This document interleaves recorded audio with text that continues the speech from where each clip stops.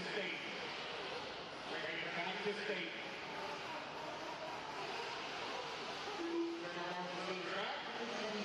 Everybody down the front loose, turn loose, turn loose. Everybody down the front straightaway. Everyone down the front straightaway, turn loose.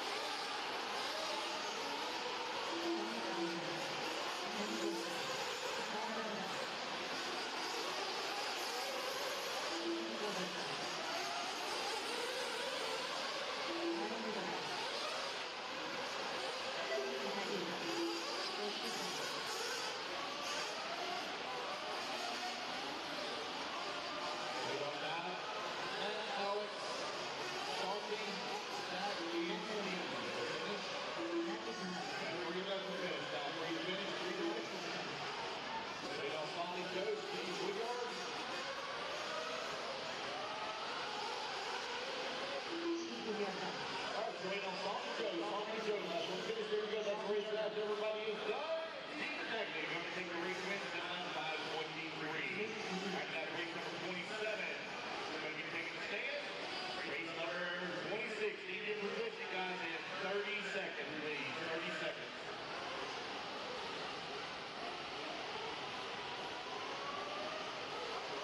Remember, guys, hold it steady, guys. Hold it steady. Do not turn it loose. Do not go backwards on the track. Everyone comes down the front straightaway. Do not cut the track.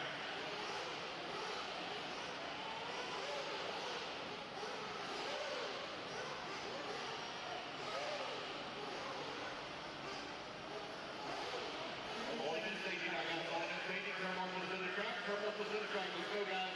Marbles will get in position. Now we'll talk about it later. Let's go. Get it all out here. Race number 27, let's turn it loose, turn it loose, turn it loose, turn it loose.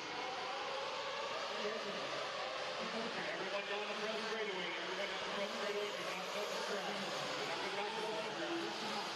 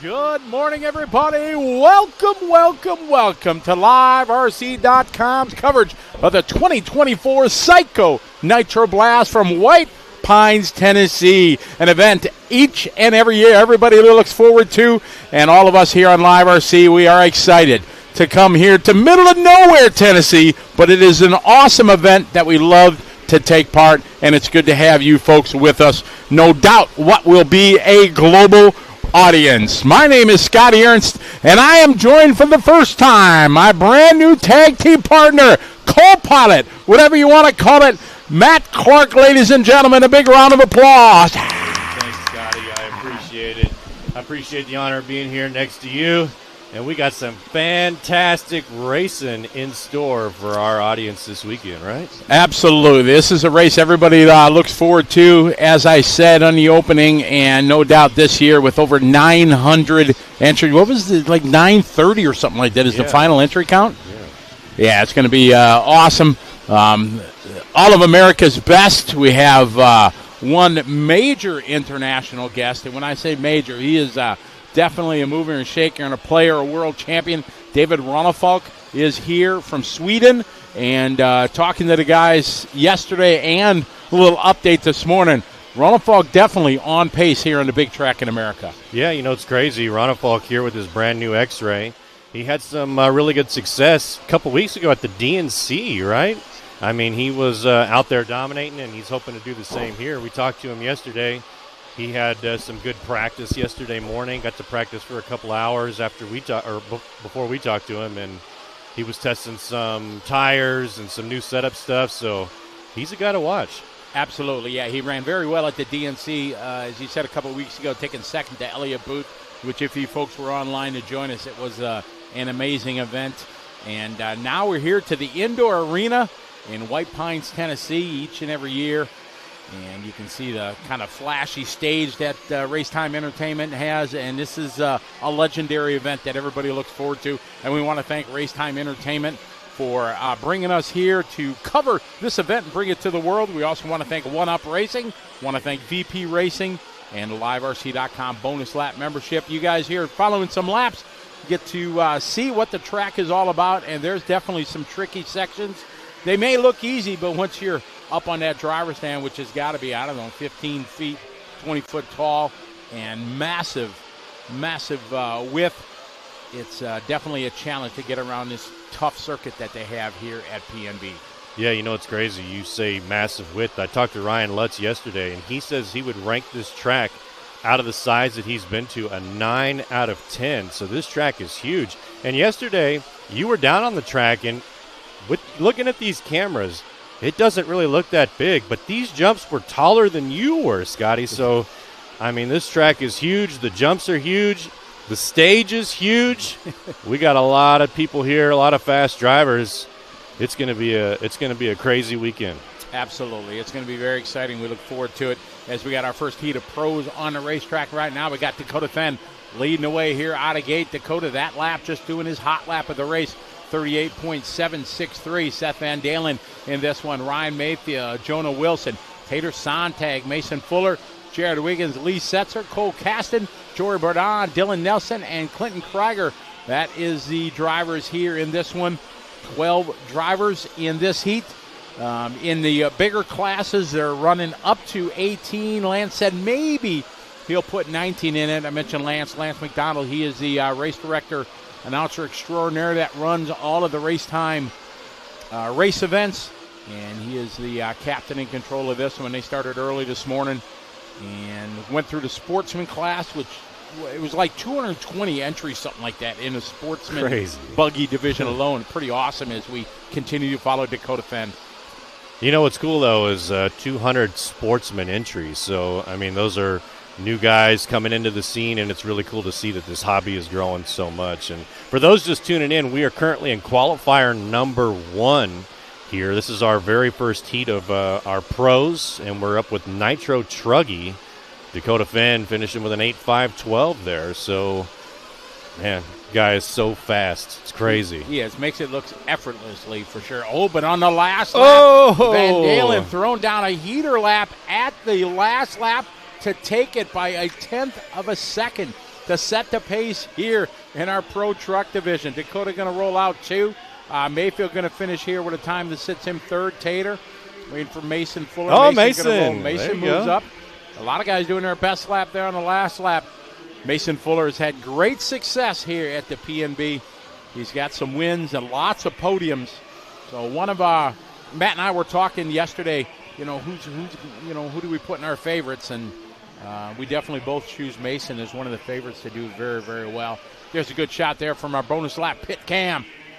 But he down there. Yeah, you say we're putting our money on Mason. We look back at the stats, and Mason has continually improved here at the PNB. So the PNB is Mason Fuller's home, looks like. So maybe he can do well this weekend. However, Seth Van Dalen, the guy to beat, had a 37-second lap. Pretty crazy. That's really quick. Yesterday when practice started, they started about, hot laps in the morning practice. They had open practice for 3-4 hours in the morning.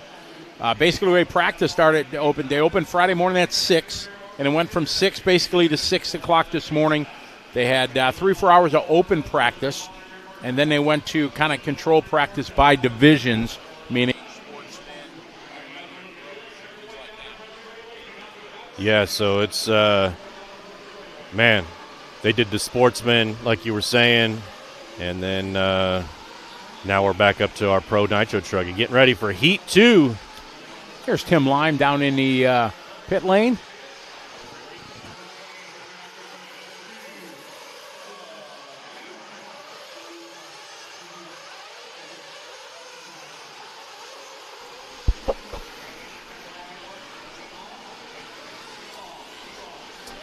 All right, so these guys off and rolling here in our second heat of our pro truck. Again, Seth's laying it down that first round, 1/10 of a second over Dakota. We want to give some shout-outs to everybody. Randy True checking in from Oklahoma. Morning, Randy. We're going to click Oklahoma off the list here out of the gate. Yep. We got Nancy Fenn. Good morning, Mrs. Fenn. How are you? Hope you're doing well. Checking in from Michigan. What else we got? TQ Chef checking in from, right down the road here. Yeah, I met that guy. Exactly. He's a hell of a guy. TQ, he's like one of the staple family members and our Throbbing Brain Alive RC members that watch us no matter where we are. And it's really cool to put a face to a name and So he's out there cooking for the boys. So his chef name is right on. Yeah, All so right. we're underway here for Heat 2 of our Nitro Truggies. Time to beat Seth Van Dalen, 8-5-12, laying it down in Heat number 1. So let's see if any of these guys got anything for it. So far we got Camden Lime up on an 8-5-13, Cavallari 8-5-14, Brandon Rose 8-5-17, Cole Ogden 8-5-18. Oh, Ronafalk, here he comes, 8-5-16. So these guys are on the move here. Still 3 minutes, 50 seconds left in Heat number 2.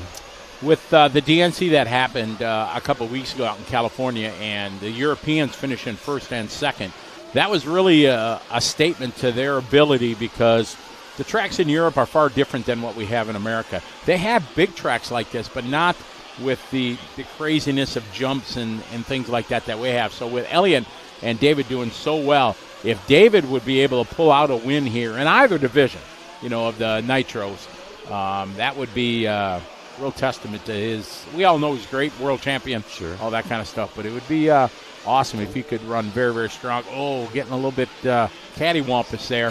Ronafalk now moving to the point. About 4 seconds last time by off the time from Seth Van Dalen. Yeah, so Simply RC out on YouTube says that the cars look slow because the track's so big, but when I was out there watching them yesterday, it's pretty much full pin all the way around this track. I mean, this track is, I know we've said it already, but it's huge. It's huge.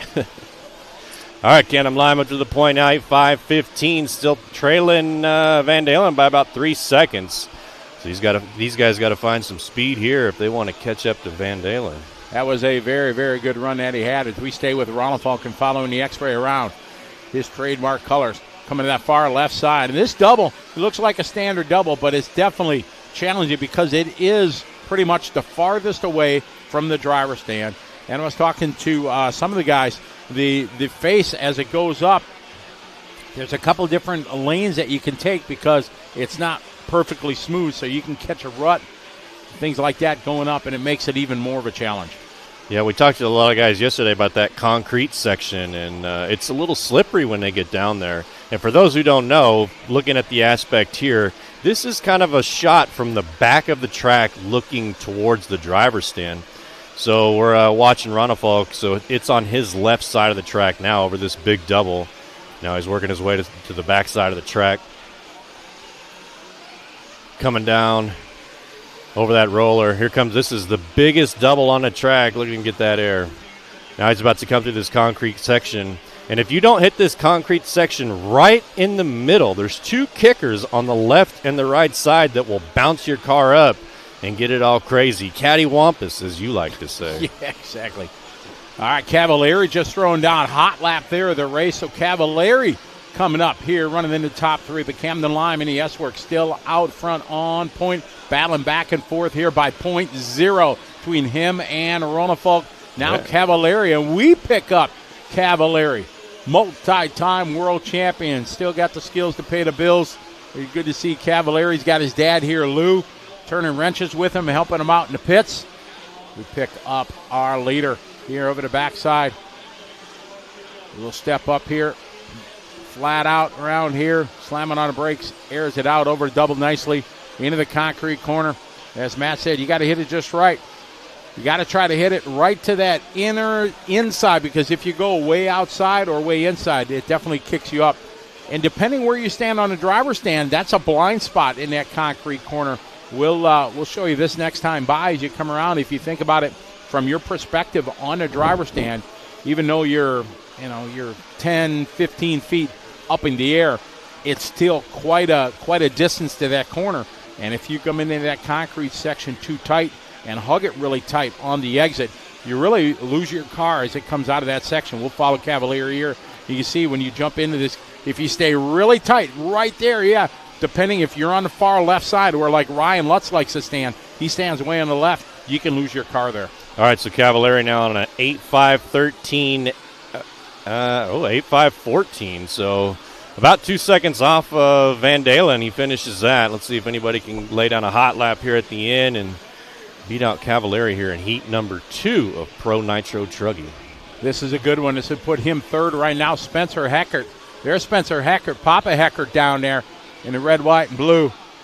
Hey, B. Rose moving up to the number 3. Well, Ronnefelk having a tough lap 2 laps ago. Picking up Cavalieri on his cool-down lap as Cavalieri's done. Going to round out with a 5:14 pace. So a good first round of qualifying there for Cavalieri, Nitro Chuck, Heckert, followed by Rose, Lutz, Lime, Ronnefelk. Round out your top 6. All right, looks like Van Dalen going to hold on to that TQ in round number 1 with an 8.5.12. There's a good shot of Lou Dog, Ryan Cavalieri dad. Good shot of the driver stand here at PNB in this massive arena. It is a great place to hold the race. They've been holding it for years here.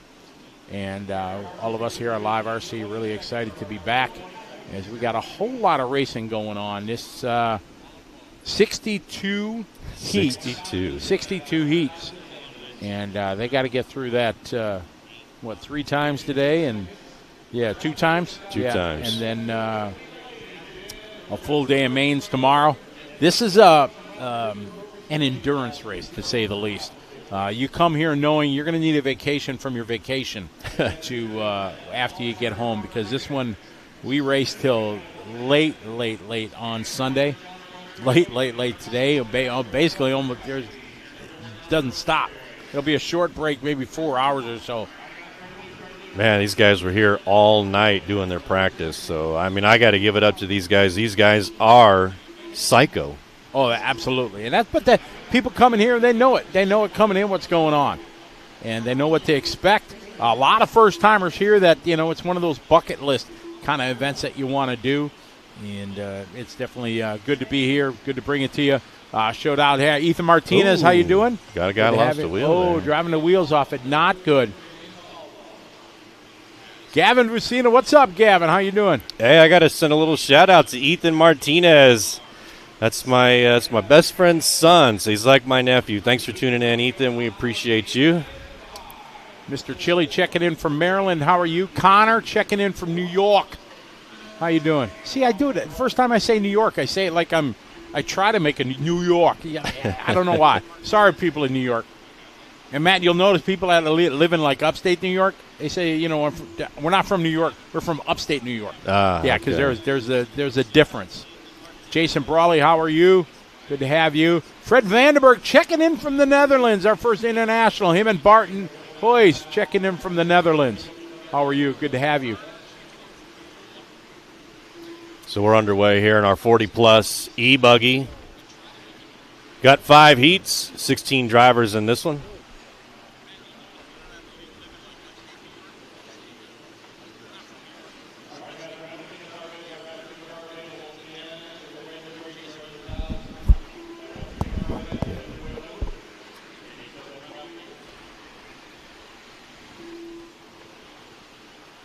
All right, we're off and running here. Race number 29.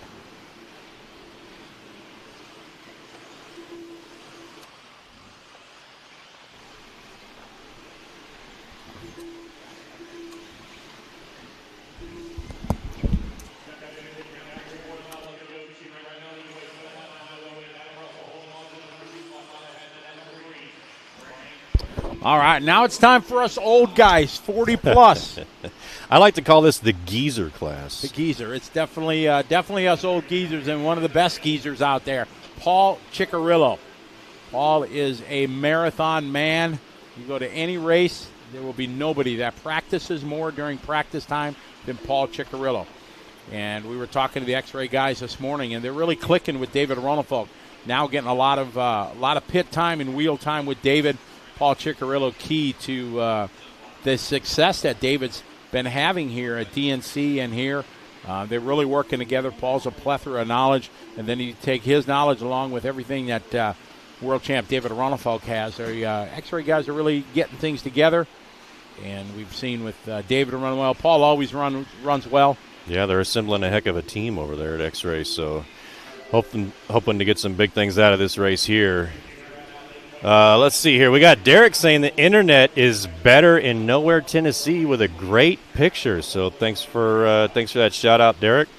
Trevor says, I think you already said that from Kazakhstan. Oh, I didn't see that one. Connect stand. I'm sorry for butchering that. Oh, it Trevor. happens all. Don't worry. You ain't gonna be mad. Don't worry, Matt. I do it all the time. The guys, the Throbbing Brain, they're used to me destroying names and cities and things like that. So don't sweat that. Steve checking in from Massachusetts says good luck to the RC Excitement crew. All right, so shout out to them. Magnus checking in from Sweden. What's up, Magnus? How you doing? Hope you're doing well. We got lots of shout outs already. I got my list here, so we're checking off nations and states and all that stuff. It's good to have you guys follow along. Hey, we got one from down under. Oh, who's Jason from Australia? G'day, mate. Crikey. Pascal checking in from Canada. Knothead checking in from Texas. Chalmers, what's up? Thanks for tuning in. We appreciate your support. Thanks for the shout out. Chalmers, a local fast guy down in San Antonio, where I'm from. We're still following Paul Chickler around and around a concrete corner he goes.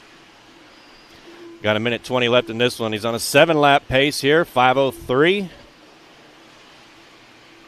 Trying to set it early here in round number 1 of 5 of our 40-plus Geezers electric buggy.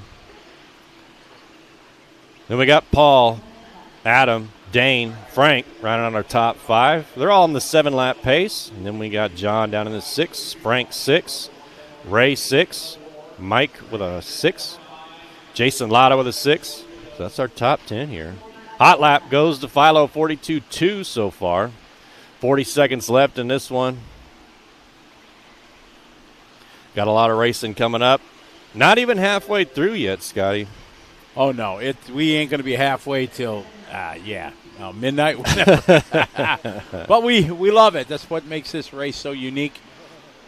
Philo Hatch. I got to meet the Philo family. It is 5 generations of Philos. Wow, So Philo Hatch is the dad. His son, Philo Hatch the 5th, is racing. They're from Texas. And I saw this little kid standing in line, so I go over there and say hey and introduce myself to learn a little bit about him, and loving racing here with his dad and a bunch of guys having a good time. So Dad Philo leading the way here, showing Chicky around the track. Gavin says that the concrete may get more slick as the weekend goes on because of the fumes and oil, and that very well may be true. We'll see how that concrete section develops throughout the weekend. We got one from SoCal, Frankie. Matthew says, yo, from Iowa. Iowa's in the house. What's up, Frankie, the Contreras family? Hey, Dylan out of Nebraska. Good to have you guys following along. We got I'm sorry, Matt. Great job to Frankie Contreras Jr. out at DNC a couple of weeks ago, making the pro main. That little kid is he's definitely talented. I'm a big Frankie Jr. fan. All right, so we're wrapping this one up here. Heat 1 of 5 of the 40-plus electric buggy. Looks like Paul's going to take it 7.508. Beats out Philo by about a few tenths on a 7.508.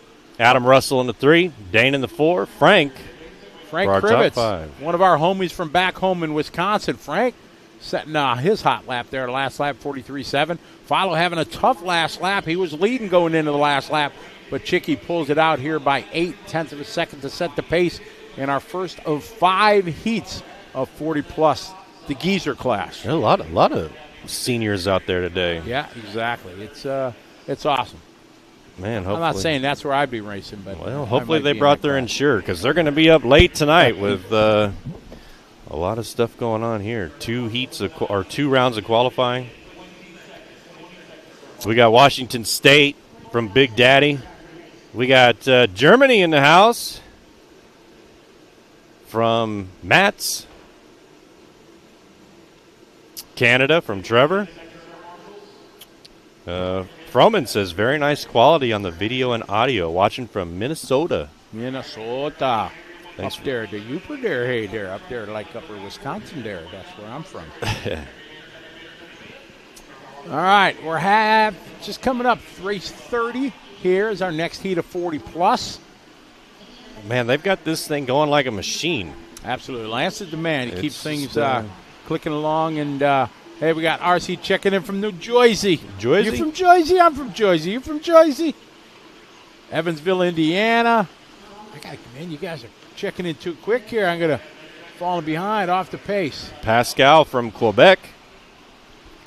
And then we got Ivan from Bonaire. Jonathan from Honolulu. He woke up at 4 a.m. just to check us out. So thanks for that, Jonathan. We appreciate you. Andreas checking in from Sweden. How are you? Oh, there's one from Georgia. Patrick.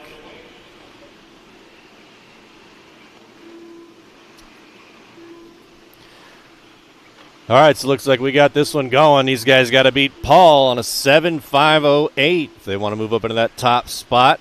Still a lot of racing here in the 40-plus E-Buggies with 4 more heats to go. This is race 2 of 5. Hefestos RC checking in from Portugal. Tugas, how are you? Welcome to the show. Thanks for checking in from across the pond. It's great to have you here. Coach checking in from St. Louis, Missouri. How are you? Missouri, the show-me state. Thanks. Jason Palmer, fellow cheesehead. How are you, Jason? Hope you're doing well. Saw somebody else from Eau Claire. I missed them. I didn't give them a shout-out. Cool. Avery Schwab checking in from Dirt Heaven in just outside Green Bay. Corey checking in from Greenville, South Carolina. Mr. Chili at Bob's RC with the fist bump. Chris Shepard from Denver. Whiska. Good morning, race fans. Amarillo in the house. So Texan. I'm from Texas. Maryland. Gabriel. Martin Owen checking in from the UK. What's up, Martin? How you doing? All right, so we got Gleason 7.504 leading us around here. Rusty 7.511. Jeff 7.512. JJ 7.524. Oh, drops down. Robert moves up to the number 4 spot. 7.524. So far, hot lap belongs to Jason Schreffler on a 42 flat. You said his name absolutely correctly. Okay. Jason runs a Sparko. Jason is a long time racer, and he got all fitness and got healthy, and he dropped he dropped a lot. And I saw him at Motorama this year, and I was like, I kind of looked at him like, you know who he is, but then you're like, holy moly, he got fit. Good to see him. And he's always quick. He must be on that Dr. Pepper diet. Maybe, yeah, exactly. All right, let's see if we can get some more of these. Jason from Wisconsin. Wayne from West Virginia. New Jersey. So I think you got some of these. Another one from down under. Dave Matthews. Andre says, awesome stream, guys. Keep it up. Much love from country of Ronnefolk. Man, we appreciate that love and support. Thanks for tuning in. Let's see here. Gentlemen, we gather again for our dose of good vibes and racing fix. Best regards from Portugal. Oh. I got minute 45 left to go in this one. This is heat 2 of 5 of our 40-plus. Got a $140 left on the race clock. Rob right now setting a pace to tick faster. He's on a 7-lap 5:06. That's about 2 seconds faster than Ciccarillo. Yeah, Ciccarillo in round number 1 with a 7.508. So Gleason on pace. 7.504 now. So Gleason 4 seconds up on Ciccarillo. Let's see if we can hold on to that. Still got about a minute and 10 left to go, so a long time. Anything can happen on this huge track. These guys are turning some consistent 40-second laps here, mid-40s. 1 minute to go here in heat number 2. We got somebody from Connecticut, D70 Racing. Man, these guys are getting in with that chat so fast, it's hard to keep up with them, Scotty. Absolutely. Good to have everybody joining us on a Saturday morning or evening or afternoon, depending where you are. We got a check-in from China. China, wow, okay. Welcome to the show. Man, the support and love that the race fans have for you and Live RC is overwhelming and incredible. Us now, because you're part of the Live RC family now, that's right? true. There you go. Have for us. Exactly. Careful what you wish for. Alan Van checking in from Wichita, Kansas. Hey, Wichita, that's where I'm originally from, born and raised. Let's go, Chiefs. I was walking through the pits yesterday with Scotty, and it's hard to get more than 10 feet without Scotty. Just the love that Scotty has out here from these race fans is incredible. He's like a superstar. I don't know about superstar at all, but I'm been blessed to be able to do this for a long time, and there's a handful of people that enjoy it. So it's great to put some faces with some names, and it's tough sometimes because people know me and I don't know who they are, and it's neat. Meet some bunch of kids. There's young kids. Like I said, I met Philo and Carter and a couple other kids we'll be talking about this weekend, and it's really cool. Is Jason Schreffler stepping up the pace on his arch nemesis, Paul Ciccarillo. Jason and Rob stepping up. Rusty, Don, all having top 5 runs right now as Heat 2 of 5 comes to a close. That's crazy. Schreffler got it by about 4/10 there over Gleason, so good finish there for Jason. Let's see if that 7.502.5 can hold up. We still got 3 more rounds of 40-plus E-Buggy. Anyways, a little more, Scotty. Yeah, you earned it. Told me a little bit of your story. Been doing this for 30 years. Been a long, crazy. Yeah. Been a long time. Long time. All right, so we got Joe in Ohio. Let's see. Was that Robin Hood last weekend? Scotty looking good for the Scotty race from Martin. Craig says, yo, yo, yo. Good morning, Lucky and crew from Columbus, Georgia. Zach from Washington State. What's up, Zach? We got Shad from Philadelphia. So if you got PA on that list. I got it now. Pennsylvania clicked off. You said Robin Hood Raceway. Was that Martin Owen? Yeah, Martin, thanks, man. Yeah, I get to go to Robin Hood Raceway, which is a AstroTurf track about 3 hours-ish north of London. I organized a UK Showdown race. Man, and Matt, racing on AstroTurf is awesome. Is it? I've done carpet. It's so cool. It's like another level of cool. It's just so different. I held our first race there last year in August, and UK, it rains a lot. So we were running, and it started to rain. Not like a torrential downpour, just started to rain. So I go to the guys, I'm like, okay, what do we do? And they just say, we just keep racing. And all the guys that were staged ready to go in the next race, they all head back to the pits to change tires because we use Schumacher tires, and there's a certain compound Schumacher, I think it's yellow, that you use in the rain. And it's just same tread pattern and everything, just that compound works in the wet AstroTurf. And it was so cool. It's got light rain coming down, and we're racing, and it was awesome. That's crazy. Yeah, but it's better than mud, I guess. Oh, yeah, it's really cool. So it was fun. Now, shout out to Shorgan checking in from RC Excitement in Massachusetts. Good to have you. Saltwater wants to know if there's any Shakey's Pizza on the menu. I hear you guys always talking about Shakey's. And you see, just for the record, Jerry Klingbeil and the guys, if you're watching right now, I did not bring it up first, just for the record. All right? Yes, there's no Shakey's out here, so it's unfortunate, disappointing, because it is the best pizza, but we won't be talking about that. That's a DNC California kind of thing. So, a single Ken from Oklahoma. I don't know if you got Oklahoma on your list yet. Let's see. We click off Oklahoma yet? Yep, we do now. Zach says, hey, Scotty, it's Guy Wing and his son Zach Wing out here having a great time. We outside the Red Kyosho tent. Sorry, Scotty, we couldn't find a Shakey's Pizza. See, Shakey's again. I'm not bringing it up.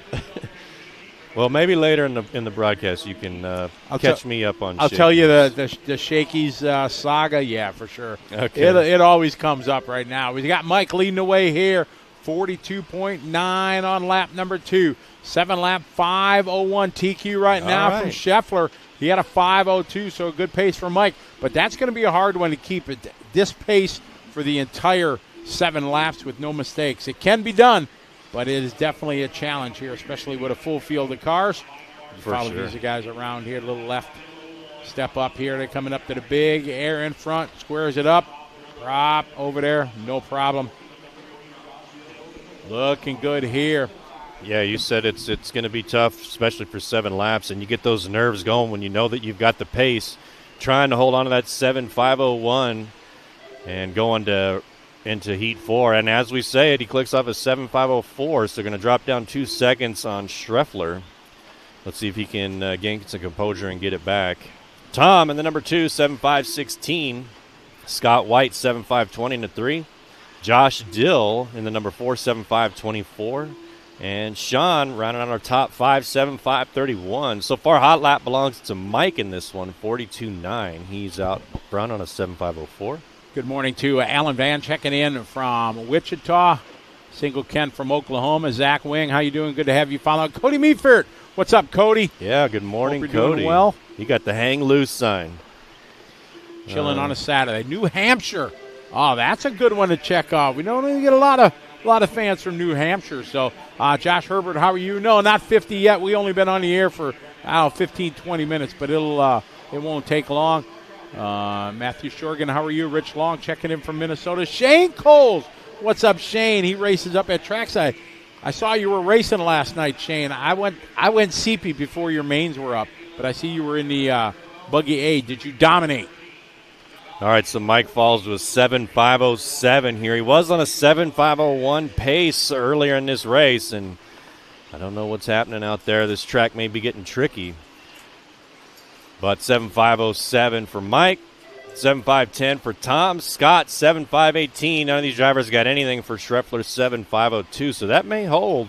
But there's still 2 more heats of 40-plus E-Buggy. Let's see. We got Matthew from Kentucky. I don't know if you got Kentucky on your list yet. I do. Check them off. All right. New Hampshire. Josh wants to know if we've reached all 50 states yet. No, we haven't. We still got Alabama, Alaska, Arizona, Arkansas. Scotty? How about North Carolina? We got that yet? Hickory, North Carolina here from C6 Quad 3. Yeah, Josh, just agreeing with you. The amount of rain in UK can be ridiculous. You know, I was in the military and flew to Europe a lot, and it was always raining and overcast. It was crazy. All right, 20 seconds left here. Mike, 7.505, so improves 2 seconds. Trying to catch up to Jason on that 7.502. Let's see if he can do it here on his last lap. Tom, 7.511. Scott, 7.519. Josh, Sean, Corey in the number 6. Quincy in the 7. Mark Haskell in the 8. Carlos Rivas in the 9. Mario Cranford in the 10. And that's going to do it for this one. Let's see how these guys cross. Mike, 7.504, so improved to 2nd. So he may be a guy to watch in Qualifier 2. It seems like he got it together there, improved a few seconds on those last couple of laps. 7.504, I think, is going to hold him here in the top 10. He's going to put him 3rd overall right now, with Schreffler and Gleason being the only 2 able to go behind. Hey, Adam from Arizona, Surprise, Arizona. So you can check that one off your list. Surprise, Arizona. That is where the one and only Spencer Rivkin hails from. Richard said the weather is glorious today in the UK. That's a rarity. Looks like I'm all caught up on this chat. At least I hope I am. Scotty, you need to do an RC event on a cruise ship from Dwayne. Ah, man, that's a great idea. I wish I'd have come up with that idea. Josh says, I really wanted to head to P&B this year to spectate because the internet here is trash, but everyone in my family is lame. Okay. Let's see. Clinic says from Dumont Dunes. DJ's from South Carolina wanted to make the ride up this morning but wasn't in the cards. Good luck to everyone, especially the Sumter RC crew. Yeah, I got to send a shout-out to the Sumter RC crew. Mike Snyder, Austin Snyder, the whole orange short shirt crew out there. I used to call some races for those guys a couple of years ago. They're part of my family, and I'm glad I got to see him here. Thomas, Scotty, good morning to your brother, Thomas Kitchens. Trevor, does Alabama count if they're in the parking lot? Absolutely, Trevor. Absolutely. All's fair in love and racing, right? So we got race number 32 coming up. So, Matt, why don't you give the folks a little bit of a background about yourself here in between the races and tell the folks, your backstory in the world of RC and life and things like that. Okay, yeah, I appreciate that. So I'm originally from Wichita, Kansas. I grew up there, and I started racing back in the 80s. My dad bought me my very first RC car. It was a Traxxas Sledgehammer. And this is back when Traxxas made kits, so we put it together and had some fun with it. I was just a little kid, and we took it out to the local RC track and hit some jumps, and I got into racing. So I traded my Traxxas Sledgehammer for a Traxxas LS2, and that's really where it got going. I bought an Associated Gold tub, and, it's just kind of snowballed from there. Then I joined the military. Did that for 20 years, and that brought me to San Antonio, Texas, and I went into a little RC shop there, radio control headquarters, owned by my good friend Robbie Allen, and they had a 2-acre 8-scale track, and so I got back into 8-scale racing. By none of them, my best friend Elliot Martinez made me buy a TLR 8-scale buggy, and the rest is history. So been racing 8-scale, done a few big races, Silver State, that kind of thing. But then I really got into Mini Z stuff. So I don't know if any of our fans here are into Mini Z or on-road at all, but Mini Z 28 scale by Kyosho, and that's really, really where it took off for me, especially for the announcing part of it. Yeah, so that's kind of me. But back to this fantastic racing. We got a minute down here in heat number 4. Adam going to be leading us around 7.508. Again, time to beat Schreffler 7.502. So these guys in heat number 4 got their work cut out for them in the 40-plus electric buggy class. Adam Curry, part of the X-Ray team. Adam came in this morning and said, hey, had a couple questions, and good to see him working with Chicky and Ronafolk, really working hard and clicking, becoming a pretty good team work-wise. Epic-wise, they ran well at DNC, and as we mentioned earlier, starting off things right here. Ronafolk had a good run. Ciccarillo had a good run. Adam starting out here, leading his heat as we are at the halfway mark of round 1 of qualifying. Man, I really appreciate this chat room that you guys have built here at Live RC. This is crazy. I mean, I take my eyes off it for 1 second, and it's just boom. So we got Henry checking in from Utica, Michigan. We got Kevin checking in from Pawtucket, Rhode Island. Justin from O-Town, Florida. Christopher, let's go Hot Bodies. Good luck to everyone rooting for Ashton Abdul. Kevin, let's see, we already did that one. Joshua, Henry, what up, dude? Just moved from the area. Evan here from Michigan. Doc Holliday, Upper Left, Montana. So I don't know if you got Montana on your list yet. We got Montana. Build Along, he's a Thornhill guy. He misses WXC at RCHQ. Man, we had some fun. WXC stands for Wednesday Extreme Racing, and we did that every Wednesday night. And we get 80 drivers or 80 entries out there on a Wednesday night. It was crazy. Tampa, Florida. Kyle from Rhode Island. Integrity, what's going on, everybody from Chicago, Illinois? And Kyle Kelly. Scotty, what's up, buddy? How you guys doing? Saltwater Octane, another one of the throbbing brain that's always with us. Good to have you follow along. Jurassic checking in from Sweden. Victor Ponte, how are you? Good to have you follow along. The Hulk checking in from Chula Vista, California. Early morning out in California on a Saturday morning. We're coming to you from White Pine, Tennessee. This is the 2024 Psycho Nitro Blast presented by Racetime Entertainment, One Up Racing, VP Racing, and the LiveRC.com bonus lap membership. As we are in our first round of qualifying, race number 32, Adam Curry on a 41.5 last lap, looking to crack the top 10, looking to go 7.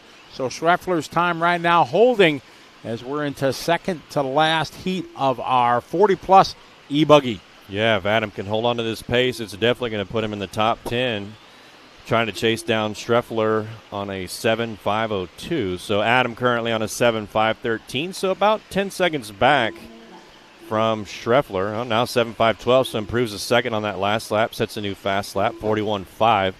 Jonathan in the number 2, 7.5.18. Brandon right behind him on a 7.5.18. Then we got Brent in the 4. Bill Davis for our top 5. Got a couple of our homies from back in Wisconsin in this one. Corey Heft, Matt Kosick, Pat Simpkins in this one. Nothing like traveling 16 hours and racing with your buddies from back home. How that happens. Got to shout out Brent Jackson. Somebody was cheering on Brent. Peyton says, go Brent. Brandon Swisher from the East Coast here. He's always quick. But it's Adam Curry leading the way right now. Joe Scaramel in this one. Joe's one of those guys that I get to see maybe once a year, and we built up a good friendship through the years, but it's like I get to see him once we give a high five, twice over a weekend. That's about it. But he's another guy that just loves racing and loves traveling around to go see things. Man, I got to give a shout-out to the Race Time crew for building this track. I mean, a lot of those guys are, it's a thankless job building these tracks. People don't really take into account. But, I mean, look at all this dirt that they have moved, and they did that in a couple of days. However, they soaked up all the good weather while they were here because I heard that the weather was really nice and warm. And then when we got here, it's like a refrigerator in our studio. It was, it was pretty cold, shall we say. And, the weather was beautiful till we got here.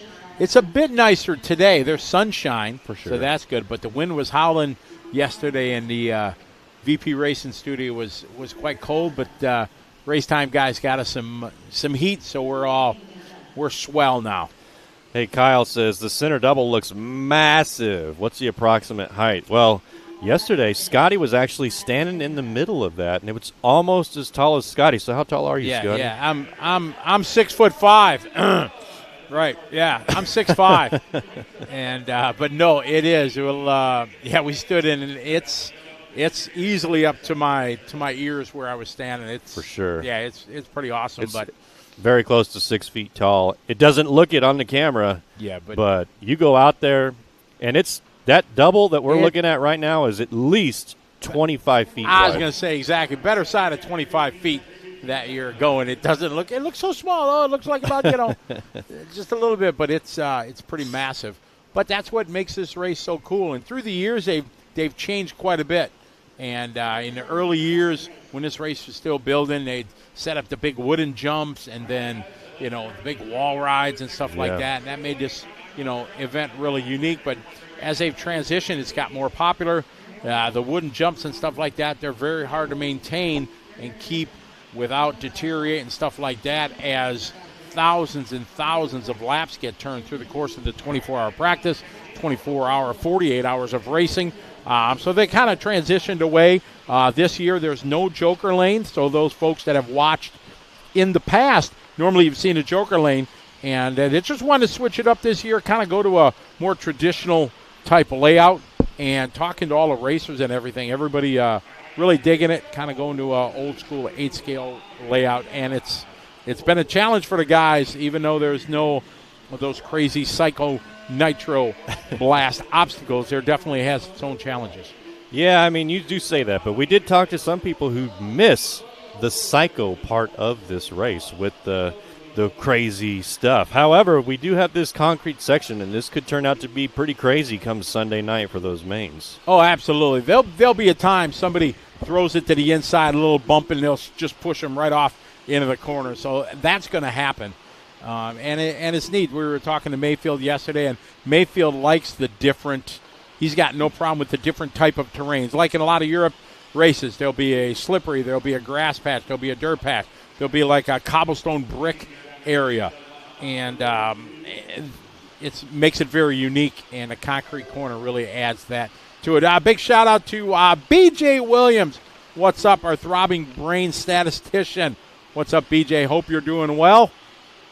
Victor Ponte, yeah, it is. Mike Has checking in from Vegas, cheering on Sparko. David Jeffrey, welcome to the show. Kyle Northrup, everybody checking things out, joining us from around the world. It's going to be a great couple days of racing. 2024 PNB Psycho Nitro Blast here, produced by Race Time Entertainment. Got Lance McDonald up there on the microphone as the race director. Yeah, he's doing a great job keeping the flow going. We're That already he does. Here in race 33 of 62, so he's blazing right through this as quickly as he can. I think they were supposed to start at 6. Not that I know if they started at 6 because I was sleepy. I was checked out, gone. It was I did not. Yeah. Yeah, it's crazy. 6 o'clock in the morning, and those guys that got here at 6 had just got done practicing at 5:30. So the last practice that they had was 5:30 in the morning, 23 and a half hours of racing. All right, so we got 3 minutes left here in race 33 of 62 for our 40-plus. As a reminder, Schreffler got to beat 7.502. So we got Troy out front on a 7.507, Justin 7.511, Bradley 7.517, Richard 7.521, Marlowe 7.521. So a bunch of fast guys here, too. This 40-plus electric buggy shaping up to be a good one. Halfway through, 2:30 down, 2:30 to go. All right, David says track looks awesome. Haven't raced there in over 5 years. David, where are you? Should have been here. 2024 Psycho Nitro Blast. Mike says go Sparko. Don't know who Sparko is, but let's go, Sparko.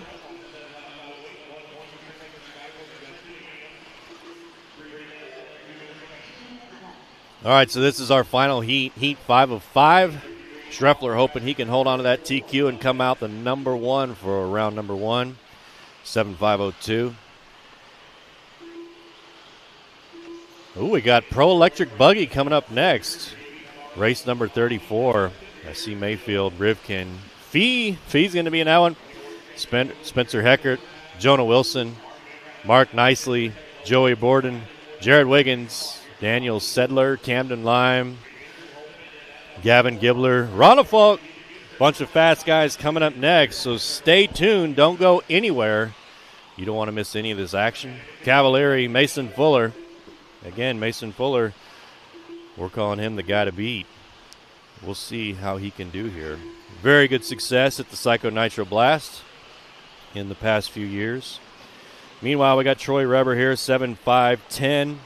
Bradley, 7.513. Mark, 7.516. Richard, 7.517. Marlowe, 7.524. So it looks like Schreffler going to have that TQ covered by about 8 seconds with less than a minute to go here in heat 5 of 5 of our 40-plus electric buggy. The Live RC crew making it happen. We really appreciate them. We got all the guys behind the scenes. They don't get enough love either. These guys have been here for hours. They were here before you and I arrived. They're here all day just making sure that this broadcast has the pizzazz, if you will. Troy Weber, T. Roy Weber from the greater Chicagoland area, part of our trackside crew that made the trip. There's like 20-some, maybe more. That big crash on the back. Troy Weber, he's kind of famous, Matt. You want to know about this? He's kind of famous in the Live RC, live video chat kind of world because he is like me. You ever seen the little boat wheels that people have on there? Yeah. Okay. So we were at DNC 3-4 years ago, and Troy, I was talking about him as he was running his race. I said, Troy runs one of these. And let's see if I can pull it up here so I can show you exactly what it is. Well, while you pull that up, we got these guys clicking in their final lap. So it does look as if Schreffler is going to hold on to that TQ for the 40-plus electric buggy here in round number 1 on that 7.502. Rob Gleason going to be in the 2. Mike in the 3. Ciccarello in the 4. Philo in the 5. And these guys are continuing to finish up here, so we'll see how this goes. But Schreffler going to be our TQ. So you see here on the screen. See, I remember the partner. It's KIM134, Kimbrough. It's a little boat wheel. Folks that are watching online, if you got open a window, you can pull up Kimbrough part number 134. It's just a little boat wheel. I have had the same one on my radio since 1996. And Troy has one of those on his radio. And we started talking about it, and somebody posted it in the chat room, a link to A-Main Hobbies. In a matter of minutes, we sold A-Main Hobby out of these. Okay. It was awesome. It just became so comical. And Troy is much like me, old school, and he has one on his radio. I have one on my radio. It's still the same one that I've had for ages. And, I like having it on. Oh, there's Corey Heft. Corey Heft's shining by. Hey, Kyle says that he wants to name the concrete part the Tokyo Drift Corner. Well, it definitely got Tokyo Drift, but that doesn't flow when we're like in the moment. You know, it just I don't know if I can get that to flow. Josh says, "What's the racing schedule like? We're doing 2 qualifiers, and then we're going to get into our mains." The Tennessee Drift. All right. Darnell says Utah here too. Bearcats, Cincinnati, Ohio. Knothead Sparko is a RC brand. Yes, of course it is. I think I misread that one earlier. Ryan Pavitas and Cavallari drive Sparko buggies. Hi, Scotty. Always great to hear your voice. Can't beat the boat wheel from the 80s. Exactly, Martin. Oh, see, you're right. Exactly. If you want to become fast and you try it, that's part number KIM134. You go to your local hobby shop and order them up. They still make them. Malo checking in from Los Angeles. How are you? Let's see. Keldy says, how many entries this year? Looks like 935 entries with 405 drivers. So huge event here at the Psycho Nitro Blast. That's a lot of folks. Alan, 42R, checking in. How are you from the Midwest? Good to have you following along. Devin checking in from Colorado. Joey suggests the Psycho Slip and Slide. See that's pretty good, Joey. All right, so we got our Pro Electric Buggy underway here. Let's see what these guys can do. Mayfield first across the line on an 8.5.22. Canham Lime 8.5.15. Jonah 8.5.18. Wiggins 8.5.20. I got a couple of my favorites in this where I got Daniel Sedler, young man from up in the Northeast. Great family. Good to have him. I'm a big Fee Long fan. Fee Long, if you know him, we've followed him the last couple years. And just coming off a huge win in the FEMCA race in Vietnam last month. Him and his dad went over there and had a great event, racing pretty close face with very top Australian driver Christian Wallader. And I went and talked to him and his dad. They were pretty proud of that. That was quite an accomplishment. And Matt, I walked over to the Kyosho pit when you guys were interviewing Ryan Lutz yesterday, and Fee Long was working on his car. And normally Dad's working on it, but Fee Long, he was taking care of the C block off the car, and he was working on the car, working on the diffs. He took the diff apart, and I was watching him. So, yeah, it's not only he's a wheel, he's learning how to work on his car, and that's pretty awesome. Very cool. Fee, the owner to one of the best highlight reel takeovers, I think, in RC history a couple of years ago when he was that Bornhorst? Yeah, he went over. He jumped right over Bornhorst. Yeah, that was a pass heard around the world because I screamed like a little girl. I was just shocked. It was epic. It was one of the best passes everywhere. You know, it's one that everybody will be talking about. You know, when he's 40 years old and he's reminiscing with Joe. And it was just awesome. And his interview after it was almost better than the past because Fee, very quiet. He's very shy, especially when I would throw a microphone in his face. Leading up to that interview, he barely would say anything when I'd interview him. And I asked him to talk about the past, and he said it was his secret weapon. And he's like, that was my secret weapon. It was epic. So really cool. Jerry Klingbaugh, congratulations on the Scotty Bingo card. The Kimbrough wheel mentioned that. Yeah, that gets your upper left corner. So the guys from track said they got a Scotty Bingo card. All the stupid stuff that I talk about during the show, and then they check it off and see if they get bingo. Is it really stupid, or is it just great knowledge? No, because people are, just corny stuff I say. We'll go with corny, not stupid. All right, so back to racing here. We got a minute 35 left in this one. Camden leading the way here, 8.513.4 to Ronafalk's 8.513.8. So Ronafalk trails by 0.4 here. Jonah 8.514. Cavallari 8.514. Mayfield 8.515. Rivkin 8.516. Fee 8.517.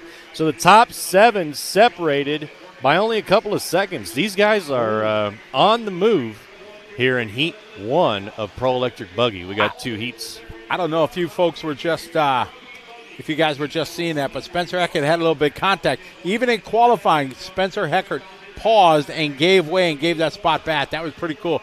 We got Larry right in here. Larry is a hired marshal, but he does not want money for marshaling. He would like the marshal for beverages. Yeah, yes, he likes the booze. Yes, he likes the yeah. Exactly. All right, Jonah Beer looks Wilson good today. Jonah Wilson taking over in the final 30 seconds here, 8.513. Ronafalk 8.513.5, so Ronafalk 0.2 down.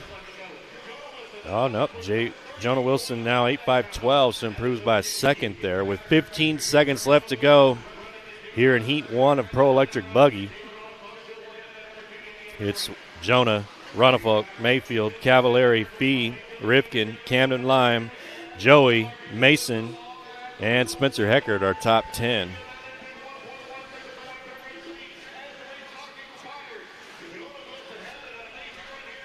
And that's going to do it for this one. Jonah Wilson coming up here, pulling this one out here in the end as these guys are coming here to the final stages of this one. Mayfield just doing a 38-1 lap right now. Going to move him 0.2 behind Jonah, setting the pace here in our first of 2 heats of Pro E-Buggy. So a solid run here for Jonah. Rivkin looking to maybe click right in front of Camden Lime. We're watching these guys come around. Ronafalk was looking strong, but then he had a tough lap. Did Ronafalk with a 45.7, going to drop him in the 5th spot. Now dropping a Mason Fuller, going to click on by. Man, 8.512. Hot lap belongs to Mayfield, though, 38.1, so we'll see. We still got another round of fast pro drivers coming up for our electric buggy. So, Scotty, do you remember the first race you ever called? As a race commentator or on Live RC? Race director, like. When we had Trackside, we bought Trackside from the old owner. He was about to close and go out of business, and we took it over. So that was 1993 is when I officially, March of 93, we took over Trackside Hobbies in Milwaukee. And so I guess that's my first show, there, because we used to race Thursday nights, Thursday, Friday, and Saturday we ran back in the day. And that's when batteries were 1,400 milliamp SCRs. We only ran 3-minute qualifier, 4-minute main. And there was no warm-ups back in the day. There was no, you put your car on the line, and that was it. And, that was, so, it had been in the early 90s. Some of you folks not even born yet, because I'm old. Well, Itz wants to know if you prefer brushless or good old Nitro. I guess for many people, it's the simplicity of electric is great. I love it. But running Nitro is awesome. As a racer, I love it. As a commentator, I love Nitro racing because it's a whole nother aspect of the story that we get to tell. As it's a team effort. It's not only the driver on the track, but the mechanic in the pit stop. For sure. It's a race within a race. As we pick up Dakota Fend here, we know that paint job. Yeah. Rocking the TLR orange and blue on yellow wheels. We all know why he runs yellow wheels, because they are faster. Definitely. So Dakota looking out here to set the new pace on Jonah on 8.512. Let's see if he can do it. Talked to Dakota yesterday, and he was excited to be here, so. Coming off a big win last year. Yeah. Yeah, he's the man to beat. It broke the Scotty jinx.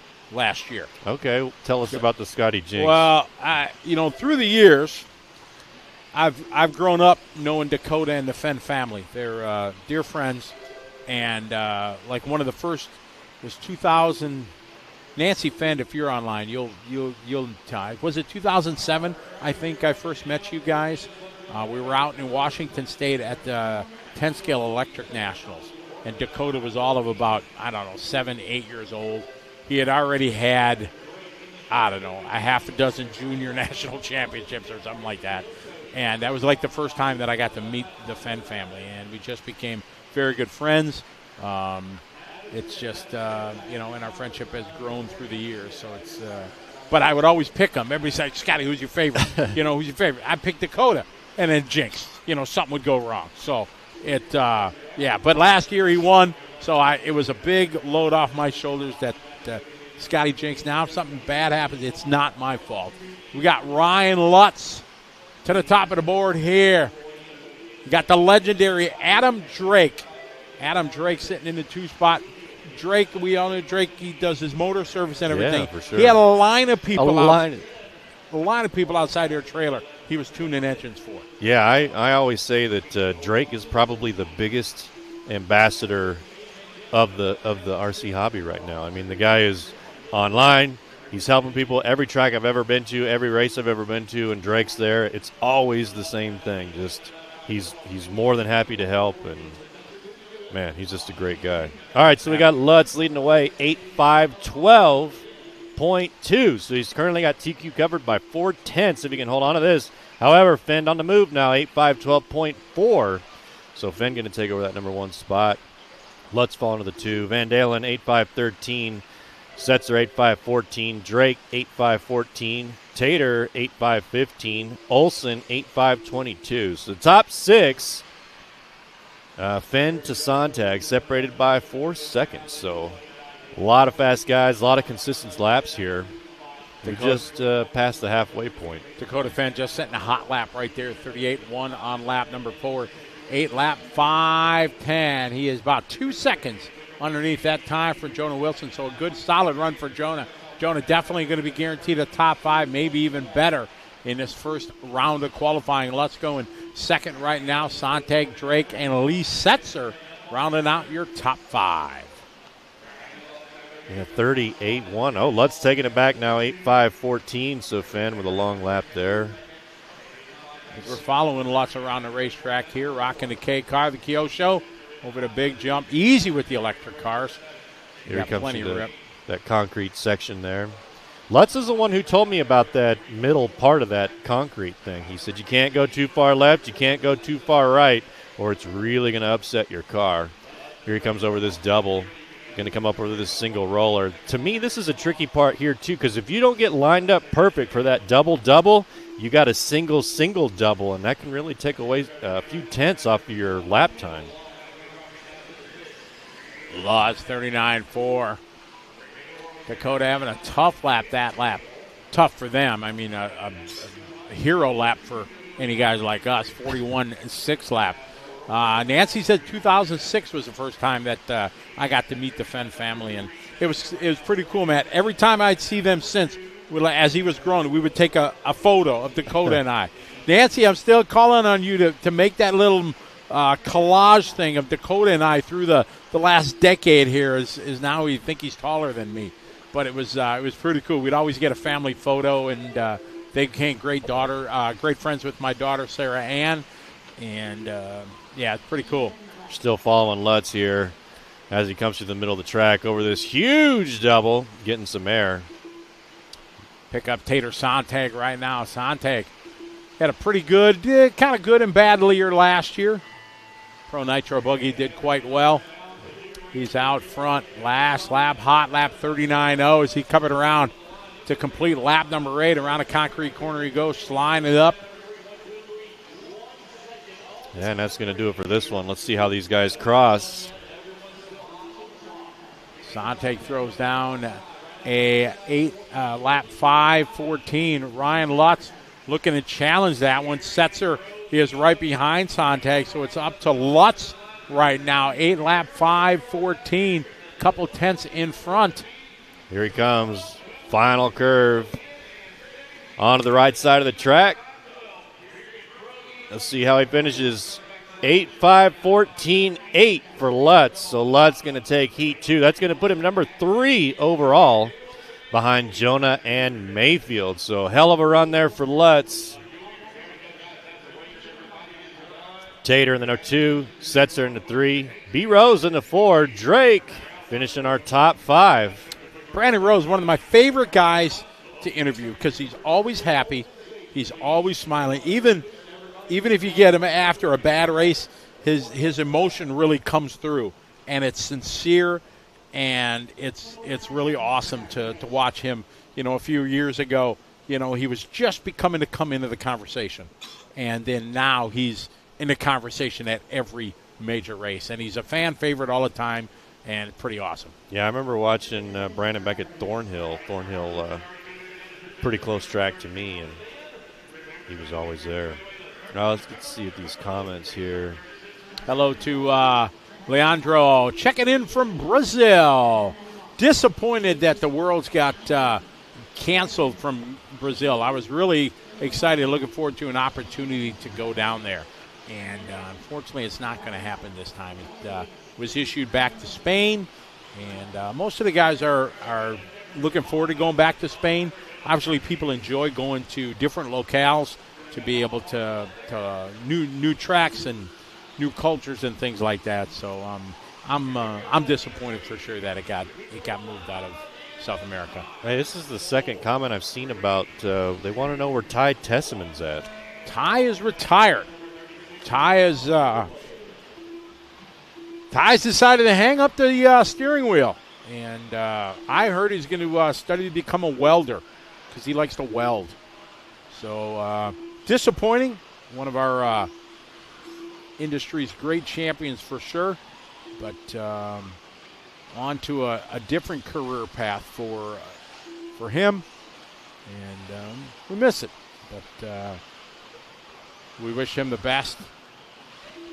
Another guy retired, Jared Tebow, but Jared is here supporting his racers and customers, and that's pretty cool thing to see. He was out in the pits. We were talking to him, and good to have him here at the P&B. They got a nice little setup. He's selling all his JTP oils and support parts and stuff like that, doing the pro builds that he does. You can get him to build your techno vehicles with the full setup. He's got them ready for sale over there, too. Pretty cool deal. Daniel, the official reason of why it was canceled, I don't think anybody knows. The facility wasn't ready to go, that's for sure. So we heard that they didn't get permission from the municipality. We heard that rumor. So really don't know exactly what it is. Tiki Chef says, Ty is home with the baby. They've had a baby. Ah, okay. I didn't know that. That's awesome. Clint checking in from San Antonio. How are you? Zach checking in from the UK. Good to have you follow along. Gavin cheering on Burt Butter. Or Brett Butter, rather. Mad Maddie Long. This young lady. She's continuing to improve. Remember when Maddie first was running at some of our events. Now she's up running here in the intermediate or open division and leading away. You go, girl. 41.5 there on lap 3. Dylan Marcel. This race 36 of 62. 62 heats.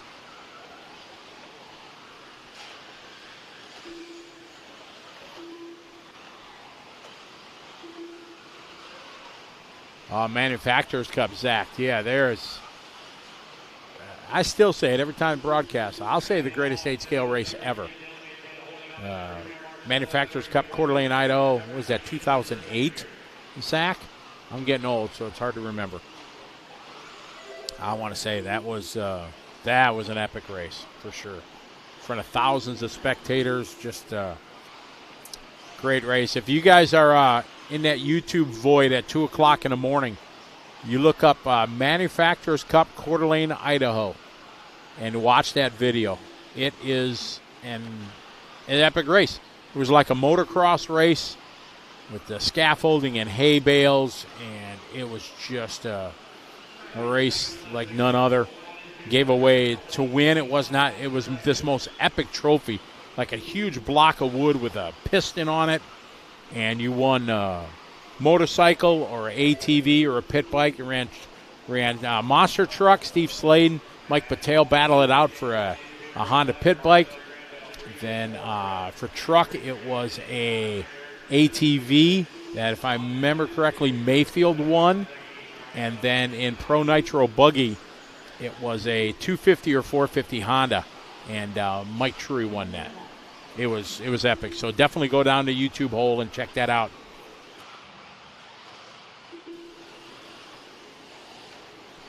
Great shot there. We follow Mad Maddie. Rocking the yellow wheels. Good choice. Maddie Long down the straightaway. She goes. She is on an 8-lap 5:36. Dylan in second.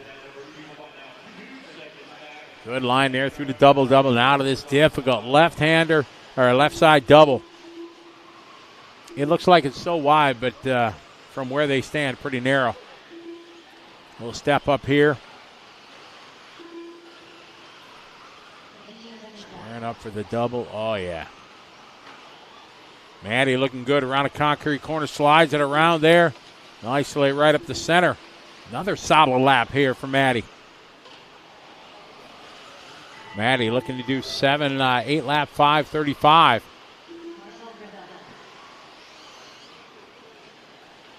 A little bit of traffic in her way. Hopefully they'll, little sparks coming off the body of Maddie's truck. The seas part for her, so that's good.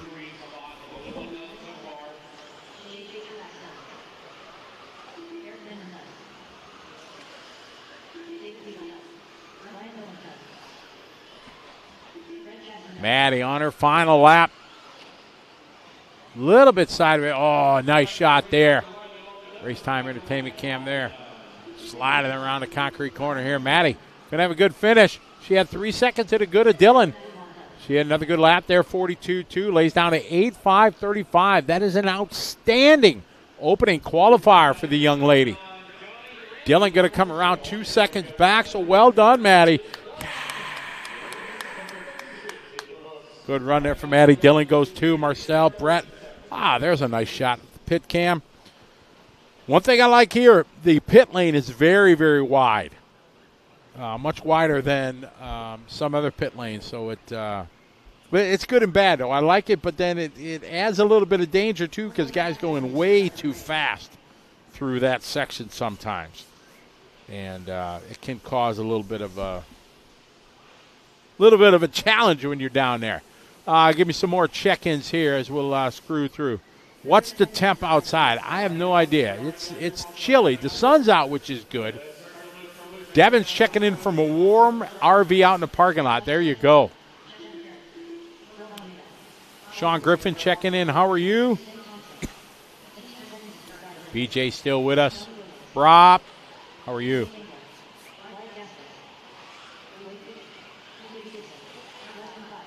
Thanks, Dad. I appreciate it. Some guys are just like, damn, Scotty again? Wish he'd shut up. But I love bringing the races with you. Excited to work with my tag team partner, Matt Clark, here joining us. We bring you one of the coolest races around, Psycho Nitro Blast 2024 from White Pine, Tennessee. Awesome arena. It's like perfect for this type of event. They got a concession stand. They got plenty of pits. There's a beautiful track of this huge track. You can see it here from way up top. I got to get the actual size of this. It's like maximum huge by really, really big in width. I don't know exactly the size, but we'll find out. Bobby Moore and the track crew did a great job here building this challenging circuit. And these guys come out on their opening lap, and they start it out of the gate right away. Ain't got time for any crazy warm-ups, not like that. We got stuff to do right away. Opening Truggy Heat 2 of 4. Mad Matty Long laid down an 8-lap 5:35. That was the opening heat. Sean checking in from California. First minute already down. Got Wade out front, opening lap 41.0. Wyatt with a 41.0. Josh Sargent 42.4. Dane doing a 43.0. Gibby with a 43.3. Will Alameda with a 44.5. Wyatt Gaskins throws down a heater, opening lap 39.6. E-Truggy, the up-and-coming class. I mean, it's becoming a big thing, not only here at the Psycho Nitro Blast, but everywhere, even at home. A lot of guys getting into E-Truggy. I really like E-Truggy myself personally. Sean says, thank you for commenting and live feed. So cool. I'm in California. What's up, Sean? Thanks for tuning in. We appreciate your support. Jonathan, and good morning from Dallas, Texas. We appreciate you tuning in, Jonathan.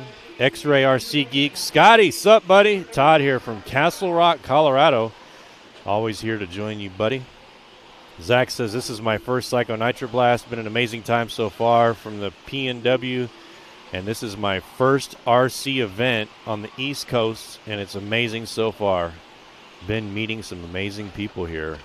Zach, good luck. We appreciate your support.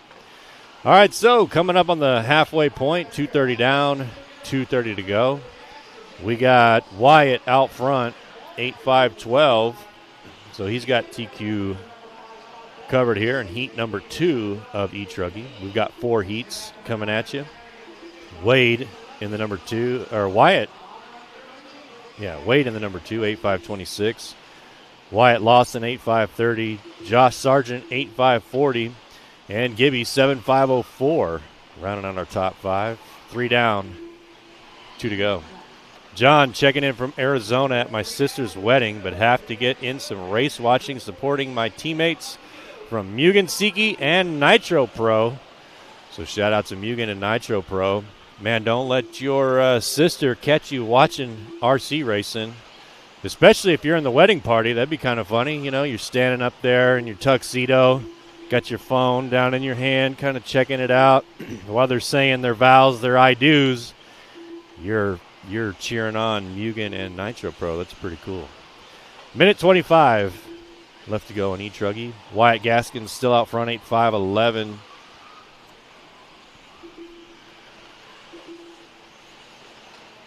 Wade Piggott, 8.5.24. So if these guys can hold on to that pace, that'll put them at number 1 and 2 overall. Still got a couple more heats left of E-Truggy to go. So anything can happen here at the Psycho Nitro Blast. KC 1776 checking in from Kansas, my home state. What's up, Casey? We appreciate you tuning in. Hopefully you're a fan of the Chiefs. Kyle says, wait, we're not supposed to do that at weddings? I don't know, Kyle. I mean, you do you, buddy. You do you. Yeah, exactly. You do you. And but yeah, wouldn't that be funny? You're standing there and you're kind of watching. Yeah, you're kind of watching. Man, exactly. my sister probably thumped me on the head. Be like, what the hell are you doing? Yeah, exactly. But if you are doing that, Kyle, please get a photo, post it in the comments. We'd love to see it. Yeah, because that's OG material if you pull something like that off. Yeah, I want to see your sister and your future brother-in-law in their tuxedo and in her wedding gown, and you standing there showing what's most important, right? Exactly. Psycho Nitro Blast 2024, brought to you by Live RC. These guys are all chasing Matty. Matty did an 8.5.35. Wyatt on an 8.5.09 round, looking to step up that time. Take that TQ from Mad Matty. Kyle going hard on this says there's only one P&B. They can have more weddings. Boom. Oh, my. What's up, William Sink checking in from Costa Rica. How you doing, William? Hope you're doing well. William, make sure you remember, as soon as they set the date for that race you guys hold in Costa Rica, let me know, because I want to go next year. There's a beautiful track down there, Matt, in Costa Rica. They just hold a big nitro race there every spring. And it's the track where the 200 millimeter, that's the Nitro Touring Car Worlds are going to be. later this year. Unfortunately, I can't go.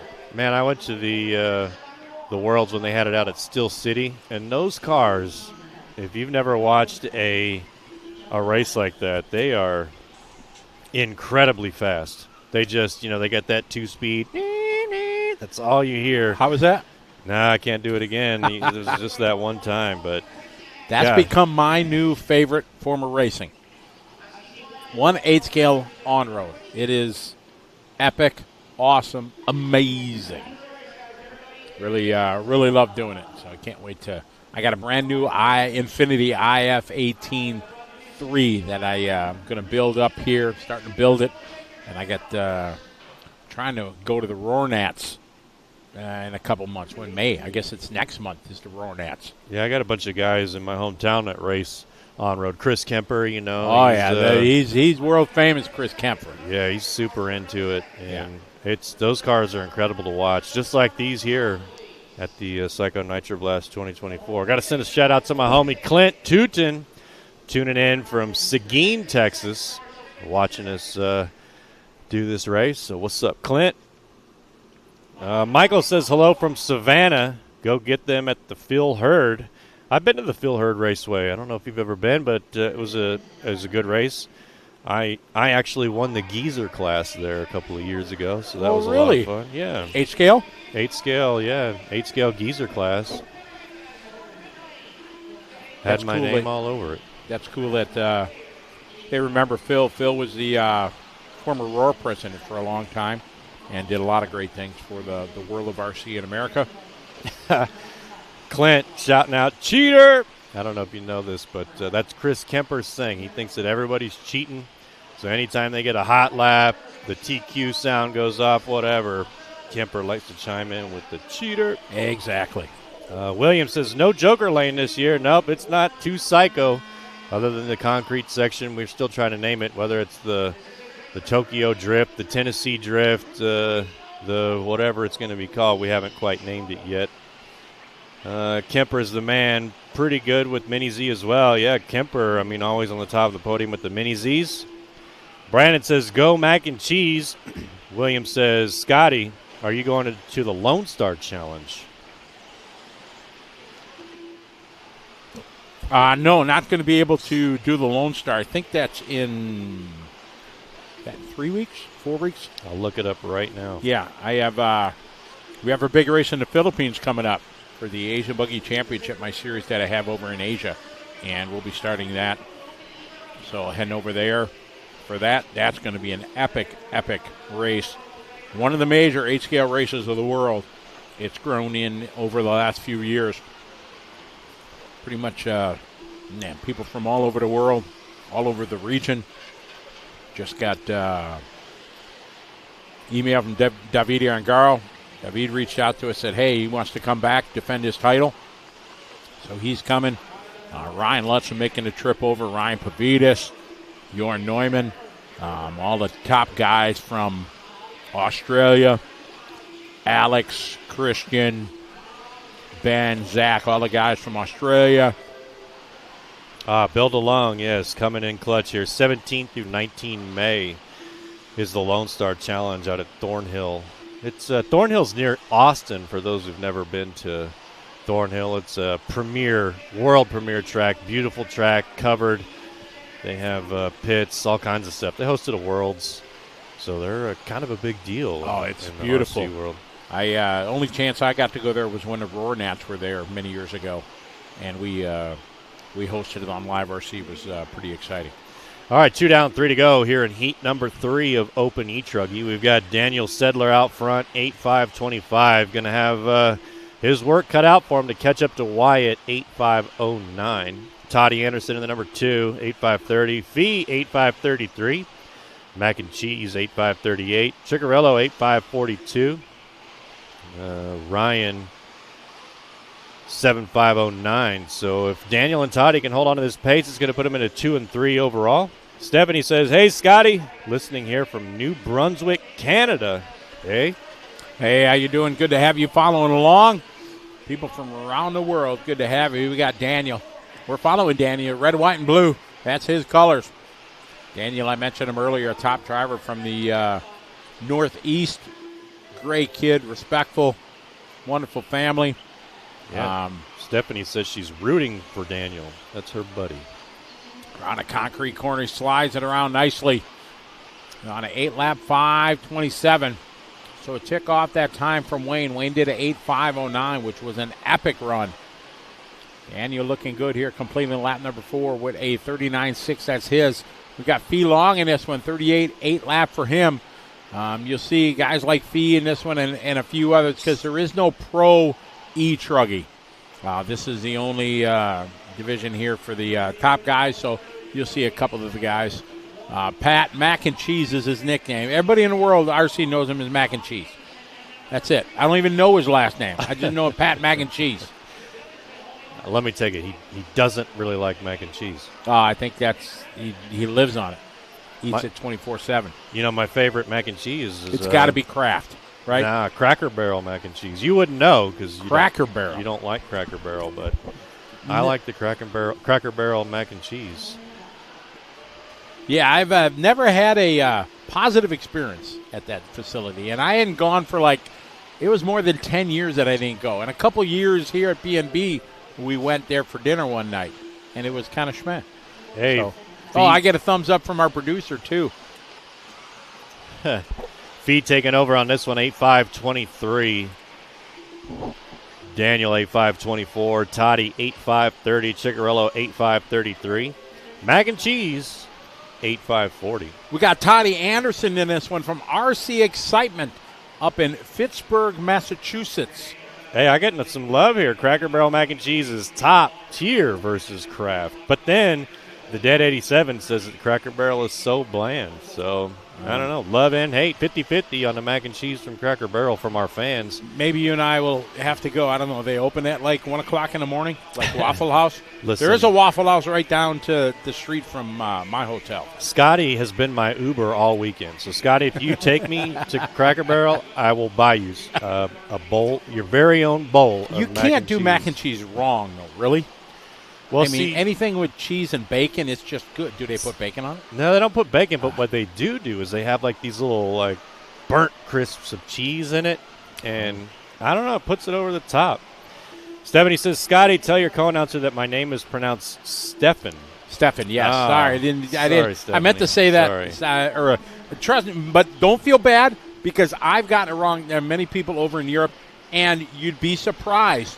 There's some people, guys, that pronounce it with the E, Stephanie, stuff like that, guys from France or from Switzerland. So I get it wrong all the time. So don't feel still bad. But Stefan, yeah, sorry about that.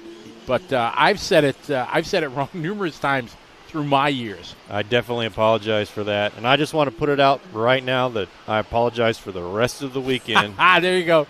See, the guy, I don't have to apologize anymore because everybody knows I fail miserably so many times at people's names. So it's just a given. When Scotty's on the mic, he's going to butcher some names. He's going to fail. But that's okay because we have fun. Oh, here, Braden's telling us the story of mac and cheese. His last name is McDowell, so people just call him Mac and cheese. Thanks, Brady. See, I knew his last name because he's raced a bunch of our races, but that was just the story we were going with. But, yeah, Mac and cheese. He loves racing. He races anything. He doesn't care. Sam says Cracker Barrel is trash. See, it's a real love-hate. I know. You know something that I think I said this at DNC. As much as I've been a worldly traveler and everything, I've never been to a Waffle House. What? I've never been to a Waffle House. Yesterday morning, even our live RC crew. I know they're all. They're just like, what? I've never been to a Waffle House, and for those of you guys that aren't from America, Waffle House is like a fast food, short order. They make breakfast, and if you're drunk after 2 o'clock in the morning, it's the place you have to go to eat and stuff. But I've never been, and I was thinking on the first day we were here, I was like, I get up early, I could go to Waffle House for the first time, but then I'm like, I just didn't have time. And no, so I guess I got to have mac and cheese, and I got to do Waffle House. Maybe that's on tomorrow's to-do list. Maybe I'll get up early and go to Waffle House. My wife will make me drive miles to go to a Waffle House. She loves breakfast food, and Waffle House is her favorite. TQ Chef says, Pat Mac loved my chicken wings last night. TQ Chef, we wouldn't know nothing about your chicken wings Bill DeLong says Waffle House with fully loaded hash browns. You know, you can go to Waffle House and they call it like cap, top, whatever, and so you can get all like ham and vegetables and all kinds of stuff in your that's like their claim to fame. Well, other than waffles, putting stuff in their hash browns is, Oh, really? That's the key. Hopefully we're not working till like 2 o'clock in the morning here tonight. Maybe I'll get up early and go to Waffle House. Man, it's making me hungry because really all we can get here is like hot dogs and cheeseburgers, bag of chips, you know. Now we're talking about all this food. Oh, speaking of food. Speaking of food. Speaking of food, we asked some racers what their final meal would be if they were on their death row. Oh, yeah. So Matt had this crazy idea. As we're walking around talking to racers yesterday. Like, Scotty, you ever ask him, like, goofy questions, you know? I'm like, yeah, we always talk about, you know, cool things and unique things that, you know, what they'd like to do and everything. And Matt had a brilliant idea. If you were on, like, death row and it was your last meal, what would it be? And we got some good answers. Yeah, I got a couple here. Thomas Tran, the TLR team manager, his last meal, and this took him a couple of minutes to come up with. He looked up in the sky, crossed his arms, his face got all contorted. But what he came up with was Kobe beef steak with a side of corn and potatoes. Now, you can't go wrong with a Kobe beef steak. No. You can't go wrong with steak, period. Correct. But that is a pretty good last meal, in my opinion. Okay, Matt. So if you're going out for steak, what are you getting? All right. So when I was growing up, all I ever got was strip steaks, well done. Like that's kids back in our age. That's it. Dad just cook on a grill. It was a piece of sirloin or flank steak or whatever, and it just burnt. It had to be a hockey puck in order for me to eat it. Now, fast forward, I don't know how many years. I was in San Antonio, Texas, at a training thing at Lackland Air Force Base. I was a dog handler, and I had to go do some training at Lackland Air Force Base, and I met one of my friends there, and he took me out to a Texas steakhouse. And I ordered the obligatory, give me the steak and burn it. And my friend said, hold on. You've got to try a filet mignon cooked medium rare, and I've been hooked ever since. I can't get off the filet medium rare. Filet, that's it. That's my go-to. My friend Elliot, all he eats is ribeyes, right? With all the fat, he'll suck on it and eat it and chew it. And that's I'm just like ribeye. That's my cut. See, I never used to eat steak when I was a kid. My dad would cook it and stuff like that. But in my adult life, I never ate steak. Never. We'd go to steakhouse. I just wouldn't because and then about 10 years ago, we went. I had my big race in Vegas at the Westgate, and they have a steakhouse there called The Edge. And we went there and had steak. And it's a pretty highfalutin steakhouse. And I don't know what they have. Of course, I know what a filet is and stuff, but I didn't know what a ribeye is. And they said, get the ribeye. Changed my life. I had a ribeye, and it was like awesome. So now I'm a ribeye guy, and I'm a medium. I can go medium to medium rare. Not really medium rare, but it's. I enjoy a steak once in a while. I love medium rare. The rarer, the better. All right, so we're following Ryan Lutz around here. Lutz out front with 1:40 to go. 8:5:14 for Lutz. So he's looking to hunt down Wyatt on an 8:5:09. Got to come up with 5 seconds in the next minute and a half. Let's see. Then we got Gavin in the 2, Mike in the 3, Williams in the 4, and Aiden in the 5. Yeah, so medium rare steak, best way to do it, the only way you can do it. And speaking of Ryan Lutz, I talked to Ryan Lutz yesterday, too, and asked him what his final meal would be, and he took 0.7 seconds to answer. It was, like, instantaneous. And his final meal would be shrimp and lobster. Now, I can't do seafood. I know I'm about to get blown up on this chat. Can't? No seafood at all? I cannot do seafood, whatever it is. I don't know what it is. My wife loves seafood. She makes me take her to Red Lobster, if you can call Red Lobster seafood. But every time we go, she gets the snow crab legs, and she dips it in all the butter, and she's just got her hands going everywhere, cracking stuff. It's flying in her face. She's got the bib on. And she makes me try crab legs dipped in butter every single time. And every time I'm just like, nah, give me a Give me a cheeseburger instead. Oh, but, no. Oh, But Matt. Red Matt. Lobster has great You can say cheese. mozzarella sticks. Oh, mozzarella. I thought you were going to say they're cheese biscuit. I haven't been to a Red Lobster in ages. But, crab legs? OMG. All right, 10 Yeah. seconds left here with Lutz, 8-5-15. But, yes, crab legs. Any seafood, so I am not with Lutz on this one. No lobster. No, I'd rather have a McDonald's cheeseburger for my final meal than. Oh, man. Yeah, even our producer is just shaking his head. He's like, yeah, Matt. Oh, man. Or is he agreeing with me? I don't No. know. Well, no. Okay, so he's a shrimp. Hey, Braden, he also loves crab legs. So Braden tuning in. Lutz out front. Now, you look at what Lutz doing, 8-5-15. That run that Wyatt had, 8-5-09, was epic. I know. I mean, Lutz's run 39, 39, 39, 38, 40, 39, 38. Man, it was crazy. I'm going to go back in the data here and check that run because that was pretty crazy. I got to check that. Wyatt Go ahead, Gaskins, you take over for a minute. I'll be back. Wyatt Gaskins, 8-5-09. Lutz, 8-5-15. So that's going to put Lutz in the number 2 overall. Sedler in the 3. Fee in the 4. Toddy Anderson rounding out our top 5 here in qualifier number 1.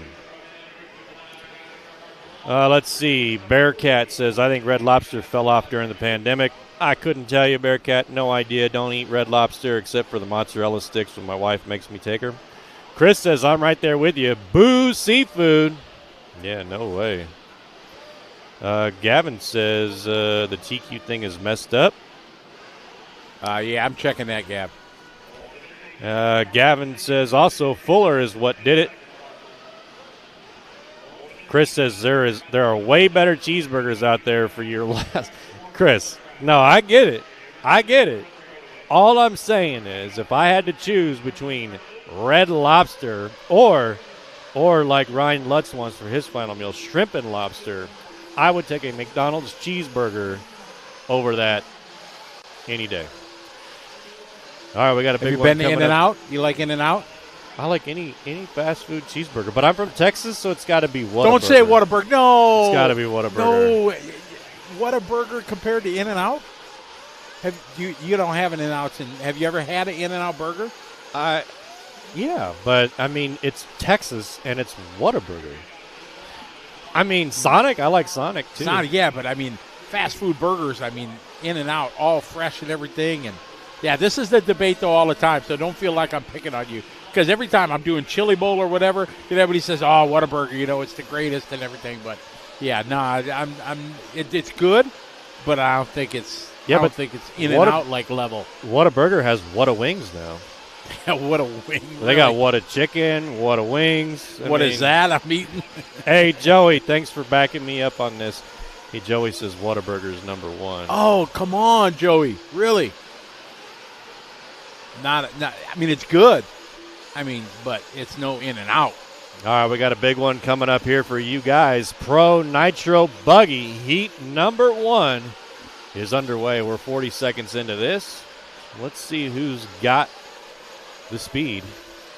I think it's going to be. I'm looking at Mason Fuller here. Well, Mason Fuller. I mean, he's the guy we've been talking about all week. Mason Fuller. We went back and looked at the stats. 2022 did well. 2023 did even better. So 2024 could be Mason Fuller's year. However, Ronafalk's here now, so he could throw in a wrench into Mason Fuller's plans. Also, Dakota Finn coming off the big win last year. Mayfield right there, so got a lot of fast guys here. But currently we got Ronafalk out front on an 8-5-12. Great shot here. We got Mayfield and Ronafalk all together here coming on in the straightaway. Ronafalk last lap is 39. Oh, that was his hot lap here, opening lap. Here's Lime, that time 39.4. Wiggins had a 39.7. Ogden 39.8. Mayfield 39.9. Mayfield had a tough opening lap with a 42.7. Drops him way down in the field, but Camden Line, young S-Works driver, looking strong. Bumped up to the A-main in DNC. Was proud to make the A-main there. It was a great accomplishment. The S-Works team, they've made great strides here over the last year and a half, 2 years. We're missing Big Joe Bornhorst. Yeah. Joe not here, but thoughts are with you. Joe and his wife are expecting a new baby girl any day now. I mean, it's imminent. It's I think sometime next week. So we're missing you here, but obviously bigger and better things going on in the Bornhorst family. So For sure. wishing you, Joe, if you're listening, wishing and thinking of you and your family, wishing you the best. All right, so 2:30 down, 2:30 to go in this one. Halfway through, Camden Lime out front, 8-5-14. Ronnefolk 1 second back. Oh, make that 3/10 back, 8-5-15. Ogden about a second back, 8-5-17. Jonah right up there. Mayfield taking over that number 4 spot, though, 8-5-18. And then Jonah, 8-5-19. So top 5 separated by 2.5 seconds. Wiggins, Heckert, Joey Borden, Cole Caston, and Tater rounding out our top 10. A lot of fast drivers here.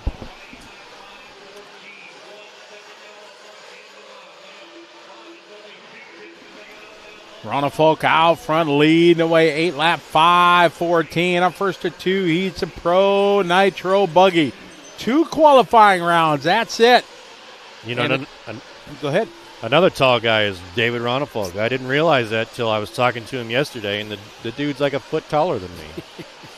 He's up there in the skies with Lutz. Yeah, Lutz is Lutz and Bornhorst. They're like 6 foot, like 13 or something. Yeah, I think he missed his calling. He should have been a basketball star or something. Lutz and Ronnefolk together, they could probably beat all the rest of these guys combined. All right, so Camden Line taking over that number 1 spot. 8-5-16. Ronnefolk trails by half a second. Mayfield on an 8-5-17.5, so he's right there with Ronnefolk. Both those drivers about 6/10 off Camden Lime's pace. Jonah and the number 4, Cole Ogden and the number 5, 8-5-20. So Cole Ogden, our top 5, 2.6 seconds back from the leader. So those 5 drivers, just consistent lap after consistent lap. And that's what wins these races is consistency. 30 seconds left. See if Ronnefolk can hold on to this. Oh, huge crash over there. Gathering everybody up. Mayfield that time moves to the top of the board, trying to come up after that 42-second opening lap. He has worked his way back to the front. 10 seconds remains in this one. Let's see what these guys got here. And that's going to do it. Let's see how they cross. These guys are out here trying to set the pace. But we got a whole field in heat number 2 of fast drivers coming up next. Schilt, please, wants to know how the pace numbers work. So, go ahead. How these pace numbers work, the numbers that we're reading off to you are estimates, and these go off of these drivers' lap times. So however long it takes them to complete a full lap is basically how it is estimated to be. So there's 5 minutes in each heat, and these guys are estimated to run, like Mayfield was estimated to run 8 laps in 5 minutes and 15 seconds. So that means that he would finish his 8th lap 15 seconds, or at 5 minutes and 15 seconds. So that's kind of how the pace numbers work. So when you hear us calling out these pace numbers, that's if they don't make mistakes and they just continue to run those consistent laps. Is the easiest way I can explain it. That was pretty good. Exactly. So Mayfield going to take that one. Mayfield 8-5-15.8. And he left 3.5, 4 seconds on the table there with that tough opening lap. Lots of guys here got a chance to upend that one. Ashton Abdullah in this one. He had some fans online cheering him on.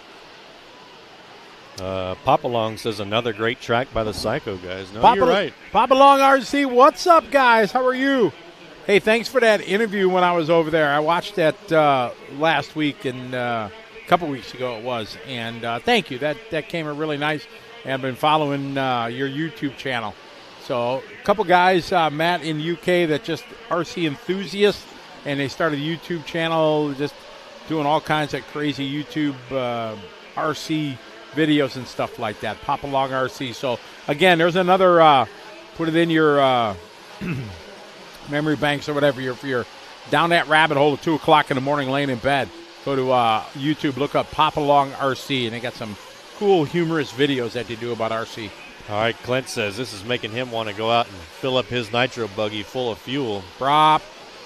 Let's see here. We got loaded heat here. That's right, Lynn. We got a lot of fast drivers here, but they got their work cut out for them if they want to catch up to Mayfield on that 8.5.15. Yeah, Mayfield threw down a good one.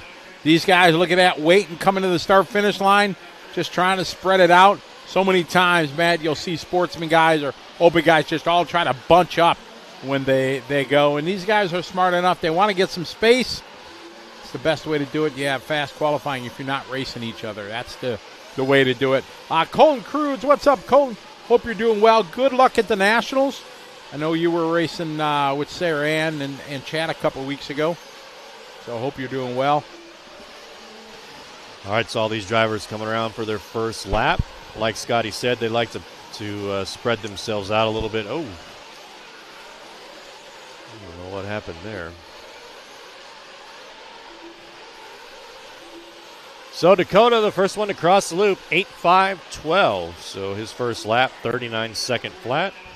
So he looking to set some heater laps out here. Rivkin, 8.5.13.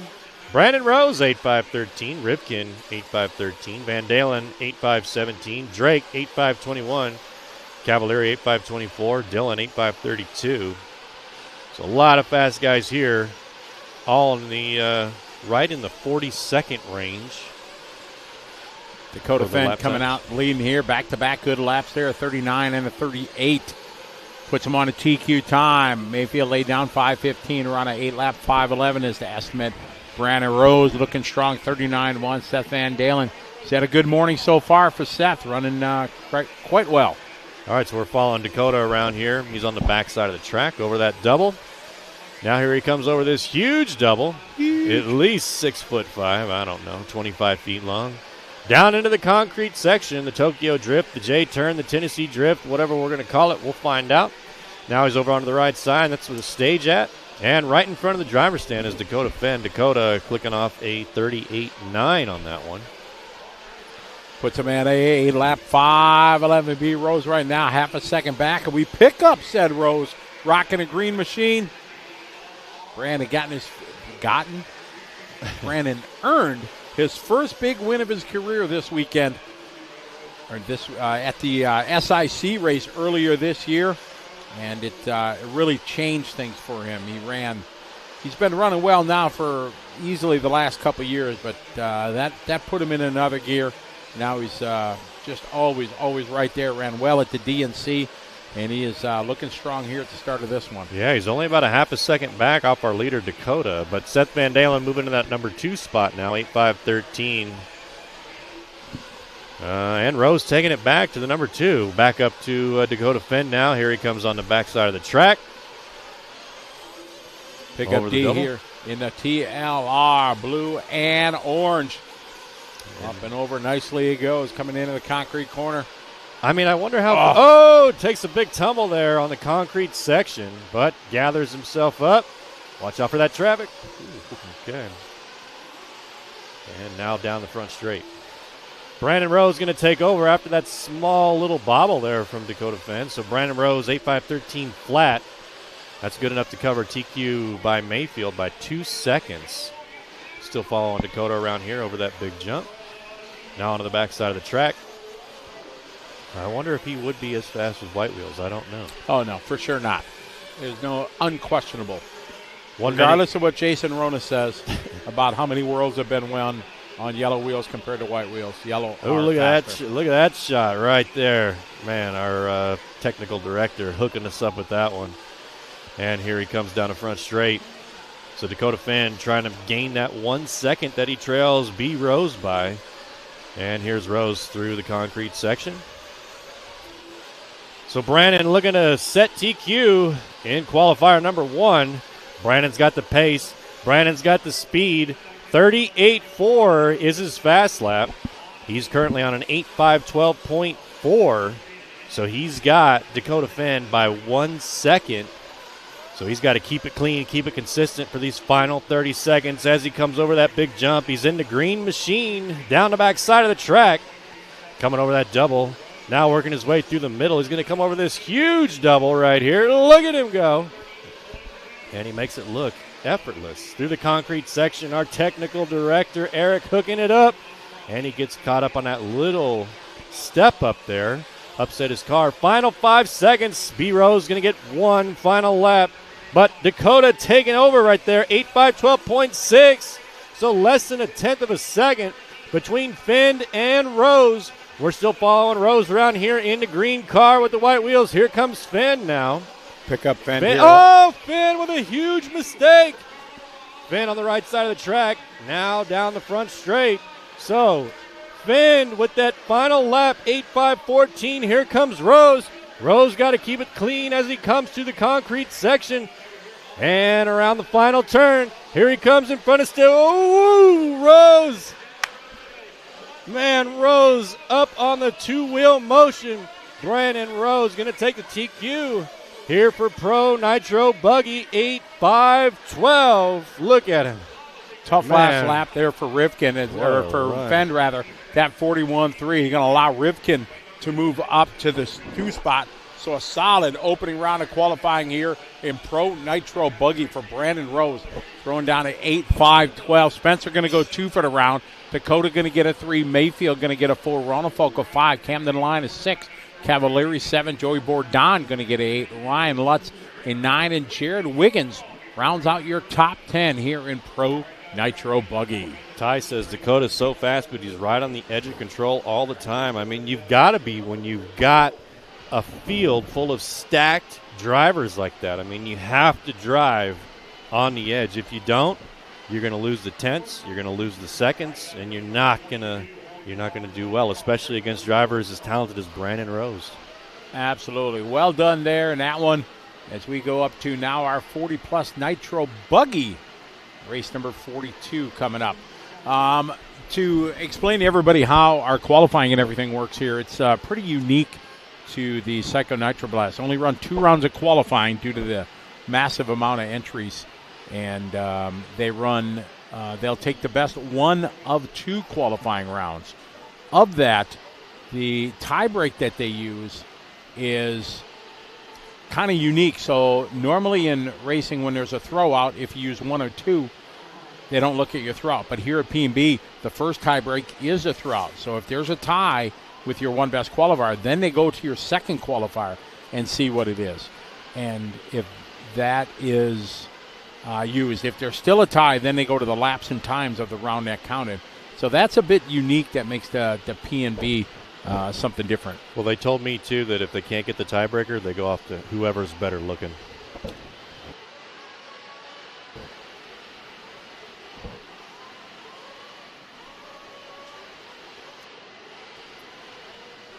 All right, so we got an event coming up that we want to talk about here. It is the Midwest Nationals presented by Dakota Slideways Raceway. It's in Aberdeen, South Dakota. It's going to be held July 13th and 14th of this year.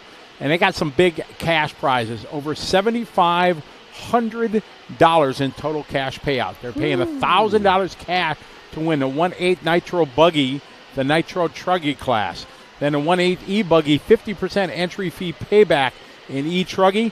They have on-site camping, on-site food truck, random and door prizes from A-Main, ProTech, VP Pro, and Busybodies RC. Cash payouts in these 4 classes for the top 5 finishing positions. Random cash drawings. You can check out the flyer online with all the details at Dakota Slideways. You can look them up on Facebook. You can see there how they spell it, Dakota Slideways. Look them up on Facebook. Or you can call and text. You can text Eric at 605-380-8179. That number again was 605-380-8179. Or you can reach out to Jason, also at 605-290-0591 for more information and questions. Again, that's the Midwest Nationals presented by Dakota Slideways in Aberdeen, South Dakota, July 13th and 14th. And Matt, man, $7,500. Man. That's a lot of cabbage. You know how many waffles you could buy at the Waffle House for A that? whole lot, and a whole lot of outstanding In-N-Out hamburgers. Hey, another important thing that you didn't even mention was they got TJ's barbecue truck is going to be there. So I'm from Texas. I love barbecue, and any chance I get to barbecue is different in different regions of the world. No, you're different right. regions of the. So what Texas barbecue is what? It's brisket. It's brisket, right? Brisket. Exactly. Kemper and the boys, Johnny Fenimore, all them guys, they get me hooked on brisket every time I go down to Texas. So Dude, I always see Kemper bring in these massive baked potatoes with just nothing but brisket and barbecue sauce. Out here on the East Coast, they got a lot of pork, but you can't beat Texas barbecue. It's the best and best there is. What about ribs? Ribs in Texas, like where I'm from in Wisconsin, ribs are lots of sauce, sticky sauce and tangy. And what is it? What are ribs like? Are they more dry or down there? There's two different trains of thoughts on ribs, right? A lot of people like fall off the bone ribs, but That's what I like. But competition ribs are when you bite into it, it doesn't fall off the bone. You see the bite. So it really just depends on who you are and how you like your ribs. I like my ribs with just a good rub and some barbecue sauce, and I don't know. I like brisket. John says, way to go, Brandon Rose and Team Nitro Pro. No, you're right. Ty wants to know, do you think that they're going to resort for round number 2? They're going to do – I have the info here. There is a resort, and they're going to regroup everybody for the second round of qualifying. We got race 42. Clint says, ribs from Gristmill in Green, Texas are the best. I've never been to Gristmill, but my favorite barbecue in South Texas comes from a place called Hayes County Barbecue, and it's the best brisket that I've ever had. Lynn says the Midwest Nationals is about to be epic, especially if they got that barbecue truck. Well, there you go. It's all about the barbecue, right? Green, Texas, isn't that where there's that famous country music hall where they have it's a real small venue, but they have George Strait goes there. George Strait. It's called Green Hall. Green Hall, yeah. Yeah, so they got a lot of people there. George Strait has been doing those pop-up things. Right, just shows up one day. Friday night, doesn't tell anybody, just shows up. And how awesome would that be? If to go to a intimate, 200 people, little hall, little bar, and then you got a legend like, George Strait or, something like that.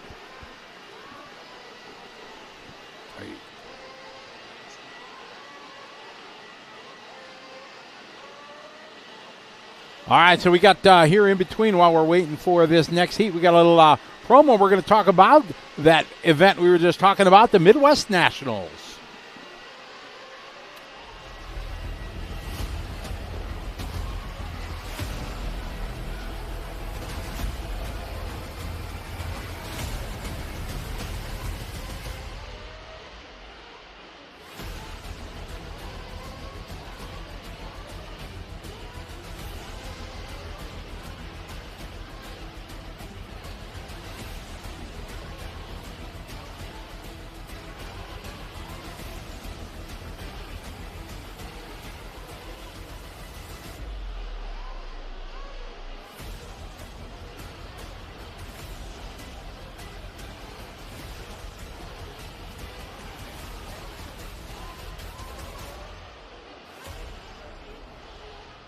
There you go. Midwest Nationals, July 13th, 14th, 2024. We'll save you a seat. All you're going to need is the edge.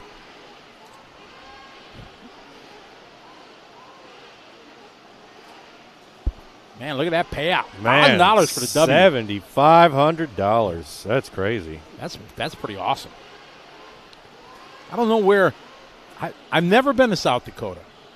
I've never been to the Dakotas. You never been to see Mount Rushmore? I have not. Remember what I told you about my retirement life that I'm going to do? Getting a motorhome, driving around. Yep, I'm definitely going to see Mount Rushmore and everything like that. There's so much of this amazing country that I've yet to see. And well, while we're speaking of food, back to food. Why it always comes to food? I mean, because RC racers are all just like food. Exactly. So I asked Adam Drake what his final meal would be. What did Adam have to say? He said Mexican. And I said, Adam, you got to be more specific than just Mexican. And he really didn't want to be, but he came up with chicken fajitas. Well, bam. What would be your final meal? Oh, You're the one goodness. asking the question. I'll put you on the spot. It's got to be either Seafood. chicken Alfredo, No, it's got to be something epic. Come on. Texas barbecue. Texas barbecue. Like I want the warden to bring my tray on a paper plate with a slab of ribs, a side of, not even a side, a whole A brisket. trough to- Yeah, yes, with some sausage and some baked beans, pickles on the side. That's what I want. I want to be like, you know what, warden, this meal's going to be worth it. I don't know what my last meal would be. I mean,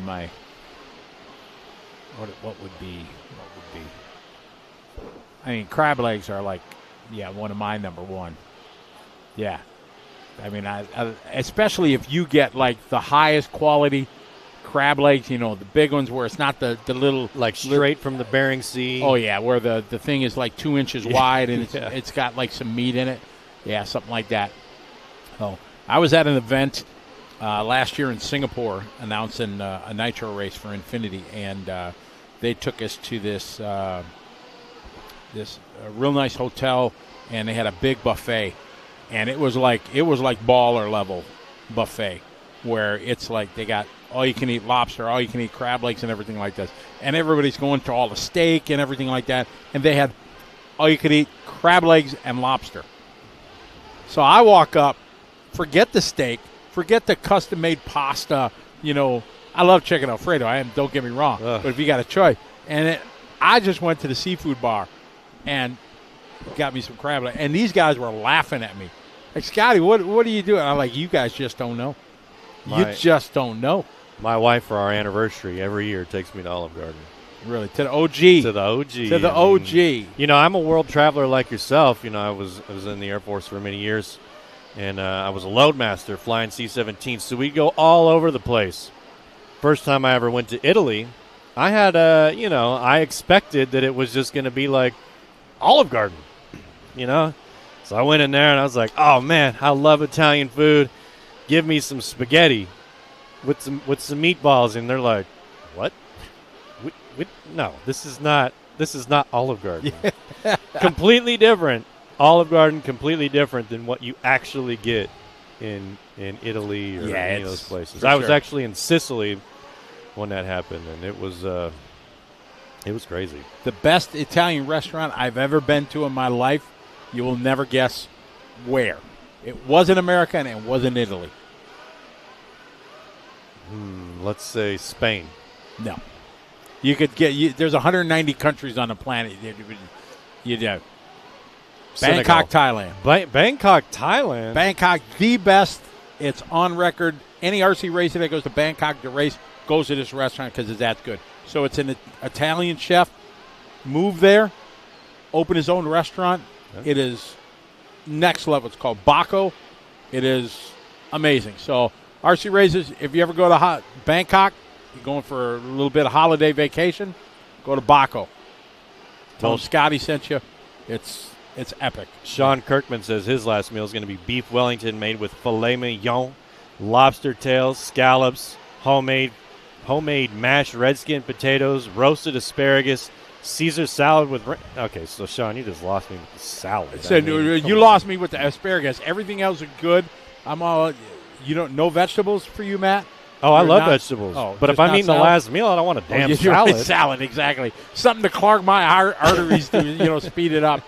As we're in our watering break right now before race 42, but yeah, Tico, Alaskan king crab, exactly. Yeah, that's TQ Chef, yeah, Alaskan exactly. king crab. Alan says, fellas, answer a question, please. Do you put raisins on your salad?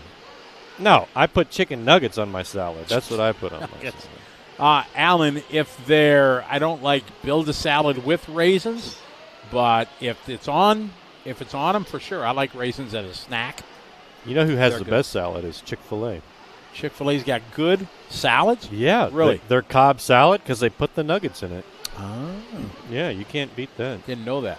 Daniel says no. Raisins are only in desserts. Gross.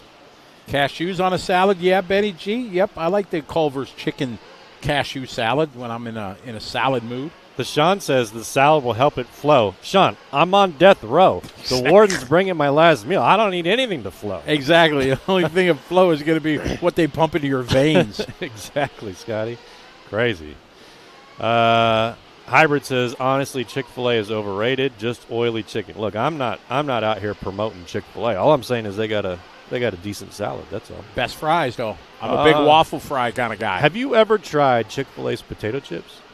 Potato chips, I have not. So next time you go, get your fries, get whatever, but ask them for a bag of potato chips because it's waffle potato chips. No kidding. Yeah, they're light and airy and fluffy. I'll be darned. We'll have to put that on the to-do list. Hybrid says, yes, love this channel, though, and we love you, Hybrid. Thanks for tuning in. We really appreciate your support. Yeah, the fries are good. You're right. This is a little break here. Pause for the cause for the first round of qualifying here at the Psycho Nitro Blast 2024 version of this. We're in White Pines, Tennessee. We want to give a big shout-out to Dave Lycom and all the gang from Race Time Entertainment putting on this amazing race, one of their many races that they put on around the southeast area of the USA. We want to give a big shout-out to the gang at One Up Racing. Big thanks to VP Racing and to Live RC and the Bonus Lap membership. If you guys don't know what the Bonus Lap membership is, this is something that is really cool. If you're an RC racer and your racetrack uses the live time scoring software, if you become a Bonus Lap member and you join, it's like $5 a month, and you can go back and watch the races that you raced. At the bottom of the results, if you click on it, scroll to the bottom, it's got the RVA, the video replay of your local tracks and things like that, and it's really cool.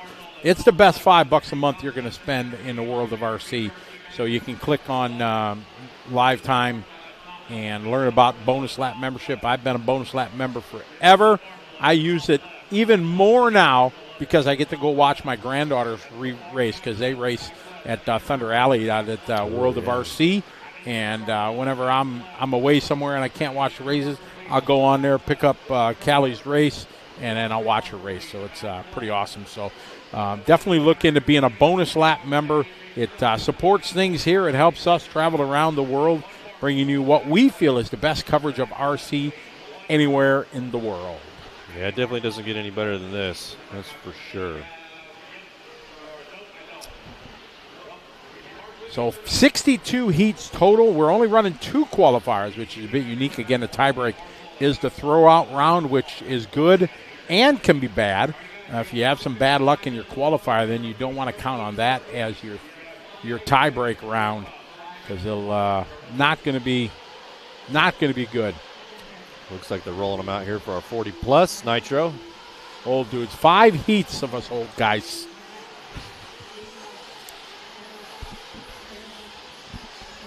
Nelson Garcia, how you doing?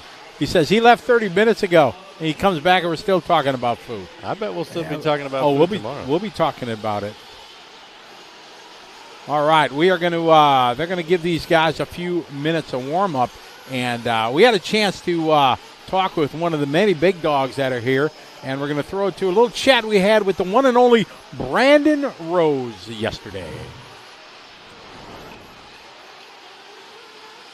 We're here with Brandon Rose in the S-Works pick, and Brandon, last year pretty good. Had a 3 in buggy, a 5 in truck. What's your mindset going into this round here this year in 2024? Yeah, it's the same thing. Just go in with good confidence and knowing that I can make it happen if everything goes my way. And just, the track's a lot of fun. Just keep it smooth out there, keep it nice and easy, and yeah, just keep it normal. 2024 has kind of been going your way. It's been a pretty good year so far. Yeah, first race of the season, SIC, that was a great one, getting the win there.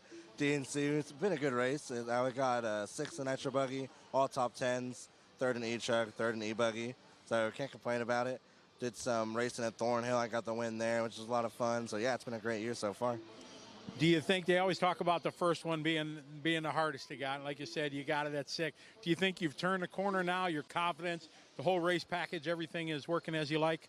Yeah, racing's a lot of mental, and once you kind of know that you can do it, it is a lot easier just because you've run with those guys. I've run with Dakota, Ryan, some of the top dogs quite a few times now. So it feels a little more natural and a little easier. So yeah, I would say it helps out quite a bit. When you started, we'll go back 3-4 years here. You know, you've been always racing, but you know, starting to make more and more shows. Did you ever think you were going to be in a conversation with the names of Mayfield and Fend and Rivkin and these guys? You know, back then you dream as a little kid you can do it, but you never really think after watching them. You're like, man, they're so fast, but just kept working hard, kept trying, and they kept beating me, and eventually I finally got them. Well, best of luck, positive attitude. We love to see it. Good luck here. Yes, sir. Thank you, Scotty. Thank you all Live RC for everything y'all do. All right, thank you. Brandon Rose, he is absolutely a fan favorite anytime we're talking about him or there's a race going on. 2024 has been year so far. Let's see if it continues here at PNB. Man, Brandon Rose, what an interview. That guy, like you said earlier, I mean, he's just super talented, been coming up for the last few years, and here he is on the very, very top of our Pro Nitro buggy. I mean, what's going to stop this guy? I don't know. He's definitely got the right attitude, and always a joy to interview. You can feel the emotion, and he just really enjoys the hobby, and great to see him. Like I said, always a fan favorite. He's always got plenty of friends and followers, and people that admire him, and just a cool cat for sure. And the S-Works team, they have done amazing work here over the last, I don't know, we want to say 2 years. I mean, they've been around for a while, but you know, especially the last 2 years, they built a great team. And Tim and the gang has just worked so hard, and they got a lot of great drivers, and they're doing very well. There's a great shot there of the pit lane.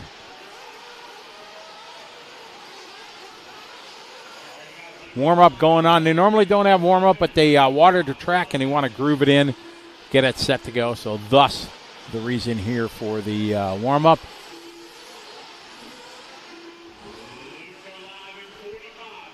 See if we missed anybody here in the chat that maybe snuck by.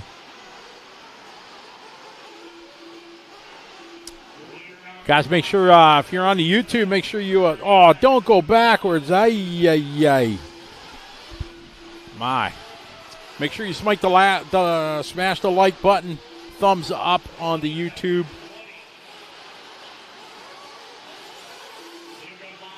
Helps us spread the word, spread the love of RC through all the algorithms and all that good stuff. We're having some trouble down in the pit lane. We're getting ready to roll. And there we are, back trackside.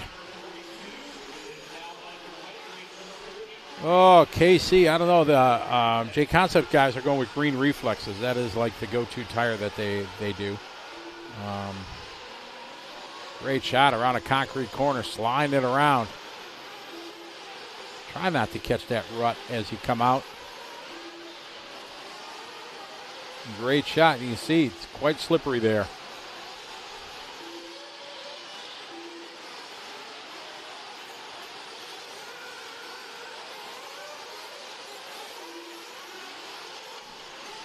All right, our first heat here on Nitro Buggy 40 Plus.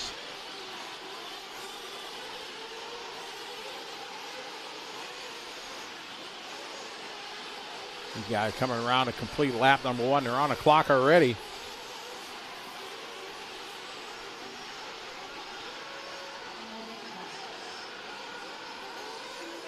Across the line. Casey coming across with a 48.2. Jason Latta, 50.5, 49.9 for Quincy. Jonathan Bell, 49.4. Mark Haskell, 49.5. Brandon Swisher, 46.3. Casey, 48.2. Jeff, 49.0. Jonathan, 49.4.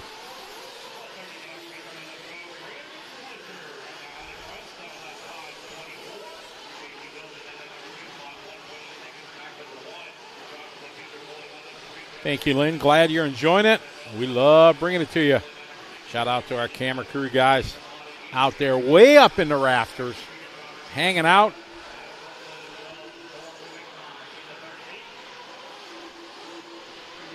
Lucas, Travis, Davis all working hard out there. They're the real heroes of the race.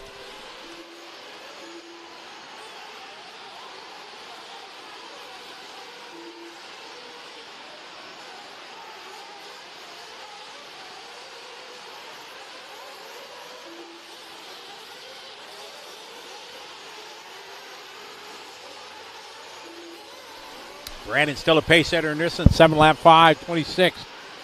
Brandon last lap of 46.99999. First lap was a 46.3. Jonathan with a 46.8. Quincy with a 46.8. Jonathan 5, 45.3. Jeff Teron, 48.9. Chauncey Mack with a 47.0. Haskell with a 48.8.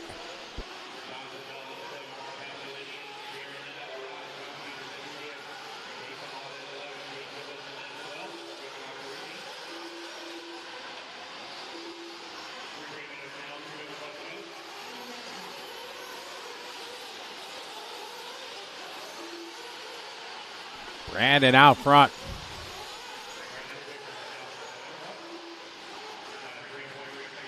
Swisher last lap, 46.6. Hey, we got a lefty sighting. The No Name RC Podcast, Lefty the Great One. What's up, Lefty? How you doing, man? So where are you? Aren't you over in Portugal right now? I think you're commentating the E-Buggy World Cup. Isn't that correct?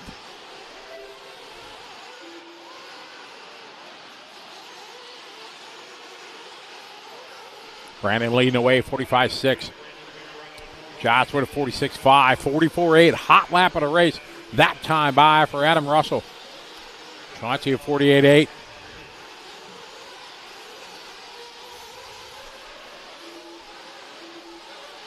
On a 7-lap 5:24 is the pace here for this one. Brandon still out front leading away. Picked it up a little bit here over the last lap. Dropped about a second off his pace. Swisher, Fine, and Russell.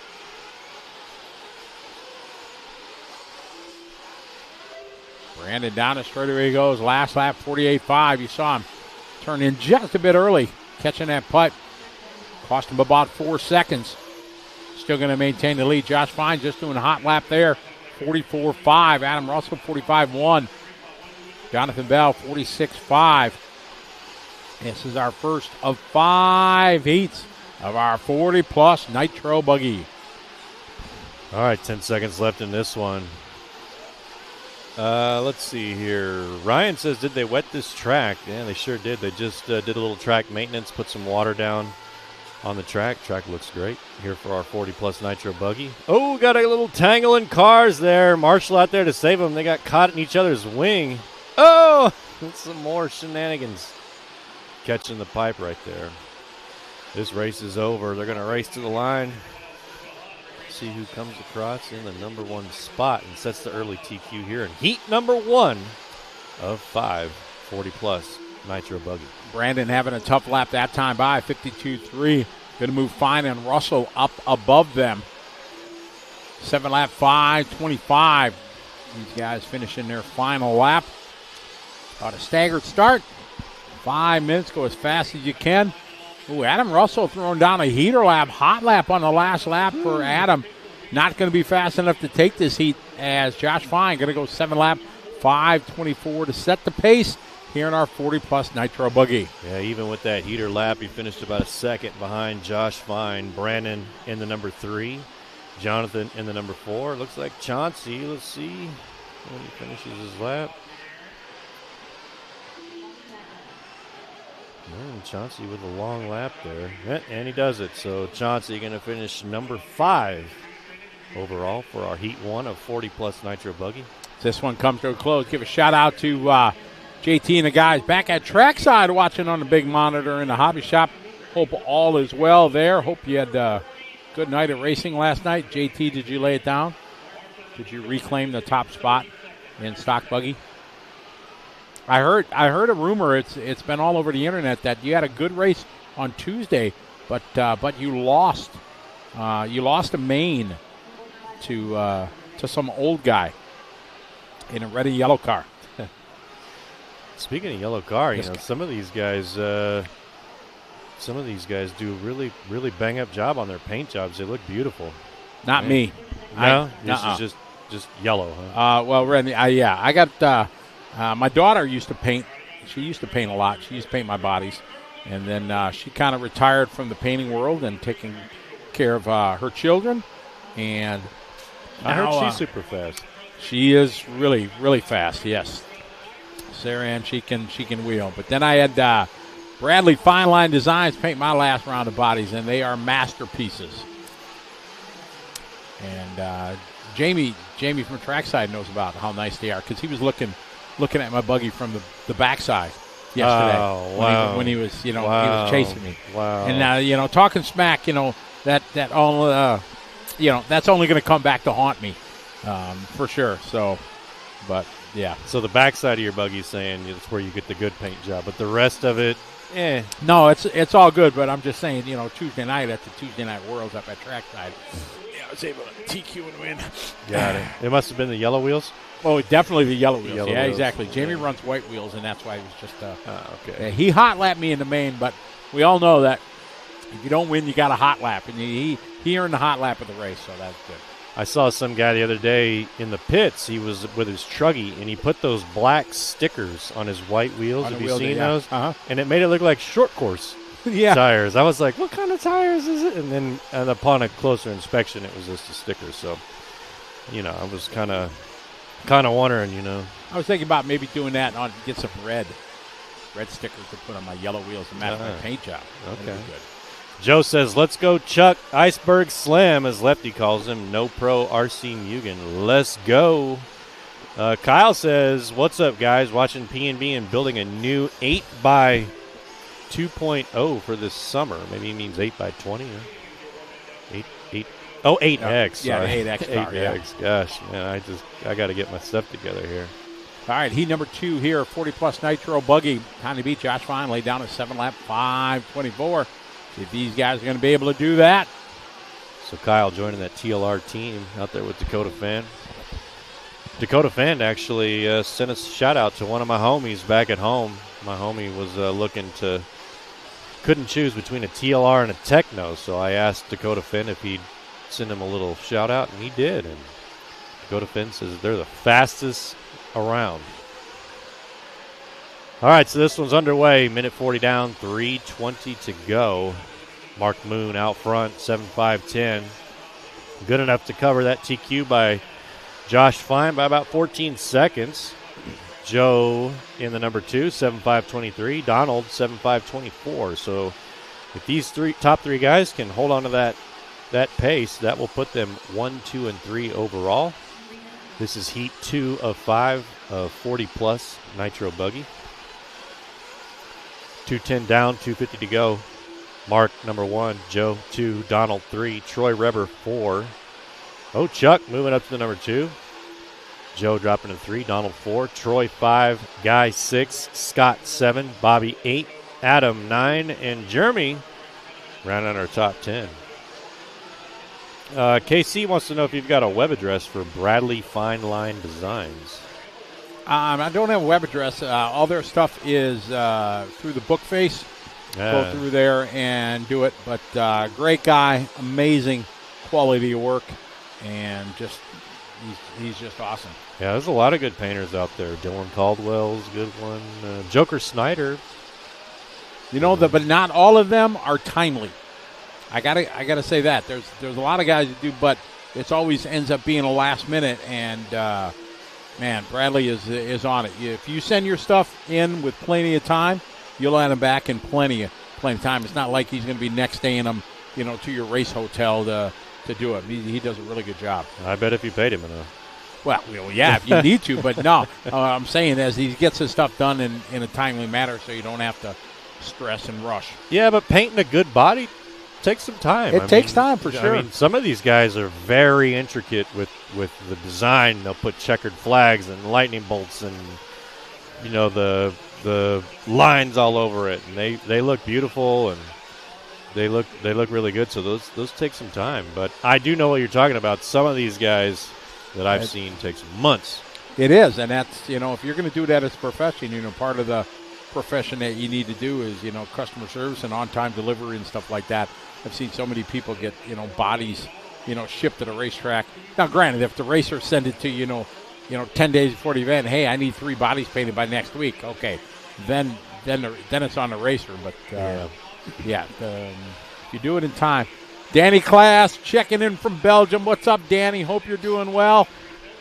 Less than a minute to go here in our heat number 2 of 40-plus Nitro Buggy. Clicking Belgium off the list here. Danny's checking in. Chuck still out front, 7.5.13. He can hold on to that, number 1 overall. Mark Moon, 7.5.14. Troy, 7.5.16. Donald, 7.5.17. Joe, 7.5.28. So the top 5 guys here in this one really fast. Matter of fact, top 4 gonna put him into the top 4 overall. Saltwater says Mayfield's painter Larry Genova. That guy's a machine. He does a ton of bodies down there. I don't know if he's still doing it as professional as he was a few years ago. He used to post on Facebook all the time, and I haven't seen any posts as of late, so I don't know if he's still doing it full time like he was doing. Man, our Live RC production crew really, really over the top this weekend. We got moving cameras. We got the Tokyo Drift camera. It's crazy. I love this event. Tennessee Drift, excuse me. Chuck Berg out front, 7-lap 5:08. That's the TQ time, faster than Josh's time. Following him around, T. Roy Weber. Troy having a good one. 7-lap 5:13. Mark Moon going 7-lap 5:16. Don Elliott late to the loop here, having a longer last lap, 47.3. Joe Scaramel. Joe cracking into the 7-lap run there with a 46.3 last lap, 7-lap 5:27. My favorite part about Nitro is the pits when they come in for the pit stops. I love watching those guys. I love being a pit guy, especially for my friends back home. I was a pit guy one year in Silver State. The very first year they did it at the South Point Hotel and Casino, and I think I lost some years off my life from that race, being down in those pits. I mean, I did not come prepared at all. The rest of these guys had like gas masks and ski goggles, and I'm just down there with like my shirt over my nose, couldn't breathe. My best buddy's out there just ring, Letting her eat, just ringing it out. Smoke blowing in my face. So I think that dude owes me Whataburger, actually. You got to have Whataburger, right? Yeah, some more shout-outs here. Darren Least, what's up? Back in Hawaii. Hope you're doing well. Trip Jones, thoughts and prayers to your mom for sure while she's in the hospital for surgery. I hope and pray everything goes well. For sure. Absolutely. But thanks for taking the time to check out while you're in the waiting room, hanging out, waiting. All right, so it looks like Chuck Berg took that one, 7.507. He will be the driver to beat as we go into heat number 3 of 40-plus Nitro Buggy. Oh, Adam Drake in this one. Couple guys. We got Brent Densford, MrBeachRC.com. Yeah, so some fast guys checking in here for 40-plus. I got me a cool Beach RC hat. Oh, I know. Oh, yeah. Man. My ears are warm. You could be a swimsuit model as long as you wear that hat. Jeez. Yeah. It's good looking. Oh, yeah. You're keeping me nice and toasty. Yeah, I got my Live Race Media hat donated by Scotty. I dropped it on the floor yesterday one time, and it got all dirty. I'll have to wash it for you, but my Live Race Media looks epic. But that Beach RC one, that looked pretty good, It's too. pretty sporty. It made you, I bet you if you wore that on the driver's stand, in combination with your yellow wheels, you'd be unstoppable. Unstoppable, exactly right. All right, 15 seconds into this. 40-plus Nitro Buggy heat number 3. Drake the first to go across the line. Let's see how it goes. Time to beat. As a reminder, Chuck Berg, 7.507, set in heat 2 of 40-plus Nitro Buggy. Mr. Lee says, just enjoying some Live RC and Kona coffee before he starts the day. I can't get with you on the coffee front, but I do love Dr. Pepper. That's how the best part of waking up is Dr. Pepper in your cup. That is for sure. Curtis says, into Fluff Racing, Houston, Texas. When in doubt, throttle out. You may have something going there. I'm not too sure. Jerome says, JJ from Pembroke, North Carolina. Another North Carolina. My wife from North Carolina. Seagrove, North Carolina. I don't know if you know where that is, but it's right in the middle of the state. Lynn Stage says, speaking of painters, check out Pro Lids Customs. So shout out to Pro Lids. Dork Missile says, with all the food talk, call the corner the slider. Huh. I don't know. I'll have to talk to our technical director and see if he approves of the slider versus the Tennessee drift. Dodge says, England would love to know your favorite type of cake. So, I was kind of spoiled growing up. My mom was a professional cake maker, and she would make her very, very homemade buttercream icing. So, it didn't matter what kind of cake it was. As long as it had buttercream icing, I was good to go. All right, so it looks like we got Drake out front here. Drake, 8.5.28.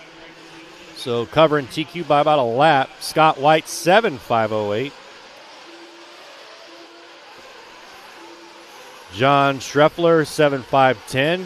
Bartholomew, 7.5.13. Holtzman, 7.5.18. So Chuck Berg, with that 7.507, is holding on strong to the number 2 spot. But Drake out front, 8.5.37. 2:30 down, 2:30 to go. Yeah, the cake thing, I'll have to ask Scotty what his favorite cake is when he returns. 2:15 left. All right. Looks like we got Drake here coming through the slider Tennessee drift.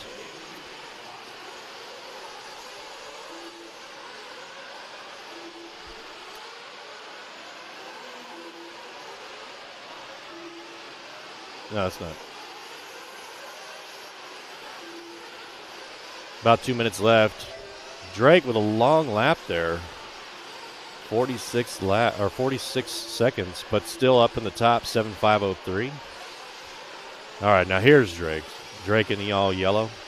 Here he comes over the big double.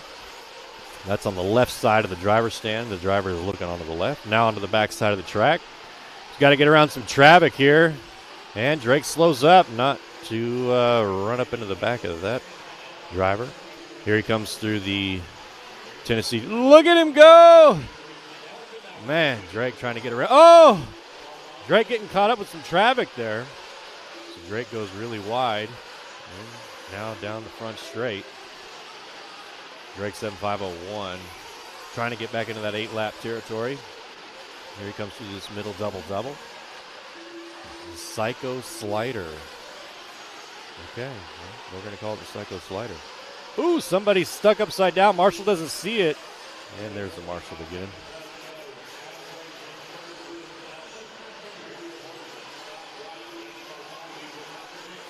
All right, so 40 seconds left. Drake out front, 7.501. Streffler, 7.511. Holtzman moves up to the number 3, 7.515. Drake got the hot lap here, 40.9. So 30 seconds left. This is him coming down the front straight. Look at him slide around that. Ooh, man, does a little whip there.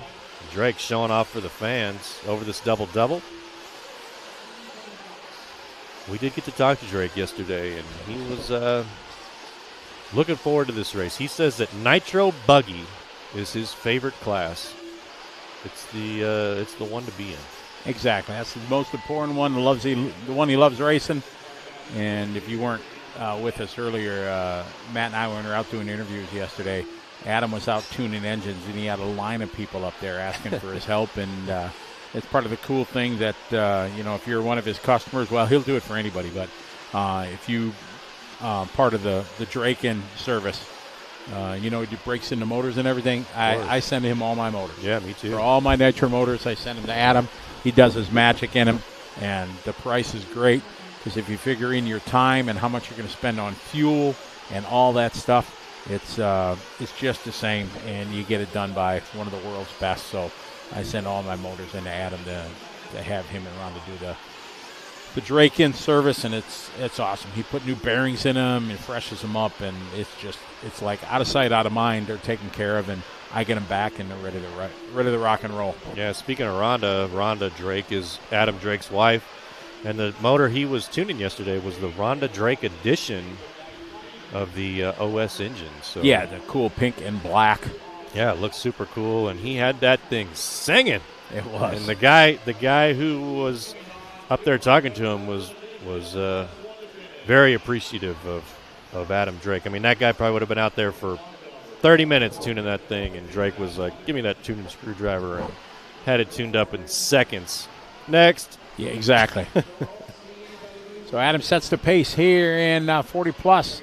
Oh, he got the 8-lap 5. pace. Got the 8-lap run. That is definitely a solid run. Schreffler going to go 2, which will put him, Schreffler will put him 3 overall in this first round as we get into Heat 4 of 5. 5 heats deep.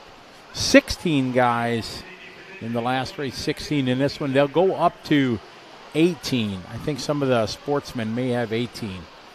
Yeah, sports and electric buggy, I think, is the largest class this weekend. 220. It's like let me back get to the my, days of old school when, like, the Cleveland Indoor Champs, they used to have just stock and mod, and used to go all the way through the alphabet for the mains, you know, all the way to Z, and then there was AA and BB and CC, and it was, it was pretty crazy back in the day when there was only 2 classes.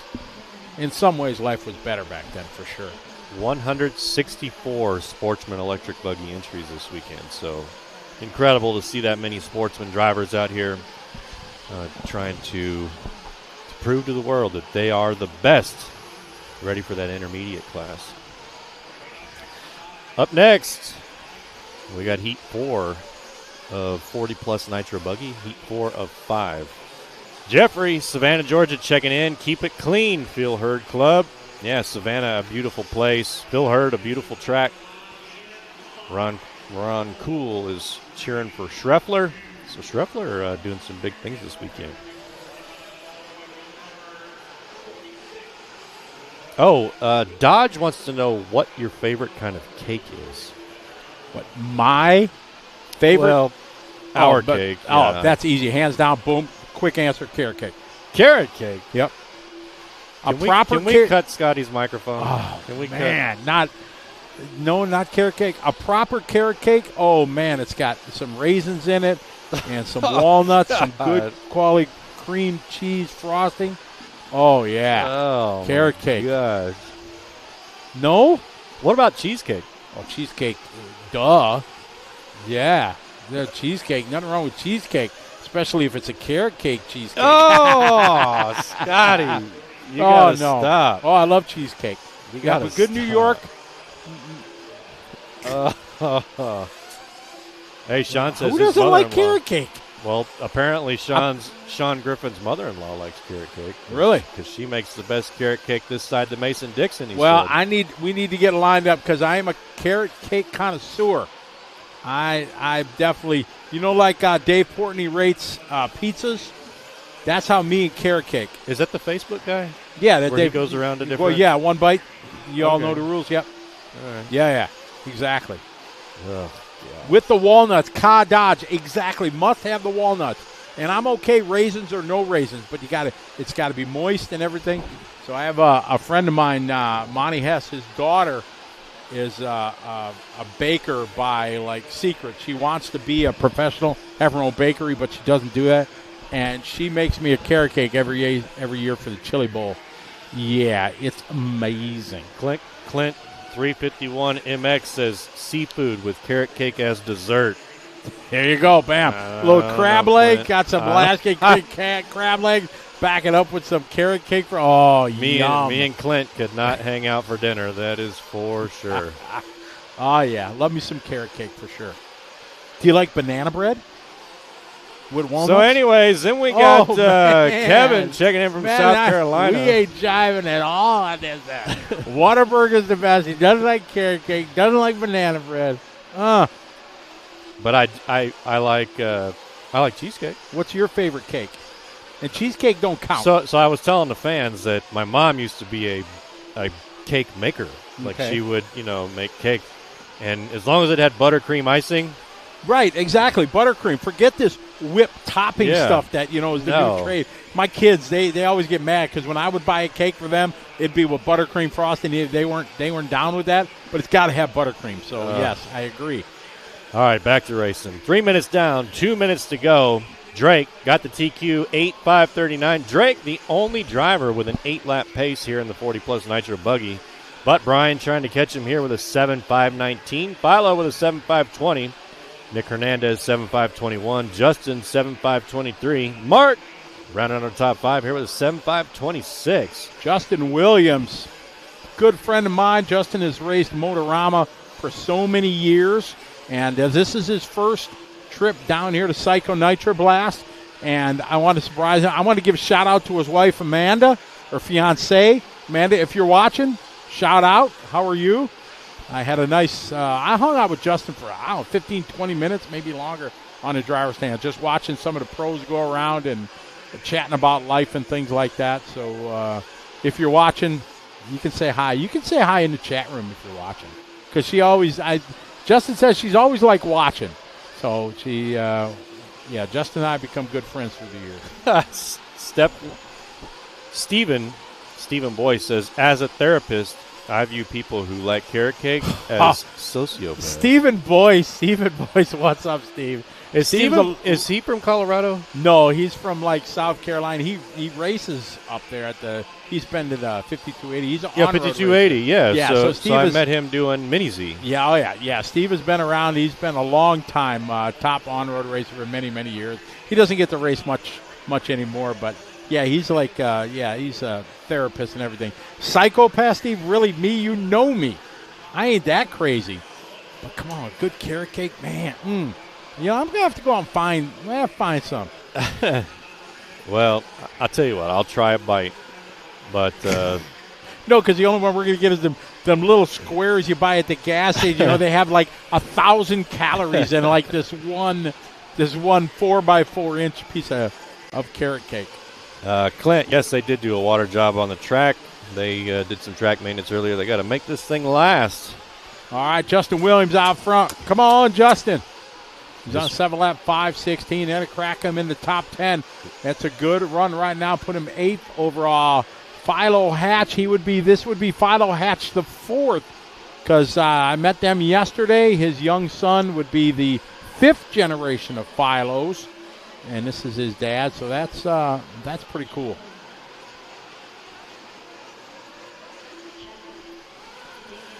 All right, this race has completed. Philo again doing his last lap on the best lap. He did that in his previous round in his E-Buggy, pulled out the win in the last lap. Justin going 46. Jeremy Whiting from the greater Madison, Wisconsin area. Jeremy making a trip down. Going to go 2. Justin 3. Brian, Mark, Dane, and Nick Hernandez as he comes around to finish his 7th lap. Look like he's going to hold on to that 7th spot.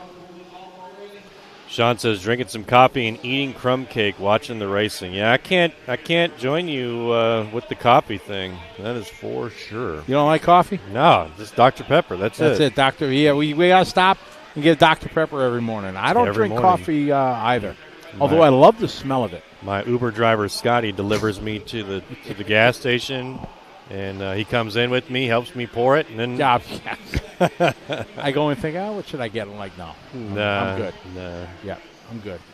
Interesting fact about Scotty is Jesus. Now he doesn't drink coffee, never smoked, doesn't drink, nothing. He's just a straight and narrow kind of guy. Yeah, I'm pretty boring. Yeah, no, never drank in my life, and never smoked, and nope. Hey, Joel checking in from Trinidad and Tobago.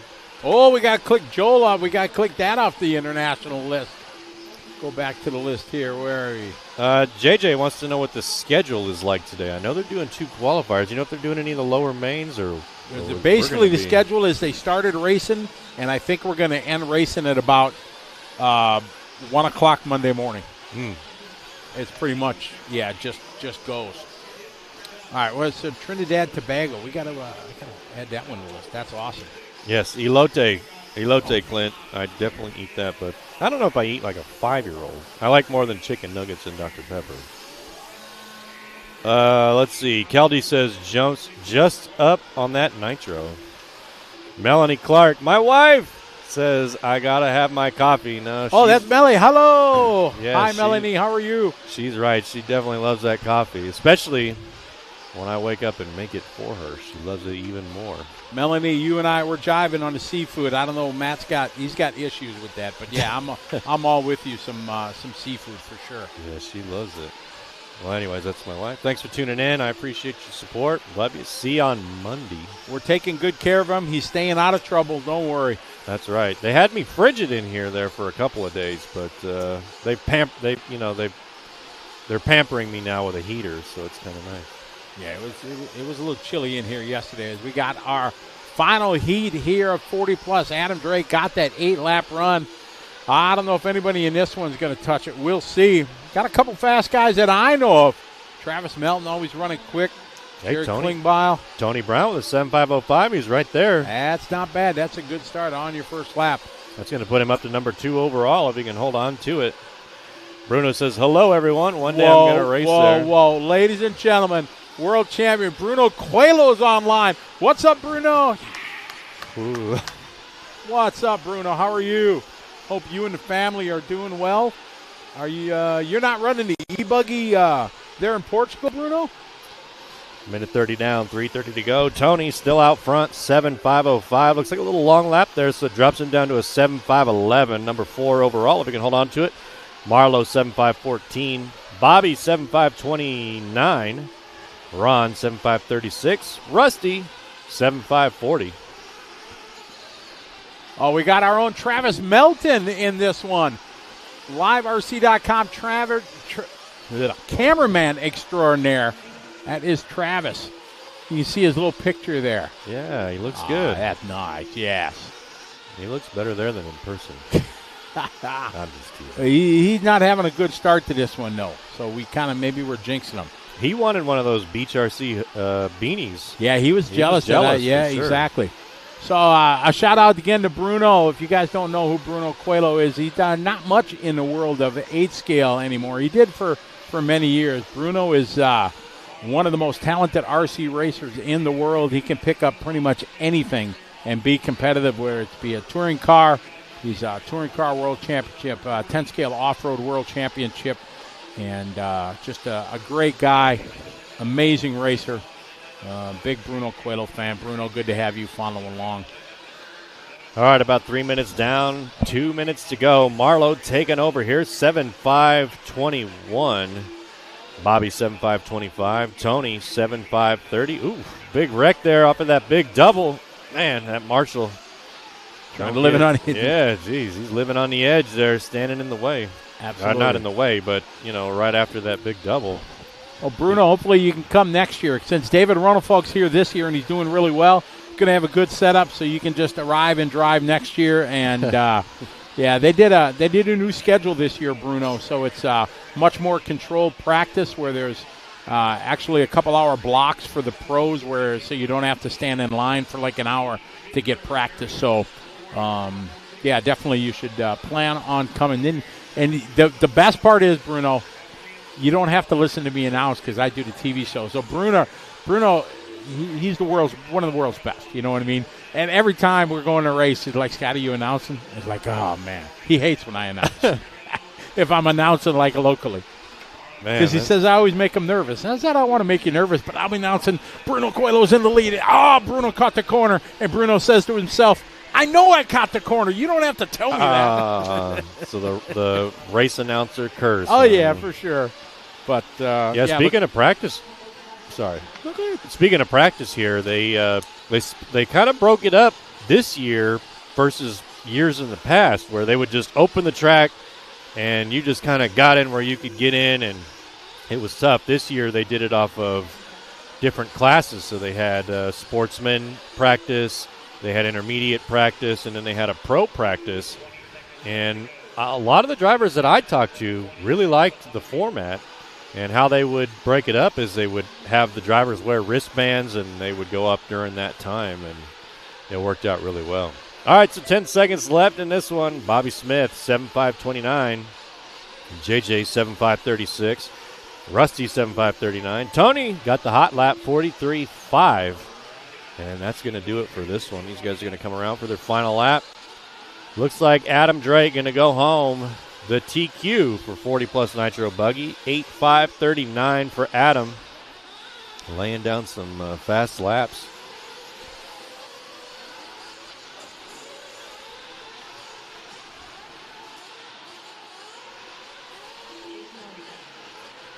This one's coming to an end. Up next, we're going to have our intermediate our intermediate electric buggy.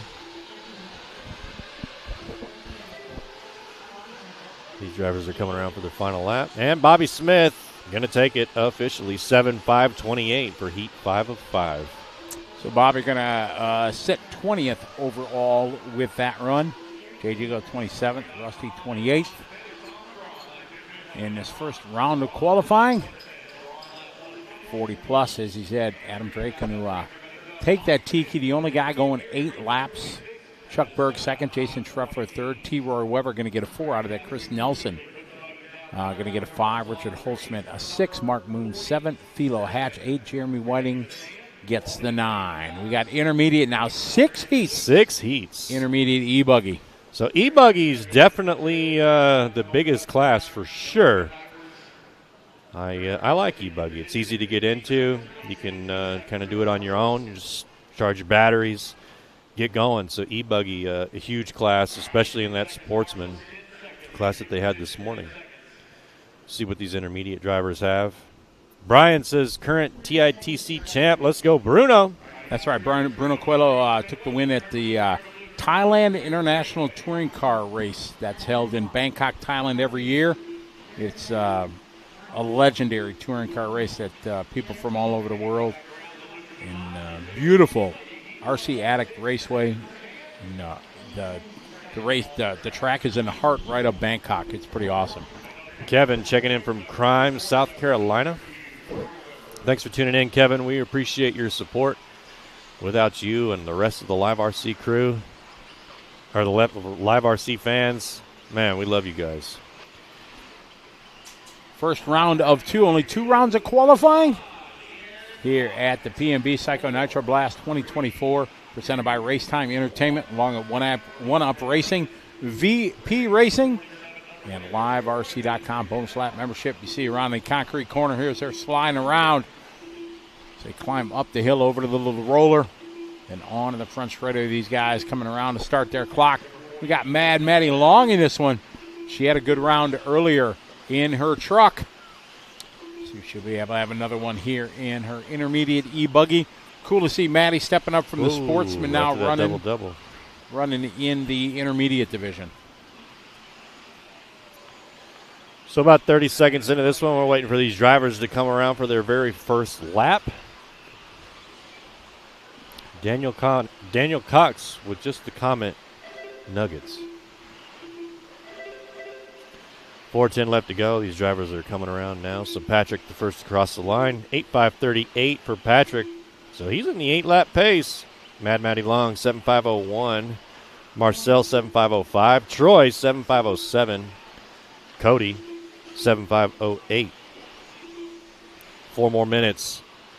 And heat 1 of intermediate electric buggy. 1 of 6.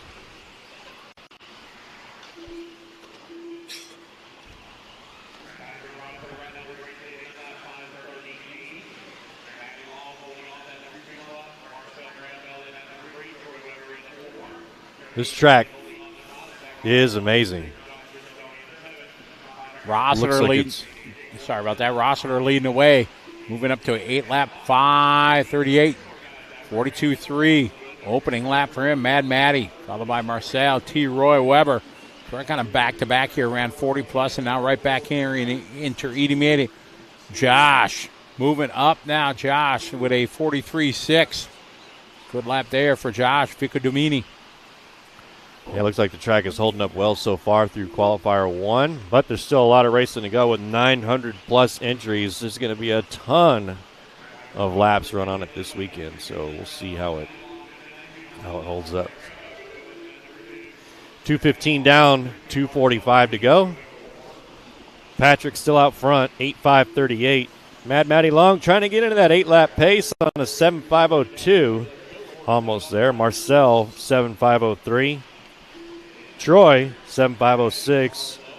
Joshua, 7.506. So the top 5 drivers all right there. Matty about 2 seconds back. Make it 3 seconds from Patrick. And then we got Marcel right there with Matty. So it's anybody's race here in heat number 1 of intermediate electric buggy. Ross at her 42.3. Leading away, backs it up.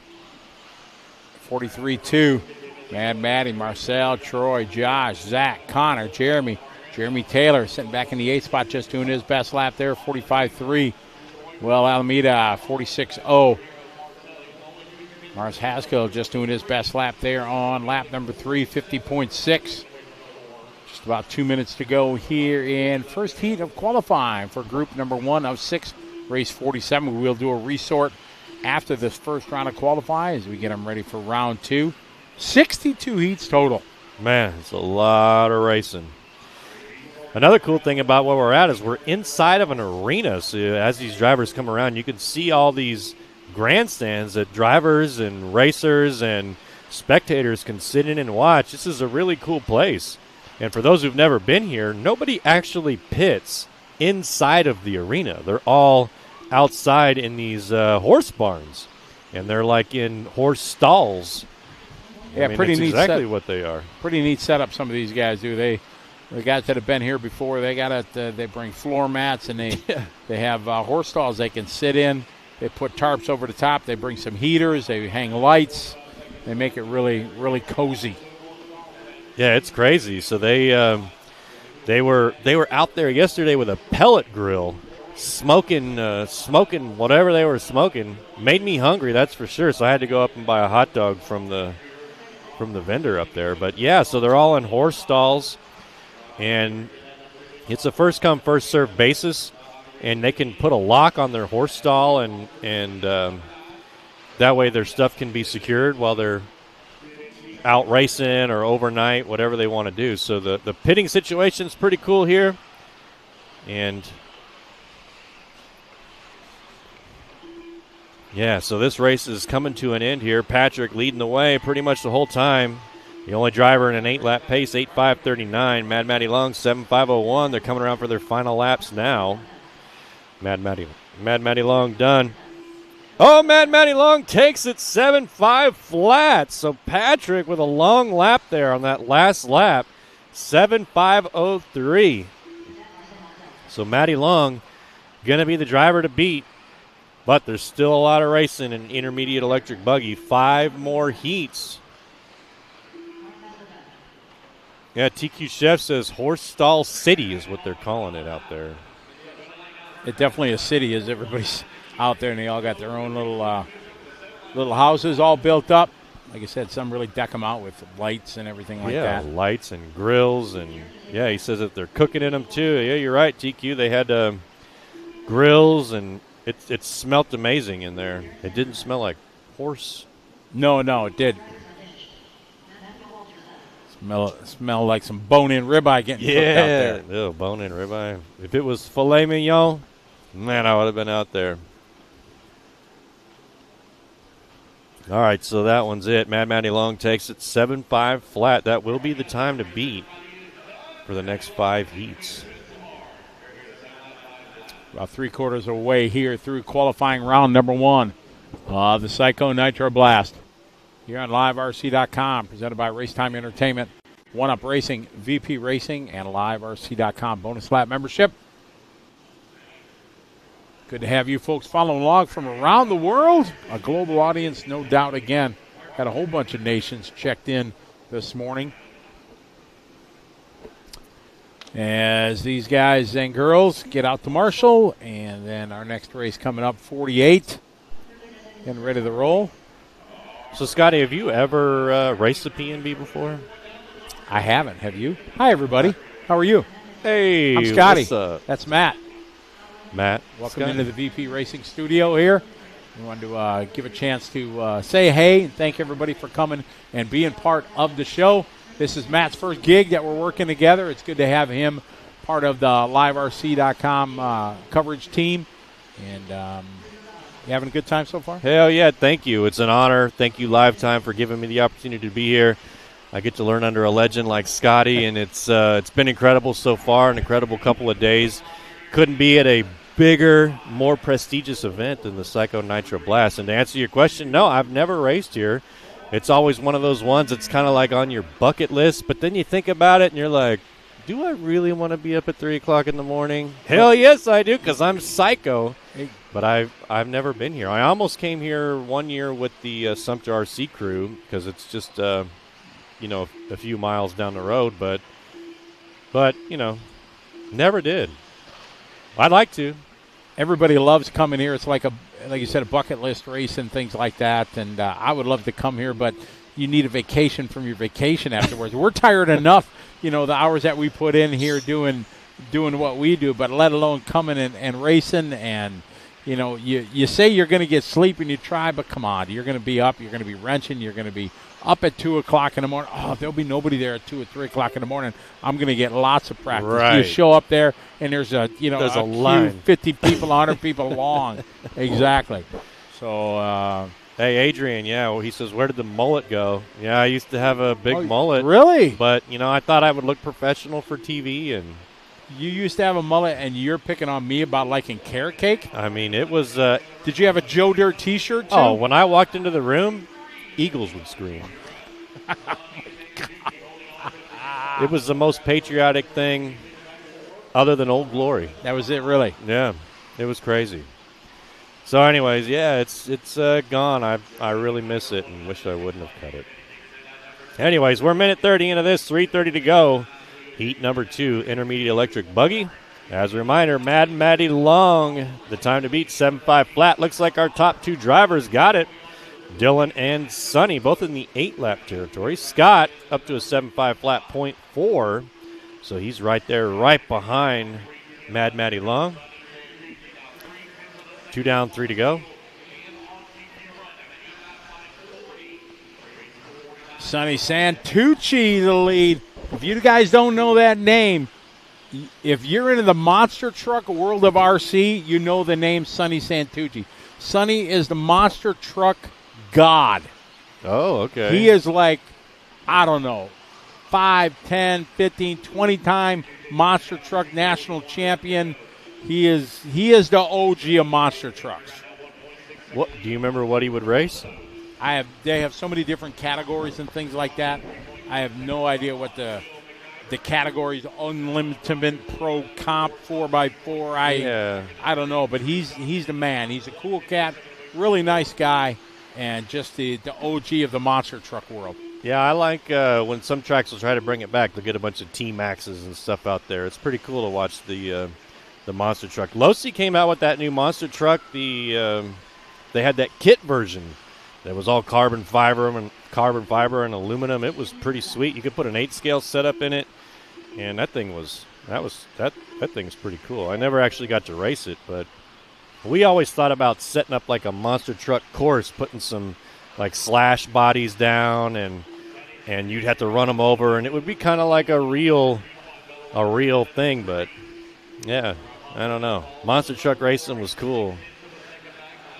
Anyways, a minute 30 left to go. Sonny, 8.538. William, 7.505. Bella, 7.510. Dylan, 7.511. Scott, 7.515. So our top 5 here in heat number 2. Sonny, the only one able to top Mad Matty Long on a 7.5 flat. Miss Bella in this one, another young lady racer who's climbed her way through the ranks here over the last year, has moved up from sportsman to intermediate. Yep. Still running HB, one of the sole survivors of the HB crowd. Not a lot of people running HB here as of late. So I was talking to her and her family yesterday, and all is well. Yeah, I remember meeting her and her family out at Silver State, and she was running the HB car out there. All right, 40 seconds left. Sonny's still out front, 7.5 flat.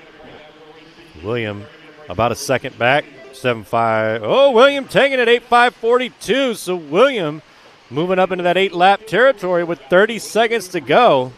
So right now, William and Sonny both on pace to top Mad Matty Long. Oh, Sonny falls off. There's 7.502. So Sonny with a long lap. So William, 8.542. Got the hot lap here, 41.2. 10 seconds left to go here in Heat 2 of Intermediate Electric Buggy. Let's see if he can hold on to it.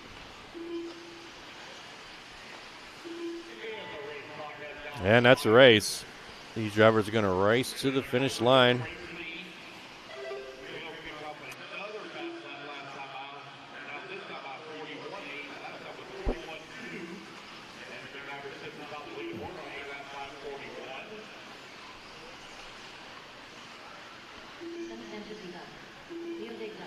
So William on his final lap here, his 8th lap.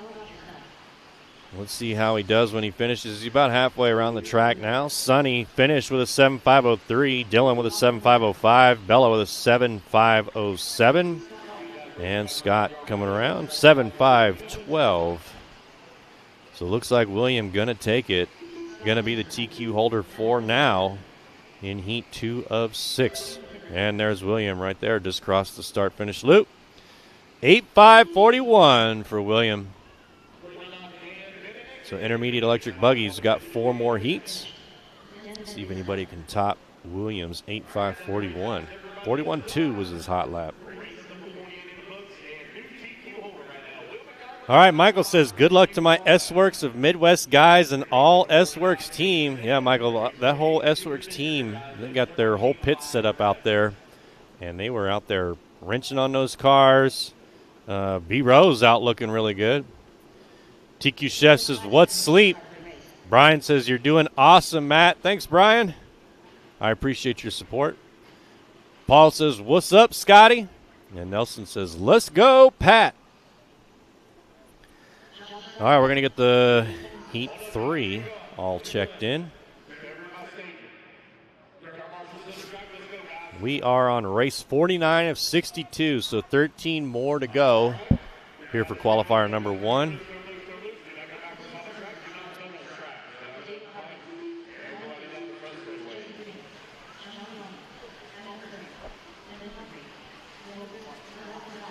So getting them checked in here. Looks like everybody's checked in. We've got a few stragglers left to go.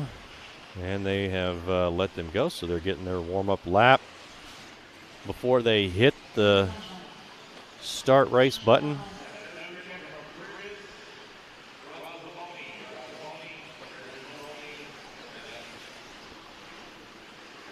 You missed Paul Dietrich said, what's up, Scotty? What's up, Paul? Hope you're doing well. Nelson Garcia, how are you? 2, and they're off. Loop is live. Looks like Adam Curry, the first one to cross the loop.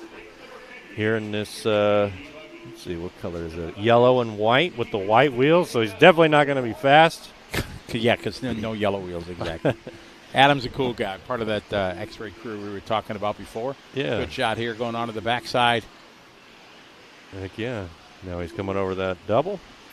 Over that roller, and now over this huge double right in front of the driver's stand. Oh, look at that technical director camera. And onto the concrete. What do we call it? The Psycho Slider. Now onto the right side of the track he goes.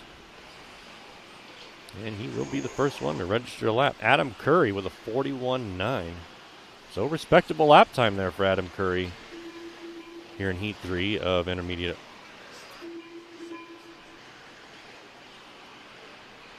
So all the rest of these drivers checking in. Adam holding on. Well, Adam falling down to the number 2. So David Harvey with a 41.5 on his first lap. So 0.4 faster than Adam there. So he will be in the top spot. 8.532. If he can hold on to this lap, that will definitely bump William down just a little bit.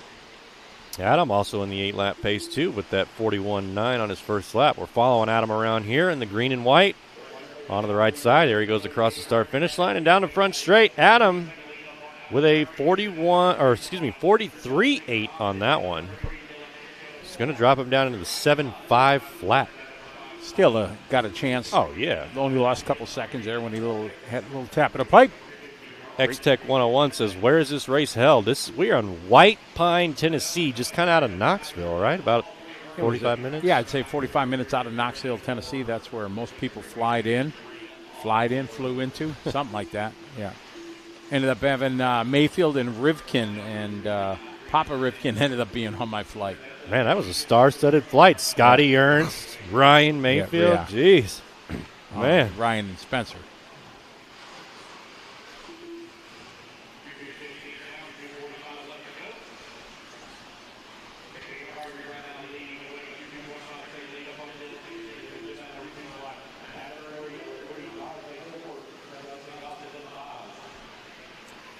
All right, so 2:30 down, 2:30 to go, halfway through. David Harvey, only driver on an 8-lap pace here in Heat 3.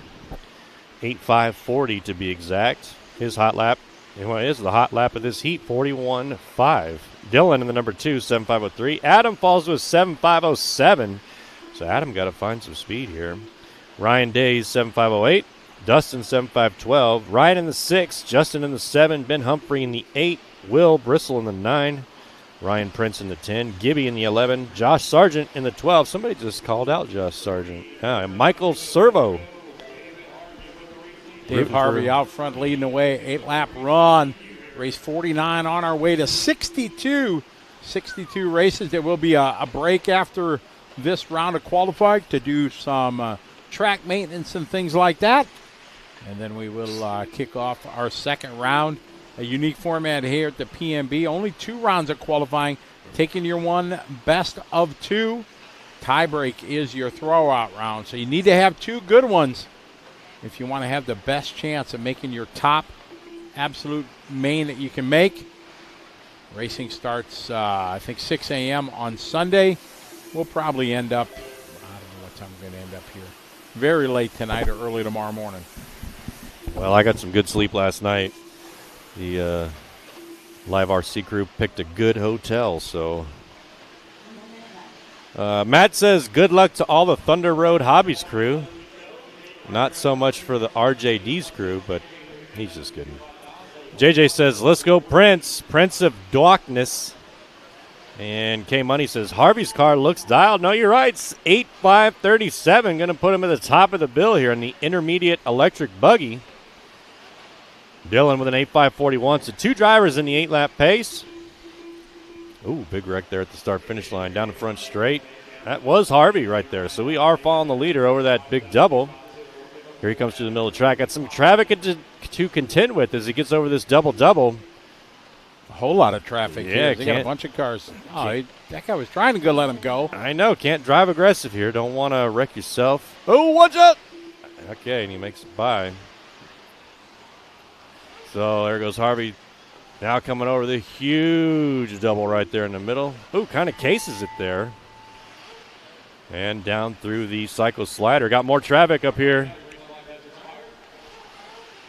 Now onto the right side of the track through the start-finish line. David Harvey, 42 flat on that one. Still in the 8 laps, though. 8.538 gets onto the pipe. Here he comes over this double-double. Dave Harvey in the white with the white wheels, the white wing. Oh, watch out! Almost took out a Marshall there. That Marshall with some cat-like reflexes. Here comes Dave Harvey down the back straight. Dylan Machado sitting in the 2 spot, 7.502. If it clicks off 2 good laps here, might be able to do it, but he's winding down, getting caught at the line here. A tough last lap. Throws down a 48.5 for Dylan. Going to drop him down to the 3 spot. Dave going to take this one. He's going to get 8. Ryan Days ended up in 2. Dustin Gossett, Ben Humphrey rolling into the 5. Ryan, Adam Curry. As race number 49 comes to a close. Dave Harvey going to take it 8.539. He will be at the top of the list. Unless somebody else in Heat 4, 5, or 6 has anything to say about it. All right, race 50 coming up. Gives us 12 races overall to go in this first round. Time is it? It's 1 o'clock. So they started this at 6.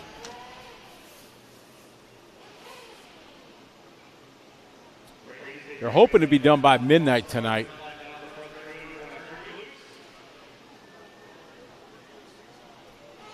$6 a.m. start time tomorrow morning. Exactly.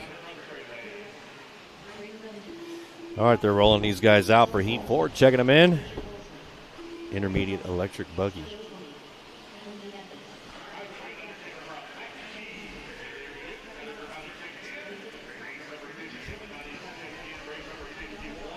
Yeah, Damon. So not much break. Enough time to. They still got to take a few practice watering breaks throughout the day today, but Lance is keeping things rolling.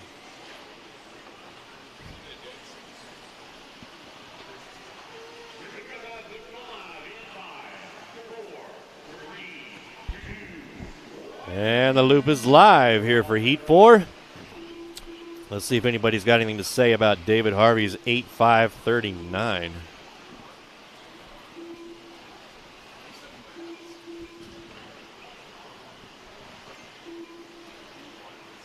Yeah, Damon 6 a.m. You're right. It's psycho.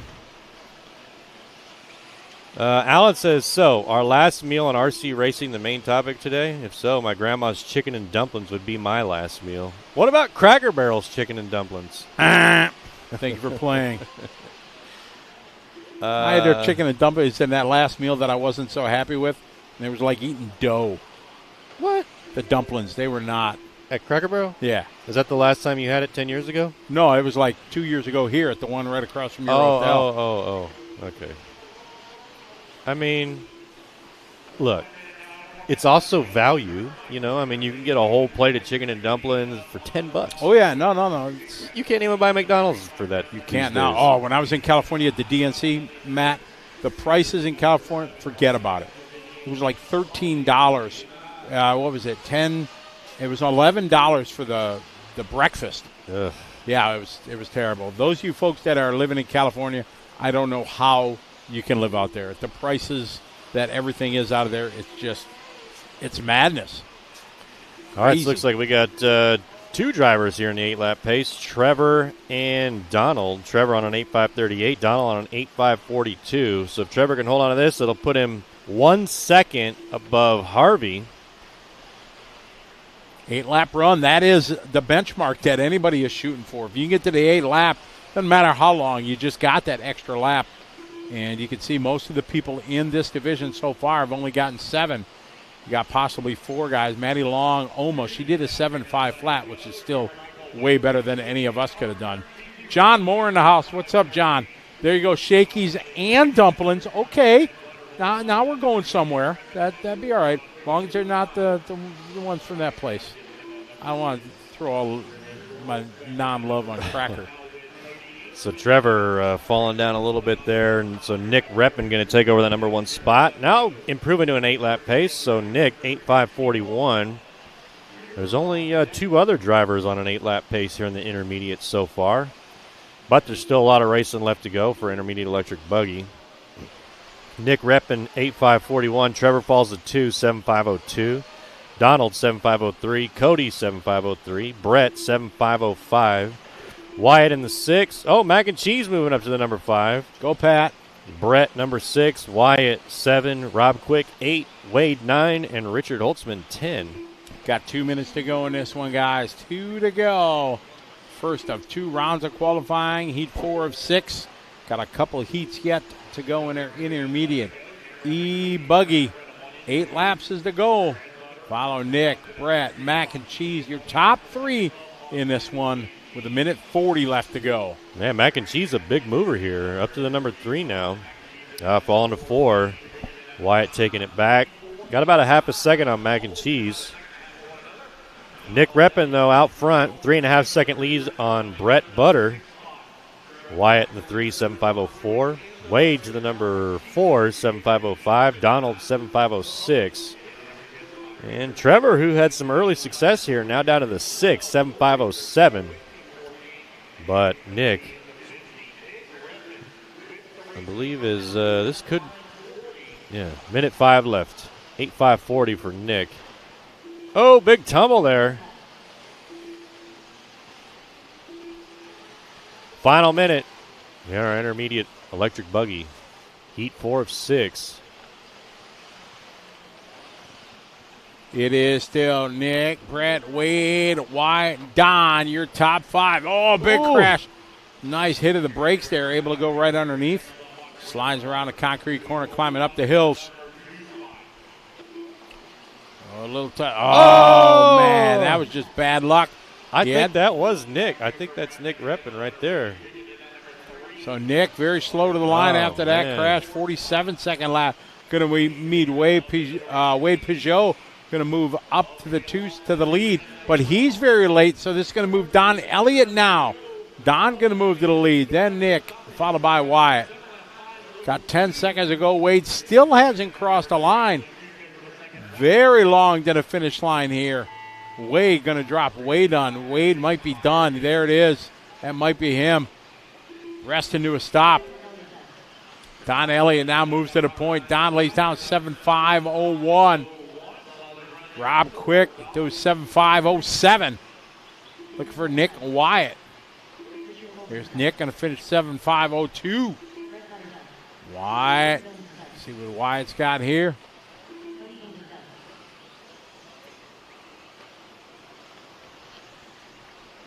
Mac and Cheese looks like he's going to be the last one running.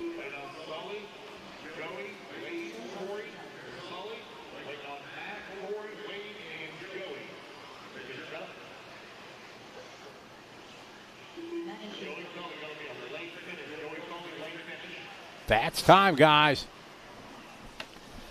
All right, Donald taking it 7.5.01. So David Harvey going to keep holding on to that TQ of an 8.5.39. There was a bunch of drivers in this one who were on the 8-lap pace. And as the time wore on, it got to them. And they dropped off just a little bit. But the good news is that there's still qualifier number 2. So hopefully they can improve a little bit in that one. I'm sure they will. Any Vikings, X-Tech, if you're talking about Swedes, David Runefolk in the house. So one of the best Vikings.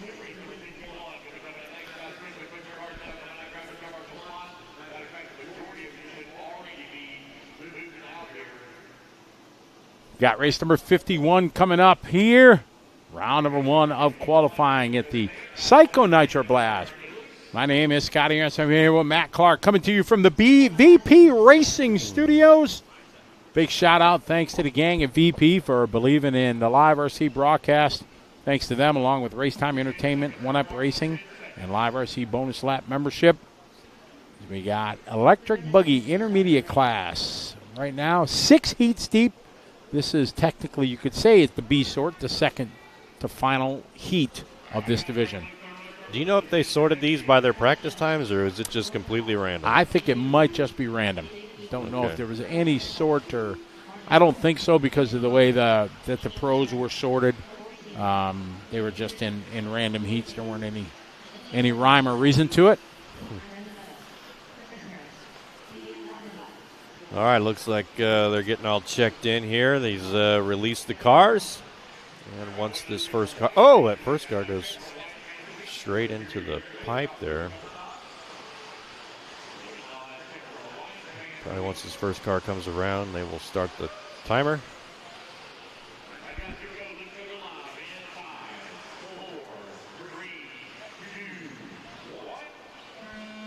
And the loop is live. Green flag. These guys ready to begin their 5-minute qualifying run. Round number 1 of qualifying here, Second Nitro Blast. They got to really turn it on here if they want to catch David Harvey on an 8.5.39.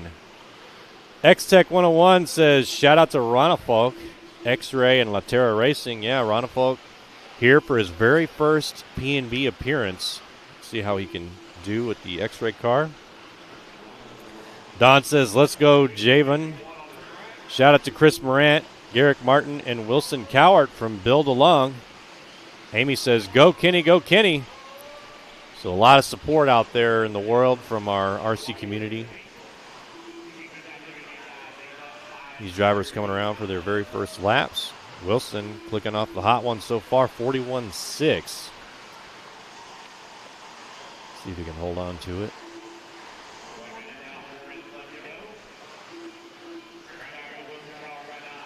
Garrett Martin with a 41.9. Javon Malloy with a 42.2. William with a 42.5. Brian with a 43.8. There's a lot of fast drivers here in Heat 5 of Intermediate Electric Buggy.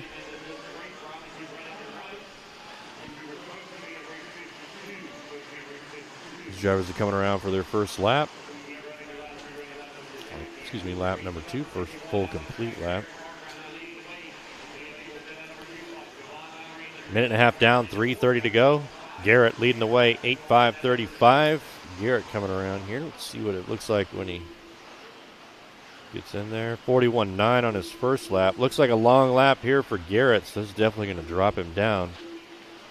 William in the number 2, 8:5:41. Javon, 8:5:42. Travis, 7:5:05. Brian, 7:5:06. Katie, 7:5:12. Let's see, where did Garrett? So Garrett drops all the way to 13 with that last lap, a 55-second lap. 2:15 down, 2:45 to go.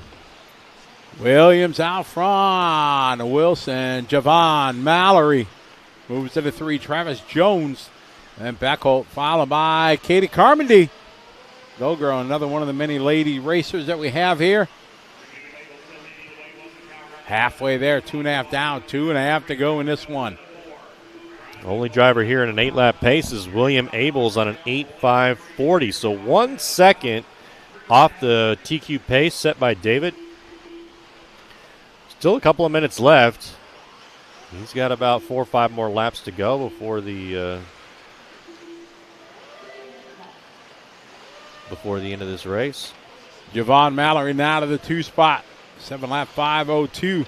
Climbing towards that 8-lap run. He's going to need 3 heater laps to be able to get it. Yeah, he's almost there.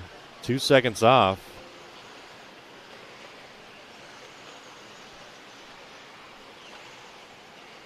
Minute 40 to go.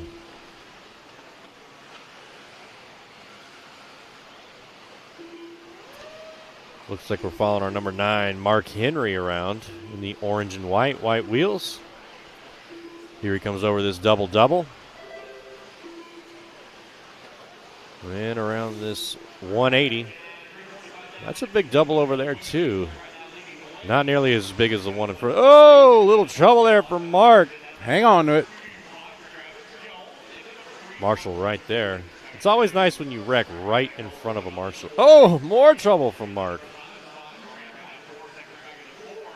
And here he comes around this big double. See how he does on the Psycho slider. Making it look easy. Doing a little drift work there. And here he comes around. Williams still out front, 8:5:41, so falls off about a second on his pace. Still hanging on to that 8-lap run. Yeah, he's got to be careful. Javon has been climbing back towards that 8-lap run. He was at a 5:02 to a 5:01 now in a 7-lap, 5 flat. So if he has a good 7th lap, he is going to get it. He needs to be 9/10 faster. Only 15 seconds left in this heat. Javon on the move, though. Like Scotty said, shaved off a couple of seconds in the last couple of minutes. So if he can keep up that pace, he could take over that lead from William. Let's see. The timer is up. These drivers are racing to the line. Oh, he got caught. 7.5 flat. Point zero. Dope. But he made up almost 9/10 on that last lap. So Javon must have heard you. Yeah. He knew what he had to do. But William getting that 8-lap pace, 8:5:41.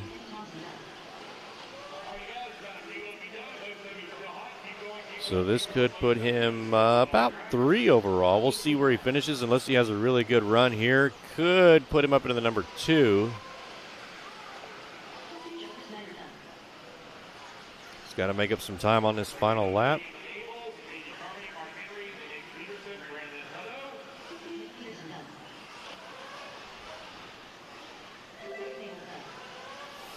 (8:5:45), so number 3 overall for William. Solid run, going to lock him into the top 10 For here sure. going into the next round. Javon finishing. Go ahead. Javon finishing the number 2. Chris Morant 3. Brian 4. Travis Jones in the 5. Got heat number 6 coming up next. Mundo says, I'm seeing that the original step-up section got tapered down a little bit. I don't know.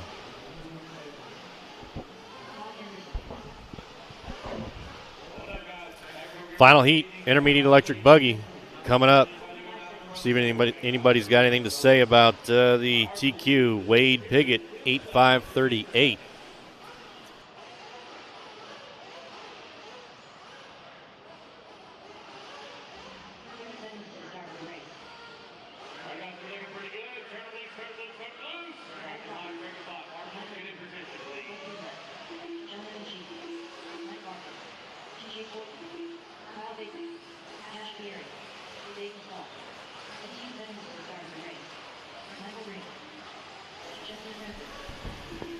All right, looks like we got all our drivers checking in. For those curious at home looking for those technical specs, this track is about 150 feet deep and 300 feet wide. This is a very big track. Looks like everybody's checked in. They're about to start it.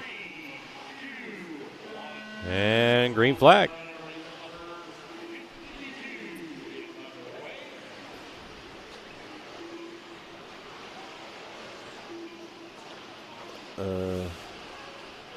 Build Along says video the track change here. Hunter Hutchins says, so proud of you, Matt. Can't wait to see you back at Oates. Thanks, Hunter. I appreciate you. Thanks for tuning in. 30 seconds down, 4:30 to go. Let's see what these guys look like when they cross the line.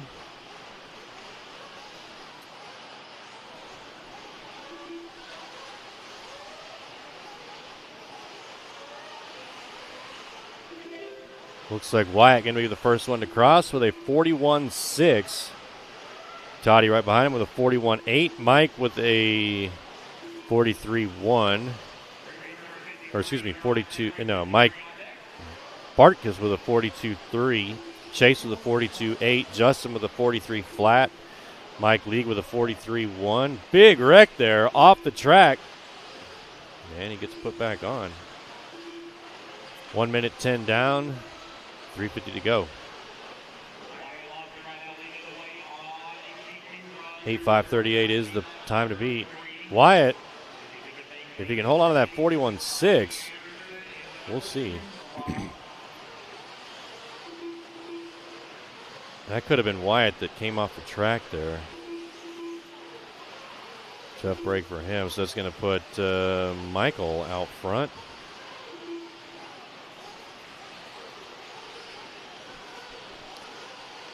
With the track being this large and the lap times being in the 40-second mark, things change up pretty quick.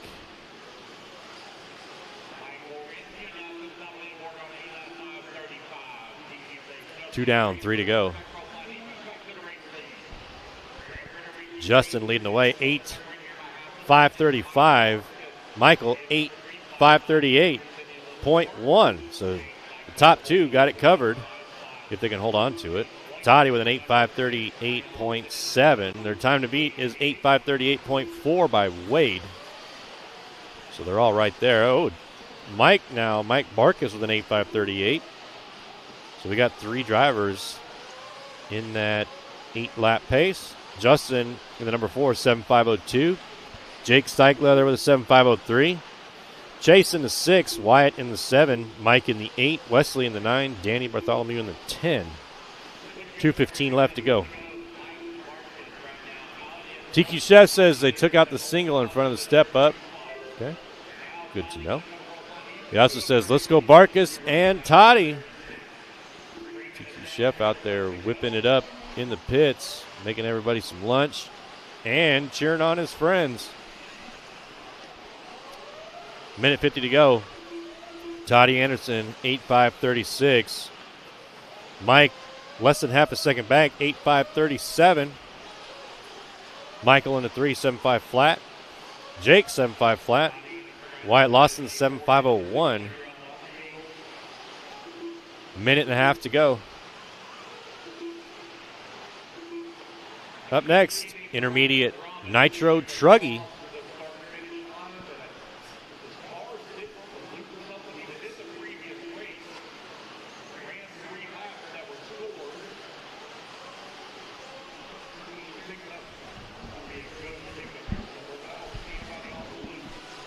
Race 52 of 62, so we got about 10 more to go.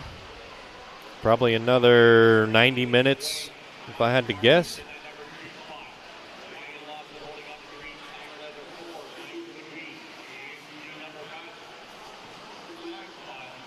Less than a minute.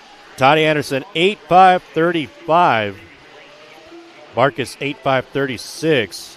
Oh, Toddy with a 8.536 now, so he's got Marcus by about 3/10.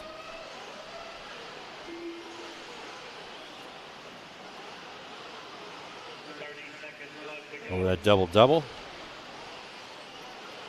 Onto the left side of the track over this big double. Got a car. Ooh! Car almost got put right in front of him. 10 seconds to go. Toddy Anderson, 8.536.4. Barkus, 8.536.5. There's a car right there at the... oh, man. Let's see how it looks. Oh, Toddy with a long lap. That's going to drop him all the way down to 6. And Mike. So the only one now left. Man, Mike Marcus drops to number 3. There's all kinds of stuff going on up here at the top of the board. These guys coming down for their final lap here. TQ says he fed them both. It helps them be fast. They must have got hungry on that last lap, TQ Chef, because they had a long one.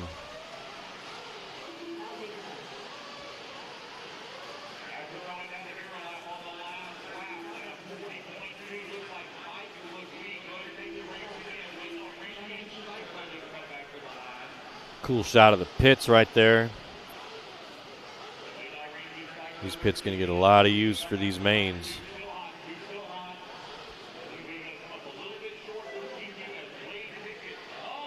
Oh, Mike Renke takes it. 8.538.1. Mike Leagues 8.538.9. So that's going to put Mike Renke as our TQ for round number 1 for intermediate electric buggy on the final lap. Wow. TQ Chef says he'll do better. You need to add an extra scoop or whatever.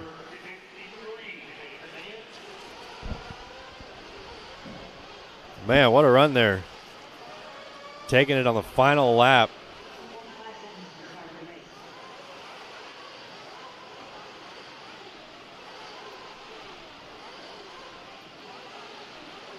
All right, intermediate Nitro Truggy coming up next.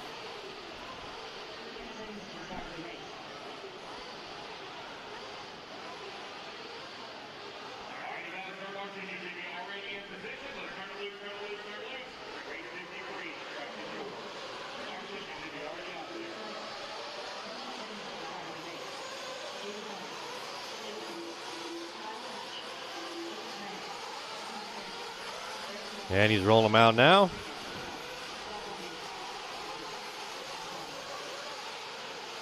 These guys need to pace themselves out a little bit. Getting all bunched up there. When you watch the pros do it earlier, they would go by one at a time over the loop. That way they weren't so close, bumper to bumper, especially right in the beginning of the race. Space yourself out a little bit, get some space. Some room to run. You can make up some time. And the loop is live here for intermediate Nitro Truggy, heat 1 of 4. Hey, Kathy Meyer tuning in. What's up? That's my mom back in Wichita, Kansas. I appreciate your support. Edward, what's up? Thanks for tuning in, guys. 30 seconds into this. Let's see who comes across first. Got a shout out for Jose by Jordan. We'll see how Jose can do.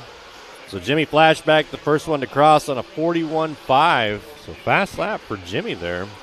Javon, 42.3. Trevor, 44.2. Philo's in all these. Yeah, he's running like 3 or 4 classes and kids running. And this is junior. Okay. Yeah, this should be. I wish they would. I mean, maybe. I don't. No, I think junior's running. Junior running sportsman. So this is dad. Okay. Yeah, I get them mixed up. But, yeah, and a lot of these guys are kind of back-to-back. I only had a couple races. Javon Mallory just ran like 2 races ago. Yeah, I saw him too. Jimmy Fishback leading this one. Jimmy always quick wherever he goes. Hey, I guess if you're going to do it, you might as well do it. Get your money's worth, right? I'd be here. If I'm here running, I'm running 3, 4, maybe more. Especially because of the way they did practice this year. So you can kind of just bring all your cars, do it all at once. Yep. You know, go back to your pits, do a little tuning, set up, maybe glue some tires, whatever. Joker Snyder in this one, too. He was just in one a couple of races ago. So Joker Snyder back-to-back. But let's see how this shapes up. We're about 2 minutes into it. 3 to go. Jimmy Fishback leading away here, 8.5.33. Javon, 8.5.38. So 2 drivers in the 8-lap pace. Connor trying to get up there, 7.5.04. Joker Snyder, 7.5.05. Trevor, 7.5.10. Marlowe, 7.5.11. Philo, 7.5.17. Scott, 7.5.23. Jeremy, 7.5.24. Tony, 7.5.29. So that's our top 10. Coming up to the halfway point. 2:30 down. 2:30 to go. Hot lap belongs to Fishback, 41.5. So smoking lap there. Javon 8, lap 5:38. We got 4 heats here of intermediate. Nitro Truggy on the racetrack. First round of only 2 rounds of qualifying. With 900 and some entries trying to do it in a 2-day race. It ain't got time for 3. Hey, Clint wants to know, is Iron Mike not at this race? Who's Iron Mike? Maybe Mikey B, Mike Patel? Maybe, yeah. I haven't seen Mike Patel. I don't know. 2 minutes left. Javon out front, 8.5.36. Fishback, 8.5.37. So separated by less than half a second. Hey, look at these photos. Joker Snyder with a dog there. Brought him to the photo op. So Joker Snyder up to the number 3, 7.5.08. Jeremy, 7.5.12. Connor, 7.5.13. Minute 20. Top 5 separated by 13 seconds. Fishback still leading the way, though. 8.5.36. Got the high lap, 40.8. So, folks, I'm sure you're going to start asking on what time everything's really going to happen for the mains tomorrow. They've set a schedule for the pro mains. Pro mains tomorrow, 3 p.m. will be the Truggy main, 6 p.m. will be the Nitro Buggy main, and then 9 p.m. Eastern America time is going to be the E-Buggy main. So no matter where they are in the race program at that time, so at 3 o'clock, boom, we're going to stop whatever race it is, and we're going to implement the Nitro Truck main. Then at 6 o'clock is the Pro Nitro Buggy main. Then 9 at night will be the E-Buggy main. That way you can set your day. Yeah, our leader, Jimmy Fishback. There he goes over the big double. I think he's just out of frame here. Javon, 8.5.38. Let's see. Yeah, so that's Fishback we're watching right there with the yellow wheel. Ooh, man, saves it on that double there. Here he comes to the middle of the track over this double-double, making it look easy. Looks good way out there. Over that tough left side. Nice lander. And that's a race. These guys are going to race to the finish line. Jimmy and Javon, the only 2 on an 8-lap pace here. Here comes Jimmy over this 6-foot double right in the middle in front of the driver's stand. And around the Psycho Slider, that concrete section of the track. Now onto the top right. in front of the staging lanes, and here he comes to the start-finish line. 8:5:36 for Fishback. He's going to take it. So that will be the time to beat, 8:5:36 for And the that's next 3 heats. That's a solid run for Jimmy and Javon, right. both getting the 8 laps. Like we said most of the morning, the 8 lap is that barrier that you want to try to get to, and if you can make it, Yeah, you're definitely going to get a very good run. Got 4 heats in intermediate Truggy, and then from here we go right to intermediate Nitro Buggy. So the intermediate back, pros are back-to-back, sportsmen back-to-back. Heather says, hey, Matt, it's us Toochin girls from Seguin, Texas tuning in. Hey, thanks for tuning in, Heather. We appreciate your support. Delaney and Emmy, what's up? Steve Trickler, there's 62 heats in one round. So we're going to run that. They are going to have a half-hour break after race 62. Then we go into the next round of qualifying, which would be 62 races. They hope to get done sometime around midnight. Then start again at 6 a.m. tomorrow a.m.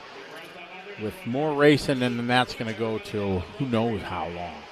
It'll be a long day, but a good day.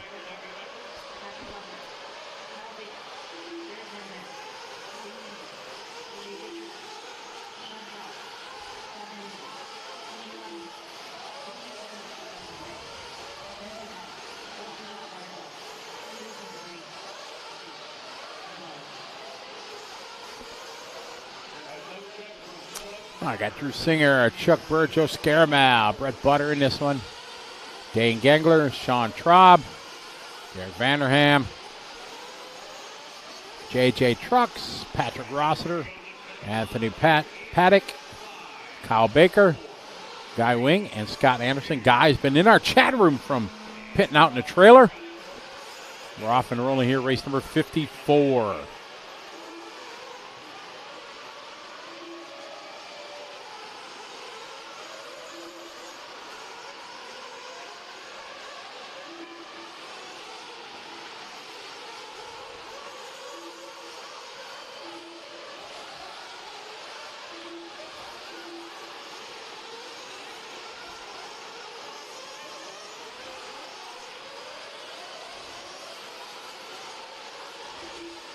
These guys off and rolling, getting their first laps in.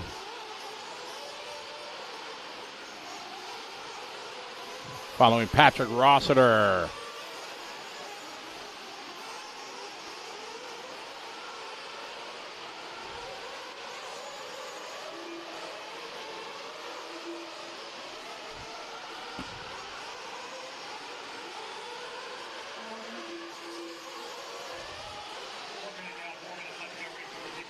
All right, Rossiter doing the 41.8. That is a very, very good opening lap. Dane with a 43.1. Derek with a 44.5. Anthony with a 45.6. 8 laps is the barrier you're shooting for.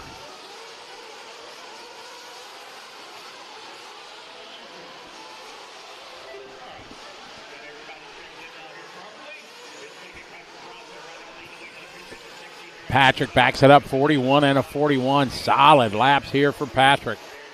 Nice start.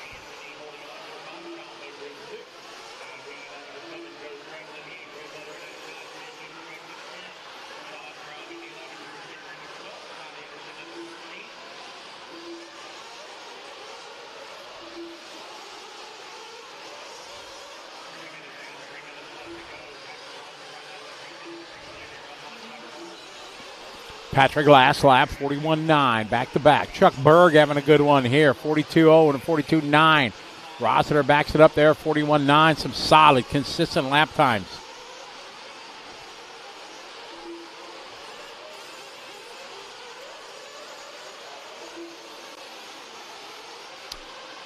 Christo Jones checking in from Queensland. G'day, mate. How you doing?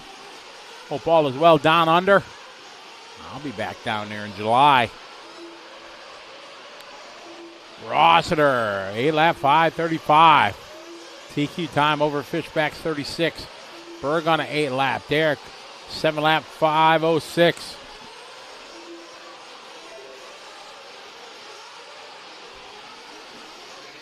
Rossiter, 40.9.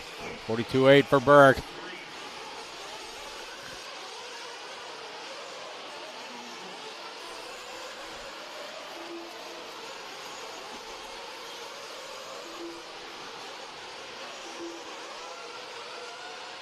Christy, are you signed up for Asian Buggy Champs up at Pine Hills in July when I'll be down there? Rossiter leaning away, 40.9. That's hot lap at a race there on lap 4. Berg at a 42.8.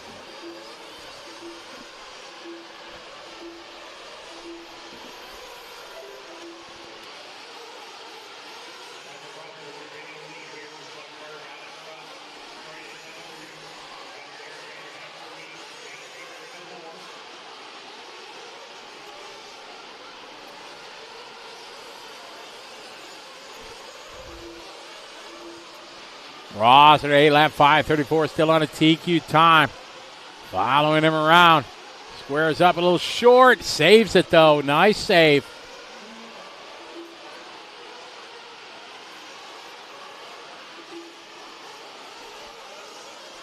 Rossiter, Berg, Gengler, and Butler, Vanderham. Kyle Baker, then Anthony. TJJ just doing his best lap there, 44.5. Sean at 46.4. Joe Scaramel, 44.3. That's Joe's hot lap.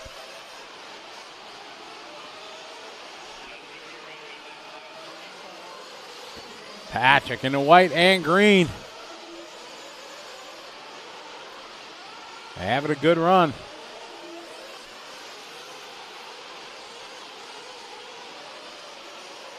Nice line there from Rossiter. Just hugging that hairpin.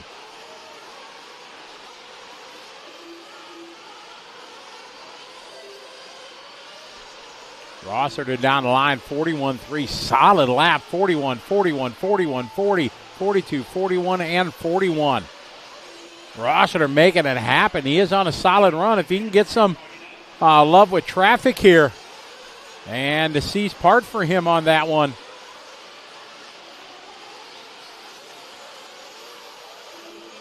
Rossiter just got a couple more obstacles in front of him. Got the double, got the concrete corner. Coming in a little hot that time, overcooks it. That time nicely. Catches the rut, but he's all right. Should be a good finish here for Rossiter. Should go to the top of the board with a solid lap here. Consistently big time, 41.9 lap that time by. Rossiter, Butler, Gengler, Berg, Vanderham. That is your top 5 here. First round of qualifying, race number 54, Intermediate Nitro Truck.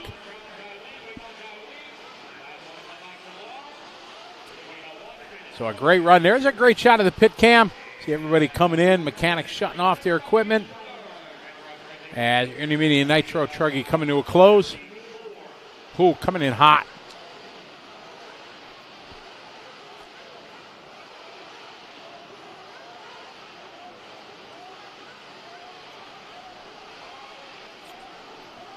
Man, so Patrick's still holding on to that TQ. Yeah, it was a good run. Man, 8.5.34. Jeez. Christo says he's not a racer, but he loves to watch guys tear it up. Man. Christo, thanks for tuning in. We really appreciate your support.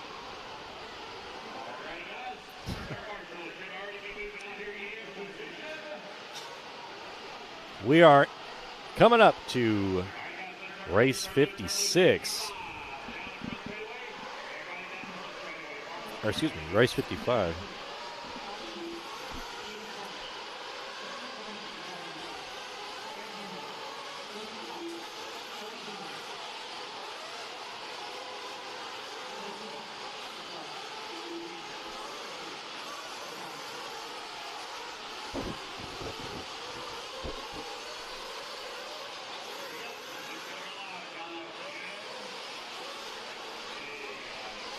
All right, so these guys getting checked in for race 55, heat 3 of Intermediate Nitro Truggy.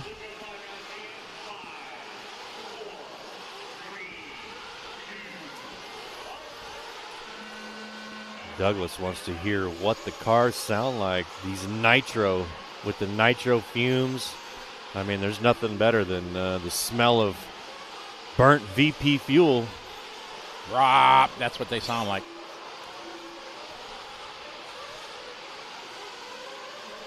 Hey, Scotty, what's the difference between like 30% and 25 or 20%, you know? 25% starts with the number 2 instead of 5. The amount of nitromethane, Correct, most guys use 25. I think in most applications, I know in Europe there is a limit now on what they can use, and they most of them are down to 16%. Environmental, like worries and stuff like that. So it caused a lot of hiccups in Europe, and when they limited in nitro, but here in America, it's 25 or 30. Yeah, I know that it really depends on like you said, the percentage of nitromethane that's in the fuel compared to the amount of oil and other blends. And they say that the higher the nitromethane content, the more power you can create, but it has a drawback of less longevity with the engine.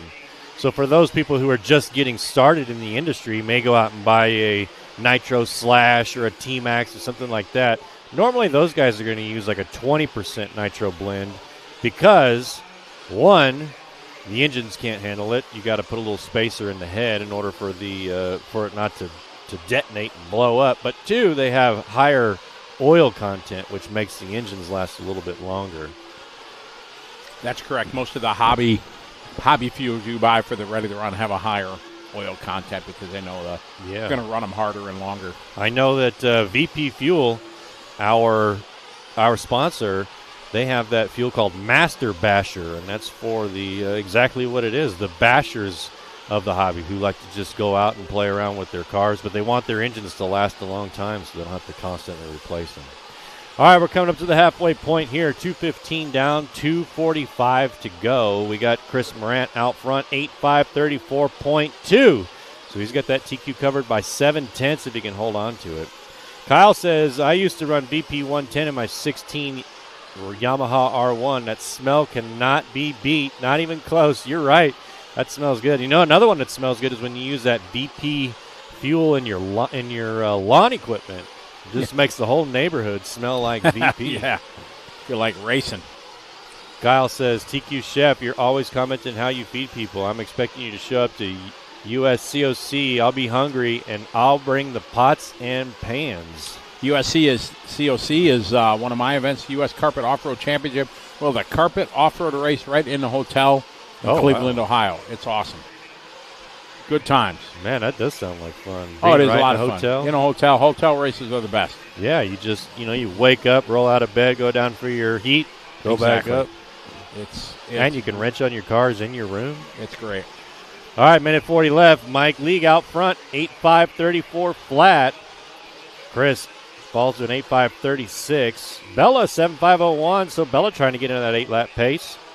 Wade, 7.501. Wilson, 7.506. So our top five running pretty good here. KB says, word is that nitro is the glory. I mean, that's what they say. That's Keenan's line. My good friend says that nitro is the man's class. But there's a lot of ladies here racing that would whoop on any of us. Exactly. So. That's dangerous. That's dangerous words. I think he just means it's like the premier class. Yeah, no, I understand. Nowadays in the, politically correct world, you got to be careful what you say. No, you're right. You know what I mean? Don't want to offend anybody. Kyle says it's the best event, plain and simple. Scotty's daughter was a true MVP that weekend. The volume of help, knowledge, and overall love for the sport showed. It was so awesome to be a part of it. So that sounds like an event I need to get to. It's a lot of fun for sure. When is that? December 4th through the 8th. Okay. We have 2 races back-to-back. We have the longest-running RC race in our world of racing, called the U.S. Indoor Champs, which is like a 12-scale on-road race that we hold there at the Embassy Suites. And then the week after, we transform the on-road race, build a bunch of jumps, and we do a carpet off-road race the week after. Very cool. Yeah, it's awesome. I know a lot of tracks that do that. They'll do carpet one night and then put up some jumps the next night and be racing buggies. And it's the way to do it. Carpet off-road is a blast. Chris Morant out front. Chris on an 8-lap, 5:31. 5:31. Jeez, crushing it. Let's see if he can hold on to it. Final lap here. TQ time. Coming around to 8, we got 3 drivers on 8, possibly. Yep, 3. Bella's going to get caught here. 7.505, solid run, no, for Bella. That's going to put Bella in the top 10 in our second to last round, or heat rather, of this round. Intermediate Nitro Truggy. And Chris Moran improves to an 8.530. So covers TQ by 4 seconds. One more heat to go in intermediate Nitro Truggy. These drivers all coming around for their final lap.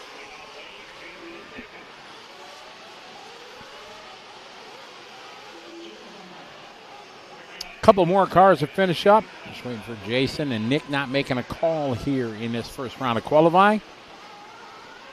This one coming to a close. Chris resets TQ, 8 lap, 5:30.9. Okay, Mike League jumps up to the number 2 spot, 8.534 overall. 8.534.2. So got Patrick's time by a little over half a second there. All right, race 56 coming up next. Final heat of a Nitro Truggy. Then we go in intermediate Nitro Buggy. So these drivers, some of them got a chance to be in back-to-back, so you have to have your stuff ready to go. Yeah, for sure.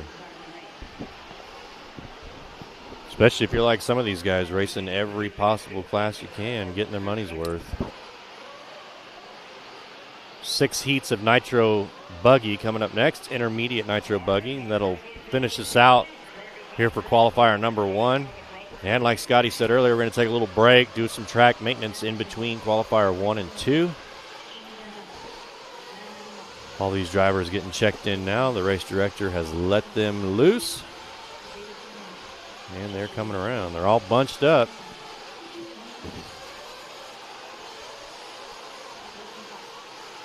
I don't know, Scotty, but I think the best strategy is to, wait.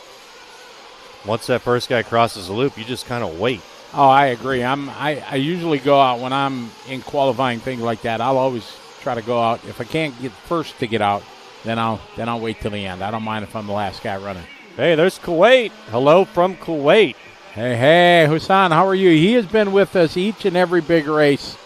Good to have you following along.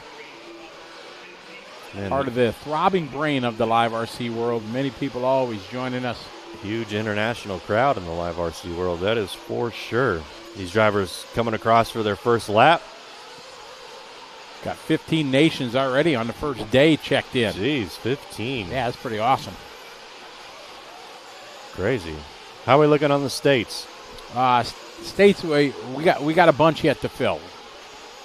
So chime in. Let us know where you're from, and we'll click you off the list.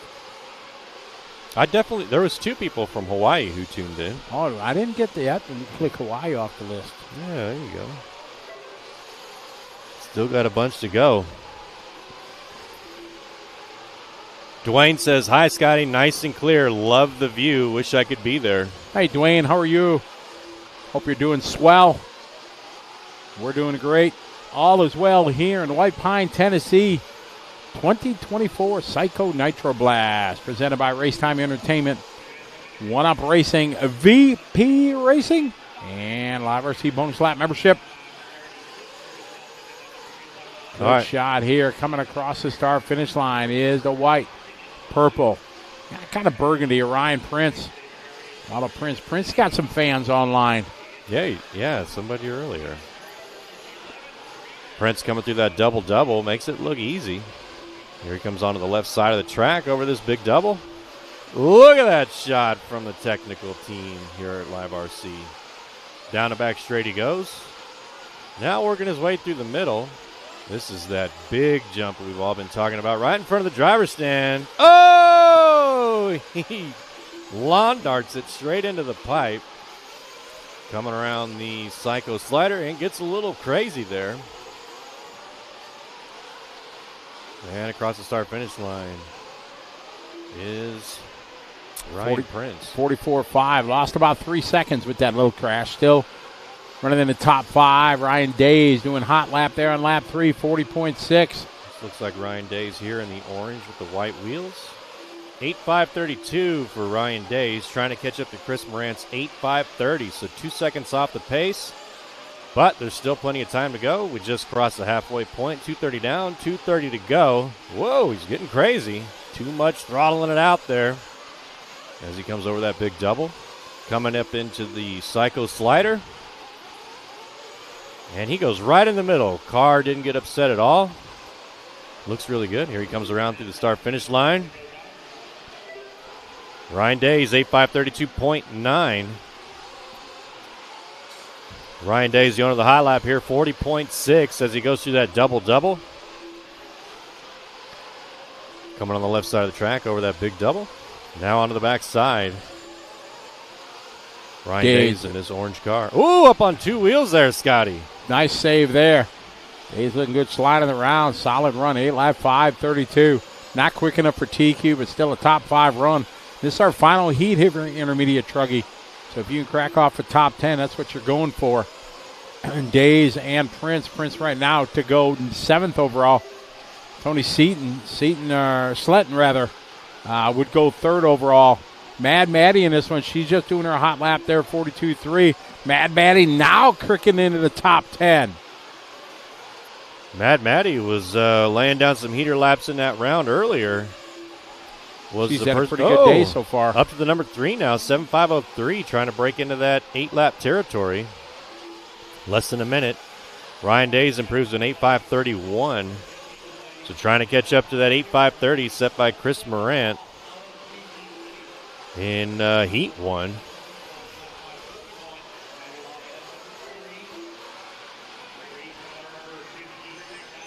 Back into the Psycho Slider there.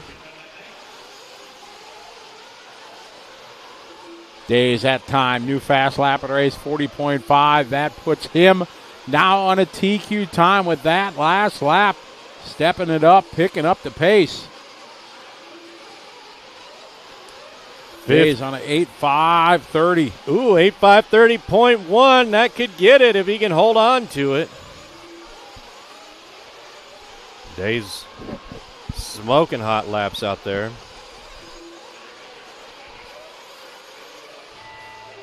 Days crosses the loop, gets the extra lap. We're following Days here in the orange with the white wheels. Here he comes over to this double-double for his final lap.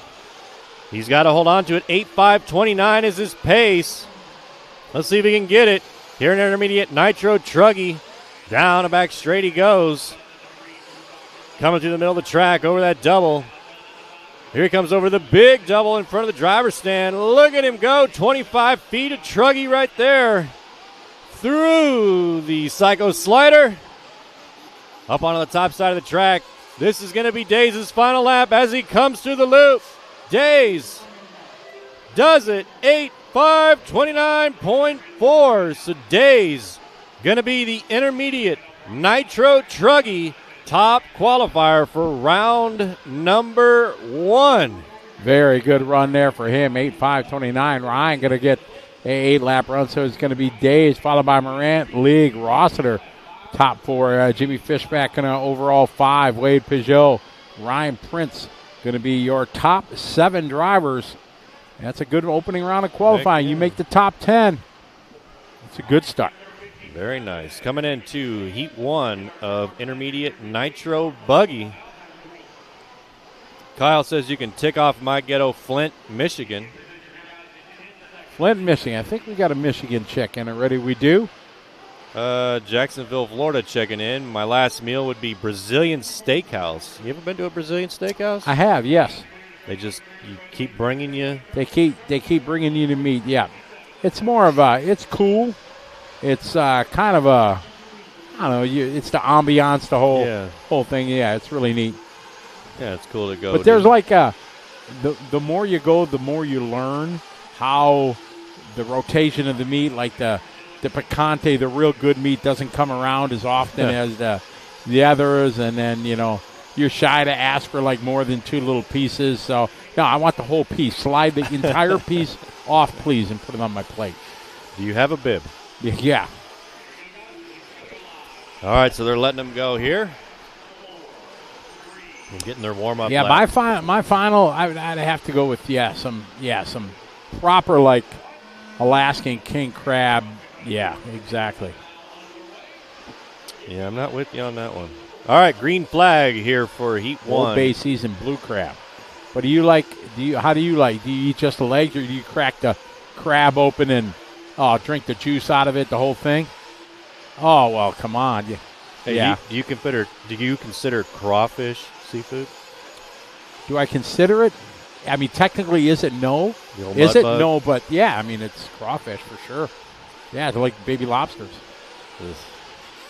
Brownsburg, Indiana. Here, seen some really good races today and looking forward to more. Thanks for tuning in, David. We really appreciate your support. David tuning in from Facebook. All right, so these drivers are coming around for their first lap. Let's see. Intermediate Nitro Buggy.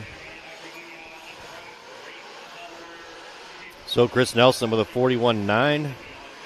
Justin Green with a 42.5. Mike Rinke with a 43 flat. Travis Jones 43.2. Joker Snyder with a 44.5. You're right, Scotty. These guys doing a lot of back-to-back here in the intermediate classes. Truggy to Buggy.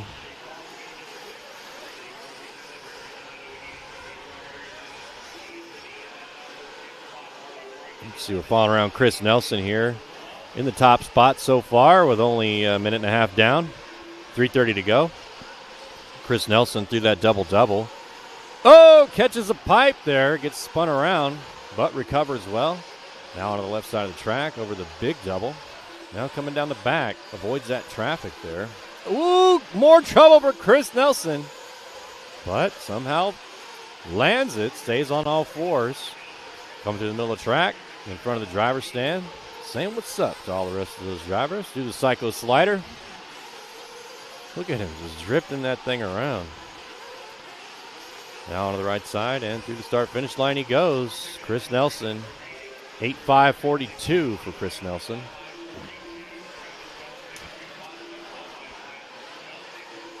Travis Jones, 7.5 flat. Justin Green, 7.502. Mike Rinke, 7.503. David Harvey, 7.503. So our top five separated by 1.5 seconds here. 2:30 down, 2:30 to go. Halfway through. Adam says you can't beat Mozambican 2-kilogram rock lobster.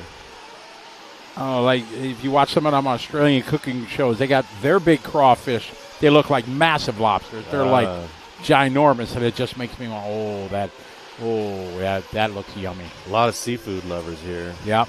Nelson out front from TNR. Michael Rinke goes 7.5 flat with his hot lap on lap 4, 41.9. Puts him on the cusp of a 8-lap run.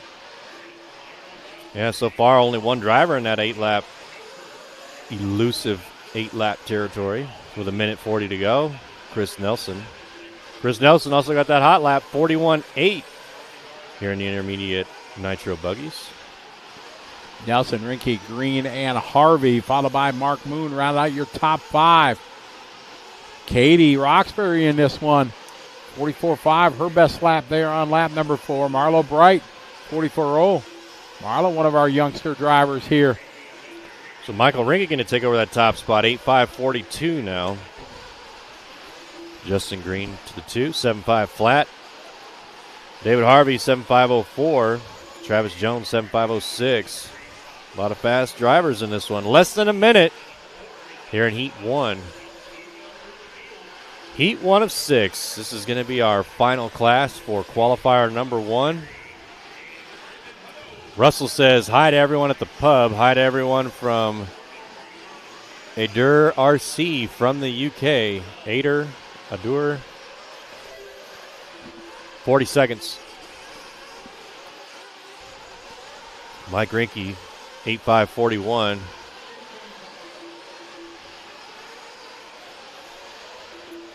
Less than 30 seconds.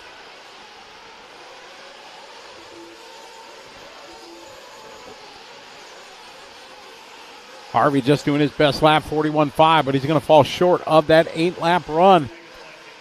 Rinke, 8-lap 5.41.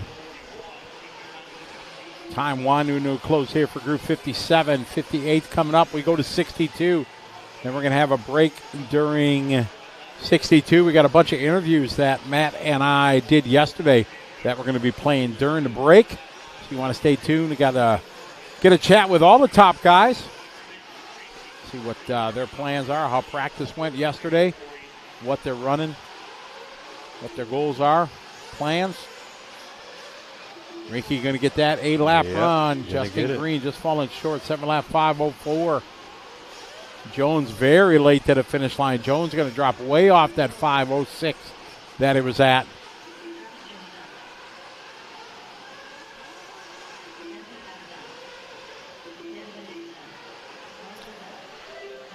Kent says lots of fast Michiganders out there.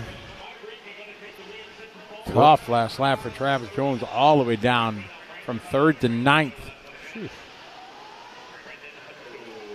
But Michael Rinke takes it, 8:5:39. Sets a hot lap on his last lap, 41-2. Russell Dove checking in from the pub. From Adur RC in the UK. Have a pint for us.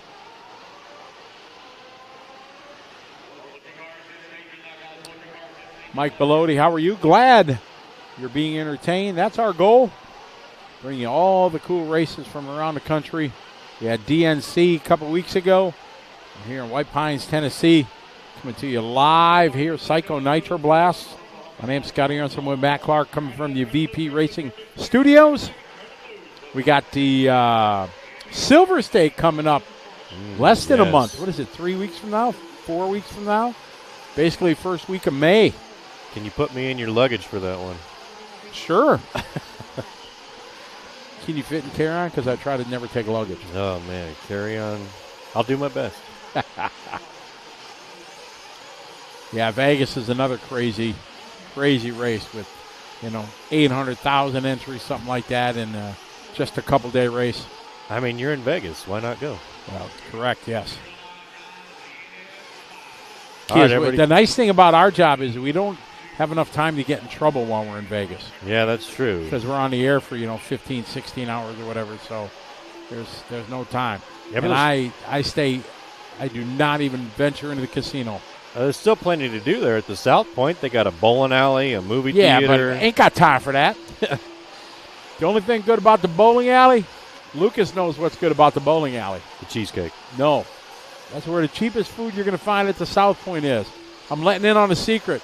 They got like $1.50 big jumbo hot dogs up there. Oh. So when we're on the air for like 16 hours, one of us will run up, take the elevator up, go grab a half dozen hot. Oh, yeah, that's us, and bring it down and feed the crew. The clubhouse reaching out saying, hey, Scotty. What's up, gang at the clubhouse? Hope you're doing well. Matthew Smith says, nothing beats a big, juicy cheeseburger from with In-N-Out. All the fixings. Steven says, Scotty, will you be going to Redevin for the Worlds? Steven, I don't think so. I'm disappointed because I would love to do that. I love doing the World Championships. I was really hoping when it was in Brazil that us here on Live RC were going to get the gig, but now that it's moved to Spain, I'm sure the gang from RC Racing TV is going to do it, and they're top notch with Matt and Nick and all the guys. So unfortunately, I won't be there. Although I am going to be in Europe, like I think the week before. Where am I? I'm in. Yeah, I think where am I? I'm in. I got Singapore, then Jakarta. Where are we? September, right? Yeah, I'm in Luxembourg. So, I may just go watch the Worlds. Because I'm in Luxembourg the week before. And then there's the Worlds, and then I go to Singapore after that. So I may just go hang out and watch. That would be cool. Heck yeah, you definitely should. Especially if you're going to be in the neighborhood. Yeah. 2:15 Nice down. thing is in Europe, everything's the neighborhood because it's like an hour and a half flight from wherever you are. Especially on Ryanair. Oh, that ain't happening. Sorry. No. Ryanair is not fat guy friendly, so it ain't happening. No. 2:30 down, 2:30 to go. Mike League out front, 8:5:30. So crushing that TQ pace set by Michael Rinke in heat number 1 by 9 seconds. William in the number 2, 7.506. Bella, 7.516. Cody, 7.516. Jeremy, 7.520. So Mike out there in a league of his own. Oh, brooch. Oh, nice. You guys catch that? Get it, Mike? League of his own? Yeah. You guys get that? Maybe they did. Maybe they did. Yeah. Bella having a good start to this one, 42.5. 3 down, 2 to go. Mike League also with the hot lap, 40. Oh, no, never mind. Fishback just sets it 40.5. So Fishback out there with some fast laps. Got to string a couple of those together if he wants to catch up to Mike League, though. Minute 40 to go. But that's that anger lap for Jimmy because his first lap was not so bueno. A 1 minute, 1 second. That's like there used to be a track in Indonesia called Cinetic. Do you ever remember seeing videos of that? It looked like Excite Bike. You know the video game Excite Bike? Yeah. It looked like that in real life. And a lap time was like a minute long. Like, yes, I did a 4-lap run in 5 minutes. It was like huge. All 3D jumps and everything like that. Pretty crazy. We're following Mike League around here in the green and yellow with the white wing, white wheels. Here he comes over this big double.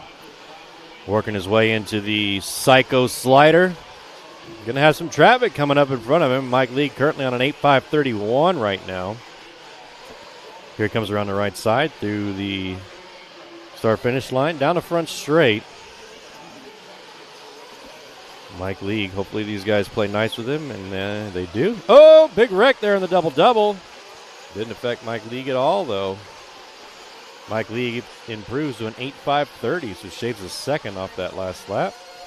Here he comes down the back straight. 30 seconds to go. Oh, he flips over. Gonna need some marshal help. Luckily, a marshal was right there to assist. Here he comes over that big double. Looking good going into the corner here. Slides it around nicely. Look at that. Right through the center. The C's part for him. That was nice. Have you ever done any RC drifting before? I did, yes. I tried to do it, and, yeah, I looked like a fool because I was trying to drive it to the apex and driving it everywhere, and like you would a regular touring car. And, yeah, we did it one time at the Reedy race. You know who Masami is, right? Greatest RC champion in the world has ever known, yes. Masami Hirosaka. So he was there, and he gave me his drift car with stick radios, and I drive it around. And then I'm looking like a fool in front of God and everybody. So what does Masami do? He takes the radio from me, sits down, takes his shoes off, drives it with his feet perfectly, way better than I did. Oh, it was just hilarious because I was working so hard to look like I knew what I was doing, and he just made me a fool. It was awesome. Mike Lee coming around there for his final lap, 8.534. So it looks like he will reset the TQ pace. Yeah, ladies down there in the pits. Doing the mechanicking, nice. RC drift is hard, especially because it's opposite of everything that you want to do, especially with the gyro. Like I find myself constantly driving against the gyro. It just we didn't have gyros back in the day. Those weren't. Yeah, now they allow them. Hey, big shout out to Jason Lee. What's up, Jason? Did you try that shock package yet on your Associated B7?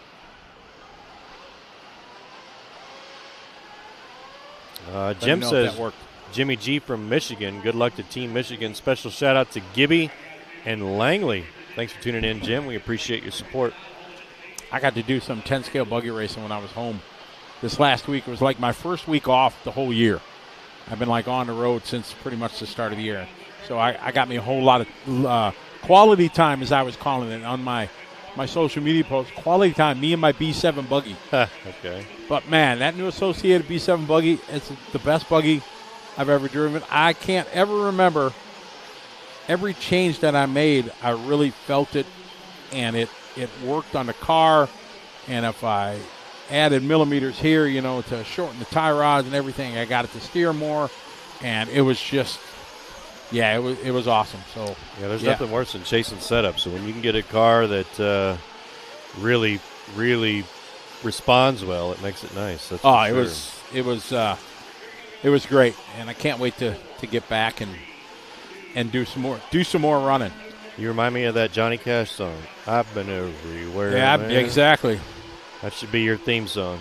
All right, we're starting this one. Heat 3 of 6, race number 59 of 62, intermediate Nitro Buggy. Time to beat Mike League, 8.534.8. Let's see if anybody's got anything to say about that. All right, that's right, Jason. I forgot you're going on vacation. Have a good time.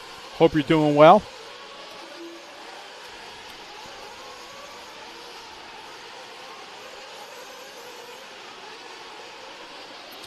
Thomas, how you doing? That was Brandy Hatch. Part of the Hatch family. Got it. Thanks, Thomas. That was part of the Philo Hatch family, that young lady that was there. Or was it the mom that was there? Coming up to the first minute here in Heat 3 of 6. Wyatt out front so far with the fastest lap. 42.1 on lap number 1. See if Wyatt can back it up.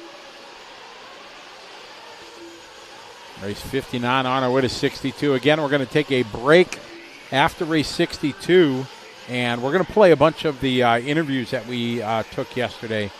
We had a handful of interviews. Went around and talked to all the pros, so you guys and girls can hang out and watch that. I'm going to try to go do some interviews. I'm going to try to we tried to track down Jared Tebow yesterday, but every time we went over to the booth, he was gone. Yeah, Jared Tebow here with his JTP Racing. Man, he's another guy that's just probably sold out by now. Oh, yeah, he was selling some stuff. Everybody was over there. His booth was quite busy. Yeah, I didn't know that you could buy a completely built, professional built by Jared Tebow buggy. Ready to go, factory ride, just bam, out of the gate. Yeah. Got servos in it, everything factory built by one of the greats. It was tempting. I wanted to just give him my credit card and join into the P&B. Exactly. I could, especially built by him, I'd be at the top of this list. There's no question. There's no excuse why if we would stink. Especially there if I got yellow wheels. I'm just saying, exactly. And we went over, remember when we went into the beachrc.com mobile transport? Yes. Dude, they got this hauler over there. It's like an old Snap-on truck or something, but it's got everything you can imagine and then some. Yeah, and they have just like cases of wheels. Yeah, I've never seen it sold like that. I've always seen it sold in a pack of 4, but how many do you think were in that thing? Oh, there had to be, I would say, a dozen. At least. At least a dozen, if not more. It was kind of maybe there was cool. Maybe it was like 4 sets. Maybe, probably 4 sets. Probably 16, probably. So you could buy them by bulk from the Beach RC truck out there. Go see Lucas from Beach RC.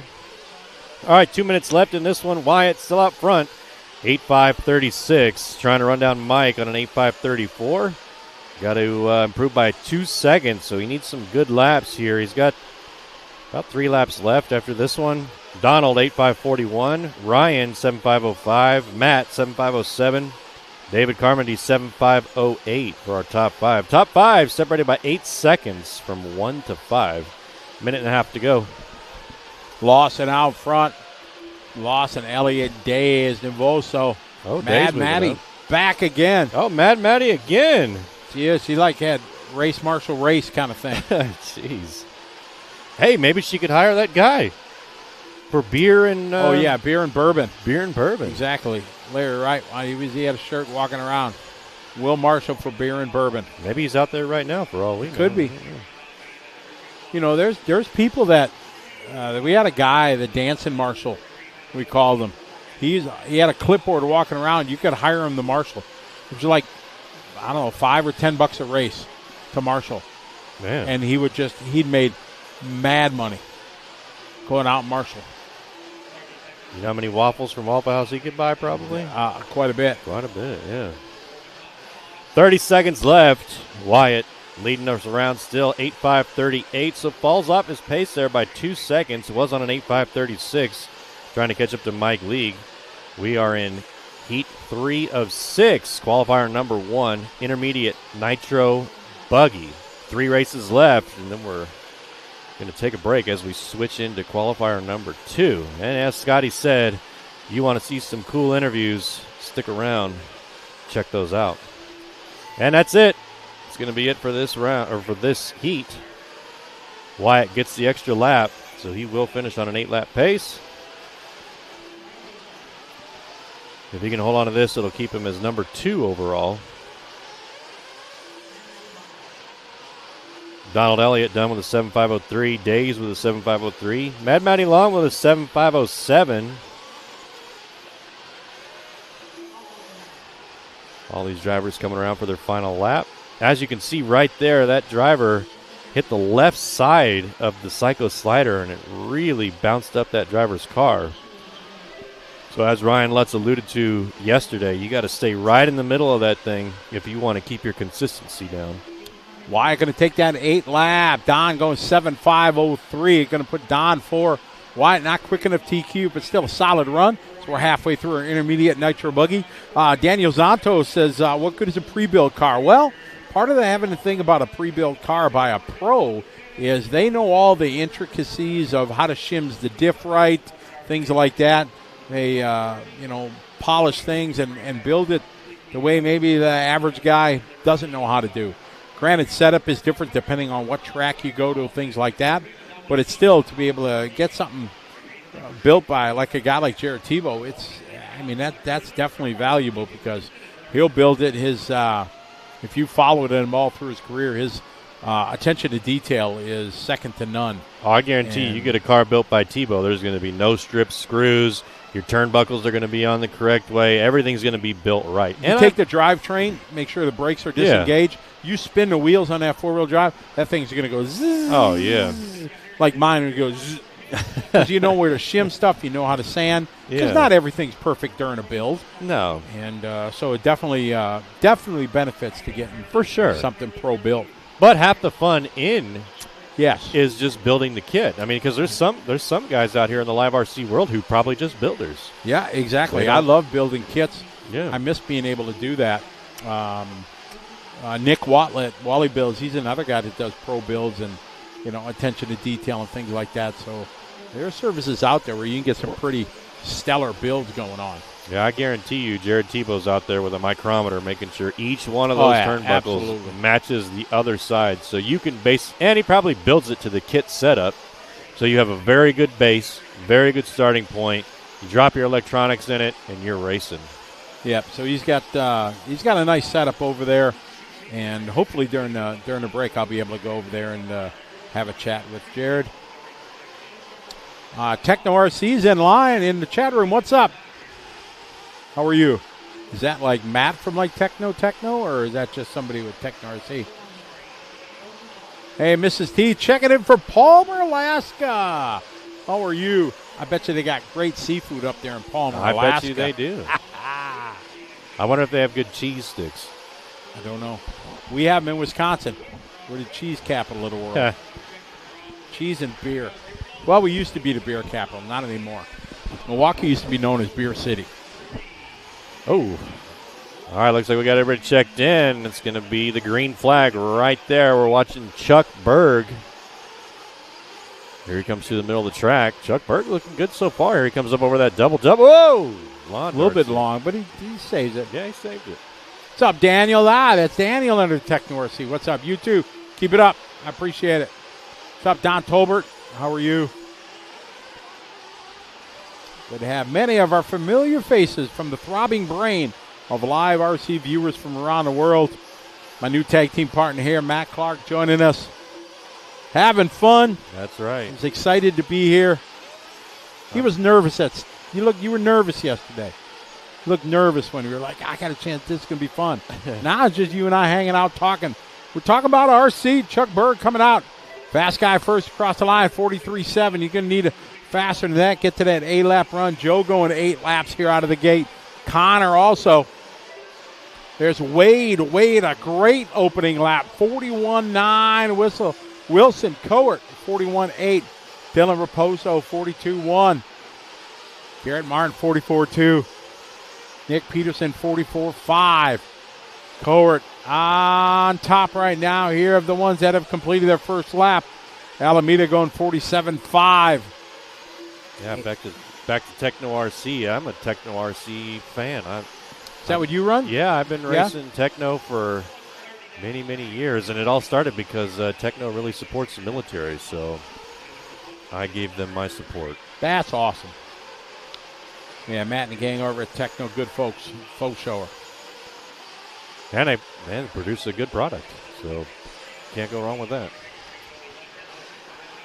Dylan, top of the board, 8.5.36. Wade, 8-lap run. Wilson, 8-lap 5.38. We got 3 guys trying to crack the 8-lap run. Right now, top 6 guys put them on an 8-lap run. And this is our C group here. We got 2 more heats after this. So we're expecting probably most of the top 10 to be on the 8-lap run. 2:15 down, 2:45 to go here in Heat 4 of 6. Time to beat Mite League 8.5.34. So far, Dylan only 2 seconds off that pace. Just past the halfway point, 2:30 down, 2:30 to go. Wade, 8.5.40. Wilson, 8.5.41. So 3 drivers in this one on an 8-lap pace. 2:20 left. So far, we've got 6 intermediate drivers on an 8-lap pace. So a lot of fast intermediate guys here. 2:05, Dylan, Wade, Wilson, Joe, Garrett, our top 5. Chuck Bergen, 6. Will, 7. AJ Waters, 8. Derek, 9. Connor Herrick in 10. Less than 2 minutes to go.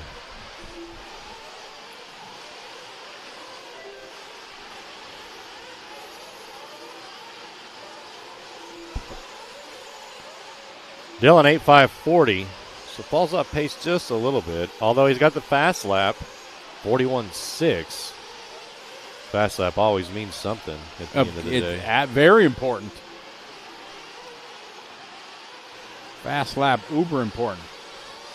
Mark Adams says you guys are going to need a cold beer after 15-hour days. Well, thanks for the reminder, Mark. We appreciate it. How you doing, Mark Adams? Ooh, watch out there at the Psycho Slider. Oh, that's right. going to leave a mark. Right in the middle. Oh, no, another wreck at the top of the track. So that looks like Wade Piggott right there. All right. It could be Dylan. I'm not sure. Wade Piggott, and that's probably Dylan and Wade Piggott back to back. Not sure whose car is who over that big double. 45 seconds.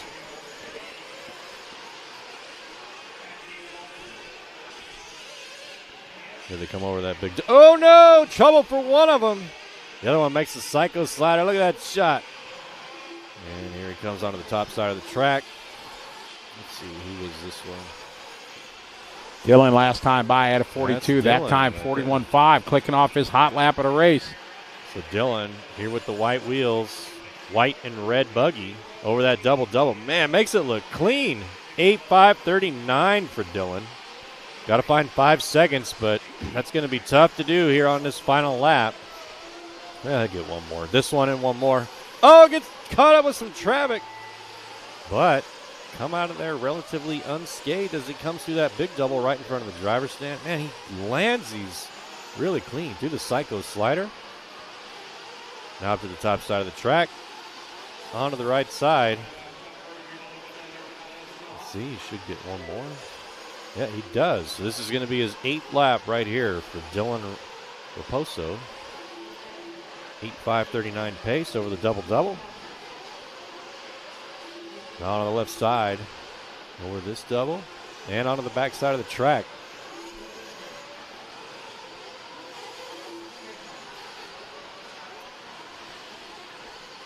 Looks like Chuck Berg, the big mover there at the end. Chuck Berg also got the hot lap, 41.1 of this one, this heat. Dylan with a 41.5. Dylan coming around for the final lap. Here he comes to the start-finish line. 8.5.38, good enough for number 3 overall. Solid run, getting that 8-lap run. That's the barrier they're shooting for.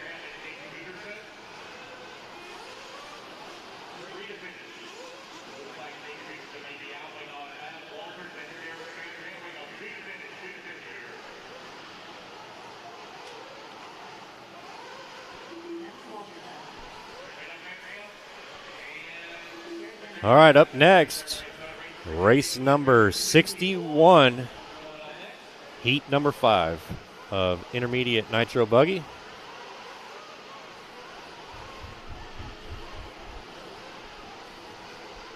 Mrs. T says, great to see the Psycho Nitro Blast and to have a good day. Thank you. Thank you. Thank you very much. Hope you have a good day as well. Thanks for tuning in. We appreciate your support.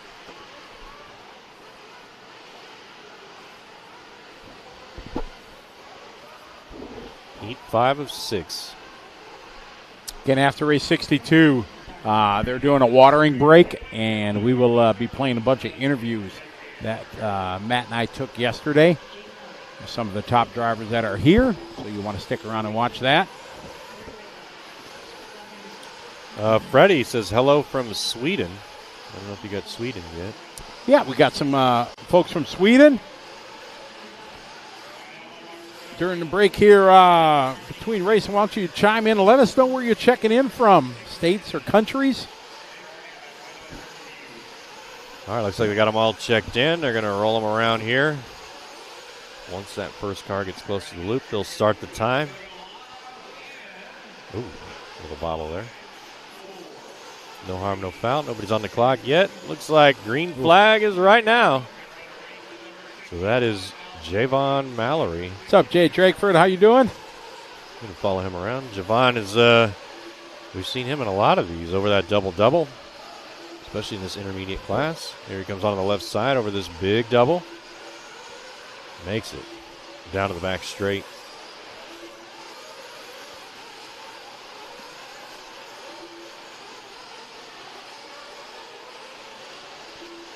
Over that big double in front of the driver's stand. There he comes through the Psycho slider. Up to the top right. And through the loop. Let's see what he gets here. 41.8. Very good opening lap there. A hot lap there for him. Very good. You can get in that low 40 seconds. You're making it happen. Looking very smooth out there. Able to land all these doubles with ease. Got New Mexico in the house. What's up? Oh, cases it and gets in trouble there on that big double in front of the driver's stand. Good recovery. Does Javon, yeah, but he does recover well through the Psycho slider. Let's see what that does to his time. Luckily, he didn't have to be marshaled, so it shouldn't be too bad. 44.5 there, so that mistake cost him a few seconds. Still out front, though, 7.502. Tony doing a 43.6. There's Katie with a 43.9. Larry Wright, part of the Wright family from up by us, trackside. Larry Wright, the fourth here. That is last year's intermediate buggy champion. Larry Wright, the fourth. Okay. He won last year. Funny Farmy says hello from Central Ontario, Canada. Thanks for the coverage. Just getting back into the hobby with my son. Hopefully a future racer. Yeah, we definitely hope to see him out here in the starting in that sportsman class and working his way up. Coming up to the halfway point. 2:30 down. 2:30 to go. Javon still out front. Now back up into the 8-lap pace. 8.542 to be exact.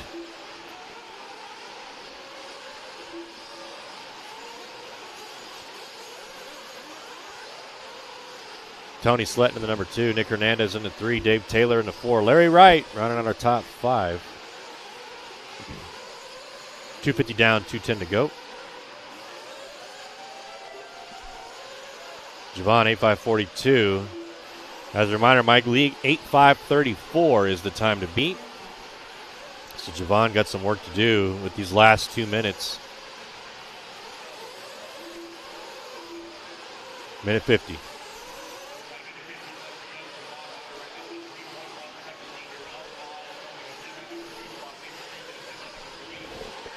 Javon, Tony, Nick, Larry, Wyatt. So Larry moving up a spot here. Come on, Larry. 7.510 for Larry in the number 4 spot. Katie Carmody up to the number 7 now. Javon, though, the only driver on an 8-lap pace, 8:5:42. Minute 15 to go.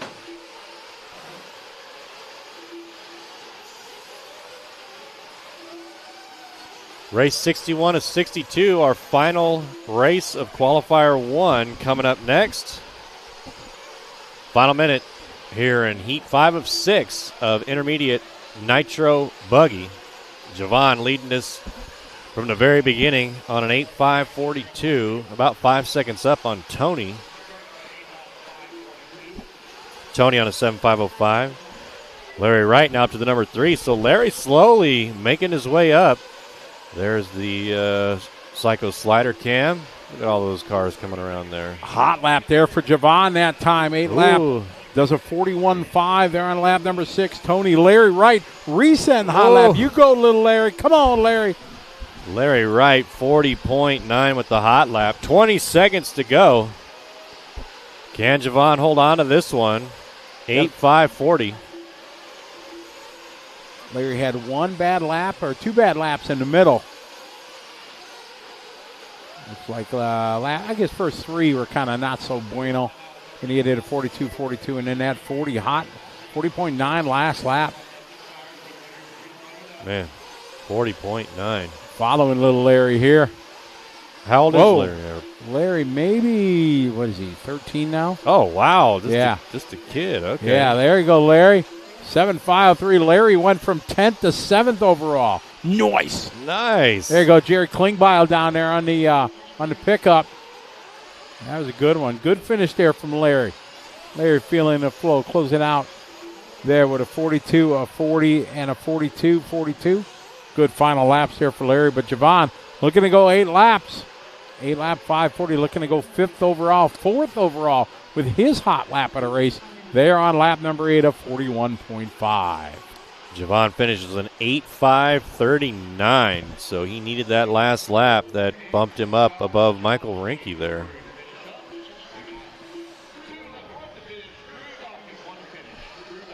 These guys are going to finish up their final laps here, and then we'll get our final race, Heat 6 of 6, intermediate Nitro Buggy. Still, the guy to beat, Mike League, 8:5:34. He's down in the pits, hoping that will hold. We got 5 more minutes of racing here in qualifier number 1. Then we will do a small break, track maintenance, and I just heard that they're going to do a resort for qualifier 2. Yep, resort's going to go, so all the top guys will be. Here's a little Larry running past the camera.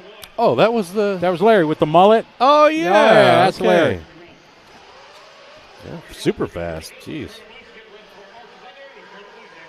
Let's see. Mark Adams wants to know, are there going to be any A mains tonight? No, sir. Everything is tomorrow. No mains tonight at all.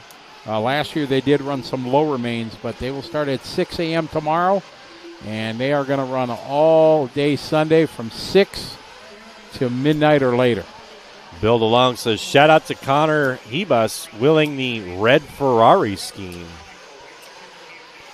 All right, so these cars are the final race, have been let go. They're going to come around here for their warm-up lap. And then the race director will start the time.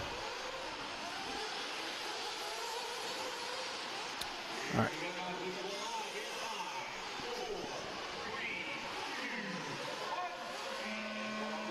All right, that's Jake Steichleather there. We're falling around. So he is the first across the loop over that double-double. Onto the left side of the track.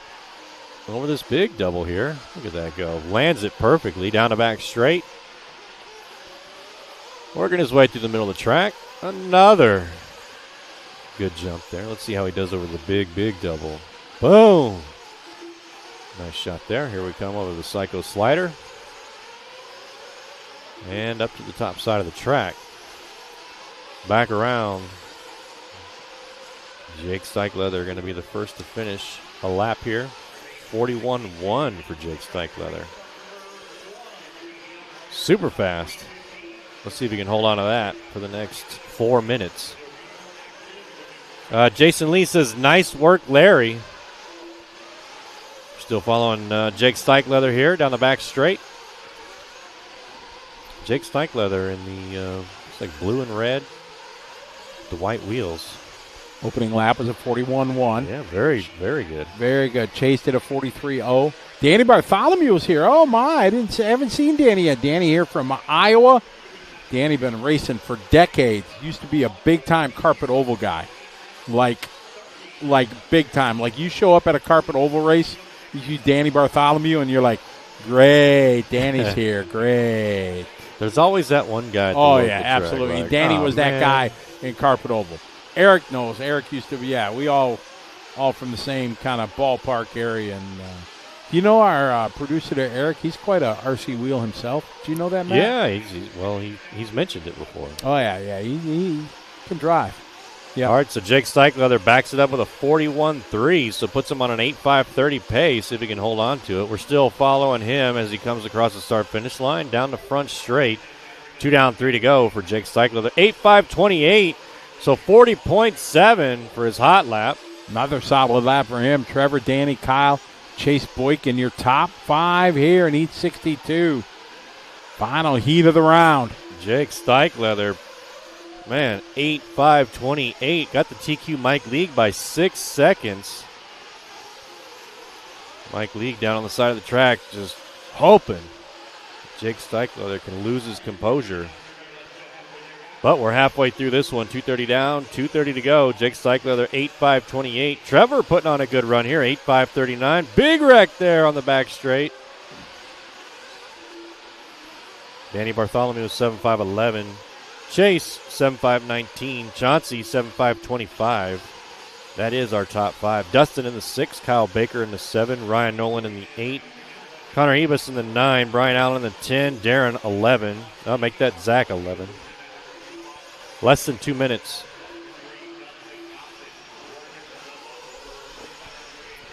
Jake with an 8.530. So 41.9 on his last lap. Trying to TQ out of the final heat. He's got 4 seconds to the good right now. Danny, a solid run, but still not fast enough. He's 2 in this heat, but just only put him in the top 30. So the top 10 looks pretty safe right now. Only one guy looking to upset it. That would be your current leader of this one, Jake. Man, we've got the creamy jalapeno out here. Connor Rebus's mom, so very, very intrigued follower out there watching Connor Hebus in the number 9 spot. Connor currently on a 7.536 pace with a minute to go. Bill DeLong says, hey, Jennifer, good luck this weekend. All right, we're going to go to a live RC instant replay here. Check this back out.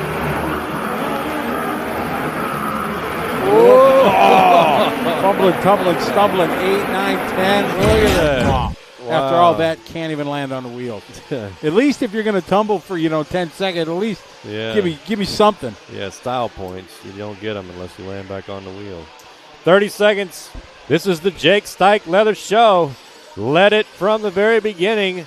8.530 for Jake Steichleather. Got the TQ covered by almost 5 seconds. Needs to finish this lap strong if he's going to get a run at it. Ooh, looks like he's got a long lap here. Yeah. Ooh, 8.535. Oh, no. See, he's got to finish this final lap. Super strong. Jake is already past the start-finish line. Down the straightaway right now, we're following, I think it is maybe Trevor or Kyle. Yeah, let's see. Final heat here of round number 1. What time they start this morning? 6 o'clock. Right? What time we got? We got 20 minutes to 3. 8 hours and 40 minutes for a round? All right, here comes. That's a whole lot of racing. Jake on the final lap, about to cross the start-finish line. Let's see. Jake last lap was a 45.5. This one 41.6. Oh, Jake. 8:35.1. So Mike League going to take it. 8.534.8. Gets it by what? 3/10? Just missing it there. Jake had that one tough lap. Otherwise, he would have taken TQ. But still, a second is no problem. Wyatt going to get a Golly. 3. Dylan a 4. Javon a 5. Michael, Don, Larry Wright going to get an 8. Chuck, Ryan, and Justin.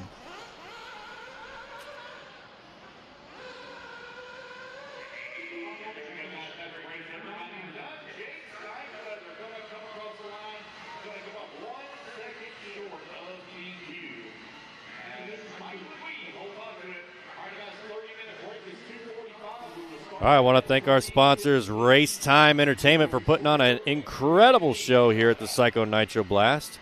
One Up Racing, VP Racing, and don't forget to get your bonus lap membership from Lifetime Racing.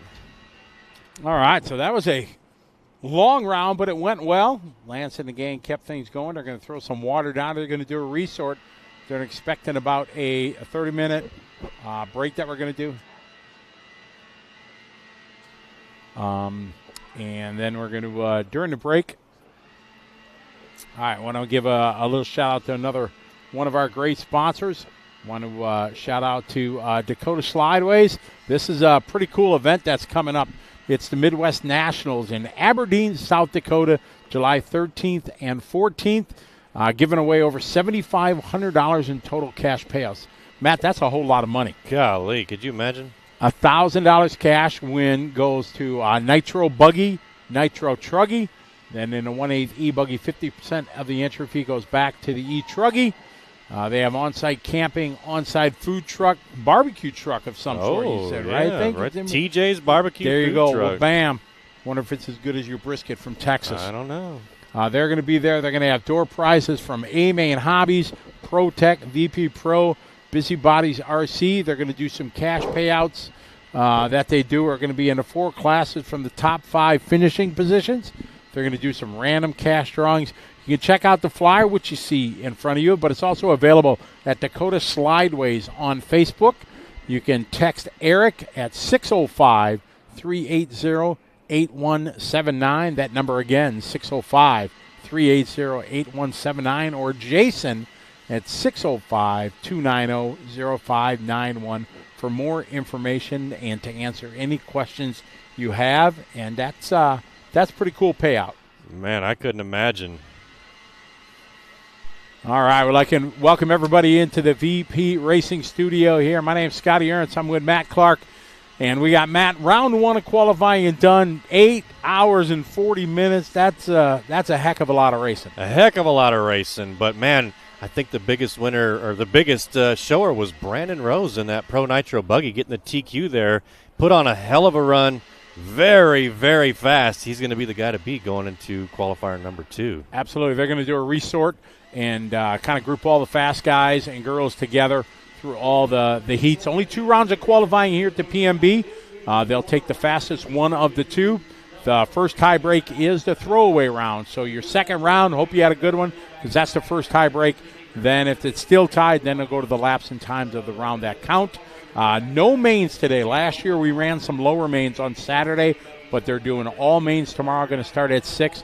And they're doing something kind of cool is they're scheduling all the pro mains at specific times. I think it was 3 o'clock, 6 o'clock, 9 o'clock.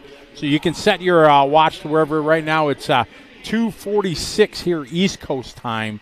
So tomorrow at 3 o'clock will be the Nitro Truggy main. Then at 6 o'clock is the Nitro Buggy main, and then at 9 o'clock at night will be the E-Buggy main. Yeah.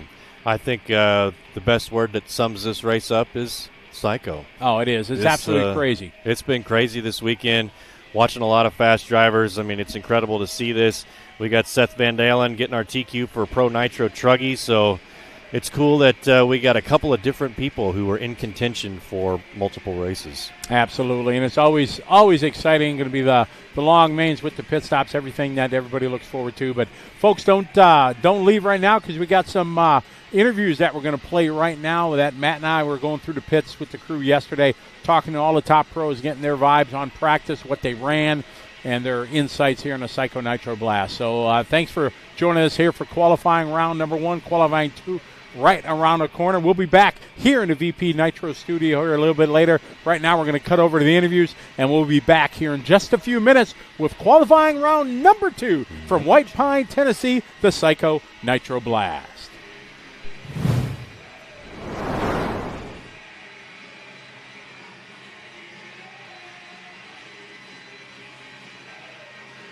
We're here with Brandon Rose in the S-Works pick. And Brandon, last year, pretty good. Had a 3-in buggy, a 5-in truck. What's your mindset going into this round here this year in 2024? Yeah, let's do the same thing. Just go in with good confidence and knowing that I can make it happen if everything goes my way. And just, the track's a lot of fun. Just keep it smooth out there, keep it nice and easy, and yeah, just keep it normal. 2024 has kind of been going your way. It's been a pretty good year so far. Yeah, first race of the season, SIC, that was a great one, getting the win there. DNC, it's been a good race. I got 6th in Nitro Buggy, all top 10s, 3rd in E-Truck, 3rd in E-Buggy, so can't complain about it. Did some racing at Thornhill, I got the win there, which was a lot of fun. So yeah, it's been a great year so far. Do you think they always talk about the first one being the hardest to get? Like you said, you got it at 6. Do you think you've turned the corner now? Your confidence, the whole race package, everything is working as you like? Yeah, racing's a lot of mental, and once you kind of know that you can do it, it is a lot easier just because you've run with those guys. I've run with Dakota, Ryan, some of the top dogs quite a few times now, so it feels a little more natural and a little easier. So yeah, I would say it helps out quite a bit. When you started, we'll go back 3-4 years here. You know, you've been always racing, but you know, starting to make more and more shows. Did you ever think you were going to be in a conversation with the names of Mayfield and Fend and Rivkin and these guys? You know, back then you dream as a little kid you can do it, but you never really think after watching them. You're like, man, they're so fast, but just kept working hard, kept trying, and it kept beating me, and eventually I finally got them. Well, best of luck. Positive attitude. We love to see it. Good luck here. Yes, sir. Thank you, Scotty. Thank you all, Live RC, for everything y'all do. All right, thank you. Brandon Rose, he is absolutely a fan favorite anytime we're talking about him or there's a race going on. 2024 has been year so far. Let's see if it continues here at PNB. Guys, I'm here with the reigning, defending PNB 2023 champion, Nitro Buggy, E-Buggy.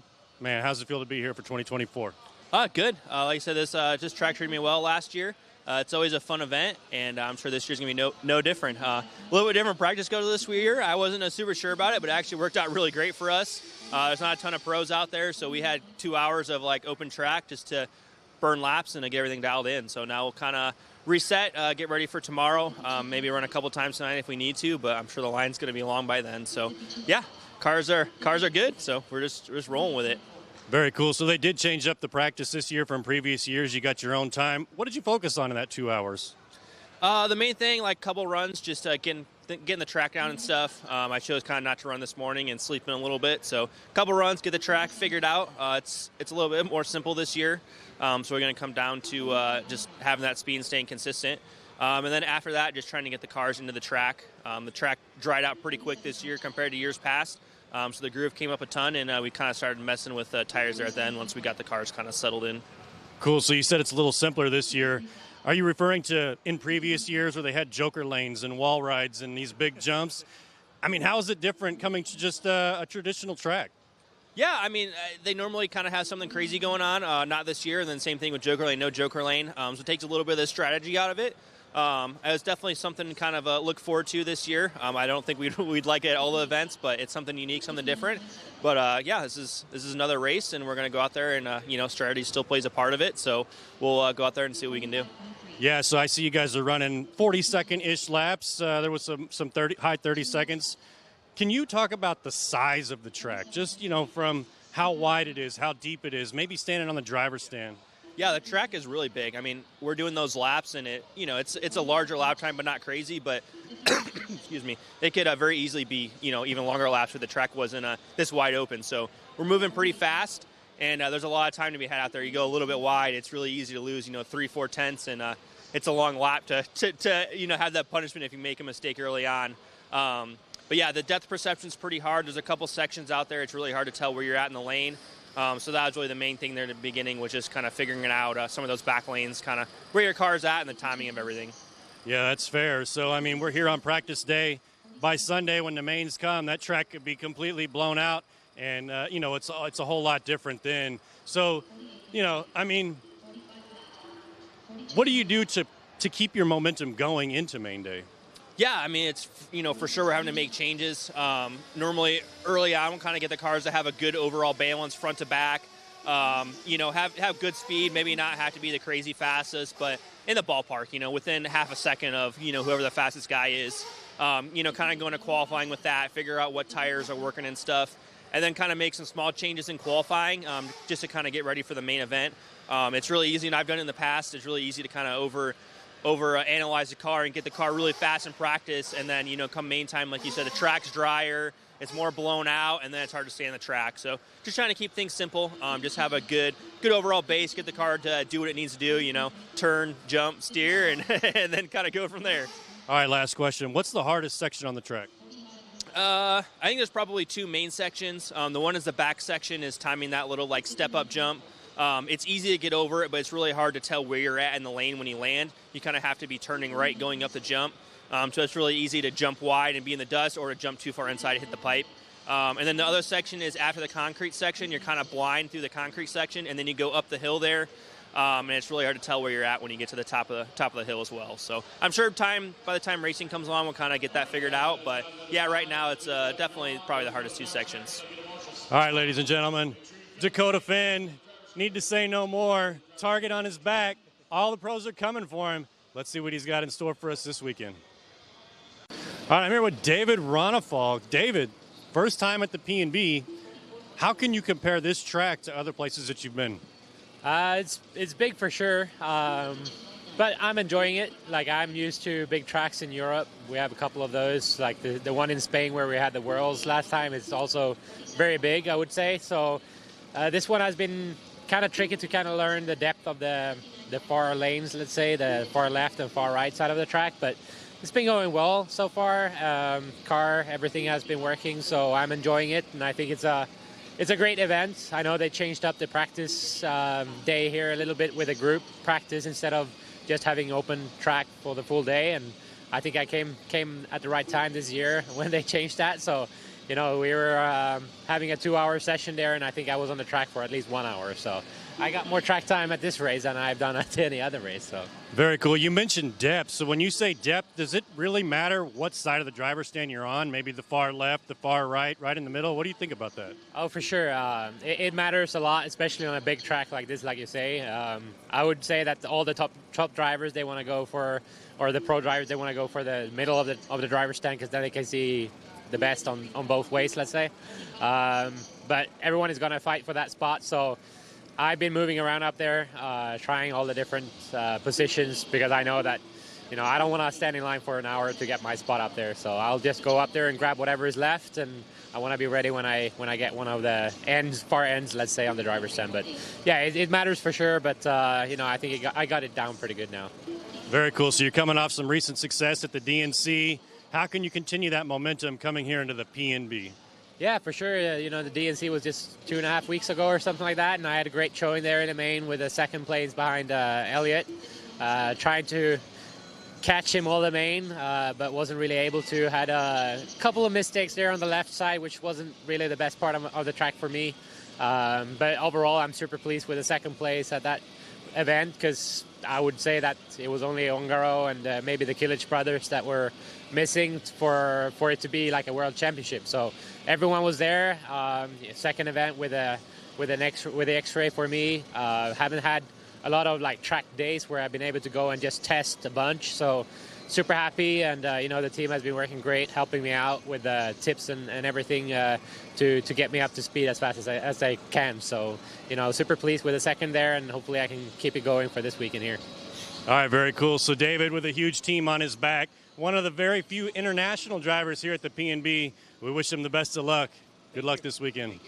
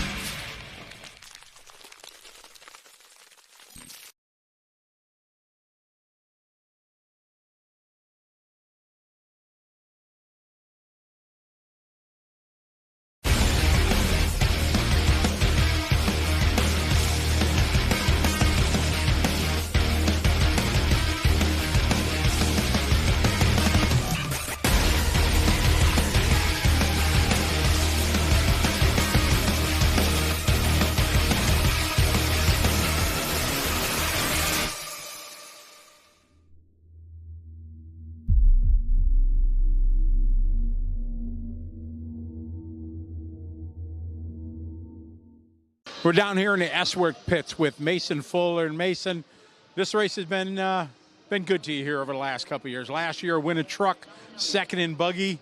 How do you take that momentum from last year when you come back here in 2024? Yeah, this year we got the new car, but I'm feeling good. We had 2 hours of practice earlier today, so feeling good. We'll see tomorrow if I can TQ or start up on the front, and then hopefully Sunday repeat what I did last year. You seem really relaxed when you said, yeah, we had 2 hours of practice. For us normal guys, I mean, that's not enough. But for the pros, what can you how many times did you get out, and what can you learn in a short practice session? Yeah, I had my dad help me out, so, I mean, we got out there probably 10 times at least, which is pretty good. We just ran the buggies, and then we'll run the Truggies tonight. And, yeah, they're feeling good so far. What did you go out tire-wise here in this first practice session? I ran the Falcons, Green Falcons, and then switched to Reflex. Reflex was a bit easier to drive, so I'm probably going to stick with the Reflex. When do you think you're going to need to maybe think about going to maybe a blue compound? I mean, maybe tomorrow. We'll see how much they water and everything like that. Got it. All right, well, best of luck to you. Like I said, last year was good. Wish you the best of luck this year. Thank you. All right, Mason Fuller, calm, cool, and collected. Just chilled. He's ready to go full throttle at PNB.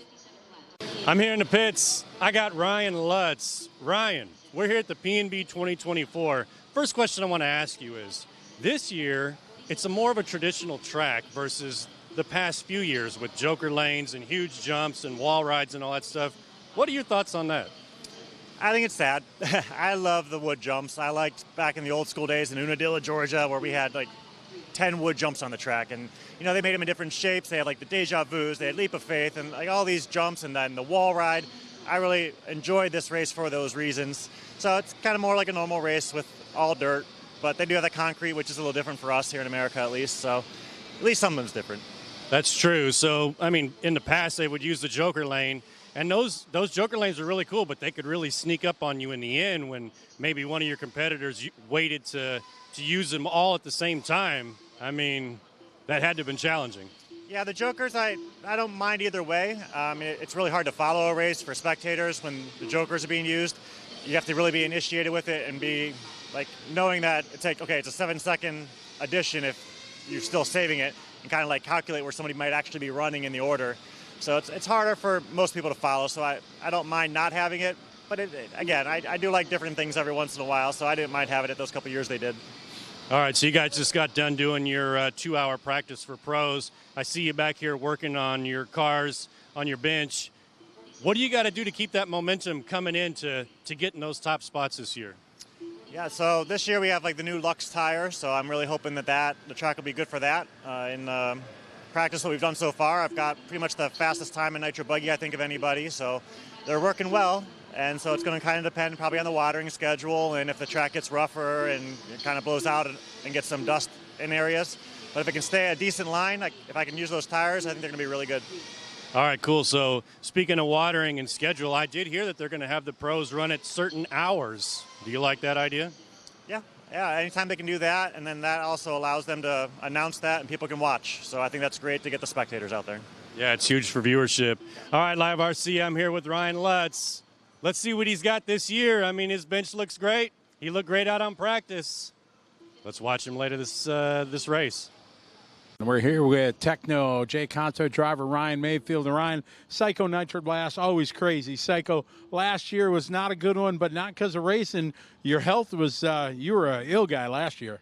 Yeah, I kind of burned myself a little bit a couple weeks before. And then, I think just my body trying to heal, I got here and I was dead. I'd just show up, run a run, and then go right back to the hotel and sleep. I mean, I don't remember changing anything. I barely remember even being here last year. So, that was rough. But I've had some good weekends at the Psycho Nitro Blast in the past. Did well with the associated cars at this race, low C cars and the Mugen cars. So last year was my first year at the Techno and didn't go good, but there was some extra circumstances going on there. But so far, in practice, my cars feel really good. Came here with a couple new things that we've been trying and seems to be working pretty well out there. So got on pace in that last practice run. Got in the 39-second bracket with Buggy, which is kind of where all the fast dudes are at. So, so far so good. What did you learn tire-wise when you went out there in this first round? Yeah, I didn't really change a lot. The green reflex is tried and true, works everywhere. The dirt bite, the new J Concepts dirt bite and green compound worked really well. Had a little more steering than the Reflex. And that's really all I tried. A couple guys got pretty adventurous out there with some stuff. I know Dakota tried some clay tires. So there's some meat on the bone there with the tire program, but as the track develops, like it was pretty dry that time. So if we end up running in the wet or the dry or super dry, we're just going to have to kind of like play it by ear as far as what tires we run. But they all seem to be working pretty well. A bit of a change for the track here. Bobby and his crew, what they built, no wooden jumps, no wall ride, no joker lane. You're a big fan of that? Yeah, I mean, I think I definitely like just kind of a more normal track. I think the concrete section's cool. Like, I like when there's different terrain, you know what I mean, different types of surfaces out there. And the joker lane, I've never really been a fan of the joker lane. Like, I know one year I won truck and like I had like a 17, 18 second lead going into the last few laps. And all of a sudden Dakota's like pushed me across the finish line. And I'm like, how the hell did that happen? And Jason's like, he used all three at the end. And I'm like, wow, that was close. So, yeah, I think if they do the joker lane again, like we talked earlier, like if the joker lane's slower, I think that would make kind of more sense. But I kind of like just a more traditional track. And I know this race is known to be psycho, but maybe they're kind of listening to some people and kind of taming it down some. But it's a lot of fun to drive out there. There's still plenty of challenging obstacles and situations. So, but yeah, always a great time here. Ryan, as we cover all these races, you're always in it to win it. When it comes down to most races, you're in one of the top spots, challenging for the lead. What is the key or secret to the success to be there at the end for the fight for the win? Yeah, I mean, I've been doing it for a long time, and I've kind of, I used to like really lose sleep over this stuff, and like just basically try too hard. You know what I mean? I know people say that's not such a thing, but like if you just fixate on small little things, I think it can really hurt your mental game because it takes a whole package for everything to work. So I think now that I'm a little older, more mature, I'm obviously very seasoned in this. I know what I need, to be successful, and I try not to focus on the little things. I make sure to enjoy myself. I surround myself with good people. We have a great time, right when racing's done, boom, beer's cracked. We're forgetting about the day. We're talking, having fun. I have a great family at home, my wife, my 2 kids. They're very supportive, and I still love it. I have a good time. I try not to get too down. I try not to get too up. Bad day's a bad day, good day's a good day, next day is a new day. You know what I mean? So, but yeah, I hope to do it as long as I can. This is what I've basically dedicated my life doing, and I'm getting up there in age for sure compared to some of these young guns, but I'm still holding them at bay most of the time, and hopefully I can squeeze a few more years out of this thing.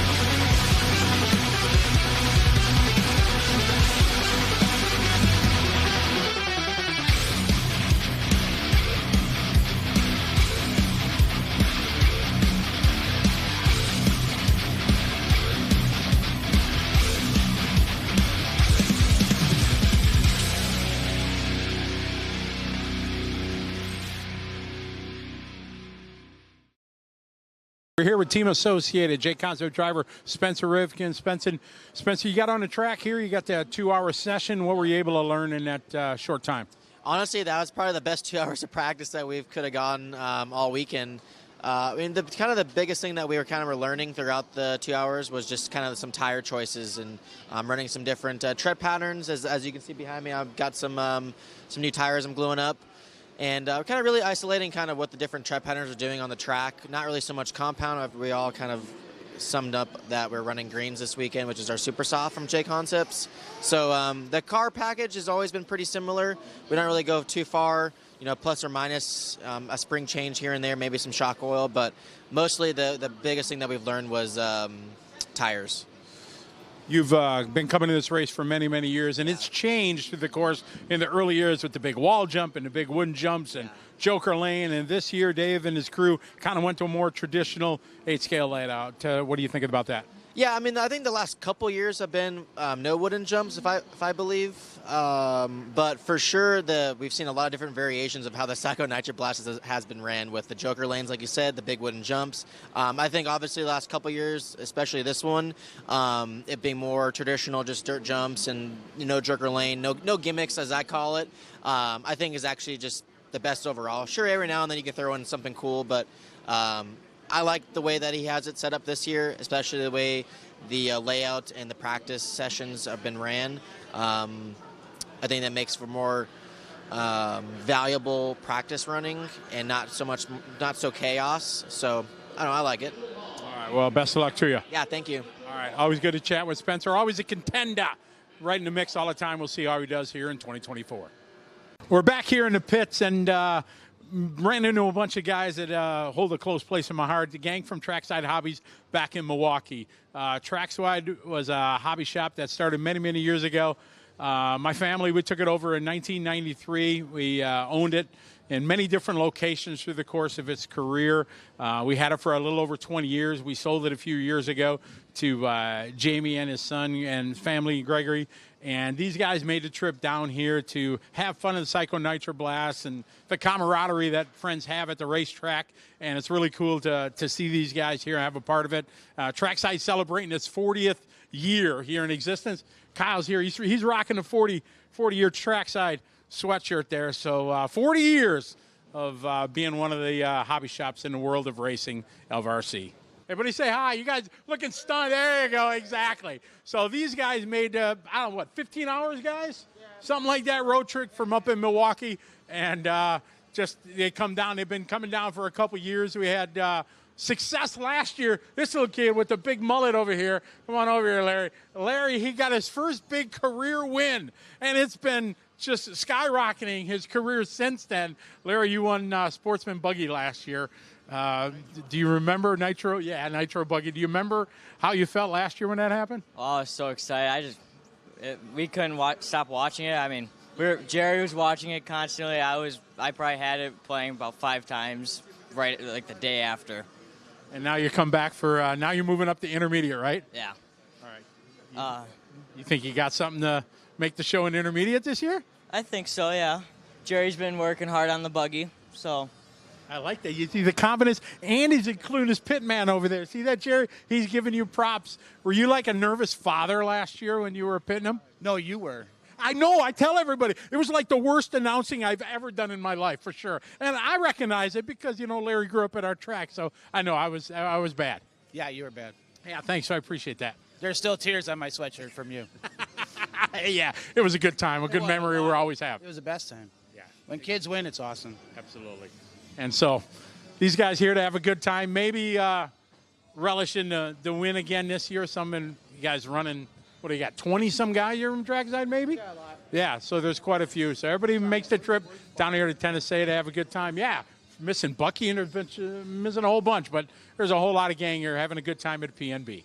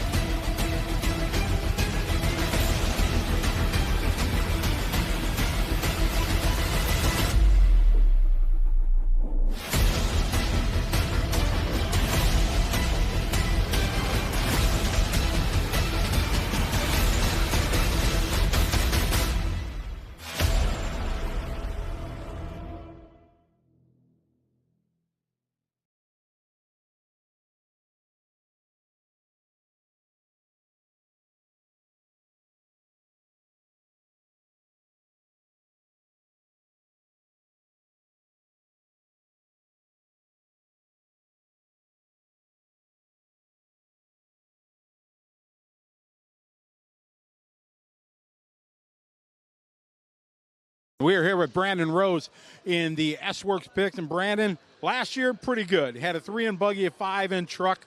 What's your mindset going into this round here this year in 2024? Yeah, let's do the same thing. Just go in with good confidence and knowing that I can make it happen if everything goes my way. And just, the track's a lot of fun. Just keep it smooth out there. Keep it nice and easy. And, yeah, just keep it normal. 2024 has kind of been going your way. It's been a pretty good year so far. Yeah, first race of the season, SIC. That was a great one, getting the win there. DNC, it's been a good race. I got 6th in Nitro Buggy, all top 10s, 3rd in E-Truck, 3rd in E-Buggy. So can't complain about it. Did some racing at Thornhill. I got the win there, which was a lot of fun. So, yeah, it's been a great year so far. Do you think they always talk about the first one being the hardest to get? Like you said, you got it at 6. Do you think you've turned the corner now? Your confidence, the whole race package, everything is working as you like? Yeah, racing's a lot of mental, and once you kind of know that you can do it, it is a lot easier just because you've run with those guys. I've run with Dakota, Ryan, some of the top dogs quite a few times now, so it feels a little more natural and a little easier. So, yeah, I would say it helps out quite a bit. When you started, we'll go back 3-4 years here. You know, you've been always racing, but, you know, starting to make more and more shows. Did you ever think you were going to be in a conversation with the names of Mayfield and Fend and Rivkin and these guys? You know, back then you dream as a little kid you can do it, but you never really think after watching them. You're like, man, they're so fast, but just kept working hard, kept trying, and they kept beating me, and eventually I finally got them. Well, best of luck. Positive attitude. We love to see it. Good luck here. Yes, sir. Thank you, Scotty. Thank you all, Live RC, for everything y'all do. All right, thank you. Brandon Rose, he is absolutely a fan favorite anytime we're talking about him or there's a race going on. 2024 has been year so far. Let's see if it continues here at PNB. Guys, I'm here with the reigning, defending PNB 2023 champion, Nitro Buggy, E-Buggy. Man, how's it feel to be here for 2024? Good. Like I said, this track treated me well last year. It's always a fun event, and I'm sure this year's going to be no different. A little bit different practice go to this year. I wasn't super sure about it, but it actually worked out really great for us. There's not a ton of pros out there, so we had 2 hours of open track just to burn laps and to get everything dialed in. So now we'll kind of reset, get ready for tomorrow. Maybe run a couple times tonight if we need to, but I'm sure the line's going to be long by then. So yeah, cars are good, so we're just rolling with it.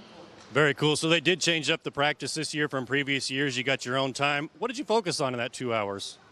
The main thing, couple runs, just getting the track down and stuff. I chose kind of not to run this morning and sleep in a little bit. So a couple runs, get the track figured out. It's a little bit more simple this year. So we're going to come down to just having that speed and staying consistent. And then after that, just trying to get the cars into the track. The track dried out pretty quick this year compared to years past. So the groove came up a ton, and we kind of started messing with tires there at the end once we got the cars kind of settled in. Cool. So you said it's a little simpler this year. Are you referring to in previous years where they had joker lanes and wall rides and these big jumps? I mean, how is it different coming to just a traditional track? Yeah, I mean, they normally kind of have something crazy going on. Not this year, and then same thing with joker lane, no joker lane. So it takes a little bit of the strategy out of it. It was definitely something to kind of look forward to this year. I don't think we'd like it at all the events, but it's something unique, something different. But yeah, this is another race, and we're going to go out there and strategy still plays a part of it. So we'll go out there and see what we can do. Yeah, so I see you guys are running 40-second-ish laps. There was some high 30 seconds. Can you talk about the size of the track? Just from how wide it is, how deep it is, maybe standing on the driver's stand. Yeah, the track is really big. I mean, we're doing those laps, and it's a larger lap time, but not crazy. But excuse me, it could very easily be even longer laps if the track wasn't this wide open. So we're moving pretty fast, and there's a lot of time to be had out there. You go a little bit wide, it's really easy to lose 3-4 tenths, and it's a long lap to have that punishment if you make a mistake early on. But yeah, the depth perception is pretty hard. There's a couple sections out there. It's really hard to tell where you're at in the lane. So that was really the main thing there in the beginning, was just kind of figuring it out, some of those back lanes, kind of where your car's at and the timing of everything. Yeah, that's fair. So, I mean, we're here on practice day. By Sunday, when the mains come, that track could be completely blown out, and, it's a whole lot different then. So, I mean, what do you do to keep your momentum going into main day? Yeah, I mean, it's, for sure we're having to make changes. Normally, early on, we'll kind of get the cars to have a good overall balance front to back. Have good speed, maybe not have to be the crazy fastest, but in the ballpark, within half a second of, whoever the fastest guy is. Kind of going to qualifying with that, figure out what tires are working and stuff, and then kind of make some small changes in qualifying just to kind of get ready for the main event. It's really easy, and I've done it in the past. It's really easy to kind of analyze the car and get the car really fast in practice, and then come main time, like you said, the track's drier, it's more blown out, and then it's hard to stay on the track. So just trying to keep things simple, just have a good overall base, get the car to do what it needs to do, turn, jump, steer, and and then kind of go from there. All right, last question. What's the hardest section on the track?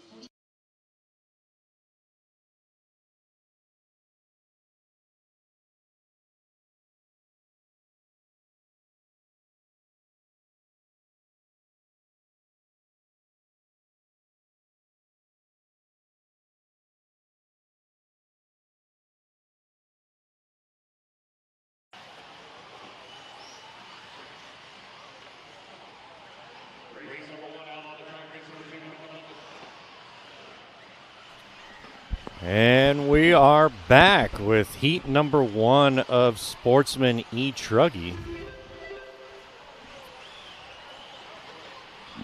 Looks like our TQ for Sportsman E-Truggy was Colin Krivitz on a 7.510 in qualifier number 1. Got qualifier 2 underway. Race 1 of 61. Heat 1 of 5 for Sportsman E-Truggy.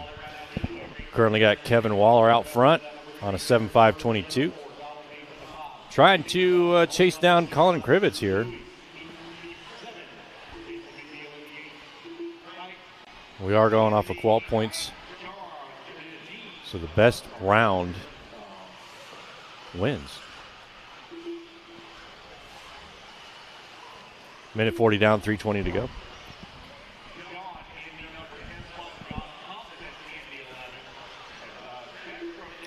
Raiden Murphy taking over that number 1 spot now, 7.529. Kevin Waller, 7.530. Joe Melvin in the number 3, 7.547. Donald Hayes, 6.502. Eric Irvin, 6.503 for our top 5. Got 2 different E-Truggies here this year, Sportsman and then Open E-Truggy. So that's pretty cool that they split them up.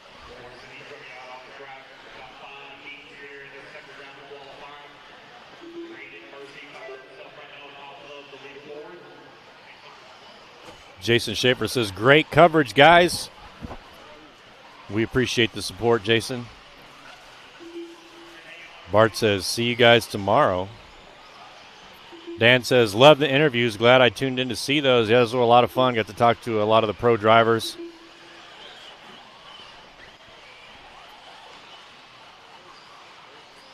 And Jenna says, my brother is racing here right now. Good luck to your brother, Jenna. Abe Foreman, what does Sportsman mean? So we have a few different classes here this weekend. Abe, Sportsman, Intermediate, and Pro.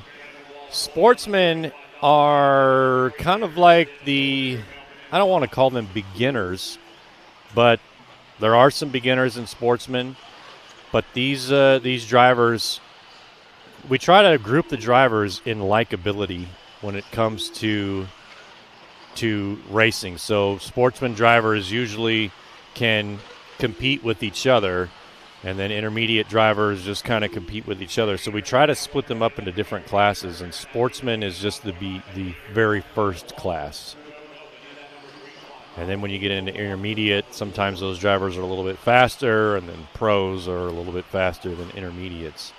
So that's kind of how we rank the Sportsman, intermediate, and pro. Scott, you got anything to add about classes and how they're broke up? Class, I don't have any. Did I heard you say Abe Froman is in line? Yeah, Abe Froman. That's the Sausage King of Chicago. Do you know who that is? Abe Froman? No. No? Maybe the Throbbing Brain. The Throbbing Brain knows who Abe Froman is. Sausage King of Chicago. Okay. Well, Abe was just wondering what Sportsman meant. Got it. It's a good question. And it's all the things that you had said, and just, I don't know, for some people, maybe coming to their first big race, maybe they've raced for a while, never been to a big, massive event like this, because it doesn't get much bigger than this. Nope. You know, this and DNC are the granddaddies of them all. A good chance for you to kind of cut your teeth. You kind of see where you stack up against the competition. But there are also some drivers who've been racing for 20 years in Sportsman. Well, correct. And so there's always a question if, should they be moving up to intermediate? You just never know. Fair enough. Kevin Morales, you were on that one. Kevin, no. You've seen the movie Ferris Bueller, right? Of course. Of course. Well, Abe Froman, that's where it's from. That's when they go into the restaurant and he tries to, con his way into getting the table.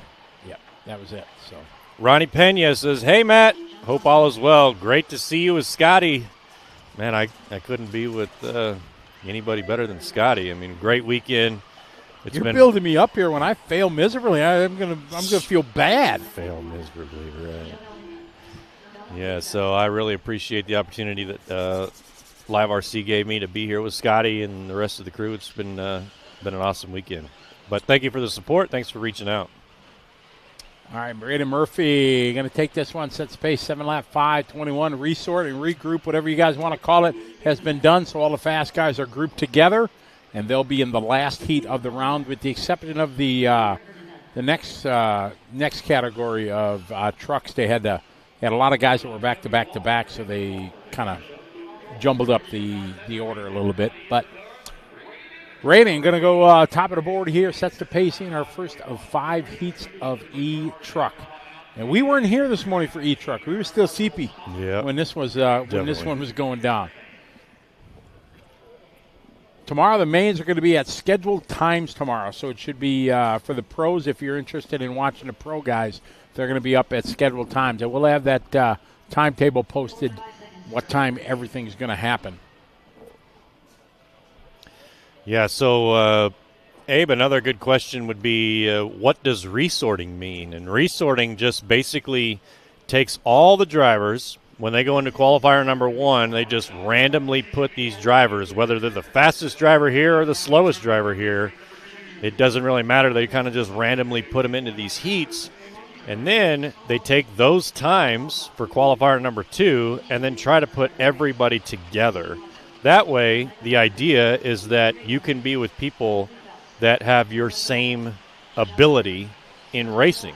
And you can usually get some faster laps in for the further in you go into qualifiers, because now you're not dealing with a bunch of traffic, and all the other drivers who are racing with you are usually within, a few seconds of whatever your lap time was in qualifier number 1. So that's what we've done here. We've resorted. So now all these drivers here in Heat 2 should all be racing around the same times. Sometimes there's outliers, but that's what we try to do.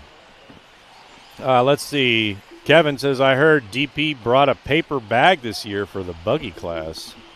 I think he's referring to my my corny, paper plastic. Yeah, exactly. So, well, that guy sounds like he's cooler than the other side of the pillow. I don't know. Wick DK, greetings from Denmark. Thanks for the live coverage. Amazing job, guys. Hey, Wick, we appreciate your support. Denmark in the house. Yeah. Welcome. Good to have you following along. Let's see who else we got. Edward Meyer, Matt and Scotty, great coverage. Man, Edward, we appreciate you tuning in. Thanks for the support. Hopefully you're tuning in every weekend. Live RC has an event all the time, constantly going live. Marking Denmark off our attendance list here. Yeah, Edward, where are you tuning in from? Maybe we can mark you off the list. Exactly. Let us know. We got what have we got? 16, 17 nations already. About half of the USA. All right, heat number 2 underway of Sportsman E-Truggy. Race number 2.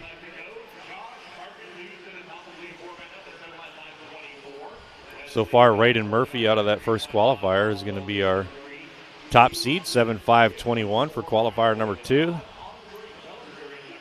Maybe some of these guys can improve on that time. We're about to find out. So far, Josh Hartman on a 7.5.24.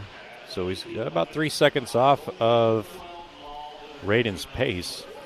Randy, I don't know. Randy, hi, guys. I'm in. Greets from the Netherlands. How you doing, Randy? Man, Netherlands. Good to have you. Yep, Austria, Nerox checking in.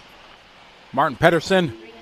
Checking in also from Denmark. Good to have you following along. A worldwide audience, as always, here for the Psycho Nitro Blast.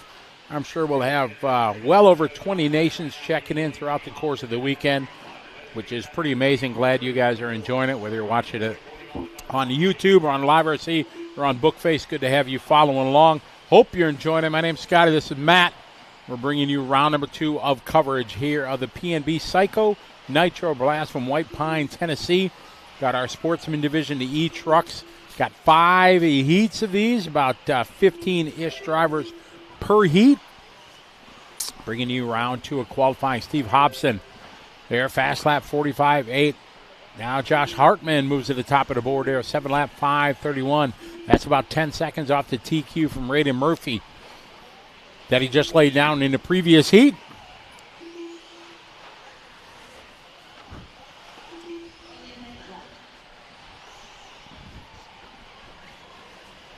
Three minutes down in this one, 2 minutes to go. Edward says he's from Kansas. I don't know if you ever been? Yeah, you were born in born and raised, Kansas, right? yeah. Kansas. Let's see. Brian Suggs checking in. Great job, guys, from Long Beach, California. What's the weather like out in Long Beach today? Here it's like a balmy 58, and we're in a concrete bunker, so it's like 48 in here. Yeah, it's a little chilly. We don't get to see the sun. No. No, we come in when it's dark and we leave when it's dark. Yeah, I don't even know if it's daylight outside or not. But that's all right. There's no complaints because we're loving what we're doing. Love bringing you to PNB here. This is Scotty and Matt coming to you from the VP Racing Studio. Round number 2 of qualifying here. Sportsman truck Steve Hobson out front 7.5.33, about 12 seconds off the TQ time for Raiden.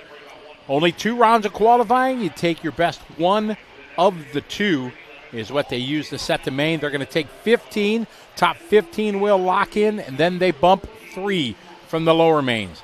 And there's a whole lot of racing. Mains are going to start tomorrow at 0600 0600. O stands for, oh, my God, it's early. And then we'll be rolling till probably, I'm guessing, past midnight into Monday morning. Exactly. Need a vacation from your vacation when you come to PNB. It's awesome. But everybody knows coming in, that's what you're getting. 24 hours of nonstop practice and pretty much almost 48 hours of nonstop racing. Hartman resetting hot lap that time by 45.1 that time. Hobson at 47.9. Andre 48.8. Brian Lloyd 47.9. Wesley Phelps 49.2. George Schlick 53.6. Second round of qualifying here for Sportsman E-Truck. 5 heats of truck. I was looking back into qualifier number 1, and Raiden Murphy had a DNS. So DNS means did not start. So he didn't compete in qualifier number 1. So he's coming out here in qualifier number 2 and laying down a 7.5.21.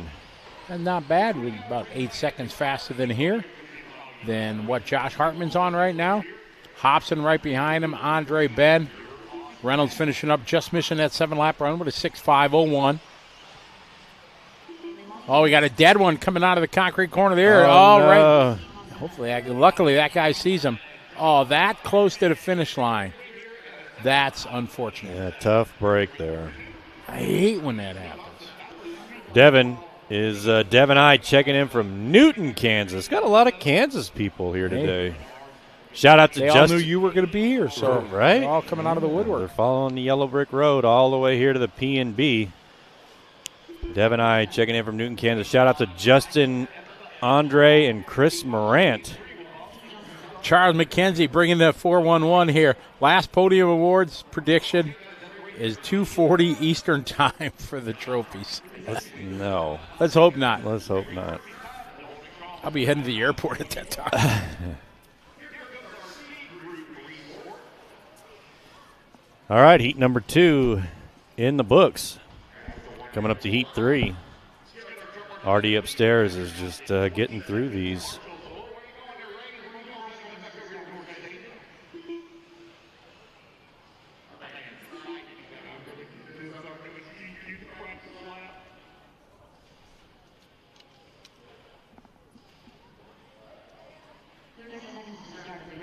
Yep, they got a lot of race. They got to keep it going. Lance upstairs doing a great job as he does each and every year. 900 and what was it, 30? Was it 34? Nine something. A whole lot, we'll just say. 933. That's a lot. It is. That's a whole lot of racing. 61, but they saved a race now in the resort, so that's good. We're down to 61 races instead of 62. Oh, very cool. Oh, yeah, saving that whole 5 minutes.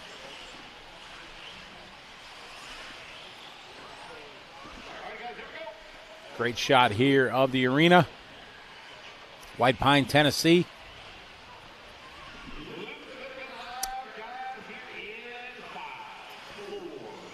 And the loop's about to go live here. And green flag. Sound of the tone.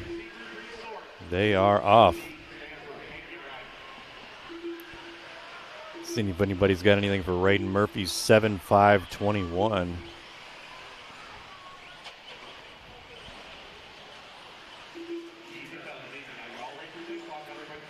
Again, they're going to take the best round out of the two for the sorting for the mains tomorrow.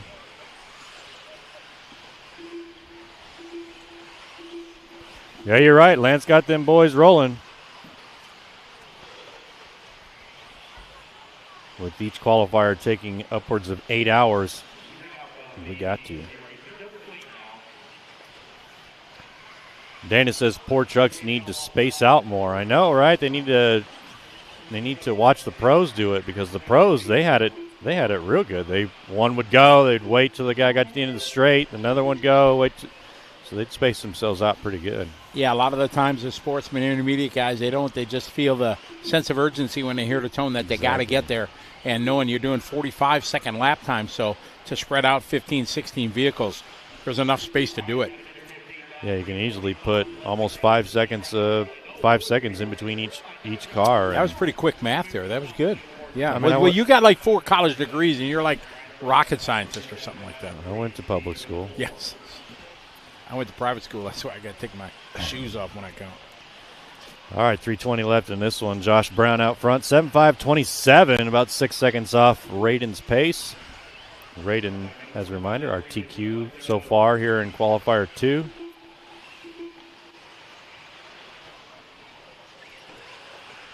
Only 2 rounds of qualifying? Only 2. Only 2. Best 1 of 2 is what counts. These guys handling this pretty well. These sportsman drivers got that double-double down as they come onto the left side of the track. A little bumping and grinding over there, trying to trade for space. Oh! They get into each other there on the back straight.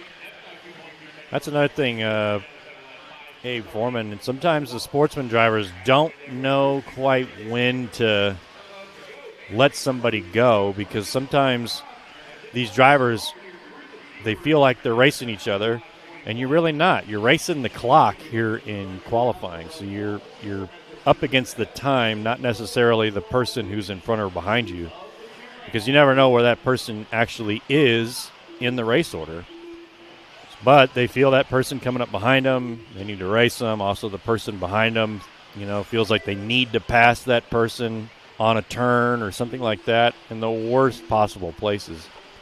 Whereas when you watch a pro-level driver, oftentimes you will see that pro-level driver when he knows or she knows when a car is coming up behind them that may be a little bit faster, they'll kind of pull off to the side and let that car go by, because what inevitably will happen is if that car gets into you, not only could it cost your race, it's going to cost the other person's race too. So a lot of times you'll see that in sportsmen when they just kind of play crash-up derby versus a pro race. Yes, it does happen on occasion, but most of the time they play nice with each other.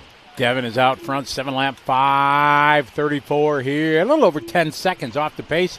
Still looking to crack in the top 10 here as we have Heat 3 of 5. Sports Me Truggy, round number 2 of qualifying here on LiveRC.com. 2024 Psycho Nitro Blast presented by Racetime Entertainment, One Up Racing, VP Racing, and Live RC bonus lap membership. Chris that time across the line did a 45.9 lap.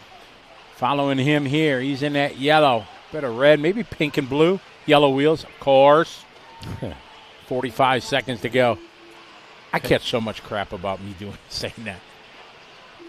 Because most of the pros run white wheels. I mean, Adam Drake. Trust me, there's the chosen few that, that got it right, Yeah, he's a yellow wheel kind of guy. Mm-hmm.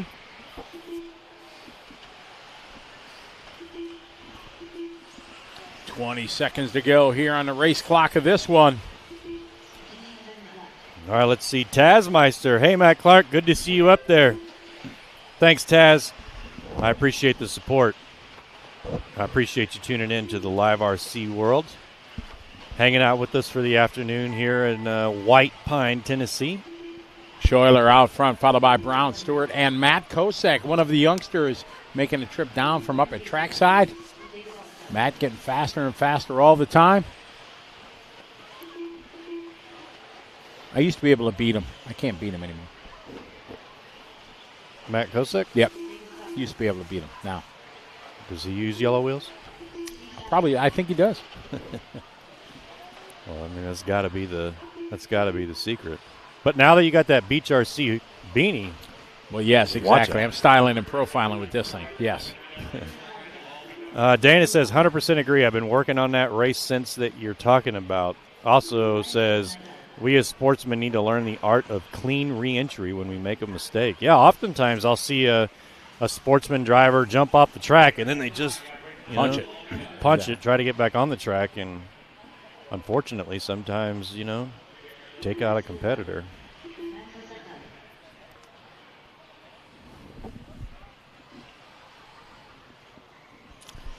Just Poet says, yellow wheels make you faster, especially the older you get, for more visibility. No more black short course wheels.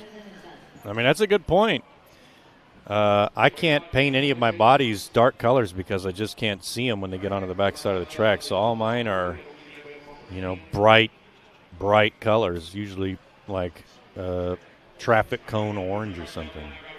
Charles McKenzie says, Scotty, as an RD, you see all the forms of qualifying available in lifetime. What's your favorite combination? I like heads up for 10 laps. My favorite is I think what we do at the RC Chili Bowl, we do something that's option in the lifetime software, heat race qualifying format. Corey, the guy who writes the software, was kind enough to take the time and write this software for an idea that I had for when we took over the Chili Bowl, because we have so many spectators that come to that race. It's a dirt oval race, and the spectators don't understand qualifying as we have right now. Everybody on their own clock. They see vehicles racing, and they think they're racing. Correct. So we do all our races by heat race. So we do a rolling start, and the whole goal is to win your heat race. If you win your heat race, you get 1 point. Second in your heat race, you get 2 points. Third in your heat race, you get 3 points. And you race for laps. So it's a 40-lap qualifier, 50-lap feature, something like that. And then you add up your points from your qualifying, and the guy with the lowest points, he's TQ. And that way, track conditions don't matter, because it doesn't matter if you're, 10 seconds slower than the guy in front of you. As long as you win your heat race, that's the key. So that's my favorite, and definitely lap races rather than time.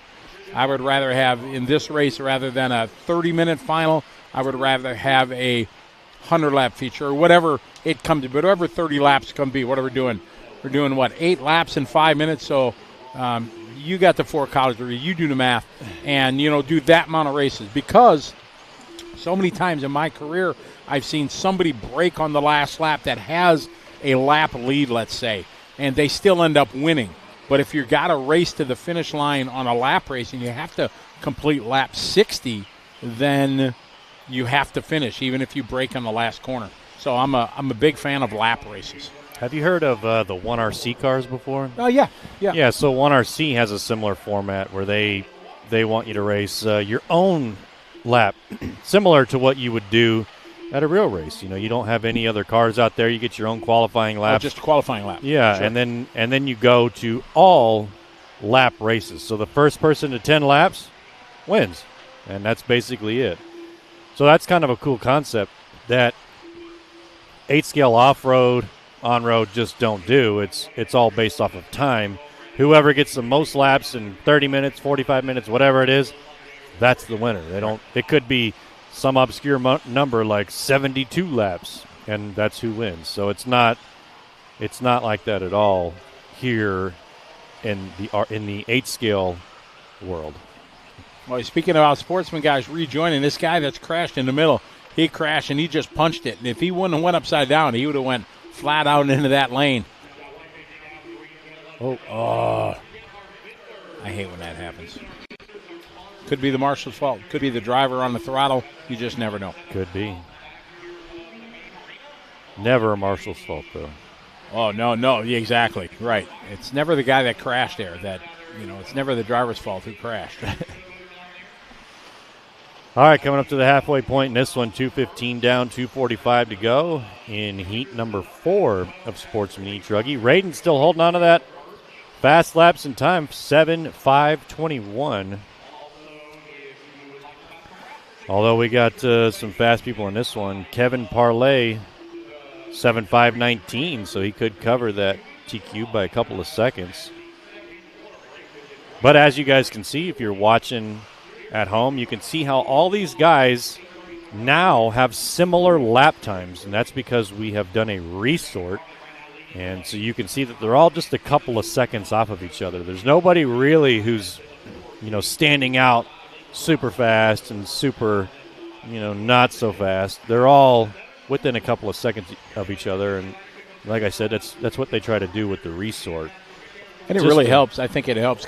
I mean, it's no arguing that it helps clean up the race because, as you said, it's people with similar abilities, similar lap times. Yeah. So in the end, it just makes everybody just a little bit faster. Oh, that guy's going backwards in the double-double. Never good. I think I jumped off the track. In the double-double. Minute and a half left. Connor went out front, 7:5:21. So Kevin Parlay drops down a few seconds to a 7:5:23. He was on a 7:5:19. Alan Hess, 7:5:25. Joseph, 7:5:27. Nathan Ross, 7:5:27. Mike Ohm in the 6. James in the 7. Patrick in the 8. Gary in the 9. Adam Smith in the 10. Let's see here. Antonio from Brazil. Do you got Brazil on your list yet? I think we do. If not, we're adding it. Yep, Brazil checked off now. Thank you very much. Welcome to the show. We got one to go. Connor, Joseph, and Alan Hess, your top 3. Alan just doing his hot lap. That time moves to the 2 spot. Hot lap, Kevin Partlet. Kevin, part of the gang from VP Racing that's here, supporting the PNB. Big thanks to VP Racing being one of our great sponsors of the broadcast and title sponsor here of the racing studio, VP Racing. Proud supporter of LiveRC.com. One of the best parts about 8-scale off-road on the dirt is the sparks. Oh, yeah, exactly. They bottom out. Yeah. Looks so cool. Yeah, looks like that's Kevin Parlett right there. We just saw him with little chassis sparks.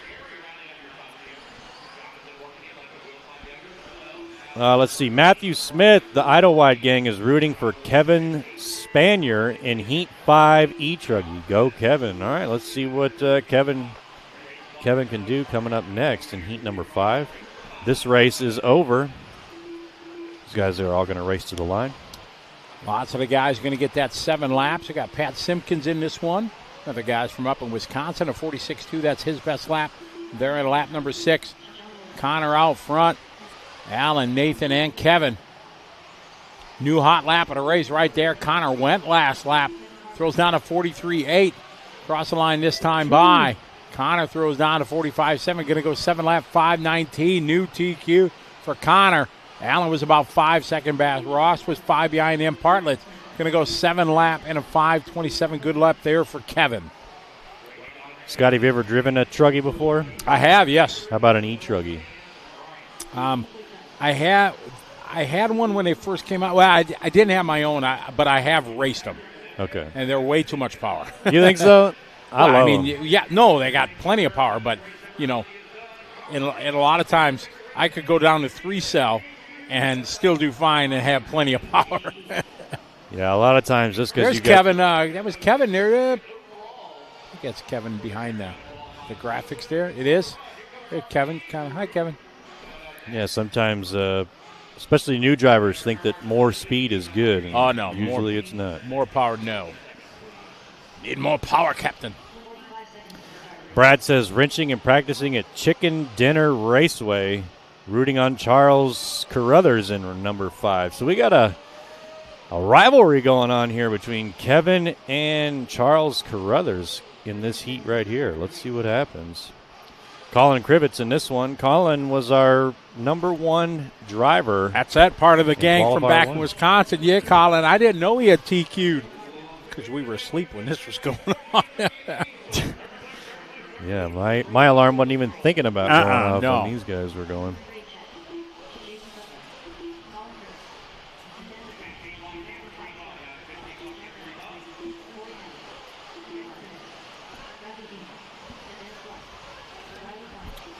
All right, looks like race director's rolling them out. They're all getting checked in for our Sportsman E-Truggy Heat 5 of 5. Getting All right, right see if through this Colin's one. going to be able to back this one up. He's locked in the AMA, no doubt about it, because they only take 1 of 2. That's the one nice thing about this format with only 2 qualifiers. If you have a really good first qualifier, you're in. Or like Raiden Murphy did not start in Yeah. the first qualifier, and he came down here and laid it down in qualifier number 2. Exactly. He's pretty locked in. Sitting second right now. I do not think 10 guys in this heat are going to go faster than that 5:21 time. I could be wrong. I often am.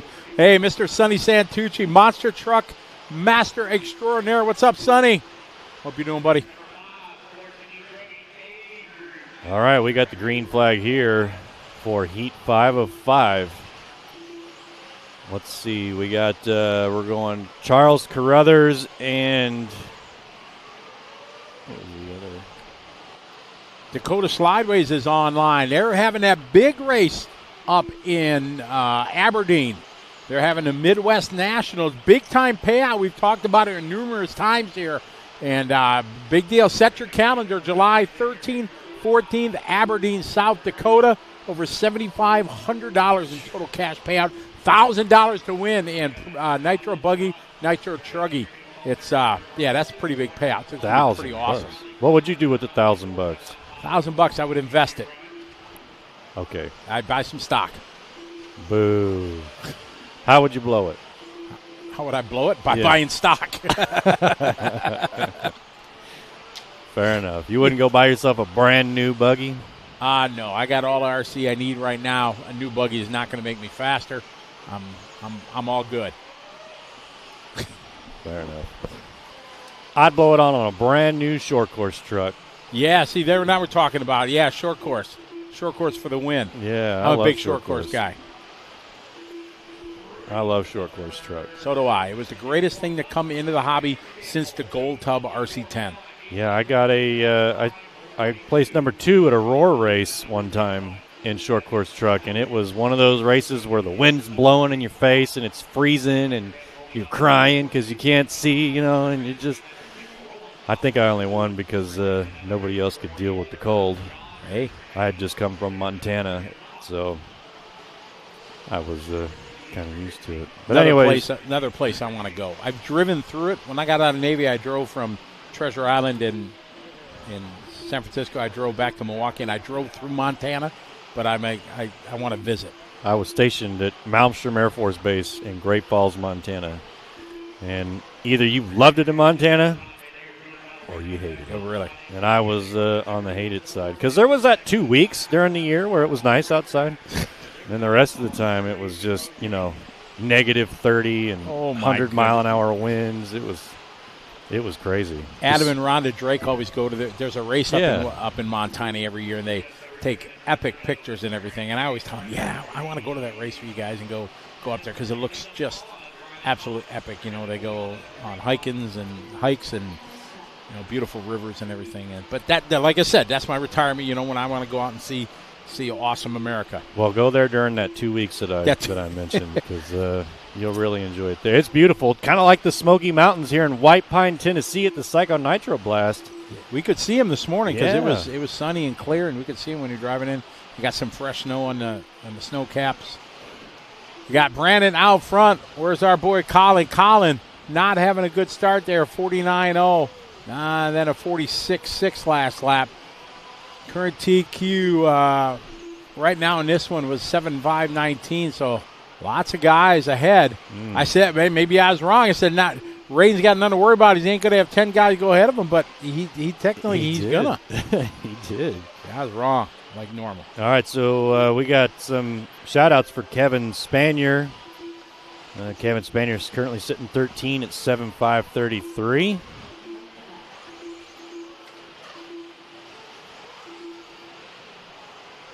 Colin laid down a 7.5.10 was the TQ time from early this morning. So we are right now 4 guys ahead of that with just 2 laps to go. So Riley Fine out front, Kevin, Van, Frank Krivitz. Another part of the Krivitz family. Frank having a good run. Frank ran, where did he do in the first round? Frank first round was not so bueno. Oh, Matt Nelson says he was a TI. Are you talking about in the Air Force? Treasure TI? Island. No, it's the it's the Navy base just got it off the coast of Oakland. There's like Treasure Island, and then there's like Alcatraz, 2 islands that are out there. Got it. So in the Air Force, we called our drill instructors TIs, TIs. training instructor. Let's see, Wade Montanan here. What's up, Wade? I love your state. It's great. Except the weather. Except for the weather. Don't try saving it now, Matt. You already crushed their hopes and dreams about being the best state in the union. Kevin out front, looking to set new TQ. Krivitz is in second. How cool will that be for Colin Krivitz to take round 1 and then Frank Krivitz take round 2? Man, come on, Frank, lay down a heater this lap. Yeah, not so much. Ooh. Frank's still good. Solid run. Frank going to be in the A main. Oh, yeah. That's for sure. awesome. Number 3 in the A main. Where'd Riley end up? Or Raiden, rather. 13th for this round. 7.5.21. Where is that? We're still going to put him in the A, right? If they're doing 18. It's going to be Corey at a 5.23. Where'd Corey in this one? Ooh, Corey might have got bumped up. 7.5.21. So we got a new TQ. Kevin's going to start on pole tomorrow. Colin with a 5.10. Colin at a 5.10.9. So Colin is going to start. Look at that. Looks like 6. I didn't. Look at that. Oh, yeah. I see yellow wheels. Well, bam.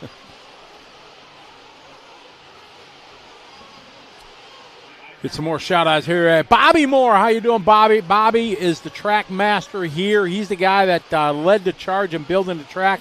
Outstanding track, Bobby. Well done. Everybody's having a good time. Everybody's loving it, making for great running. So tip of the hat to you. Well done.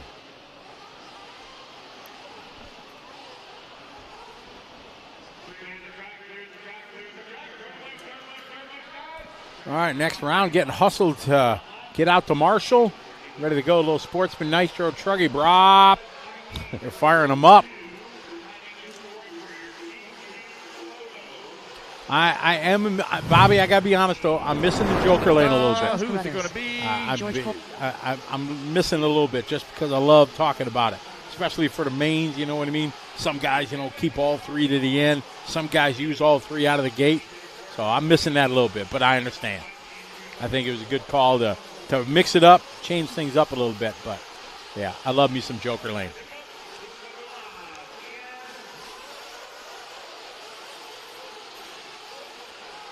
Pregos checking in from Pro Hobbies in Brazil. How are you? Welcome. I think we got Brazil on the list. We do. We got 16 nations already have checked in. Pretty awesome. And I'm sure tomorrow we're going to have many, many more. As we got our Sportsman Nitro truck checking in, ready to roll here. Drew Zeller, how you doing? Sorry, there's ads on YouTube. Yeah, they're putting more and more ads the more, on YouTube. Wish there was. Is there a way you can get rid of the ads? You got to subscribe, like or pay. Yeah. You got to pay for that. Looks like Colin Krivitz wound up number 2. Oh yeah, with qual points. Yeah, you're gonna get 2. 10th. I was thinking just laps in time, but yeah. All right, so let's see if my all right, Sportsman E Truggy. So Colin was I got a 2. And Frank's going to go 5. Frank got the Sportsman Nitro Truggy in round 1 with a 7.517. So we're currently in Sportsman Nitro Truggy now, heat 1 of 3. Poor Raiden. Raiden didn't make it. Didn't make the cut with that run. That was a good run. So he's going to start second in the B.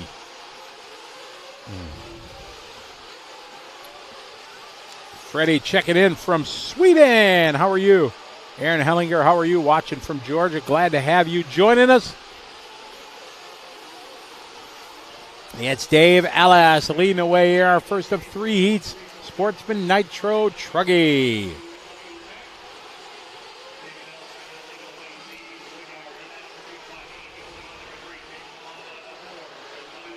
We were talking off air about the Truggy Bruggy bodies, the whole controversy of that, what people like and things like that.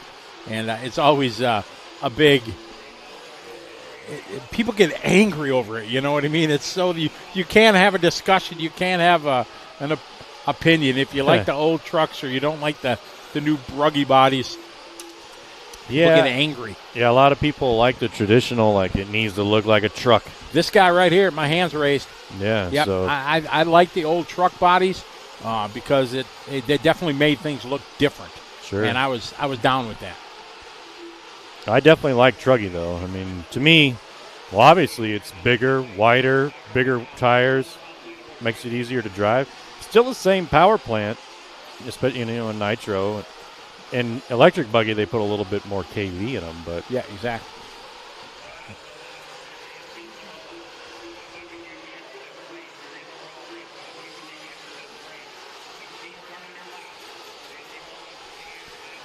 So Sportsman Nitro Truggy, 3 down, 2 to go. Heat 1 of 3. Zach right out leading the way, 7.533. In round 1, Frank Krivitz ran a 7.517. So got some time to catch up here. Ooh! They piggyback over the double there. But see that? Perfect example of Sportsman right there on the front straight, how they tried to both go over that double at the same time. One of them got launched onto the straight. Minute 20 here to go. Just Poet says, make the Truggies look like a truck. I don't care if it is over or behind the shock towers. Give it a truck bed and cab, not a tiny centered frame, buggy-styled cab spot. Yeah, I'm with you. I want to know that it looks like a truck, that I could put some cargo in the back and haul my furniture around. That's what I want to do with the Truggy. Scorp Paratube, greetings from Finland. Half jokingly, already planning a club trip to next year's P&B. Man, you're going to bring your whole club from Finland. Let's see if Scotty's got Finland on his list here. Jeremy, we are so disappointed that we are not there. A couple years back, Scotty made me laugh my butt off when my son Jordan won Sportsman Nitro Buggy at P&B with his body alligatoring half of the race. Keep it up, guys. You're killing it. Hey, Jeremy, thanks for the support. We really appreciate you. Appreciate it, guys. Glad you're enjoying the show. I know anytime I'm not on air, I'm racing somewhere or whatever, I always check out Live RC, see what's going on. So unfortunately, I can't make all of them. I love to work all the big races. You got Finland on your list yet? Let's see, Finland. Survey says, ring-a-ding-ding, Finland now. Boom. Checked off the list.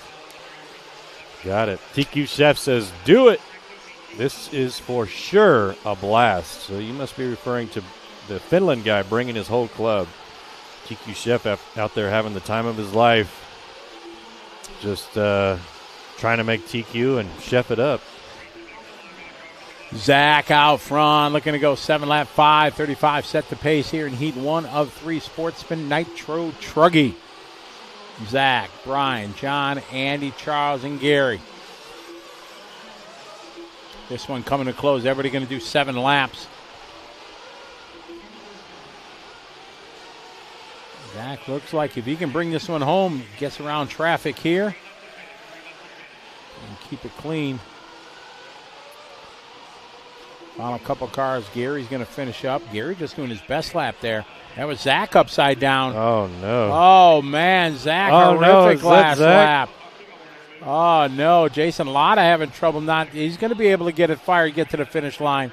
But John Shaw takes this one. Comes up from the bottom there. Goes 7 lap 5:39 to set the pace. Sportsman Nitro Truggy Heat 2 of 3. Where's your ultimate place you would like to travel that you haven't been to yet? Ireland. Ireland. Yeah, Beautiful. Ireland. My wife really wants me to take her to the Taj Mahal one day. So if we, ever win the lottery, we're going to fly to Ireland and then to Taj Mahal. Taj Mahal looks beautiful. I've never been there. The only problem you see when they see the up-close picture of the Taj Mahal, it's like beautiful. But when they pan out and see, I know, yeah. The entire city has been built around that beautiful place. Let's see. What's your favorite place that you've been to? International country. Cyprus. Oh, nice. Yeah, probably Cyprus or maybe Sicily. One of those two. Cyprus. Sicily, we went up to Mount Etna, the volcano that's the volcano, there. yeah, exactly. That was when we were there for the 2014 Worlds. It started rumbling, and you were like worried because if it would have blown, we were kind of done. Yeah, I mean, shoot, I took a people mover all the way to the top of that thing, and that was pretty crazy. But Cyprus was a lot of fun. Frederick, if you get a chance to go, make plans to go to the 2025 10-scale World is going to be in Australia. That is a great club and a great track. Joe Bornhorst, what's up, buddy? Joe, how you doing? We were talking about you. We're missing you. We're thinking about you. We pray that everything goes well. I know the new addition to the Bornhorst family is en route. It's coming in the next week or so. I thought April 11th or something rings a bell from when we talked at DNC. I could be wrong, but best to you and the missus and the family. Hope everything. Joe, I was going to pick the winning All-Pro cloak. I was going to pick a Joe Bornhorst sweep this year, for sure. but then I find out you're not here, so I can't pick Joe Bornhorst to win all 3. I mean, yeah. Congratulations to the Bornhorst family. Is this his first child? Do you know? Yes. Child. Yeah. Okay, first. Yeah, what an exciting time being a dad and starting a new family. Get some sleep now. Get some sleep now for sure. Because you're going to get the elbow from the missus. Yeah. It's your turn. Go grab that bag of Pampers with a sack of flour and time yourself. See how fast you can do it. Exactly. Because sometimes, right in the middle of it, you never know what can happen. You're about to smell smells you've never fathomed before. I don't know, Joe. Who do you got winning the pro classes tomorrow? Let's see who your picks are. Is it going to be Brandon Rose? Yeah, it could be Brandon Rose. Brandon going to bring the heat? Maybe Seth Van Dalen? Maybe. Or it's going to be Mason Fuller taking it. Or it could be the international driver, Ronafal. Oh, he's looking pretty poised. Yeah. With the 2 at DNC, and he's running, towards the top here. Yeah, for sure. Prego says, very fine. Great coverage. Thank you for the support. We really appreciate you tuning in and hanging out with us for this beautiful day here in White Pine, Tennessee. Frederick, yep, let's hope it comes true. Feels like one of the last Worlds on a real dirt track. Joe says, thanks, guys, holding pattern right now still, but all is well. That's good to hear. Well, you're in our thoughts and prayers, buddy. Hope it all goes well for you. Yeah, get some sleep, like Scotty said, during that holding pattern as much as you can. Even if you don't think you're tired, go lay down. Nathan out front, Mitchell followed by Quincy Aberdeen, and then Peter Margel, and Ron followed by Matthew and Jerry Klingbeil. Jerry needs some good luck. He comes here, he kind of helps support all the gangs from up in Wisconsin. And he races, but yeah, he needs to have like one good run. That's a lot of Wisconsin people here. Oh, I bet you there's 25, maybe. Quite a few. Man, I didn't realize that Wisconsin was even that big of a state. Oh, yeah, it is. You guys of got course, more than 25 nothing people compared there? to Texas, of course. Texas, Well, everything's bigger in Texas. That's right. It is Nathan out front, 7-lap, 5:14 TQ time. Shaw laid down at 5:39, Nathan 5:14. Mitchell faster, Jones faster, Holcomb faster, Scott faster, Klingbeil faster. Yeah, in round one, Frank Krivitz with a 7.5.17, so that was the fastest lap then. And these guys here in the B sort, if you will, 7.5.11 now for Nathaniel Grubbs. Mike Mitchell with a 7.5.19, so yeah, qualifier 2 getting even faster. But again, that could be, these guys are a group with people who are with their same abilities, so maybe that's it. Dwayne says, hey, guys, I'm from Milwaukee, Wisconsin. Let's go, Mr. Montana, out here in the Northwest.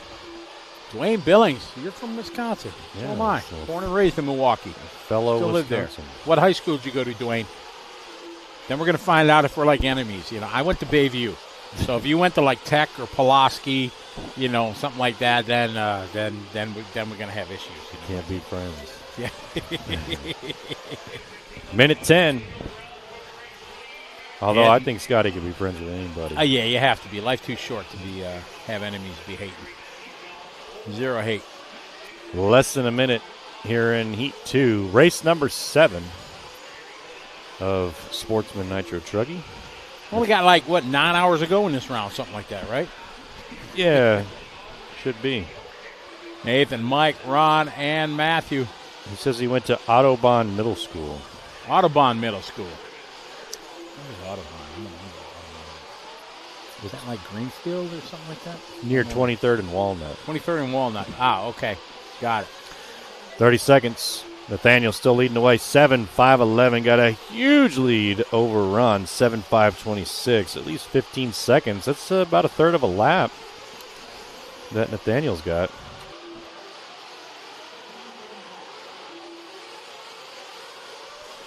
Ten seconds.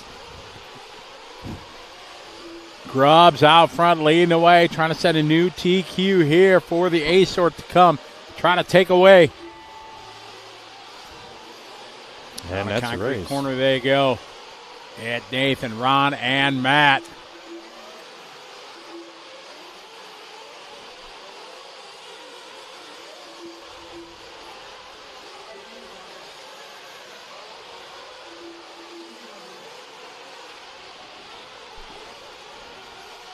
Grubbs out front, Holcomb, Dixon, and Lloyd. So Nathaniel Grubbs in round one got a 7.5.21. He's backing it up with a 7.5.12. So he's going to be looking pretty good going into the mains.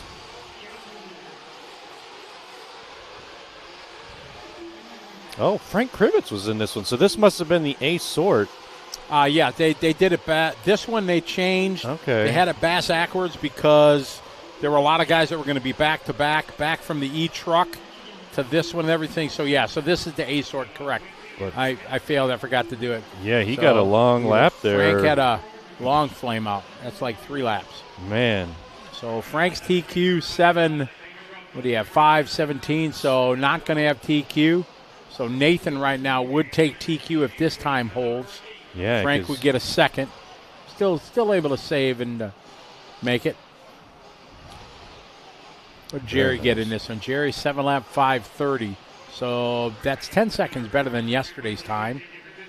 Be good if Jerry can at least make one main. I got to cheer for my hometown boys, right? Exactly. Dwayne says, "Hey Scotty, in the high school that I went to is an out here in Northwest 10th. I Hate About You was filmed at the Stadium High School. Let's go." Oh, never mind. 10 Things I Hate About You is what he's trying to say. Was filmed at his high school. Ah, okay. I don't know that movie. Was that the one that, like the guy, there was 2 sisters and one was kind of like an outgoing and wanted to date and the other one hated men. And so another guy that wanted to date the younger sister paid this other guy to take the older sister out on a date, and then she found out later that he was paid. It was, a big ordeal. I don't remember that one. We're talking about Montana. I was intrigued by the Yellowstone. Oh, okay. The TV show. So I broke down and paid $10 a month or whatever for the streaming or whatever, the Peacock it's got on it. Peacock. And I've watched the first 4 seasons of Yellowstone. That's a pretty awesome show. I can see why everybody raved about it. Yeah, Yellowstone definitely was a huge TV series, and it's very good. But pretty much anything Kevin Costner's in. I am a huge Kevin Costner fan, except for Waterworld. And I was okay with that movie. Yeah. It was entertaining. I'm not saying it was great. It's not like Oscar, but it was entertaining. Fair enough. Yeah, I really like Kevin Costner. Yeah, I'm a big. He's in my my top favorite actor probably. Kevin, you remember Sidney Poitier? No. He's an old school actor. I really liked him. Sean Connery. Yes. Okay. And Denzel Washington. Those are probably my top 4 actors that I like. Tom Hanks is mine.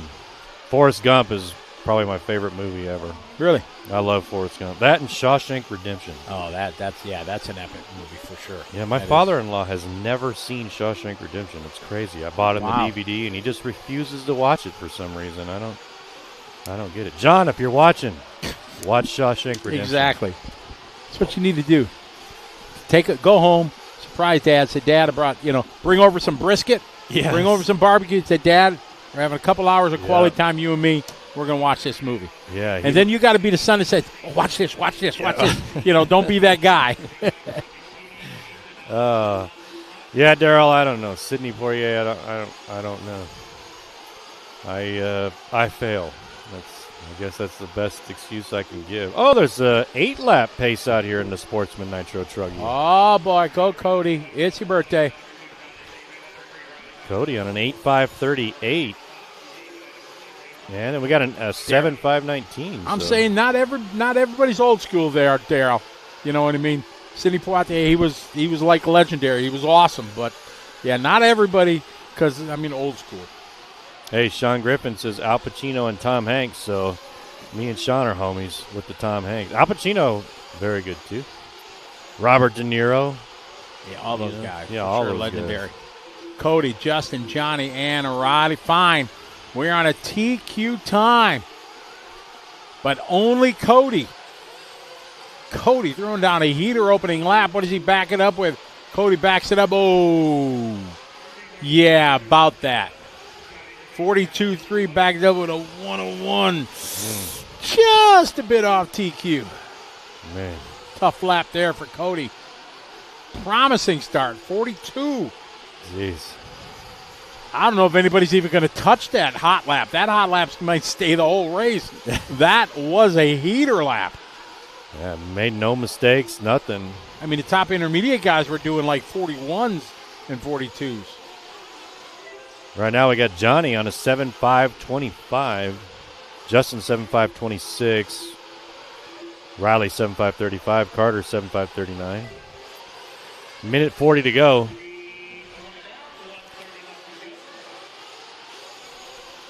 Sportsman Nitro Truggy Heat 3 of 3. Up next we got Sportsman E-Buggies. 10 heats of Sportsman E-Buggy.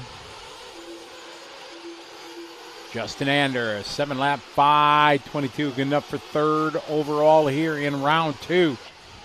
So Nathan Grubb's time, it's locked in. He's gonna take this round. Nobody gonna be able to make up 10 seconds here in 3 laps.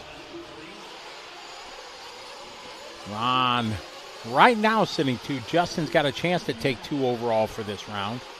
So he's saying there's a chance.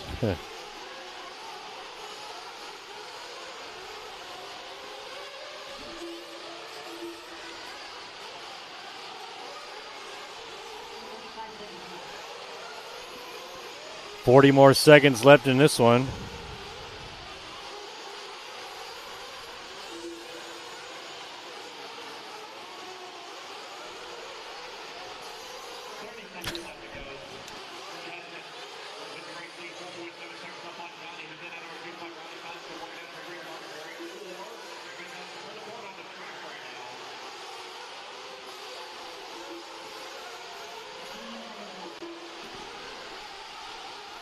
Justin, Johnny, Roddy, and Carter. That 42-3, that opening lap from Cody. You can't touch it. Time winding down. These guys going to finish their sixth and seventh lap. Top four guys right now on 7-lap runs. So Nathan's time going to hold 7-lap 5:12. Congratulations, going to earn TQ honors here in the Nitro Truggy division. Because Frank's time from yesterday was a 5:17. That is going to start Frank's second on the grid. This one winding down.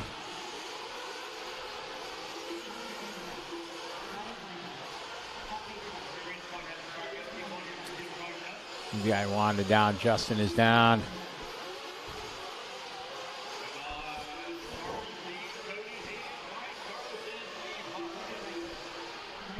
Justin going to take this one, 7-5-22. But looks like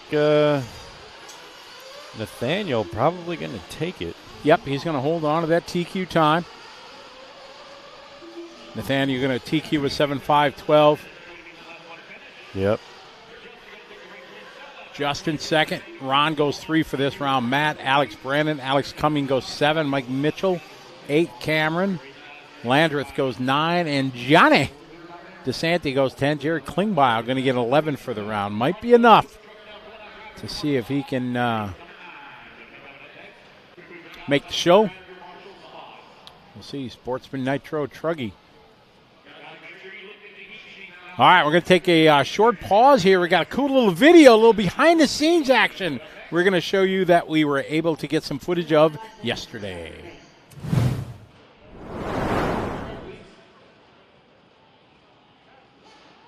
We wanted to give everybody a little peek behind the scenes, if you will, of what really goes on here at Psycho Nitro Blast. We always talk about the race being crazy, but want to give you a little look behind. And behind here, we got a pretty cool raffle setup that they have here. They got lots of cool stuff that everybody can get raffle tickets for, and you kind of choose where you want it. They got different packages set up and get a chance to win some really cool stuff.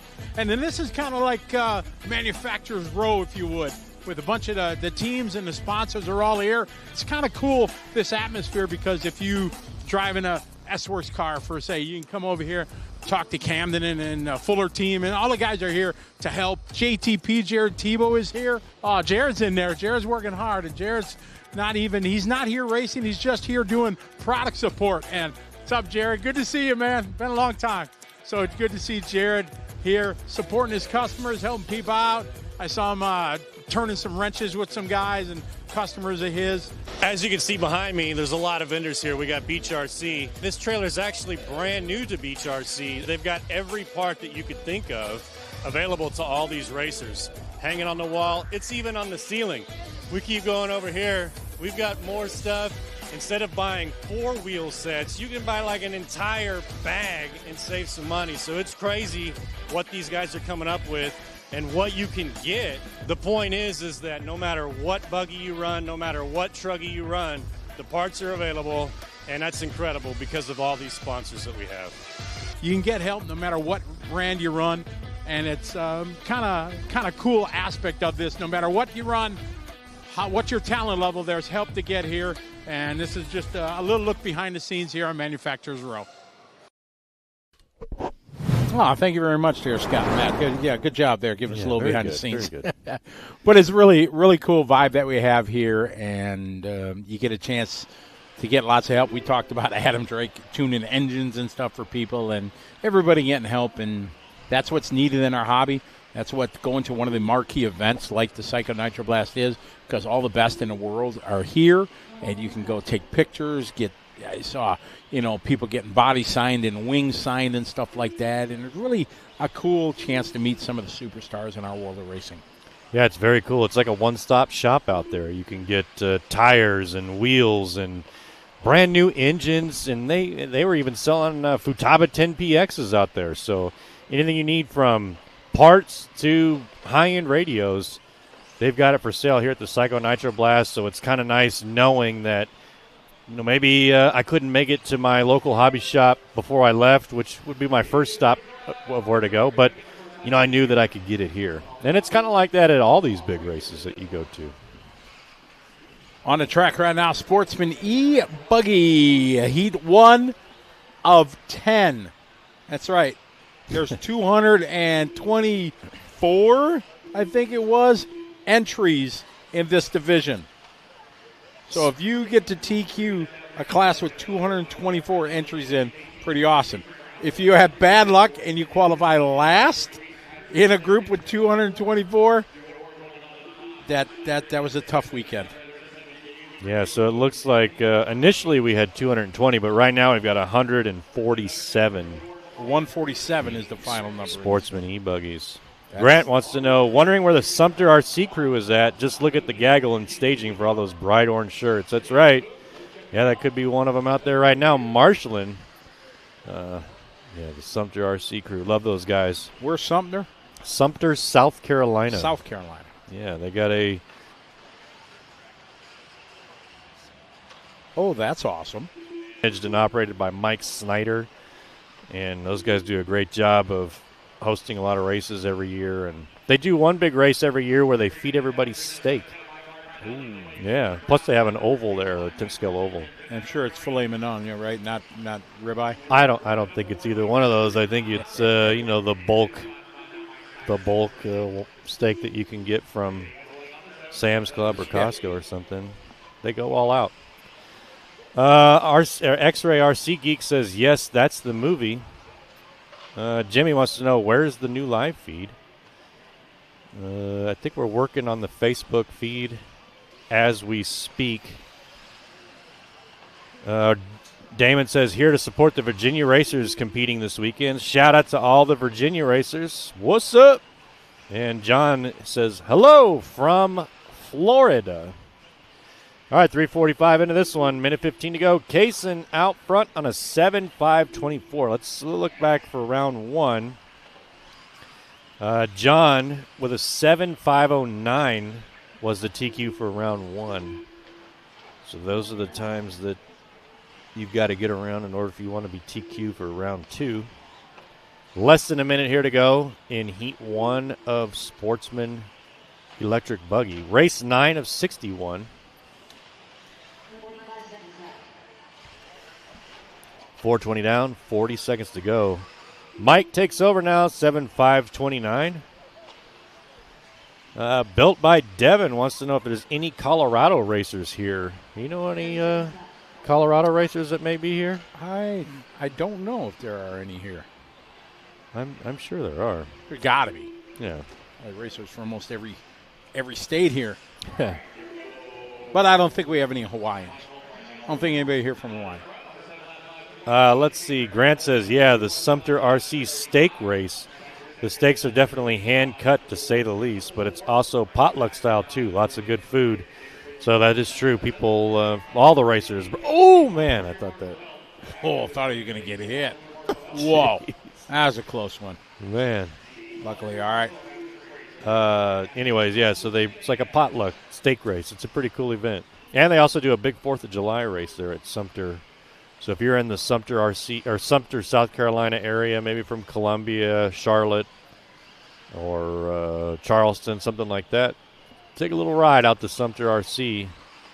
Check them out. Tell them I sent you. BJ says 164 entries for Sportsman E-Buggy. Yeah, I got 100 and... Oh, yeah, okay, you're right. 164. Got to do a little refresh. Currently, we got Heat 1 of Sportsman E-Buggy.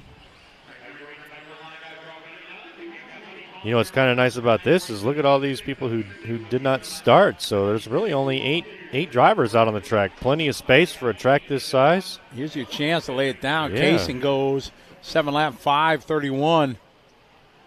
Yeah, it's really nice. Yeah, lots of guys. I wonder if some of these guys were even in the buggy, if they even made the first one. Let's see.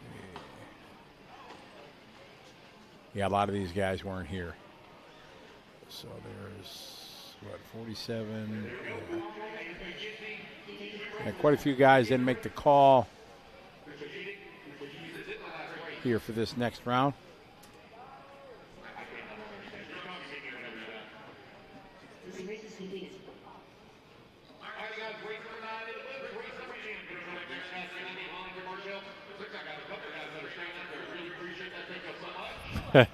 That's right, BJ. Some of these classes are bigger than some trophy races. Yeah, you're right. I mean, it's the Psycho Nitro Black. Hey, look, I think that's Mike right there from Sumter RC, maybe.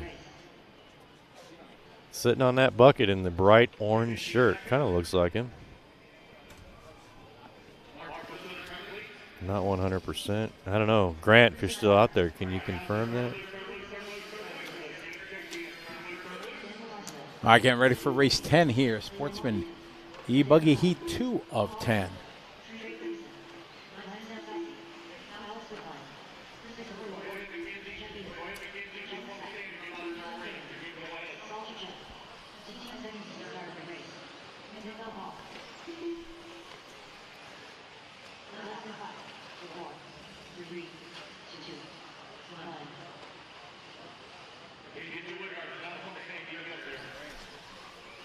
All right, Sportsman E-Buggy, Heat 2 of 10.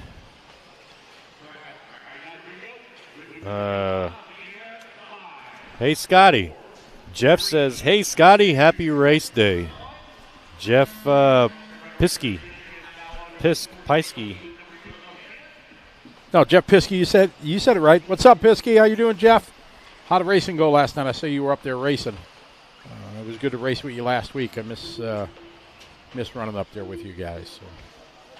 So. BJ Bellino checking in from Hawaii. He's from Hawaii. Yeah. All right, I got to step away. I got to do some interviews. So Matt's going to take the reins, guys. I'll be back here in a few minutes. Enjoy Bye. yourself. Thanks. All right, Sportsman E-Buggy, 30 seconds into this one. Heat 2 of 10. Let's go back. Sportsman E-Buggy for Qualifier 1. Looks like John with a 7.509. So that's basically the times that we're looking for if they want to try to be up in the top A-main sort coming out of this with 10 heats. This sure is a lot of E-Buggies. Ethan Voorhees the first one to cross the loop here. Still going to take a few minutes to get them all sorted through. Well, not a few minutes, a couple minutes at least. Jeff Piskey says he had a good night, battle with Filter, playing on the carpet today. I will relay that message back to Scotty when he gets back. Scotty stepping out, going to see if he can go talk to some of these racers. Jared Tebow, for sure. That's who he's going to try to get a hold of. We want to find out what Jared Tebow's been up to lately and how the JTP is working out for him, JTP business. Minute 35 down, 3:25 to go. Ethan Voorhees out front on a 7. Oh, make that Chris Schuyler, 7.533. Ethan Voorhees, 7.535. Jeff Eden, 7.544. Daniel, 6.530. Christopher Lloyd, 6.548.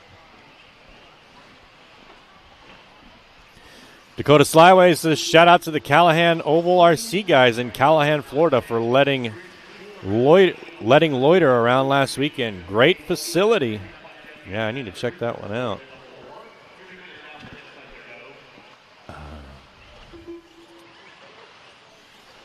2:15 down, 2:45 to go.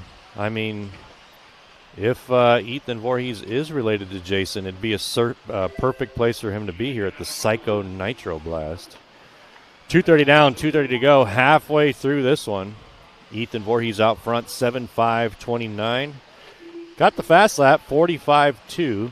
Jeff Eden, the number 2, 7.539.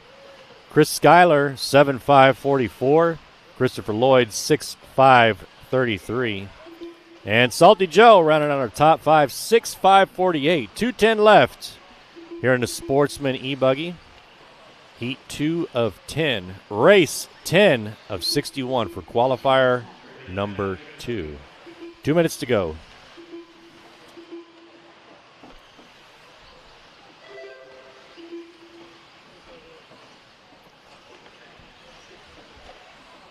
It is good to see all these Sportsman E-Buggies out here. Watch that double-double. Marshall sees it on the way.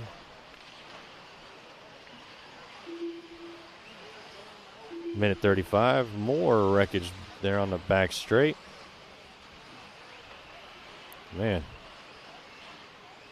Yeah, as you can see, these guys got to work together to get around this track.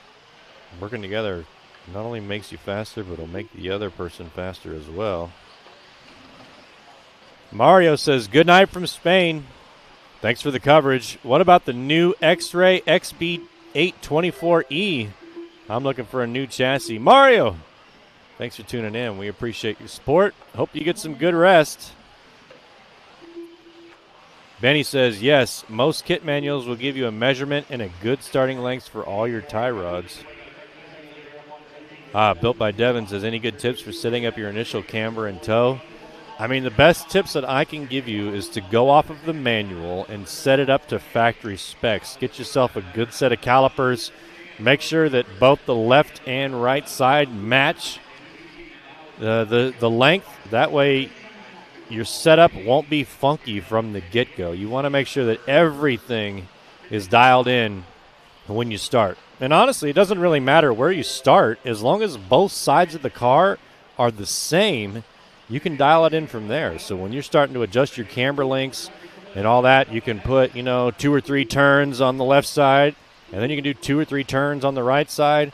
And because you set it up well when you built that kit, that both sides are going to be the same. What starts to happen that I see a lot of drivers do, especially when they're trying to tune in their steering or something like that, they'll start putting a bunch of trim into their servo or whatever because their steering links are different. They're different lengths on the left and right side. So just like John said, balance is key.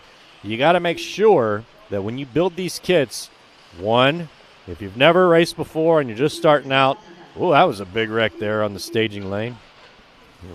Build it to the kit manual, because usually that's a good starting point, and you can just adjust from there for your driving style, track condition, that kind of thing. You don't want the car to be too aggressive or too loose. You want it to have a good balance and go from there. But as long as you have everything the same, it will be easy to adjust. Another tip, only make one adjustment at a time. So don't go in there and just start messing with all kinds of stuff, because you don't know what made the change and what made the car react differently than, whatever. So if you make one change, go put some laps down and see if that helped. Make another change, put some laps down, see if that helped. Another thing you can do is you can go out and watch Adam Drake's videos on YouTube. That guy is a wealth of knowledge, and he's got all kinds of stuff about different shock packages that you can do and what adjusting camber links has effect on the car, putting camber links lower or higher and how that affects your roll center and all that stuff. He even talks about tires. I mean, tires is probably 80% of the game, choosing the correct tire. If you go out on the wrong tire, it doesn't matter what your setup is. Your car is going to be just not handling correct and not doing what you needed to do. Also, if you're a beginner, don't go with too much power. Always just start rolling these jumps and, turn the throttle down a little bit if you need to, because that will really help you. Too much power will get you in trouble when you're trying to make these big doubles. And when you're getting off that driver's stand, going to recover your car and flip it over, and you got to walk back to the driver's stand, you do more walking up and down those driver's stand steps than you do actually driving your car. And what gets you better is that practice. So just roll the jumps when you're first starting and just stay out of that throttle. Maybe if you go with an electric buggy or something, put your throttle down to 25%. I know it sounds crazy because you want it to just go as fast as possible, but just turn it down, get used to navigating that car left and right, and, it can only go up from there. Let's see. All right, so that race is over. We got the next one coming up. Benny says, yes, most kit manuals will give you a measurement and a good starting lengths for all your tie rods. That's exactly right. Every manufacturer does that. Some manufacturers have better manuals than others, but they're all going to give you a good starting point. Plus, you can go out and find, I don't even want to say it, but the pros will put their setups out there. But just because the pro has it set up that way doesn't mean that you're going to drive it that way. So you got to figure out your driving style and all that stuff. It's definitely a learned experience. You got to get out there. You got to drive the car and figure it out for yourself. John Duffy says balance is key. Yep. Built by Dean Blake. Adams, you said correct. Benny says, yes, Drake is the YouTube encyclopedia. You're exactly right, Benny G. Adam Drake, you can go out there and just find him on YouTube, and he talks about all this stuff and what kind of effect doing one thing to your car is going to have, and it could be positive or negative, and you've got to make it up with something else. Like sometimes you want your car to steer really hard, and other times you don't want it to steer really hard because of the traction of the surface and all that. And it could be different too. Like you come to this track here at P&B. Now, granted, this isn't a really good point because 95% of this track is dirt. And we've got that small little track there, or that small little part there of concrete that's really slippery.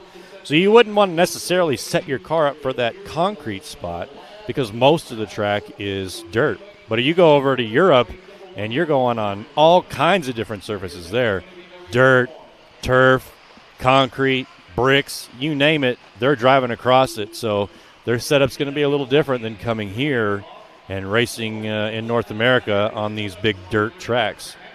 But back to the original point, find Adam Drake on YouTube. Ryan Lutz has also got a bunch of videos. Either one of those guys, you can go out and watch these videos. And, I mean, Adam Drake goes over the entire car through several videos on what things make what kind of changes to the car. John Tuffy says, don't drive faster than your angels can fly. That's exactly right. I mean, turn that car down when you're first starting. Just put it to where it just cruises around, and you're not going to get yourself in trouble, because there's nothing worse than getting exercise as an RC car driver. And what I mean by exercise is up and down that driver's stand by flipping your car over when you're at your local RC shop practicing on their track, because you won't have marshals out there to flip you over. John Tuffy also says smooth is fast. That's right. He gets that from the Navy SEALs. Slow is smooth, smooth is fast. That's their motto, so take that into consideration. Let's see. Kyle says, Will Crow representing ERC in Easley, South Carolina. Welcome to the Will Crow. John says, pro setups are usually right on the ragged edge. That's right. Like I said, just because Ryan Mayfield has a good setup for him doesn't mean that it's going to work for me. That is for sure, because Ryan drives that car way more aggressive than I ever will. Techno has a very good manual. It tells you all about the changes. Also, the Hootie off-road setup manual I will always reference. You're right. That Hootie off-road manual, you can go and look at that. It is for their setup station, but it doesn't really necessarily mean that you got to use a setup station. But you can reference that Hootie manual, and it will tell you exactly what things will do if you make the change. Let's say if you use a softer spring or heavier shock oil, or you lower your ride height, or you raise your whatever, that Hootie manual will tell you the pros and the cons of making that change. So that's a very good point. I'm glad that you brought that up. The Hootie manual is, man, I used that thing for years. My friends would always call me because they thought that I was like the setup king, but in reality, I didn't know anything about setup. I would just reference the Hootie manual and be like, oh, yeah, if you make this change, it's going to do blah, blah, blah, blah. And they would just think that I was the setup king, and that wasn't the fact. The Hootie manual was the setup king. John Tuffy says, slow is slow. No, you're right. Slow is slow at first, but slow makes you faster when you can navigate the track. You can hit these jumps because, I mean, there's nothing worse than trying to set up for a jump and you just try to throttle it out and you're going to wreck. I'd rather single all day long and make it 100% of the time and lose that tenth of a second than be able to make it 7 out of 10 times, but those other 3 times I'm crashed, I got to get a marshal because, I mean, that time just adds up. Built by Devin says, I went with team associated with my 10th scale, but I really want a Techno 8 buggy for sure. I mean, man, do your research and go with the best manufacturer that you can. Techno, an awesome brand. They're well represented. Ryan Mayfield, probably the GOAT out here with the Techno cars, just, you know, making it look easy. Plus, like I said, I like Techno because they support the military really well, and I'm a military guy, so that's why I went with Techno. Ingmar says invisible speed from JQ. JQ, another wealth of knowledge on YouTube. You can go out and watch JQ's videos, and he will break down things like no other. So JQ, Adam Drake, Ryan Lutz, go and watch all three of those guys and take what they have to say because they all know what they're talking about. Brandon says, let's go North Carolina drivers. North Carolina in the house. Tom Hall says, does anybody know if Hootie is going to make the 8th setup rigs again? You know, I don't know if they will or not, and I don't know that it's quite necessary because, you know, off-road is completely different than on-road, where on-road is Hootie's claim to fame. You put their setup stations and their tweak stations for on-road cars, and it makes a huge difference. When you're out here with off-road, I'm telling you, tires is the biggest setup choice that you can make. You go out there with the right tread pattern, the right compound, and you're going to do well no matter what your setup is. Now, yes, setup does have something to do with it, but my point is I don't necessarily need to put it up onto a setup station when I can easily use a pair of calipers and make sure that my droop is the same on the left and right side. I can make sure that my ride height is the same by using a ride height gauge. That's about as far as you need to go. Camber gauge, yes, to adjust your camber and toe and all that stuff. But honestly, to me, the biggest setup thing for off-road is tires. Let's see here. Garrett, the RC Hagen car is looking pretty solid. Oh, that C. Hagen car, yes. Brian says, go with brands your local hobby shop supports so there is no issue getting parts or service. Brian, that's the best advice that you can give. Go to your local track, find out what your local drivers are driving, then go to your local hobby shop and find out what they sell and support. You got to support your local hobby shops because they're the ones who provide the tracks. They're the ones who are helping you out and doing all the stuff. So please, go to your local hobby shop, buy everything that you can from them. Learn everything you can from those drivers. And I bet you if you go to your local tracks and your local hobby shop, there's probably 1 or 2 chassis, maybe 3 chassis out there that everybody's driving. And get with those guys because, 1, your local hobby shop will have it. And 2, those are usually the guys that you travel with. And if you break something and you have the same chassis, well, it's likely chance that they may have the part that you need. Plus, they can help you with setup, and they can help you get faster, and that's what we're all here for. So support your local hobby shop. Shoot Fuel UK says, we vote for JQ. Fantastic videos and explanation is easy to understand. Yeah, Shoot Fuel UK. JQ's got some really cool videos out there. He's a wealth of knowledge, like I said, just like Adam Drake. Both of them, you can't go wrong. You can learn a lot. Built by Devin. Wasn't aware Techno supported the military. Next month, I'll have 14 years in the Army. Yeah, Built by Devin. You contact Techno, and they have a little military discount that they can hook the veterans up with. It's a super cool program, and that's why I chose to go with Techno. Plus, the cars are awesome. The parts are interchangeable, but, you know, you can't go wrong with any of the major manufacturers these days. They all put out great products, and they're all super fast, and they're all represented here at the Psycho Nitro Blast 2024. Speaking of which, we're in Heat 4 of 10 for our Sportsman E-Buggy. So far, Ethan Voorhees on a 7.529 is going to be the time to beat for qualifier number 2.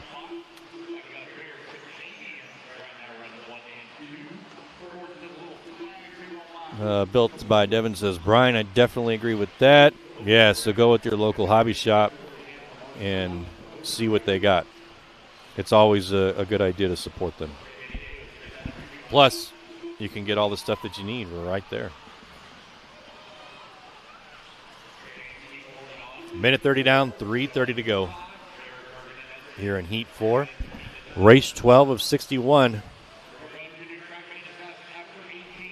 We got Kevin out front on a 7.5.14. So he's on a blistering pace here. Teddy on a 7.5.24. Dennis on a 7.5.35. James 7.5.40. Doug in our number 5.6, 5.07.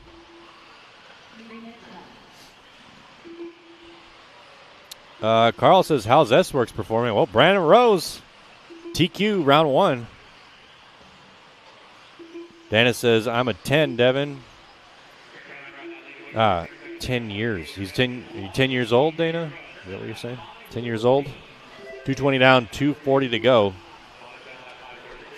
Kevin out front, 7.5.19. Teddy, 7.5.36. Dennis, 7.5.46. James, 7.5.48. Eric, 6.5.10. Merrill in the 6. Brian Newsom in the 7. Dud Ludwig in the 8. Addison in the 9. Lewis in the 10. Here in Heat 4 of 10, a Sportsman E-Buggy. 160 entries. Crazy.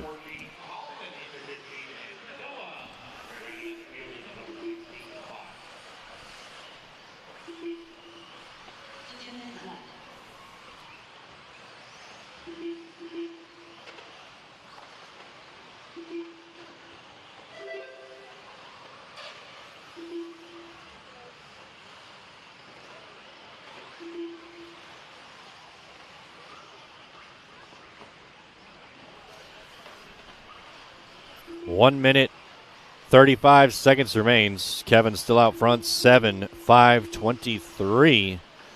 So he's got the TQ covered by about 6 seconds if he can hold on to this pace. He's doing really well out there. Dana says 10 years in the Army. All right, congratulations, Dana. You are at that tipping point. Whether you stay or go, we appreciate your service. And, man, I did 20 years, and I get paid just to exist now, so you should think about it. 10 years in the Army. What do you do in the Army, Dana? Mario says, here, my hobby shop are not much in Montreal, Canada. Well, do you have a local track there, Mario, that you want to race at? Carl says, all of those that serve and served, thank you. That's right, Carl. Thank you. I appreciate all the veterans out there, past, present, and future. Man, we have a man. Yes, thank you. Mario, most for electric, not much for the Nitro here. Well, Mario, I mean, that could answer your question right there. You may just want to stick with the electric for now, especially since that's what's supported in your local area. There's, you can buy the Nitro because you like it, but if there's really nobody to race, maybe save your money and spend it on an electric Truggy and an electric buggy. Carl says, absolutely. That's right. Dana says, I'm going to come hang out with you after my Q2 heat. Are you talking about me, Dana? Or are you talking about somebody in the chat? Dodge says, can you tell my 10-year-old why he should put down his Nintendo and start driving Nitro buggies? Yeah, for sure. One reason. Get outside and go have some fun. Man, when I was a kid, there was nothing more that I liked than hanging out at the RC track with my dad. I said it earlier, my very first car that we ever got was from Tower Hobbies, and it was a kit. It was a Traxxas Sledgehammer monster truck. And I loved that truck more than anything. I wish I still had it to this day. But I traded it for a Traxxas LS2 kit, and we built that, raced it, had a lot of fun with it. So, man, I was 8 years old. Back in 1988 is when I first got my first real RC car. Had a mechanical speed controller in it. It was crazy. I loved it, though. It was a Traxxas Sledgehammer. And, man, I really geared that thing up. It was two-wheel drive, and I was having a lot of fun with it. So, yes, 10-year-old son, get off the couch, get outside, buy yourself an RC car, and let's go racing. Let's see. Grant says 10-year Air Force. What's up, Grant? I appreciate your service. I appreciate you being a veteran of all the branches. But thank you. Dana says Dana wants to come hang out with us, Scotty. CL Off-Road says 16 years, United States Air Force, 4 left to go. CL Off-Road, thank you for your service. We appreciate you and all the veterans in this country. And, man, 4 more to go. It's going to fly by like nothing, and then you'll be like me, a retired guy sitting here next to Scotty Ernst, calling one of the biggest races in the world at the Psycho Nitro Blast 2024. I always wonder where my life would be if I would have stayed in, because I wouldn't be in RC for sure. I wonder where the roads that your path leads and weaves on is always crazy, because I was 4. I was going to re-enlist. I had orders to the Philippines, and then they got pulled at the last minute. So I was like, all right, I'm done. Yeah, I got out. I did 20 years, and I couldn't be more happy with my service. I'm glad that I'm out. I don't want to be in anymore. Sure, but got that DD214 hanging on the wall, I got it in my phone right here. Oh, you do? Yeah, I got a picture of mine too. Yeah, I carry it exactly. around. But anyway, CL Off-Road, 16 years in the Air Force. Man, what an achievement, what an accomplishment. 4 more to go, man, and you can do this. You get out. Make sure you start your medical stuff right now so you can try to get some VA to help you, because all active duty military people go through a lot of stuff and they're busted up, and yeah, so just keep going. Only 4 more years. You got this, my friend. All right, on the track right now, race 13, Sportsman E-Buggy.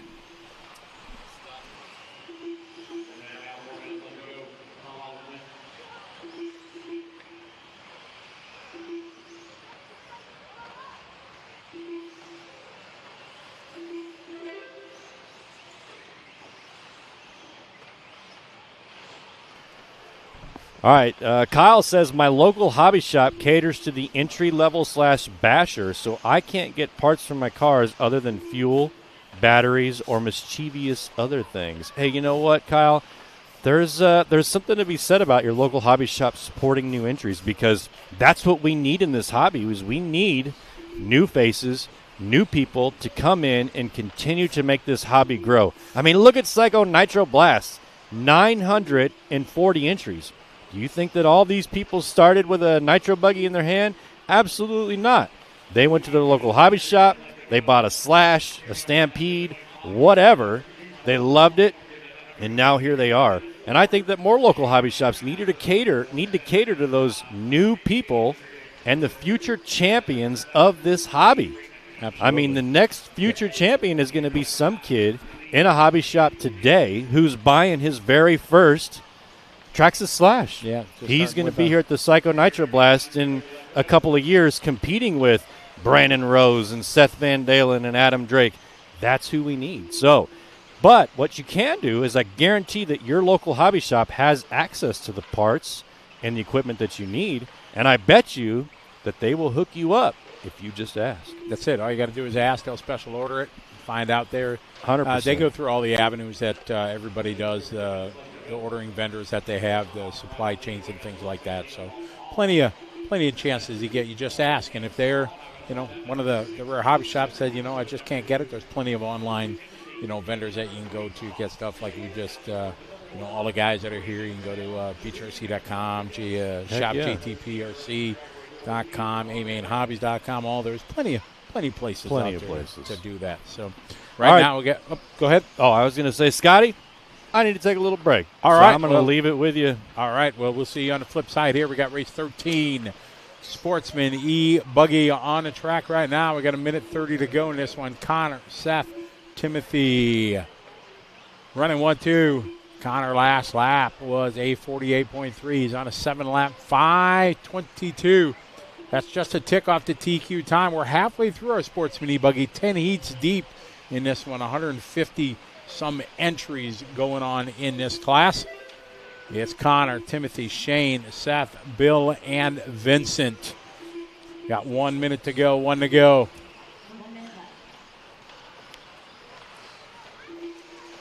Connor, 46.6. Shane, a 45.5.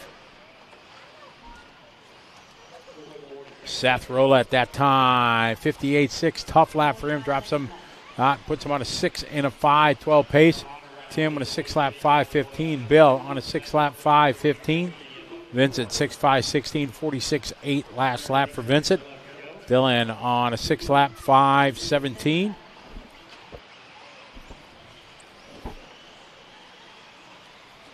Seconds to go in this one, 20 to go. It's Connor, followed by Shane, Bill, and Vincent, your top three.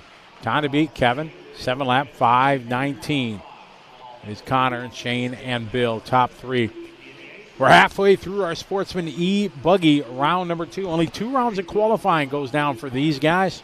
Take your best one of the 2 is what they have. Following Connor around the racetrack here. Right now, this put him second overall. I think as we continue to climb through in the final 4 heats, we'll get closer and closer to an 8-lap run. Maybe getting to 7:05s. Some of these guys, I don't know if we'll see a 8-lap. That's always the goal that everybody's trying to hit with this layout. Everything trying to get 8 laps. These guys right now. Connor looked like he's going to finish with a 5-lap or 7-lap 5:21. But doing his best lap on his last lap. About half the field yet to finish. Not only his fast lap, it's the fast lap of the race on lap 7:43.3. Marshall converge on these final couple cars that need to finish up. And that's going to bring race number 13 to a close. Going to put Connor set number 2 overall here in race number 13.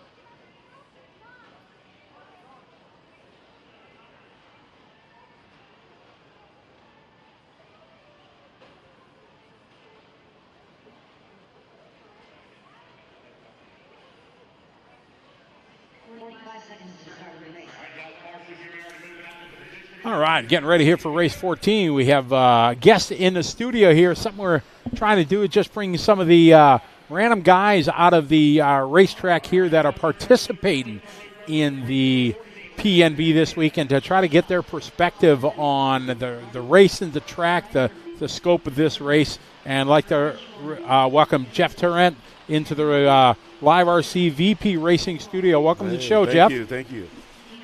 So, pleasure to be here. Have you been to PNB before?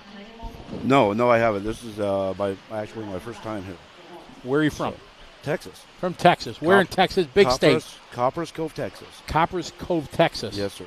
When I think of Texas, I don't think of coves very much. So, no, we're up in the hill country a little bit. Okay. About an hour north of Austin. Over by what used to be Fort Hood. In that area over there. How long you been racing? I have been racing since the late 90s.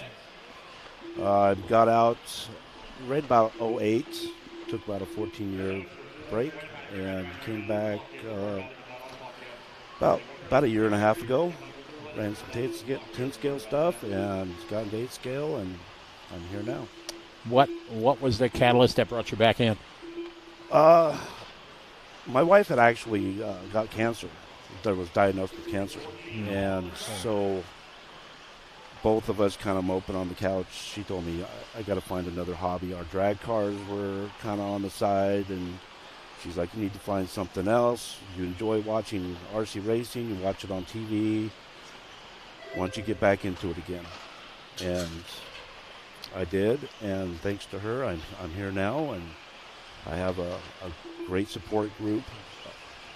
Other than her, I'm a TLR driver, so I have that whole camp backing me up, and it's been a well traveled road. Oh, that's awesome. So, What made you What made you want to come to PNB, this race specifically? You know, this year I wanted to hit a lot of the bigger races. Thornhill Racing Circuit is my home track. Oh, okay. That was the next question I was going to ask. What's your home track, Jeff? Thornhills, and we do a couple big races throughout the year, and I wanted to get, I felt that going out racing with faster people, I can get that edge back, get better and be more competitive. So this year is kind of dedicated to achieving that goal, is getting out and racing with faster people. And I mean, Thornhill, we have some really fast people. Oh, absolutely. And I want to compete with those guys. So that is kind of my goal this year. All right, we're watching the racing going on right here. Sportsman Electric Buggy Race 14. Got some drone action for the first time here. This is pretty awesome. We got the son of Dave Lycum, the owner of Racetime Entertainment. His son's a big drone guy, and he's out here. This is awesome. That looks pretty cool. I think since they took out that double onto that, or that jump onto that tabletop, I think that has actually made the track a little bit faster. I agree. On that back corner. Yeah, that back. There were a lot of, especially the sportsmen guys, they were really struggling during practice and a lot of crashing. So it's one of those things that sometimes you need to make a change. And, you know, it was definitely a change for the better because it makes the enjoyment for everybody, you know, better, especially the lesser ability guys, the sportsman guys. We want to make everybody have the most fun they can. How about this concrete corner? How is that driving? This concrete corner, boy, I'll tell you what.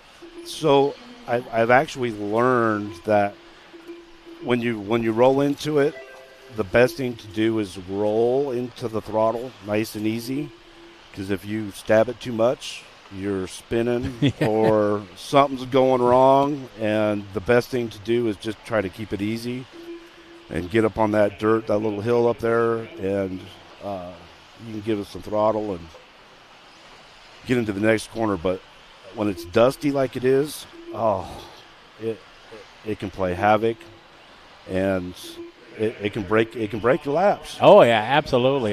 See how he jumps? See how they're jumping down onto it?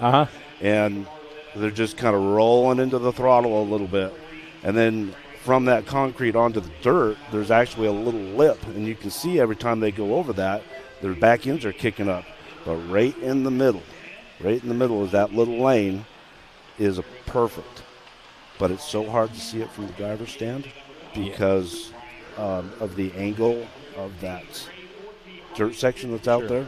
And it's, you kind of like point and go, I hope I make it, I hope I make it.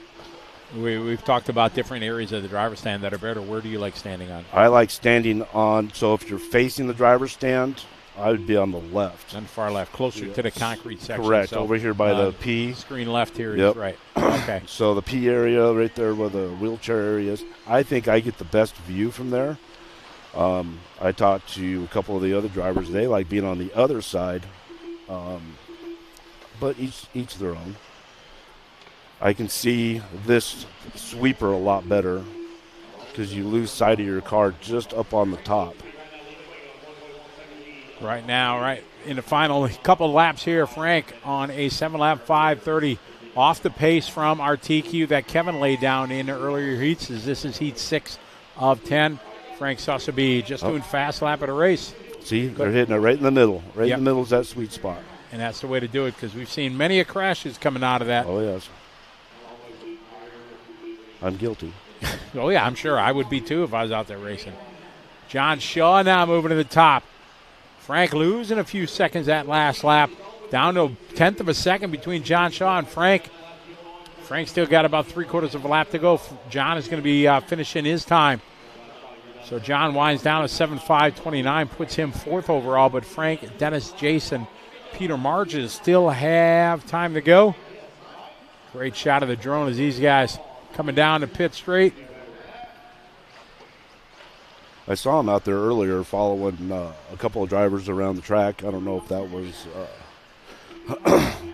that was live or he was just out there practicing, but I think just getting everything tuned in, the frequencies and all that.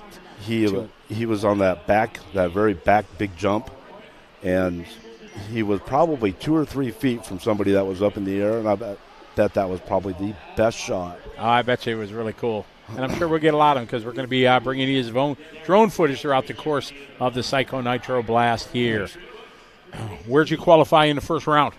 Kind of in the middle of the pack. Okay. On my buggy, I'm running the new Convict 2.0 Proline tire. It hasn't even been released to the public yet, and Thomas Tran was nice enough to hand me a set and says, go try them. So that's what I'm running in an S5 compound. And I love the forward drive that it has. I've been messing with my shock oil in the front a little bit, kind of trying to find that sweet spot. And going into the corner, I've noticed that it has a lot of drive coming out, and that kind of fits my drive style a little bit. So I can do better. I will do better. Oh, we always want to do better, right? Yeah, exactly. I could have won that if Well, yeah. If the marshal didn't do it, the marshal didn't do it. Yeah, exactly. But the marshal didn't make it. Right? Yeah, right. Exactly. Oh, here's a great shot here. Awesome. Got the drone footage here. Psycho Nitro Blast 2024 coming to you from White Pines, Tennessee. Got our Sportsman Electric Buggy 10 heats deep of this division with about 15, 16, even 17 guys per heat. So there's 150 plus entries in this one. These guys are on their warm-up lap. Philo Hatch, one of Texas's own from Houston.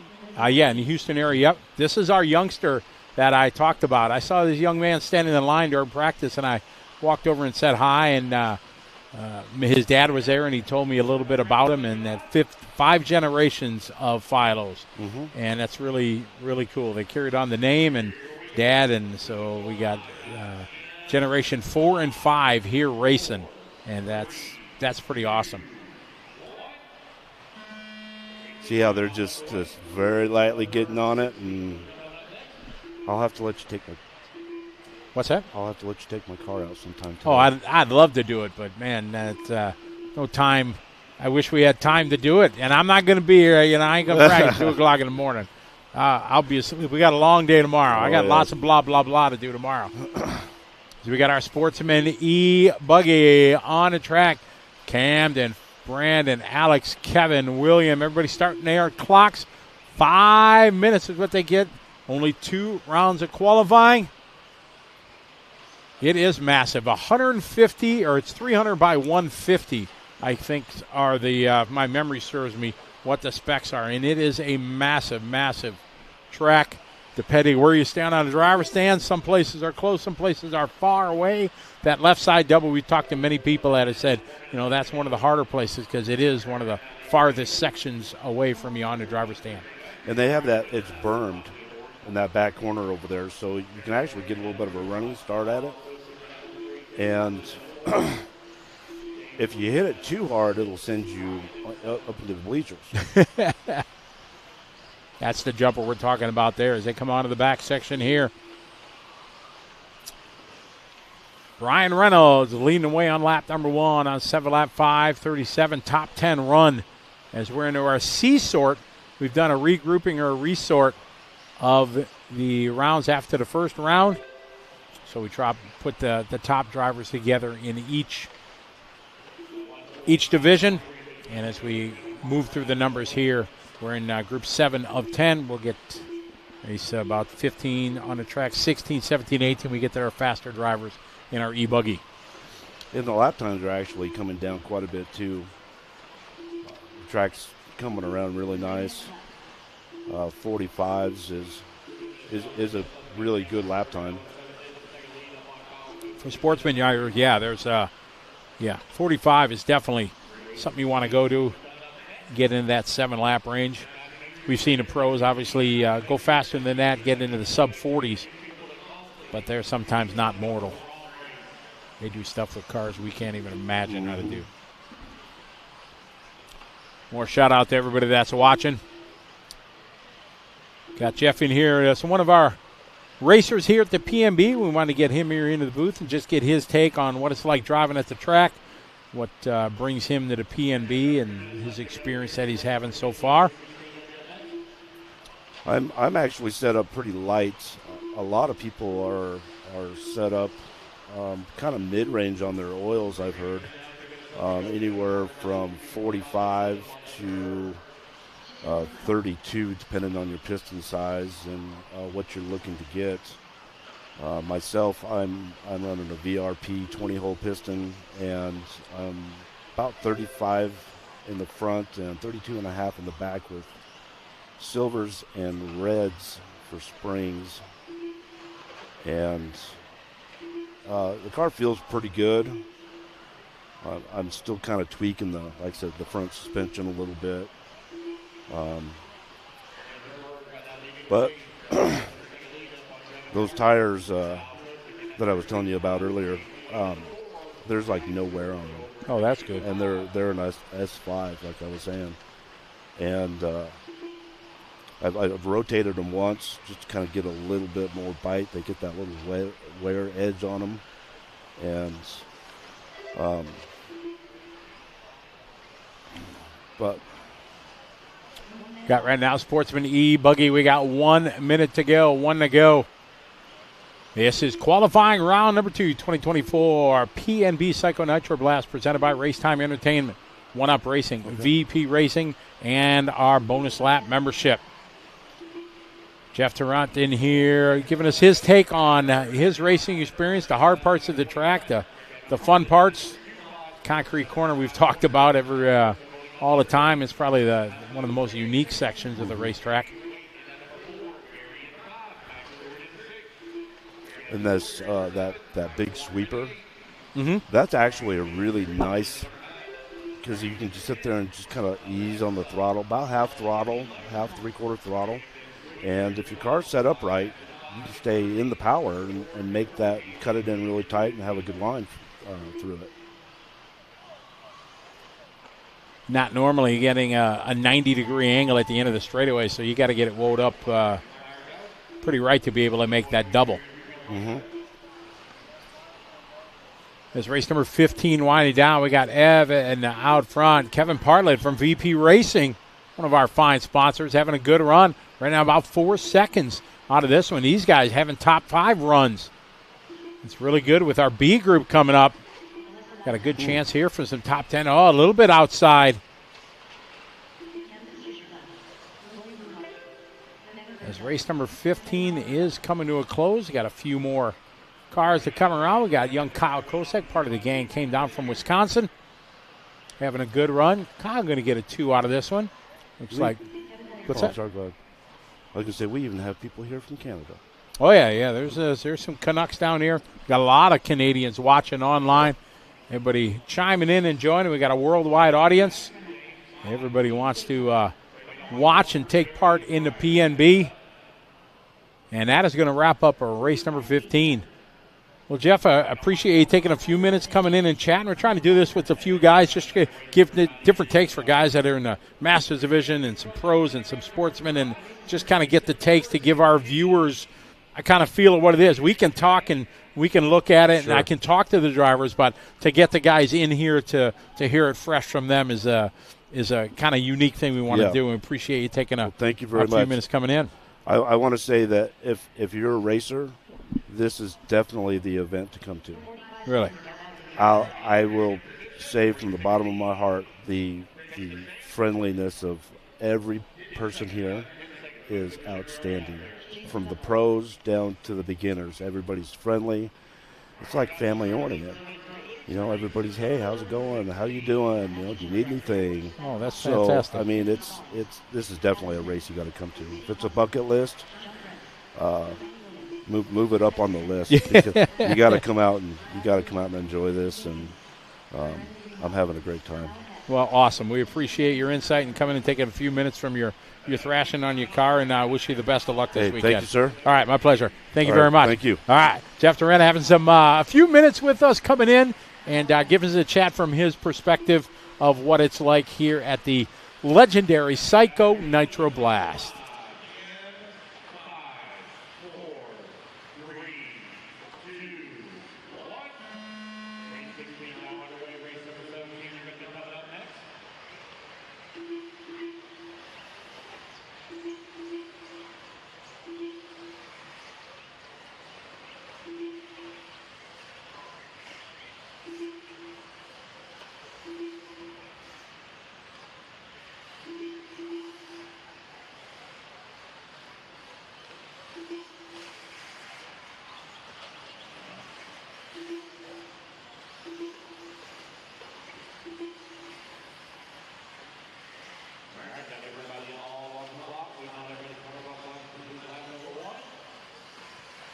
It's good to have Jeff in here having a chat as we got race 16 off and rolling underway.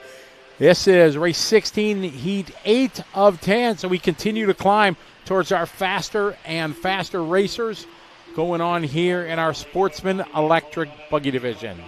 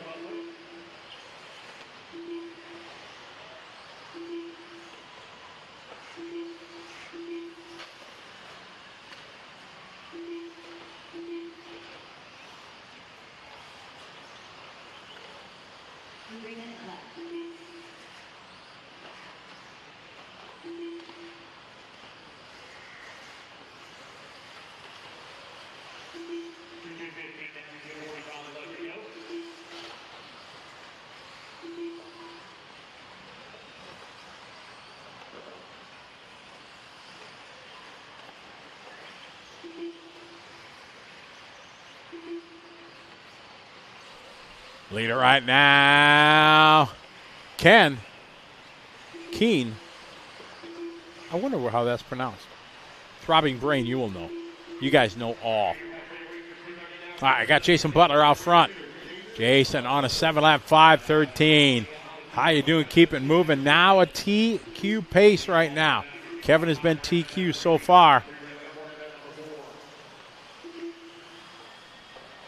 2 minutes to go, 2 to go. Jason, Kane, and Kyle.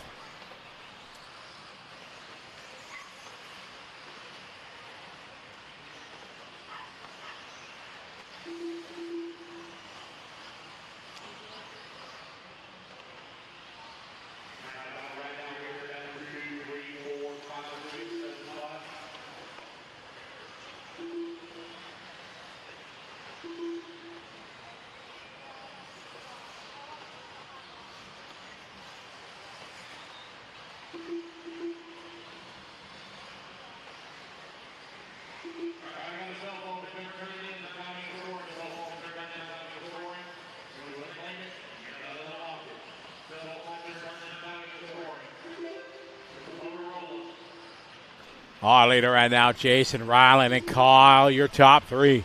Then John Matthew, hot lap of the race. Ken Humes does 42.3 on the opening lap. Jones that time, 45.8. Kyle, 46.8. Ryland, 44.9. Jason, 46.5.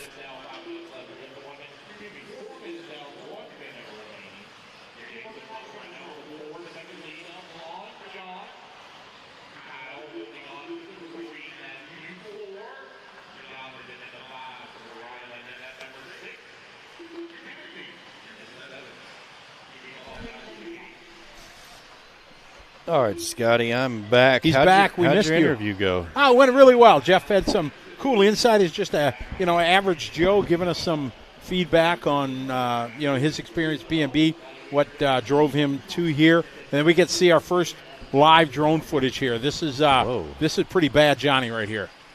Man, look at this. This is a superior pilot right here. Look at this go. Jeez. Cooper Lycum is the son of Dave, and he's the one that's wheeling it around. Yeah. Well, not really wheeling it because it's flying. So that's awesome. Oh, this is real time here as it's happening. Hey, well, listen, while you were in here doing your interview, I was out talking to some drivers, and I got some insight on tires. Oh, okay. What's the latest, greatest? Yeah, so I talked to Jared Tebow. Even though he's not racing, he says that they're using a lot of hot race white compound, and they've got minimal wear, and he said that they're going to try to go out with soft compound with some sauce, and they're using the Bangkok specifically. Bangkok, yeah, that is a popular that they've used here. So that's what Tebow had to say. Brandon Rose, he's going out on the green reflex, and he says that the wear is gnarly. He said he got about 5 minutes out of one, and yeah. But I also asked him what he thought as far as choosing tires goes towards your setup, and he said that tires is 70% of the game. And I don't doubt that. No, I mean tires are obviously very important. Yeah. Yeah, I talked to a lot of drivers. We're going to give a shout out here. The one and only Mitch on the mic, checking in from Australia. What's up, Mitch? How you doing? He's a legend in the announcing community down there. He does what we do down there, Matt. Mitch on the bike does. And I get to work with him this July, and maybe if I'm a good boy, they might invite me down to work the Worlds, I hope, maybe. Yeah. I mean, it'd be silly not to. No. They got, I think, the best announcer in the business. Chris Mitchell is his name. He's from Perth, Australia. Oh, okay. He is amazing. And he's got a full-time gig now working, announcing at the Perth Motorplex. Full-scale drag racing, TV stuff, and everything. He's I got to work with him at the Worlds when we did it at Steel City. Brandon asked me, hey, Scotty, who should we bring in to work with you at the Worlds? And there was no hesitation. I said, Chris Mitchell. I said, him and I on the mic, it's awesome because he's just so good. Plus, he's got that cool Australian accent. Yeah, and you can't. It's really cool. And it's funny because when I go to Australia, they love my American accent. Oh. But then, we love the Aussie accent. So Sure. it's funny how that works out. Sure, for sure. Let's see, who else did we get to? I got Camden Fuller. He's running a soft V2 Hot Race Bangkok, and he's going to try the sauce. So he's there with Tebow, and he thinks that tire selection is 80% of the setup. 80%, well. Yeah, so a lot of these guys, Mason Fuller the same, but he's on a green reflex, and he thinks that tire setup is also 80% of the game. But here's an interesting one. Dakota Finn running the green relapse, and he thinks that the track is abrasive, and he thinks that tire selection is 50% of the game. There you go. Yeah. Quite a variance of opinion. Right. David Ronafalk thinks that it's 70%, and he said, quote, it doesn't matter what you do if you don't have good grip. So he's got something there. I mean, doesn't matter what your setup's like, doesn't matter how much speed and power you got. If you can't lay it down, absolutely, you ain't going nowhere. That is for sure. I got a couple more here. Ryan Lutz, he's running the AKA Clay Lux and Diamante. Says that tire wear is medium, and he thinks that tire choice is 80 to 90%. So basically, Lutz says that he could drive any car if it had good tires on it. Which I don't doubt. I mean, it's Ryan Lutz. These guys can drive bricks around the track and make it look good. Maybe. Yeah, I mean, maybe we should put like some AKA Clay Luxes or Diamantes on a lunchbox and see if he can drive it. Oh, they would. And finally, Spencer Rivkin out on the green J Concepts Falcons. Says tire wear is minimal, and he thinks that tire choice is 60% of the game. And, quote, good car can get you into the ballpark, but speed and consistency comes from your tires. There you go, from the pros. So, yeah, a lot of good insight there from the pros. So for those asking the tire questions, that's the answers that I got briefly when I walked through the pits and asked the guys what they were doing and what their setup's like. And I agree with them. Tire choice is definitely up there. I mean, you could run a car with poor suspension if you had good tires. BJ had a good question in the chat room. Sorry, I just saw it, BJ. BJ says, who is the most successful driver in terms of pro wins at PNB?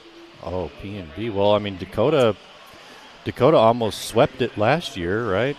Let me pull some of these up and let's. BJ's a statistician. He's got all the 411 for sure. He's the guy. guy. Who do you think that is? That's a good question, BJ. Who do you think it is, Throbbing Brain? Got Brandon Campbell out front. Brandon looking to go 7.508 TQ time right now. Butler laid it in the last one, 5.17. We'll see. Our cameraman says it's Lutz. All right, so last year, 2023, Electric Buggy was Dakota Finn, Nitro Buggy, Dakota Finn, and Nitro Truggy with Mason Fuller, but Dakota Finn right there 1 second back from Fuller. I mean, now remember, BJ's talking in the history of this. Oh, I know. And this goes way back. It does. I mean, we're exactly in the 2016 or so, I think, was 2015, 2016, start of PNB. We're in the 17th iteration of the PNB right here. So 2008 was the first one. Then, they used it on the last data we have on live time goes back to 16. And it's going to be very interesting. That's I think it might be a name that, maybe we haven't seen, somebody that dominated back in the day before we were really into this. So that is a very good question, BJ. I mean, in 2022, Dakota Finn second in Nitro Buggy and first in Nitro Truggy. So, I mean, as of recent couple of years, it's got to be Dakota Finn. Rick Morney says Degani. Oh, Degani hasn't been here. I had to remember him seeing it. And BJ, get a little teaser. Lutz is not the number one. Lutz is number 2. Very interesting. Kyle says if you reach out to Tim Lime, I know we have guys in that area. Let's see. Frank says, nice to hear you, Scotty. Hate to miss the race. Frank Nunari. Thank you, Frank. Good to have you following along. Martin, Mario RC checking in. How are you? Martin Owen back? Yeah, Martin. Chris Mitchell is a legend. I am a huge fan. Every time I see him, I want to get his autograph because he's kind of a big deal. Francisco says that drone footage is fire. Oh, yeah, it was really cool. No, you're right. That drone pilot, what was his name again? Cooper. Cooper, man. Jeez. He should go join, what do they call that, the DRL? The DRL. Yeah, he could go out there. Brandon out front. Frank Krivitz up to the 2 spot. Alex Cummings 3. This is our B sort. So these guys having some great one. Come on, Frank. Bring home a good run. Cheering for our homies. Oh, Frank, you're late to the line. Don't crash on the last lap, Frank. Okay, he caught 48, lost about 4 or 5 seconds. A 43-1 to a 48. Ooh, that's a tough last lap for Frank. That took Frank from 3rd to 7th overall. That'll probably knock him out of the top 10 with the A sort coming up next. Dope.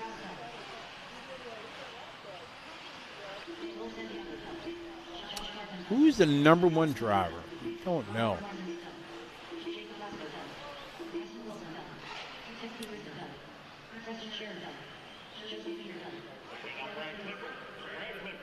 So BJ says in the lifetime scoring era since 2016, all-time pro is Dakota. Of the ones that we have accurate records to go back and archive.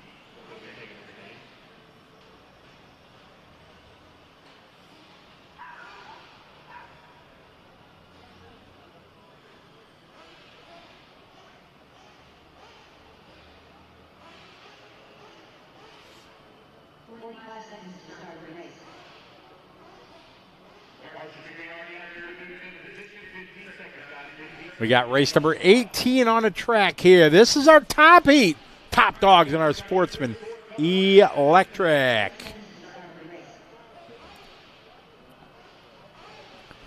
Heat 10 of 10, race 18.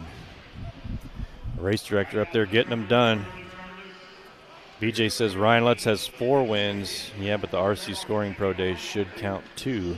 Yeah, correct. But the harder to find those that data to be able to. Of course, it counts.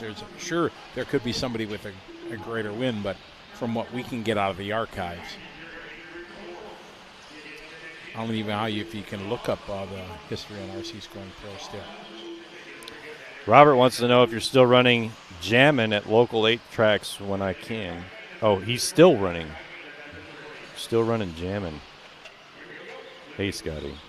Still running. Hey, what's up, Robert? Hope you're doing well. Trying to figure it out. All right, we are rolling here. See how these guys do if they spread out or they're all bunched up. Luke, first one across the line, rocking it pretty in pink. Jesse Nordstrom checking in from Thunder Bay. Oh, here we go. Here we go. A little drone action going on. Ooh, hard on the binders. Checking up. All right, so it looks like Bradley Dean, the first one across the loop. Let's see what it looks like when they get their first lap done. Jeff Piskey online cheering on Bucky. Well, we got a couple guys, homies, up in this one, though. I just said up in here, didn't I? I did. Oh, my goodness. Up there? Yeah, yeah. All right, Corey Heft in this one, part of our homies from Wisconsin. Bucky. Who else is in this one? Colin Krivitz. Yep, I'm a homer, cheering on the hometown guys. Let's see. Brandon Campbell from Heat 2 is the current TQ at a 7.508. Let's see what it looks like. Sportsman E. Bradley had a 42.3 last lap. Dana, 42.6. Luke Pravecek, 42.7. Steve Pataglia, 44.0. Van Slutz, 44.2. Brian Johnson, 44.8. Here they come. Around the concrete corner, checking things out.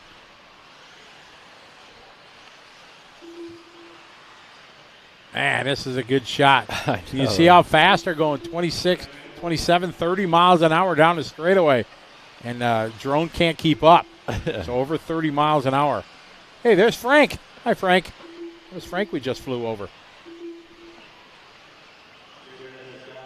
This is a pretty awesome view right here. Not something that you get to see very often. No, maybe if you're watching World of Outlaws or something like that, they have it following. But this is a great shot here. Yeah, Cooper giving us an up-close and personal look. Over that big 25-foot long double right there in front of the driver's stand. 2 minutes, 40 seconds left. These guys here, Bradley out front, Justin and Luke. That's your top three. I can't wait to see if Cooper can keep up with the pros later on. Oh, that's going to be pretty cool. Hopefully he brought extra batteries. This is going to be really neat, especially in the starts when everybody's all gathered together and over this section on lap number 1. It is going to be so cool. Oh, that guy just jumped off the track.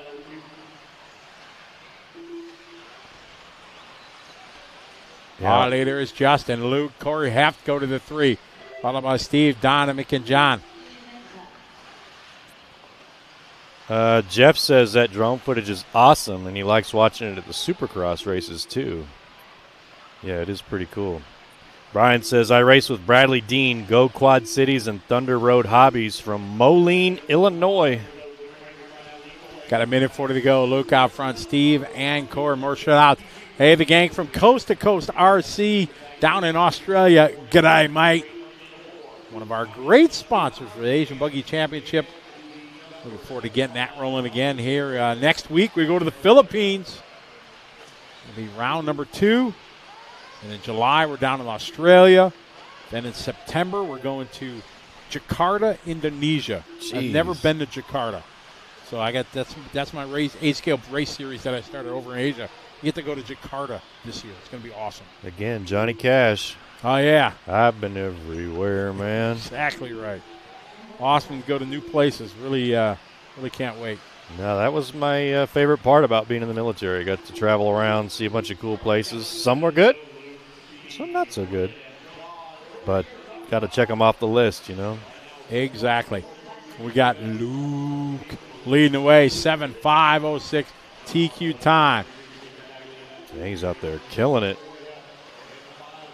7.506 from Luke. 7.512, so about 5 seconds back for John. Battaglia 7.513 right there, too. Oh, there's Raiden Murphy. Raiden was up there pretty high in the E-Truggy class, if you remember. Corey Heft, number 5, 7.5.15. Unfortunately, one of our homies, Bucky, having some trouble. He had a 2-minute 15-second lap. Justin Andres had a 1:45. Colin Krivitz started gridded 6th in this one. Right now, not in the top 10. Frank Lick going to go 13th from the previous heat. Corey Heft having a good run. Corey looking to run well. But Luke out front. Piskey, he's from the Dirt Heaven area, isn't he, Jeff? Our throbbing brain knows. They know all. So did he ever say who was number 1? Dakota Fenn. Dakota Fenn. Of the live time scoring area. The scoring from 2008, 9, 10, 11, that was RC Scoring Pro, and that archive footage we can't find. I know I haven't been able to find it. BJ hasn't been able to find it. And if BJ can't find it, I'm really thinking it's not out there because he's like the brain master when it comes to all the stats. So Luke having a good run. Heck yeah, 7.504. Thank you, Jesse. Glad you're enjoying it. Got Luke, John, Raiden, Corey, and Steve. Dominic Valentine moving up to the top 6 here. Yeah. So we're going to see where this one is going to grid everybody. See who's going to make the show in our Sportsman E-Buggy, our largest class this weekend. We don't know officially how many. It showed like 140, but there's like 180 signed up, or there was 220 signed up. Don't know how many showed, but a whole lot of people.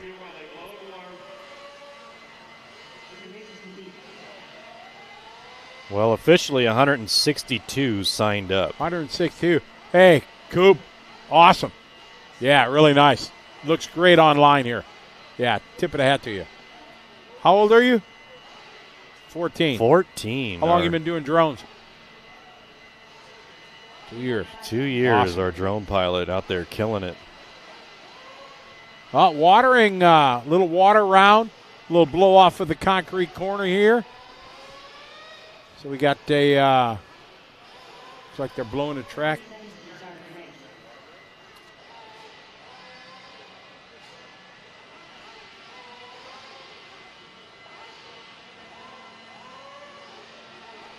All right, so this is our watering break right now. So during this break, we'd like to show you a little bit behind the scenes and interviews that Matt and I were able to do yesterday, talking to some of the big guns, showing you a little bit behind the scenes. So enjoy that, and we'll be back here in just a few minutes with continuing coverage. Qualifying round number 2, the Psycho Nitro Blast, presented by Racetime Entertainment, One Up Racing, VP Racing, and a Live RC bonus lap membership. Enjoy these interviews. We'll be back in a few minutes.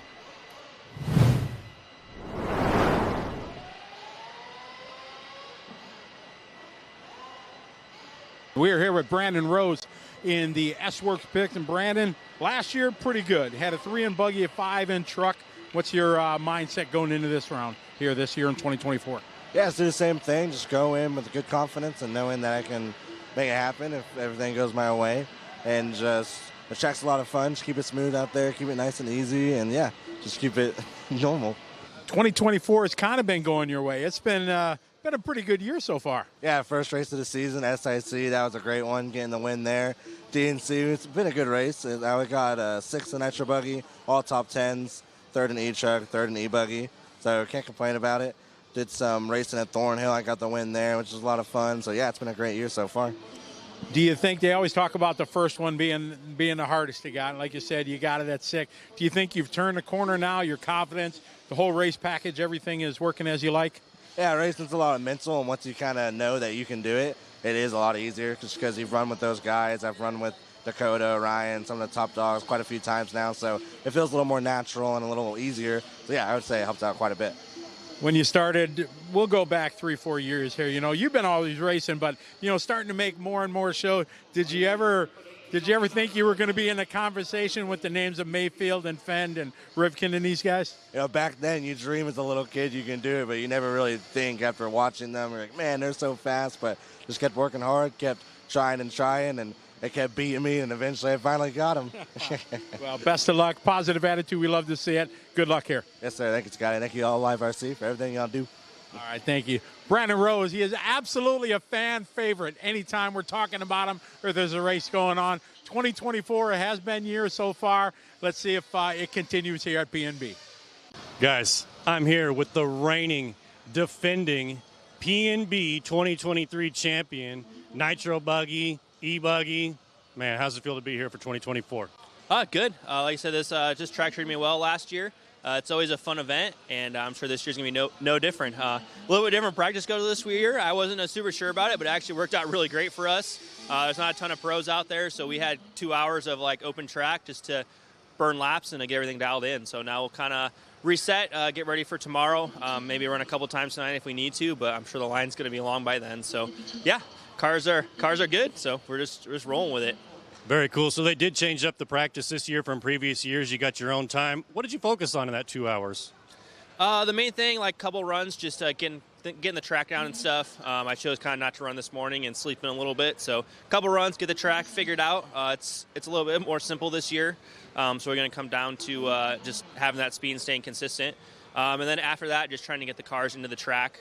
The track dried out pretty quick this year compared to years past. So the groove came up a ton, and we kind of started messing with tires there at the end once we got the cars kind of settled in. Cool. So you said it's a little simpler this year. Are you referring to in previous years where they had joker lanes and wall rides and these big jumps? I mean, how is it different coming to just a traditional track? Yeah, I mean, they normally kind of have something crazy going on. Not this year, and then same thing with joker lane, no joker lane. So it takes a little bit of the strategy out of it. It's definitely something to kind of look forward to this year. I don't think we'd like it at all the events, but it's something unique, something different. But yeah, this is another race, and we're going to go out there, and strategy still plays a part of it. So we'll go out there and see what we can do. Yeah, so I see you guys are running 40-second-ish laps. There was some high 30 seconds. Can you talk about the size of the track? Just from how wide it is, how deep it is, maybe standing on the driver's stand. Yeah, the track is really big. I mean, we're doing those laps, and it's a larger lap time, but not crazy. But excuse me, it could very easily be even longer laps if the track wasn't this wide open. So we're moving pretty fast, and there's a lot of time to be had out there. You go a little bit wide, it's really easy to lose 3-4 tenths, and it's a long lap to have that punishment if you make a mistake early on. But yeah, the depth perception is pretty hard. There's a couple sections out there. It's really hard to tell where you're at in the lane. So that was really the main thing there in the beginning, was just kind of figuring it out, some of those back lanes, kind of where your car's at and the timing of everything. Yeah, that's fair. So, I mean, we're here on practice day. By Sunday, when the mains come, that track could be completely blown out, and, it's a whole lot different then. So, I mean, what do you do to keep your momentum going into main day? Yeah, I mean, it's, for sure we're having to make changes. Normally, early on, we'll kind of get the cars to have a good overall balance front to back. Have good speed, maybe not have to be the crazy fastest, but in the ballpark, within half a second of, whoever the fastest guy is. Kind of going to qualifying with that, figure out what tires are working and stuff, and then kind of make some small changes in qualifying just to kind of get ready for the main event. It's really easy, and I've done it in the past. It's really easy to kind of over analyze the car and get the car really fast in practice, and then come main time, like you said, the track's drier, it's more blown out, and then it's hard to stay on the track. So just trying to keep things simple, just have a good overall base, get the car to do what it needs to do, turn, jump, steer, and and then kind of go from there. All right, last question. What's the hardest section on the track? I think there's probably two main sections. The one is the back section, is timing that little step-up jump. It's easy to get over it, but it's really hard to tell where you're at in the lane when you land. You kind of have to be turning right going up the jump. So it's really easy to jump wide and be in the dust, or to jump too far inside and hit the pipe. And then the other section is after the concrete section. You're kind of blind through the concrete section, and then you go up the hill there. And it's really hard to tell where you're at when you get to the top of the hill as well. So I'm sure by the time racing comes along, we'll kind of get that figured out. But yeah, right now it's definitely probably the hardest two sections. All right, ladies and gentlemen, Dakota Finn. Need to say no more. Target on his back. All the pros are coming for him. Let's see what he's got in store for us this weekend. All right, I'm here with David Ronefalk. David, first time at the P&B. How can you compare this track to other places that you've been? It's big for sure, but I'm enjoying it. I'm used to big tracks in Europe. We have a couple of those, like the one in Spain where we had the Worlds last time. It's also very big, I would say. So this one has been kind of tricky to kind of learn the depth of the far lanes, let's say, the far left and far right side of the track. But It's been going well so far. Car, everything has been working, so I'm enjoying it, and I think it's a great event. I know they changed up the practice day here a little bit with a group practice instead of just having open track for the full day, and I think I came at the right time this year when they changed that. So, we were having a 2-hour session there, and I think I was on the track for at least 1 hour. So I got more track time at this race than I've done at any other race. So Very cool. You mentioned depth. So when you say depth, does it really matter what side of the driver's stand you're on? Maybe the far left, the far right, right in the middle? What do you think about that? Oh, for sure. It matters a lot, especially on a big track like this, like you say. I would say that all the top drivers, they want to go for, or the pro drivers, they want to go for the middle of the driver's stand because then they can see the best on both ways, let's say. But everyone is going to fight for that spot. So I've been moving around up there, trying all the different positions because I know that, I don't want to stand in line for an hour to get my spot up there. So I'll just go up there and grab whatever is left, and I want to be ready when I get one of the far ends, let's say, on the driver's stand. But yeah, it matters for sure. But I think I got it down pretty good now. Very cool. So you're coming off some recent success at the DNC. How can you continue that momentum coming here into the PNB? Yeah, for sure. The DNC was just 2.5 weeks ago or something like that, and I had a great showing there in the main with the second place behind Elliott. Trying to catch him all the main, but wasn't really able to. Had a couple of mistakes there on the left side, which wasn't really the best part of the track for me. But overall, I'm super pleased with the second place at that event because I would say that it was only Ongaro and maybe the Kilic brothers that were missing for it to be like a world championship. So everyone was there. Second event with the X-ray for me. Haven't had a lot of track days where I've been able to go and just test a bunch. So super happy, and the team has been working great, helping me out with tips and everything to get me up to speed as fast as I can. So super pleased with the second there, and hopefully I can keep it going for this weekend here. All right, very cool. So David, with a huge team on his back, one of the very few international drivers here at the PNB, we wish him the best of luck. Good luck this weekend.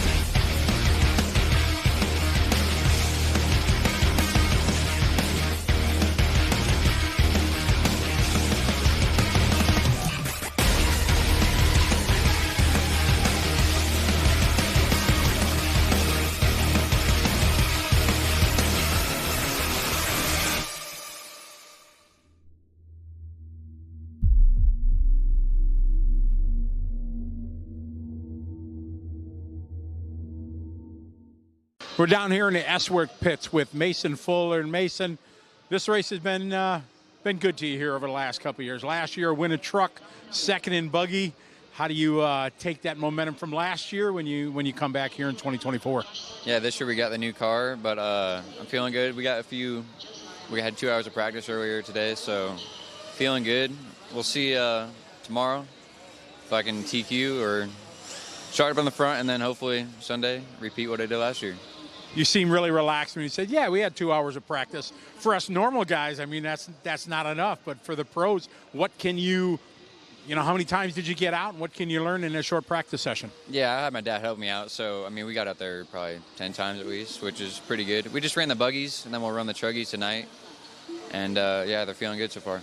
What did you go out tire-wise here in this first practice session? I ran the Green Falcons, and then switched to Reflex. Reflex was a bit easier to drive, so I'm probably going to stick with the Reflex. When do you think you're going to need to maybe think about going to maybe a blue compound? Maybe tomorrow. We'll see how much they water and everything like that. Got it. All right, well, best of luck to you. Like I said, last year was good. Wish you the best of luck this year. Thank you. All right, Mason Fuller, calm, cool, and collected. Just chilled. He's ready to go full throttle at PNB. All right, and we are back.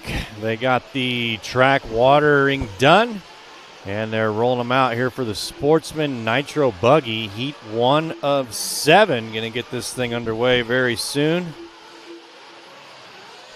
Got all the drivers getting checked in now. Let's see if we got any comments over here.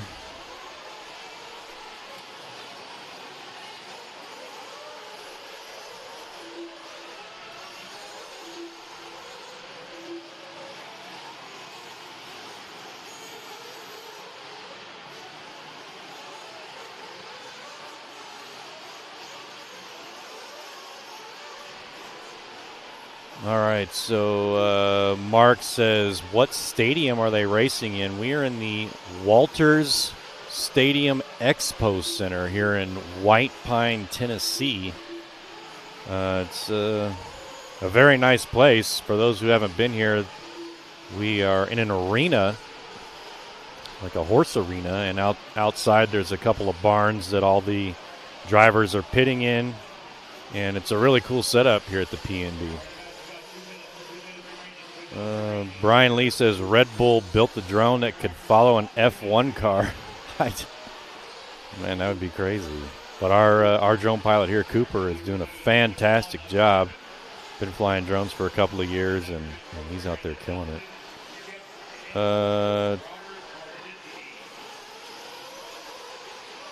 Yeah, Tripp says, and that's Sportsman. Imagine Pro Class. I assume you're referring to our drone following the Pro Class. It's going to be interesting to watch that. Jason says this guy's ridiculous. We'll be sure to pass that on to Cooper. Damian loves the drone view, so more drone view. We will get that coming. And JV says, what's the closest airport to that place? We all flew into the Knoxville airport. It's about 45 minutes to an hour away. Wasn't too bad. It's maybe a regional airport, and wasn't very big. It was easy to navigate. Although my bags did get lost. So I was, riding dirty there for a while. Although they showed up the same day, so I can't really say anything. They got them to me. All right, looks like we're about to get started here.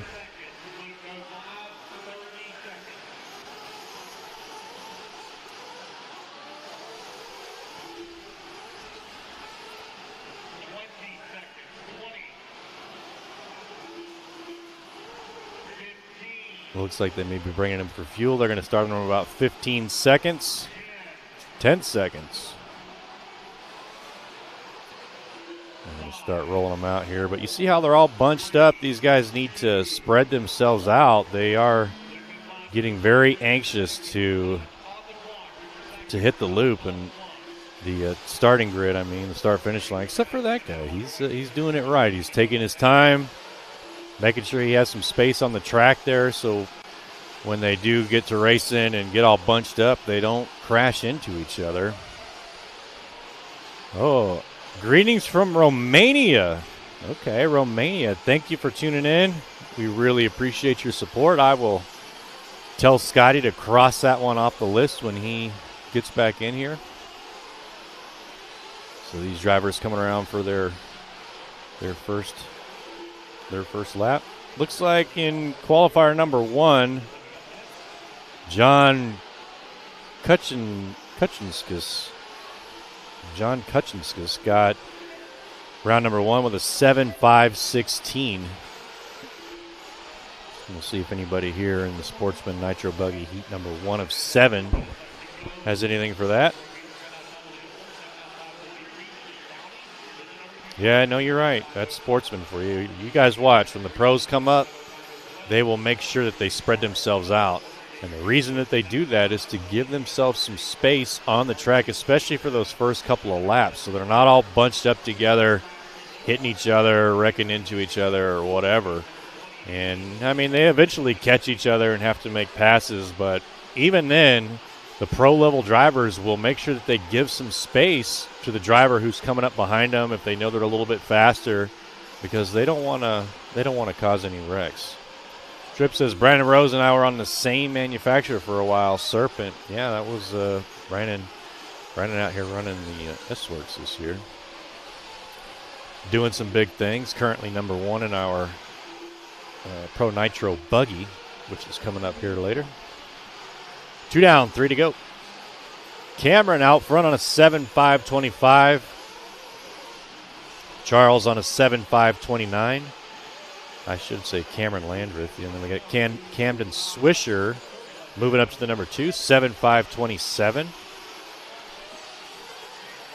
Charles Carruthers on a 7.5.29. And Shane Downey on a 7.5.49. Austin on a 6.5.05, so that's our top 5. Currently, hot lap belongs to Camden, 46.2, just past the halfway point of this 5-minute qualifier here in qualifier number 2. Got a car upside down there in the double-double. Marshall out there flipping him over. Got a bright T-shirt on, so all the... Oh, there's another one in the double-double. The Marshall running back, getting his workout in today. Gets him flipped over. Now he can make his way back to his marshalling spot. I'm telling you, that little double-double there is pretty tough because you come over that roller that you guys see there, and then you got to set yourself up perfectly in order to make that first double, especially with the Nitro Buggy, because the Nitro Buggies don't have the same punch that an electric buggy would have, and sometimes you're not going to be able to clear that double coming around that sharp 180 there. So these Sportsman drivers really need to line themselves up, or they're just going to, end up right in the middle of that.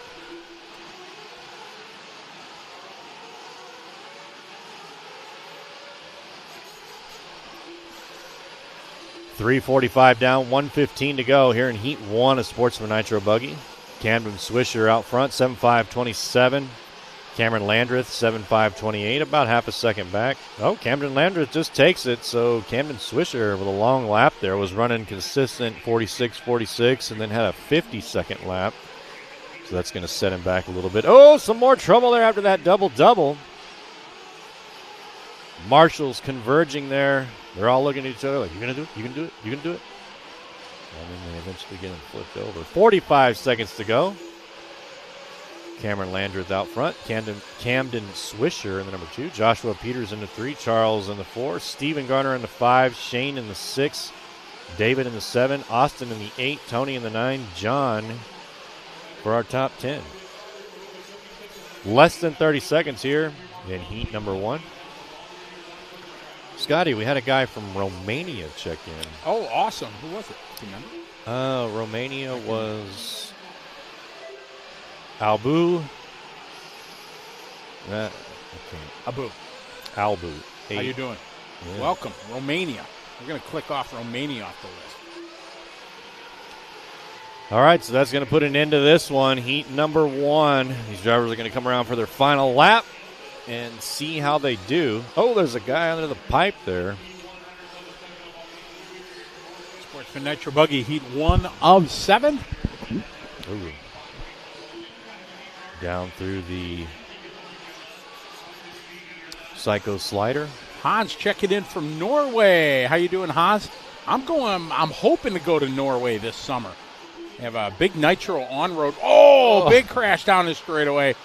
Luckily, the round was over, so. There's a Nitro on-road race in Norway this summer that I hope to attend as a racer, because I'm going to be in Europe already. So You said an on-road Nitro race? Yeah, Nitro on 8-scale on-road race. Very cool. Yeah. What kind of chassis do you run for 8-scale on-road? I run Infinity. All right, Infinity. And I just got a brand new kit, the new IF-18-3 that I need to build up. Man, those things are fun to watch. Oh, they're even more fun to drive. And if you get a chance to drive one, don't. don't even.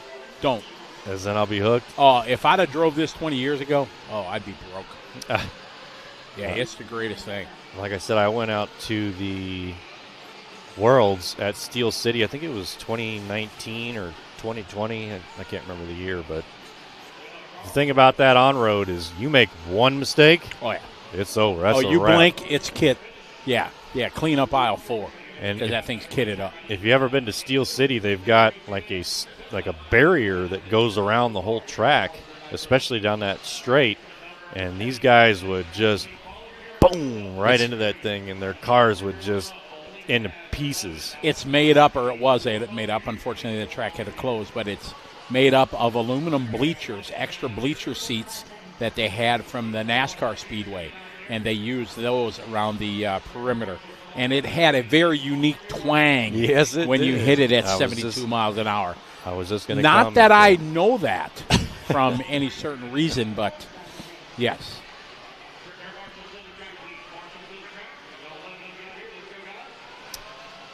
All right, at this moment, you know what time it is? It's time to do that restart of the streams on the YouTube as we've hit the maximum allowage for coolness on YouTube. So we need to start a new stream.